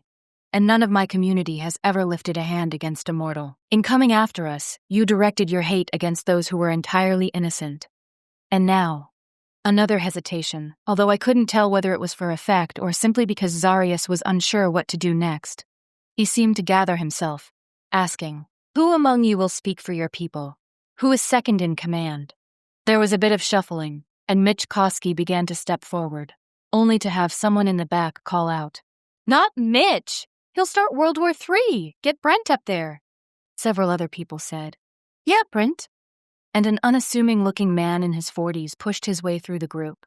He seemed familiar, and then I remembered he was one of the 2 men Evany had worked with in the Los Alamos motor pool. Brent Sutherland, the former HVAC technician. I sent him what I hoped was an encouraging smile. We probably hadn't exchanged more than a dozen words at most, but I knew that Evany had liked him. That he and the other guy from the motor pool, Sean, had sort of become Evany's adopted big brothers, looking after her, making sure no one gave her too much crap about Natila. If Brent was speaking for the Los Alamos people, they might actually have a fighting chance. Zarius inclined his head. "Your name is Brent?" Yeah." He held a rifle but didn't appear to be too confident with it. Seeming to realize that it was aimed more or less directly at Zarius, Brent quickly shuffled it around so the barrel was pointing at the ground. A muscle twitched in Zarius' cheek, and I got the impression that he was trying to stop himself from smiling. "Well, Brent, it seems that we have a few matters to discuss." We all gathered in one of the meeting rooms at the La Fonda Hotel, a cozy space with warm faux-finished walls and red upholstered chairs clustered around a carved oak table. Why exactly I'd been included in the group, I wasn't sure, except that I'd lived in both Los Alamos and Taos and could possibly offer some inside information. But I wasn't going to argue when Zarius included Jace and me in his invitation to decide the fate of Richard Margolis and the rest of his contingent. The man in question had his hands bound, but Zarius still gave him a seat at the table. Next to him was Brent Sutherland, who looked more and more worried with every passing moment. They were the only two representing Los Alamos. Both Miles and Julia had sat down on what I thought of as the Djinn side of the table, along with Zarius, Jace, Danny, Lauren, Lindsay, and me. Actually, more humans sat there than Djinn, a fact I didn't think was lost on Margolis, from the way his lips thinned as he glared at us turncoats. Now then, Saharia said, let us attempt to come to some kind of a reasonable settlement. Reasonable? Margolis shot back. How can we expect reason from a bunch of monsters and traitors like you? Richard, maybe you should back off a little, Brent ventured. It was cool enough in the room, but beads of sweat stood out on his forehead, and he looked like he could use a stiff drink. You back off, Margolis began. I'd say you should probably both be quiet and listen to what Zarius has to say, Julia interposed in her calm, low voice. Her expression was neutral, but I could see the way she kept her gaze fixed on Brent and wouldn't look at the commander. Not that I could blame her. Frankly, I didn't see how she could even bear to be in the same room with him. Brent slouched in his seat, but the second Julia spoke, Margolis smiled again, a nasty, leering smile. So that's how it is? He asked. I should have known. Once a slut, always. Single bullet. That is enough. Zarius broke in. His tone remained even, but something about it cracked through the air like a whip. Miss Ennis is here because she always offers valuable input. Unlike you, Captain Margolis. Something suspiciously like a snigger cut through the silence following Zarius's words, but I couldn't tell where it had come from. Maybe Danny. It did seem to have emanated from his general direction. Also, he was probably the only person in attendance who had the nerve to chuckle like that during such a tense scene. To my surprise, Miles Odekirk was the next to speak. Richard, you've proven that you're unfit to lead the group in Los Alamos. It's short-sighted and wasteful to wage war on those who've done nothing to you. Even now, you brought the most able-bodied men and the best weapons with you, leaving the people in Los Alamos to defend themselves with only one of my devices and whatever leftovers you saw fit to give them. Angry red splotches showed on Margolis's cheekbones as he leaned forward. Bound hands knotted on the table in front of him. Stick to your science experiments, Odekirk. You don't know what you're talking about. Miles only lifted an eyebrow, although I noted the frustrated pucker to Brent Sutherland's brow, and the way he'd nodded at the scientist's remarks. He'd really listened to what Miles had to say, even if Margolis was ready to dismiss those remarks out of hand. I fear that Miles is correct. Saharia said. No one who truly cared about the people in his charge would leave them so undefended. They are not undefended! Margolis shot back, his expression a peculiar mixture of rage and frustration, as if he wasn't quite sure why everyone had decided to gang up on him, including his own people. The device is shielding them from any Djinn, and they have sufficient weapons to take care of any other invaders. So you say, Brent replied. But we don't have any way of knowing that for sure, do we? He shifted so he was looking straight at Zarius. Sir, the rest of the guys asked me to speak for them, and for Los Alamos. I'm no leader, though. Captain Margolis here, he brought us together, looked out for us. I think everyone will be grateful to him for that, but I'm not sure he's what we need going forward. A wise assessment. Zarius agreed. He stippled his fingers together under his chin. But if you don't want him to lead you, and you feel that you are not up to the task, who will it be? Someone you left behind in Los Alamos? At that question, Brent adjusted his position in his chair once again, then shot a quick glance over at Julia. No, sir. When she disappeared, most of us knew that our little town had lost its soul. Margolis gave the orders, but she was the one who made sure that things ran smoothly. We need her back, sir. We need Julia Innes. Almost at once, she began to shake her head. No, Brent, I don't think that's the best solution. It's insane. Margolis growled. Left single quotation mark. She's a traitor. Have you lost your mind? I think your definition of traitor and mine are a little different, Captain, Brent said. Now that he'd spoken his piece, he looked much more in command of himself. I allowed myself the briefest sideways glance in Zarius's direction. I wanted to see how he would react to the prospect of Julia returning to Los Alamos. Maybe the tiny signs I'd thought I'd seen pass between the two of them had been nothing at all. only details I'd manufactured in my mind because I'd thought they would be good for each other. To my disappointment, Zacharias didn't appear to have reacted at all. Without looking over at Julia, he said, "That is ultimately Ms. Innes's decision. Although I think Los Alamos would be lucky to have her back." Oh, crap. Zarius had probably just uttered the one thing that would almost guarantee Julia's return to Los Alamos. She'd always been big on duty. Head up, and also studiously avoiding looking over at Zarius, she said. You would have to put it to a vote, at least with the people you brought with you. Margulis let out a snort of contempt. Vote to have a woman running things? They'll never agree to it.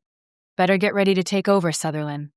Brent paled slightly at that remark, but his voice was steady enough as he said, Well, I guess there's just one way to find out, isn't there? Directing his next words to Zarius, he continued, And if they say it's okay? What then? Then you go home, Zarius replied. I fear you will have to leave the commander here with us, but I promise that he will be given the finest jail cell in Santa Fe. Something like a growl emerged from Margulis's throat, but he didn't speak. He seemed to have realized that there wasn't much else he could do here, not with the Djinn back in possession of their powers. Now you know what it feels like to be powerless, you son of a bitch. I thought then, recalling how he'd had his men torture Natila and Jace, how he'd forced himself on Julia.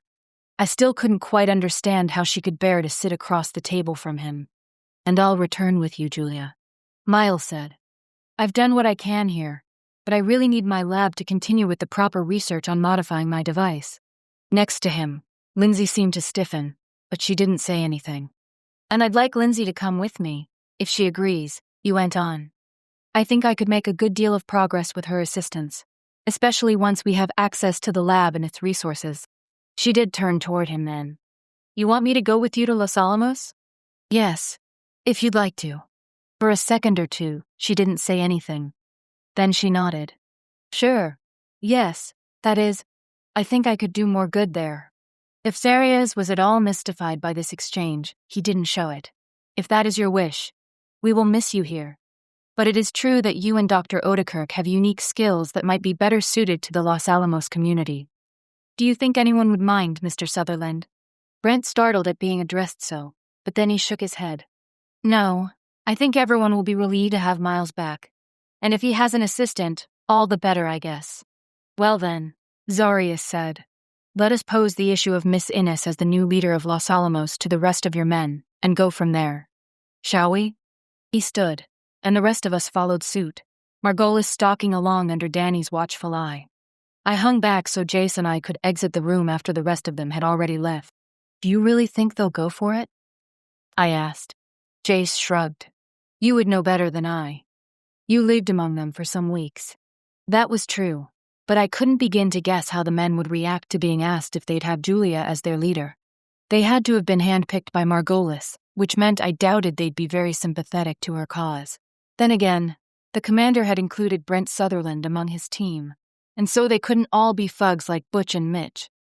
If they did decide against Julia, then I suppose the mantle would fall to Brent, as much as he might dislike it. I could tell that Zacharias wanted the matter settled.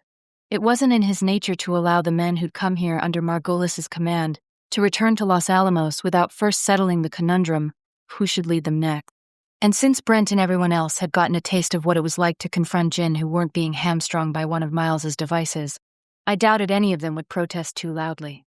The group from Los Alamos had been herded into the center of the plaza, next to the obelisk commemorating the Indian Wars, where once upon a time Jace and I had lit candles of remembrance for all the loved ones lost. That felt so long ago now, like something from a different life. Back then, Jace had been Jason Little River to me, not Jezreel. And I doubted I'd ever thought of Djinn as anything except fairy tale beings out of the Arabian Nights or something. Now, though, they were my family. Or at least the ones around me were. Butch and Mitch stood at the front of the group of captives, glaring at the Djinn who watched over them. The Djinn appeared more amused than anything else. It was all too obvious who had the upper hand here. We've come to a decision, Zarius announced. Several of the captured men exchanged furtive, frightened glances. It seemed fairly clear that they expected to be executed on the spot. He gestured to Julia, and she stepped forward to stand next to him. I could tell she hated being the center of attention like that, and maybe she hated having to stand next to Zarius and not show any kind of reaction. I wished I'd had the guts to ask her if she was even the tiniest bit attracted to him.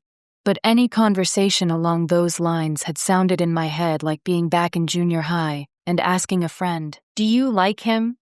I mean, like him?" No way. Now that opportunity was gone, and I could only stand there, my hand in Jace's as we watched Zarius address the captives. "We seek no war with you, no matter what your commander might have told you. It is unfortunate that we cannot govern the actions of the other Djinn, but even so, we should not have to take the blame for their depredations. Captain Margolis must stay here as our prisoner, as he has proven himself to be an active threat. The rest of you, however, may return to your homes, as long as you agree to elect a new leader." "Great," Mitch said, all bravado, although I noticed he wouldn't look directly at Zarius. "Then I nominate myself." "Shut up, dumbass," Brent retorted. He stood on the other side of Julia, his hands jammed in his pockets. You couldn't lead a drunk frat boy to a keg. No, who we had in mind was Miss Innes here. Startled murmurs erupted at that statement. Julia flushed, although I noticed she kept her head held high. But Mitch began, only to have the man standing next to him, a big guy with the blurred outline of a former athlete gone to fat, elbow him in the ribs. "I think that's a great idea," the man said. "All the food consignments have gone to shit since you left, Julia." She actually smiled. "Sorry to hear that, Henry. I'll have to look into it."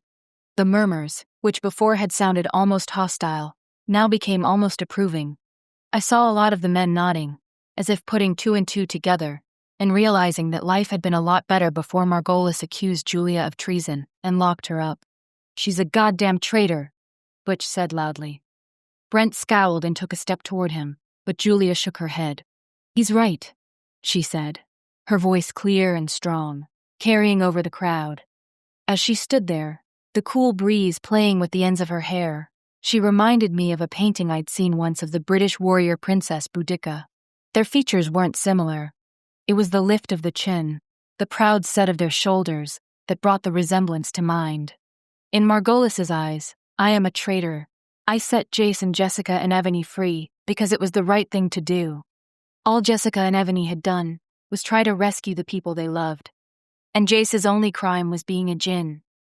That wasn't enough for me. They were innocent of any wrongdoing. And so Dan won. She stopped then, her throat working, before pushing on. "So Dan and I let them go. Margolis killed Dan for that, just for doing the right thing. And he locked me up, and This time she hesitated for so long that I was certain she wouldn't continue, wouldn't dare to say it, not in front of so many people. But her chin went up again, and she said coldly, "He raped me, just because he could, because he wanted to show me who was in control. That's the man you followed, and you call these Djinn here monsters?" The muttering grew angry again, but now their ire was clearly directed against Margolis, who for the first time appeared almost glad of his Djinn escort and the protection it offered. Danny's mouth twisted in distaste, and he called out to Zarius, "So sure you still want to keep this one captive, brother? He should be put out of his misery, for all our sakes." Zaria's features might have been carved from stone. He didn't look at Julia as he said, "No, we have already said he would be our prisoner. Truly, his crimes have earned him a sentence of death, but, as you said, that would put him out of his misery, and I believe he should suffer, being himself for some time further." Butch and Nitch were staring at the ground. I'd always thought of the two as big dumb jerks, and they were, but clearly Julia's declaration had shocked even them. Brent, white-faced and calm, said, "Does anyone object to having Julia Innes as the new leader in Los Alamos?"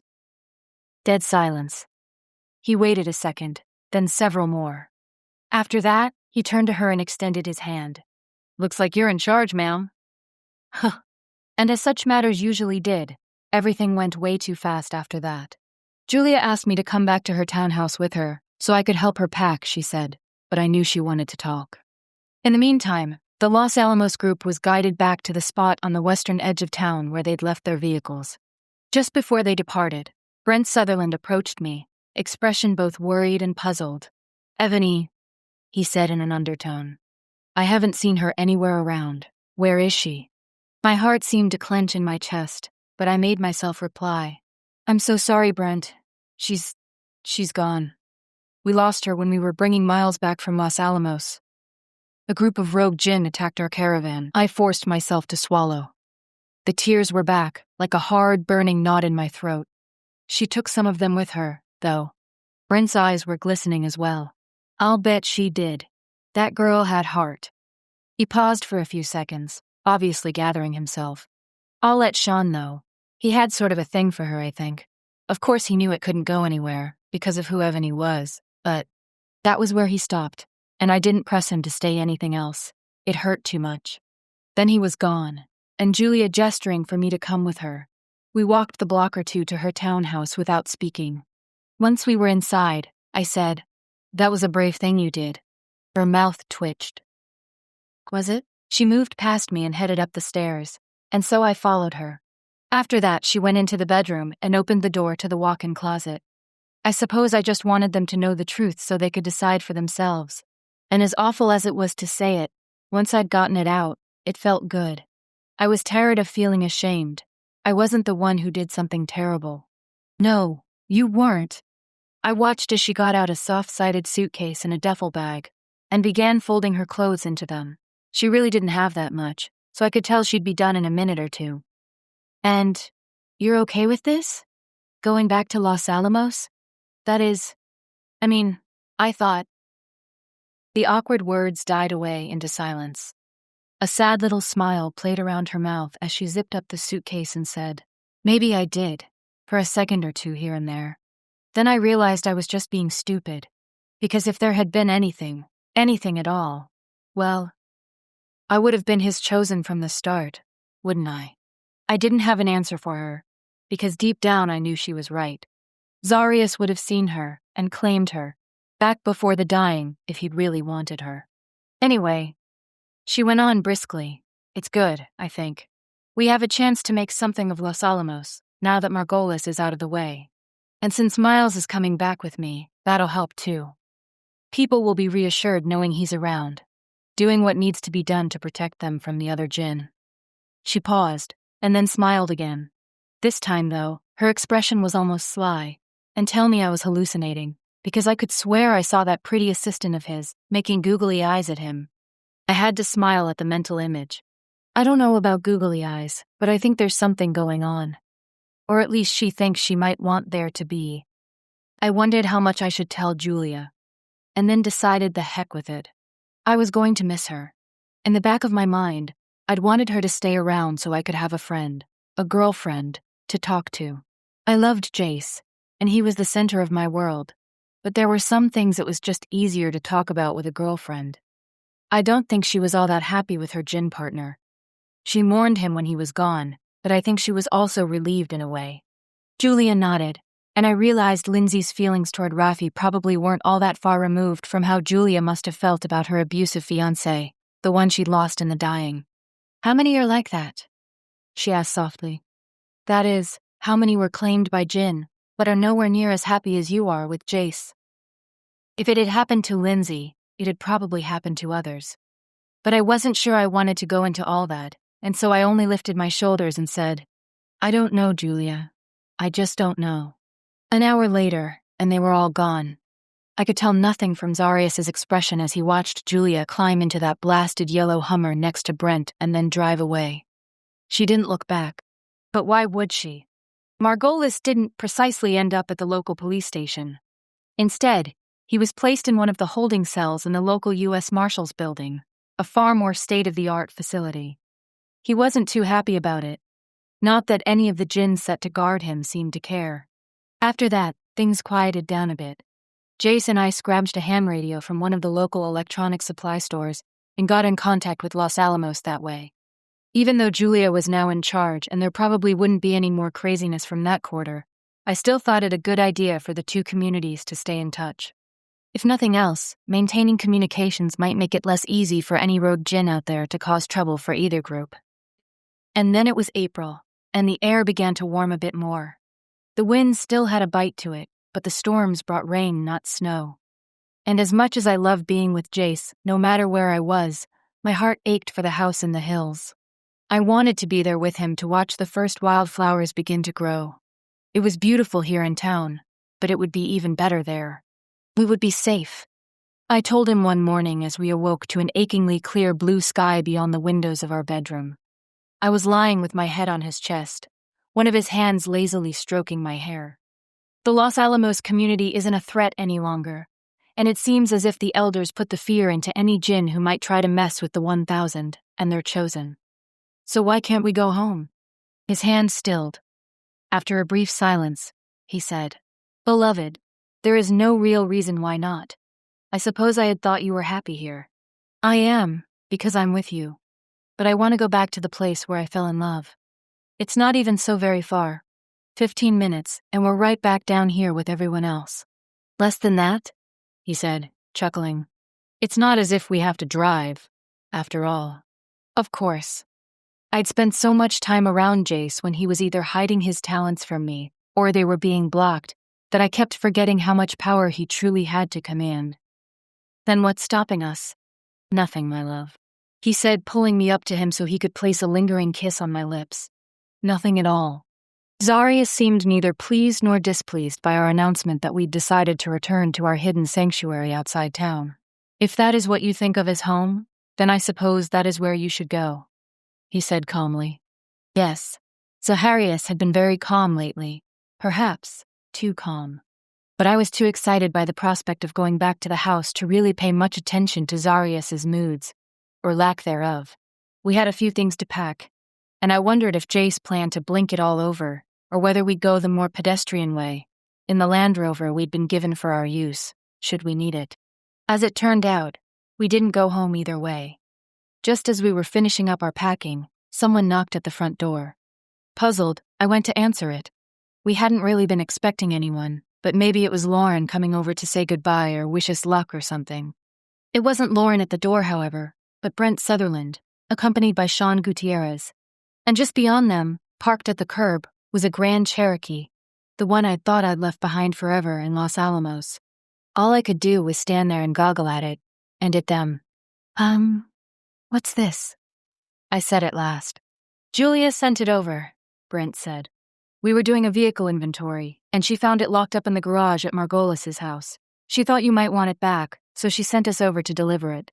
I didn't find myself at a loss for words all that often, but right then I was fighting to get them out past the tightness in my throat. Up until that moment, I would have said I'd forgotten all about the Cherokee, that it wasn't important, but right then I realized how much I did want that car back, that last physical reminder of the family I'd lost. "That's amazing. Tell Julia thank you." "We will." Sean glanced past me to the bags Jace and I had piled in the foyer in preparation for our leave-taking. "Going somewhere?" he asked. "Yes," I said. "I'm going home." Epilogue. Dutchie ran ahead, tail wagging. Jace and I followed at a more sedate pace, the Cherokee idling a few feet behind us. There hadn't been any question of traveling here by Djinn methods. Not once I had my father's Jeep back. "Smell like home, girl?" I asked, bending to scratch behind the dog's ears as she happily ruffled around in the fresh grass that had grown up in front of the gate. Jace came over to stand next to me. His hand rested on the padlock attached to the chain I'd wrapped around the wrought iron of the gate grill. "Do you have the key for this?" I arched an eyebrow at him. "Do I need a key?" "No," he replied, flashing me that grin I loved so much. He made a pinching movement with his thumb and forefinger, and the padlock fell away. The metal twisted as if a giant had wrenched it off. "Handy, but I hope you have something a little less destructive in mind for the front door." Because of course the keys to the home had disappeared long ago, left behind in Los Alamos with the rest of the belongings abandoned in the little house Evany and I had been given to live in. So, I supposed Margolis must have gotten his hands on the keys and everything else of mine, but I had no idea what he'd done with them. Locked them up somewhere, most likely, which meant Julia would probably come across those items at some point. It seemed as if she was being fairly methodical about going through the erstwhile commander's things and dispersing them as necessary. Would she take it upon herself to return my belongings to me? It would be a very good excuse to come back to Santa Fe. "I'll manage," Jace said, interrupting my reverie. "You always do." We went back to the Jeep and climbed in. Ducci, however, decided she'd much rather run up the hill on her own power, and so she trotted a few paces ahead of us as I slowly drove onto the property. From what I could see, nothing seemed to have changed much. The ground was muddy from a storm we'd had a few nights earlier, and the faintest mist of green was showing on the branches of the aspen trees. It wouldn't be too long now before they really began to leaf out. I parked the Cherokee in front of one of the garage bays, then got out. Jace did the same before going around to the back so he could pick up our luggage. It wasn't much. A couple of duffel bags, the backpack that held Dutchie's supplies. He shouldered the lot of it, then said, "Shall we?" Now that we were here, I found myself almost nervous. What if someone had broken in, despite all the precautions I'd taken? Then we'll fix whatever damage they might have done and get on with our lives. I chided myself as I followed Jace to the front door. I did wonder why he'd gone that way, as it would have been closer to let ourselves in through the side entrance off the kitchen. But then he said, "I wanted us to come here the way you did the first time. Through the front, so we can take it in all over again." I reached out and took his hand. His fingers were reassuringly warm. Of course, why wouldn't they be? Miles Odekirk and his devices were miles and miles away. There was nothing here that could hurt Jace. He smiled at me, his hand still wrapped around mine as he reached out with the other one. Just the merest touch on the latch was enough to have the door swing inward, although I knew I'd locked it all up tight when I'd left with Ebony going to Los Alamos to rescue our loved ones. And she'd never returned. I swallowed, blinking back tears. I didn't want to cry. I wanted to be happy to be here. Not a day passed when I didn't think about Ebony, wonder if there wasn't something I could have done to keep things from turning out the way they did, and I knew I would continue to do so. I just didn't want to do that right now. Jace's fingers tightened on mine. "It's all right, beloved," he told me. "Let us go in." Nodding, I followed him inside. Dutchie had already pushed past us and was rolling around on the Navajo rug, maybe trying to get her scent on it, or maybe reveling in being surrounded by items that did smell like her. The house was cold, but it didn't smell damp or closed up. In fact, the air was oddly fragrant. I realized why when I glanced toward the far corner of the living room. Standing there, yellowed and forlorn, was the Christmas tree Jace had brought me. It hadn't rotted, but merely dried out. That was where the oddly aromatic scent had come from. The next thing I realized was that it had dropped half its needles on the floor, and it was going to be one ungodly mess to clean up. Jace unslung the duffel bags and the backpack from his shoulder. "No fear, Jessica. I can take care of that for us." He made a subtle movement with his free hand, and the next thing I knew, it was as if a small whirlwind had rushed into the room, gathering up all the loose pine needles and bits of dropped popcorn, then swirling around the tree itself until all of it blinked out of existence. The corner was clean, untouched, as if my Christmas tree had never existed. "Very handy," I said, going up on my tiptoes so I could kiss his cheek. "I think I'll keep you around." A grin. That's a relief. With the tree gone, I could see that the rest of the front room appeared untouched. And as we made our way back toward the kitchen, it became obvious that no one had come here to disturb the house in my absence. Dust lay thick on everything, and I knew I'd have to throw a bunch of stuff out of the refrigerator and scrub it all down. But at least the power had stayed on the whole time. So whatever was in the freezer should be intact. Truth be told, it didn't smell quite as nice in here. I saw Jace's nose wrinkle, and then he made another movement with his hand. No, the refrigerator door didn't fly open so a parade of spoiled food could emerge. But it did seem as if the air miraculously cleared. I let go of his hand and went over to the refrigerator, then cautiously opened the door. Inside, all was bare and clean, sparkling in the bright sunshine coming in through the window. "Nice work," I said. "Now all we have to do is fill it again. There should still be plenty of food in the cellar." Jace glanced out the window, the sunlight warming his dark eyes to a rich coffee color. "And it looks like a fine day for hunting." "What? You're not going to magic something right into the fridge for me?" He didn't smile. "No, I want us to earn what we have, work for it." That doesn't sound very Djinn-like. Maybe it isn't. Only a step separated us. He closed the gap and pulled me against him, but gently, so I could lay my head against his chest and listen to the heart beating within. After all, I am half human. I want to cherish this world, just as I cherish you. If I make things too easy for us, He didn't finish the sentence, but I thought I understood what he meant. We should never take for granted what we had, but give thanks for all of it, for every passing day, for the sun rising in the morning and the moon that would illuminate our nights. If it's too easy, then we'll just end up making the same mistakes all over again, I said softly. There it was, that brush of his lips against my hair, that quiet gesture which told me how much he loved me, almost more than the times our bodies came together in shared passion. Warmth flowed through my limbs, his warmth. Beloved, you understand me better than I understand myself. His arms tightened around me. But you don't believe I am being foolish for thinking this way? I began to shake my head, then realized I could only move so far, pillowed against his chest as I was. Going still, I replied, no. I've been thinking a lot about those few months we had together, before everything got so crazy.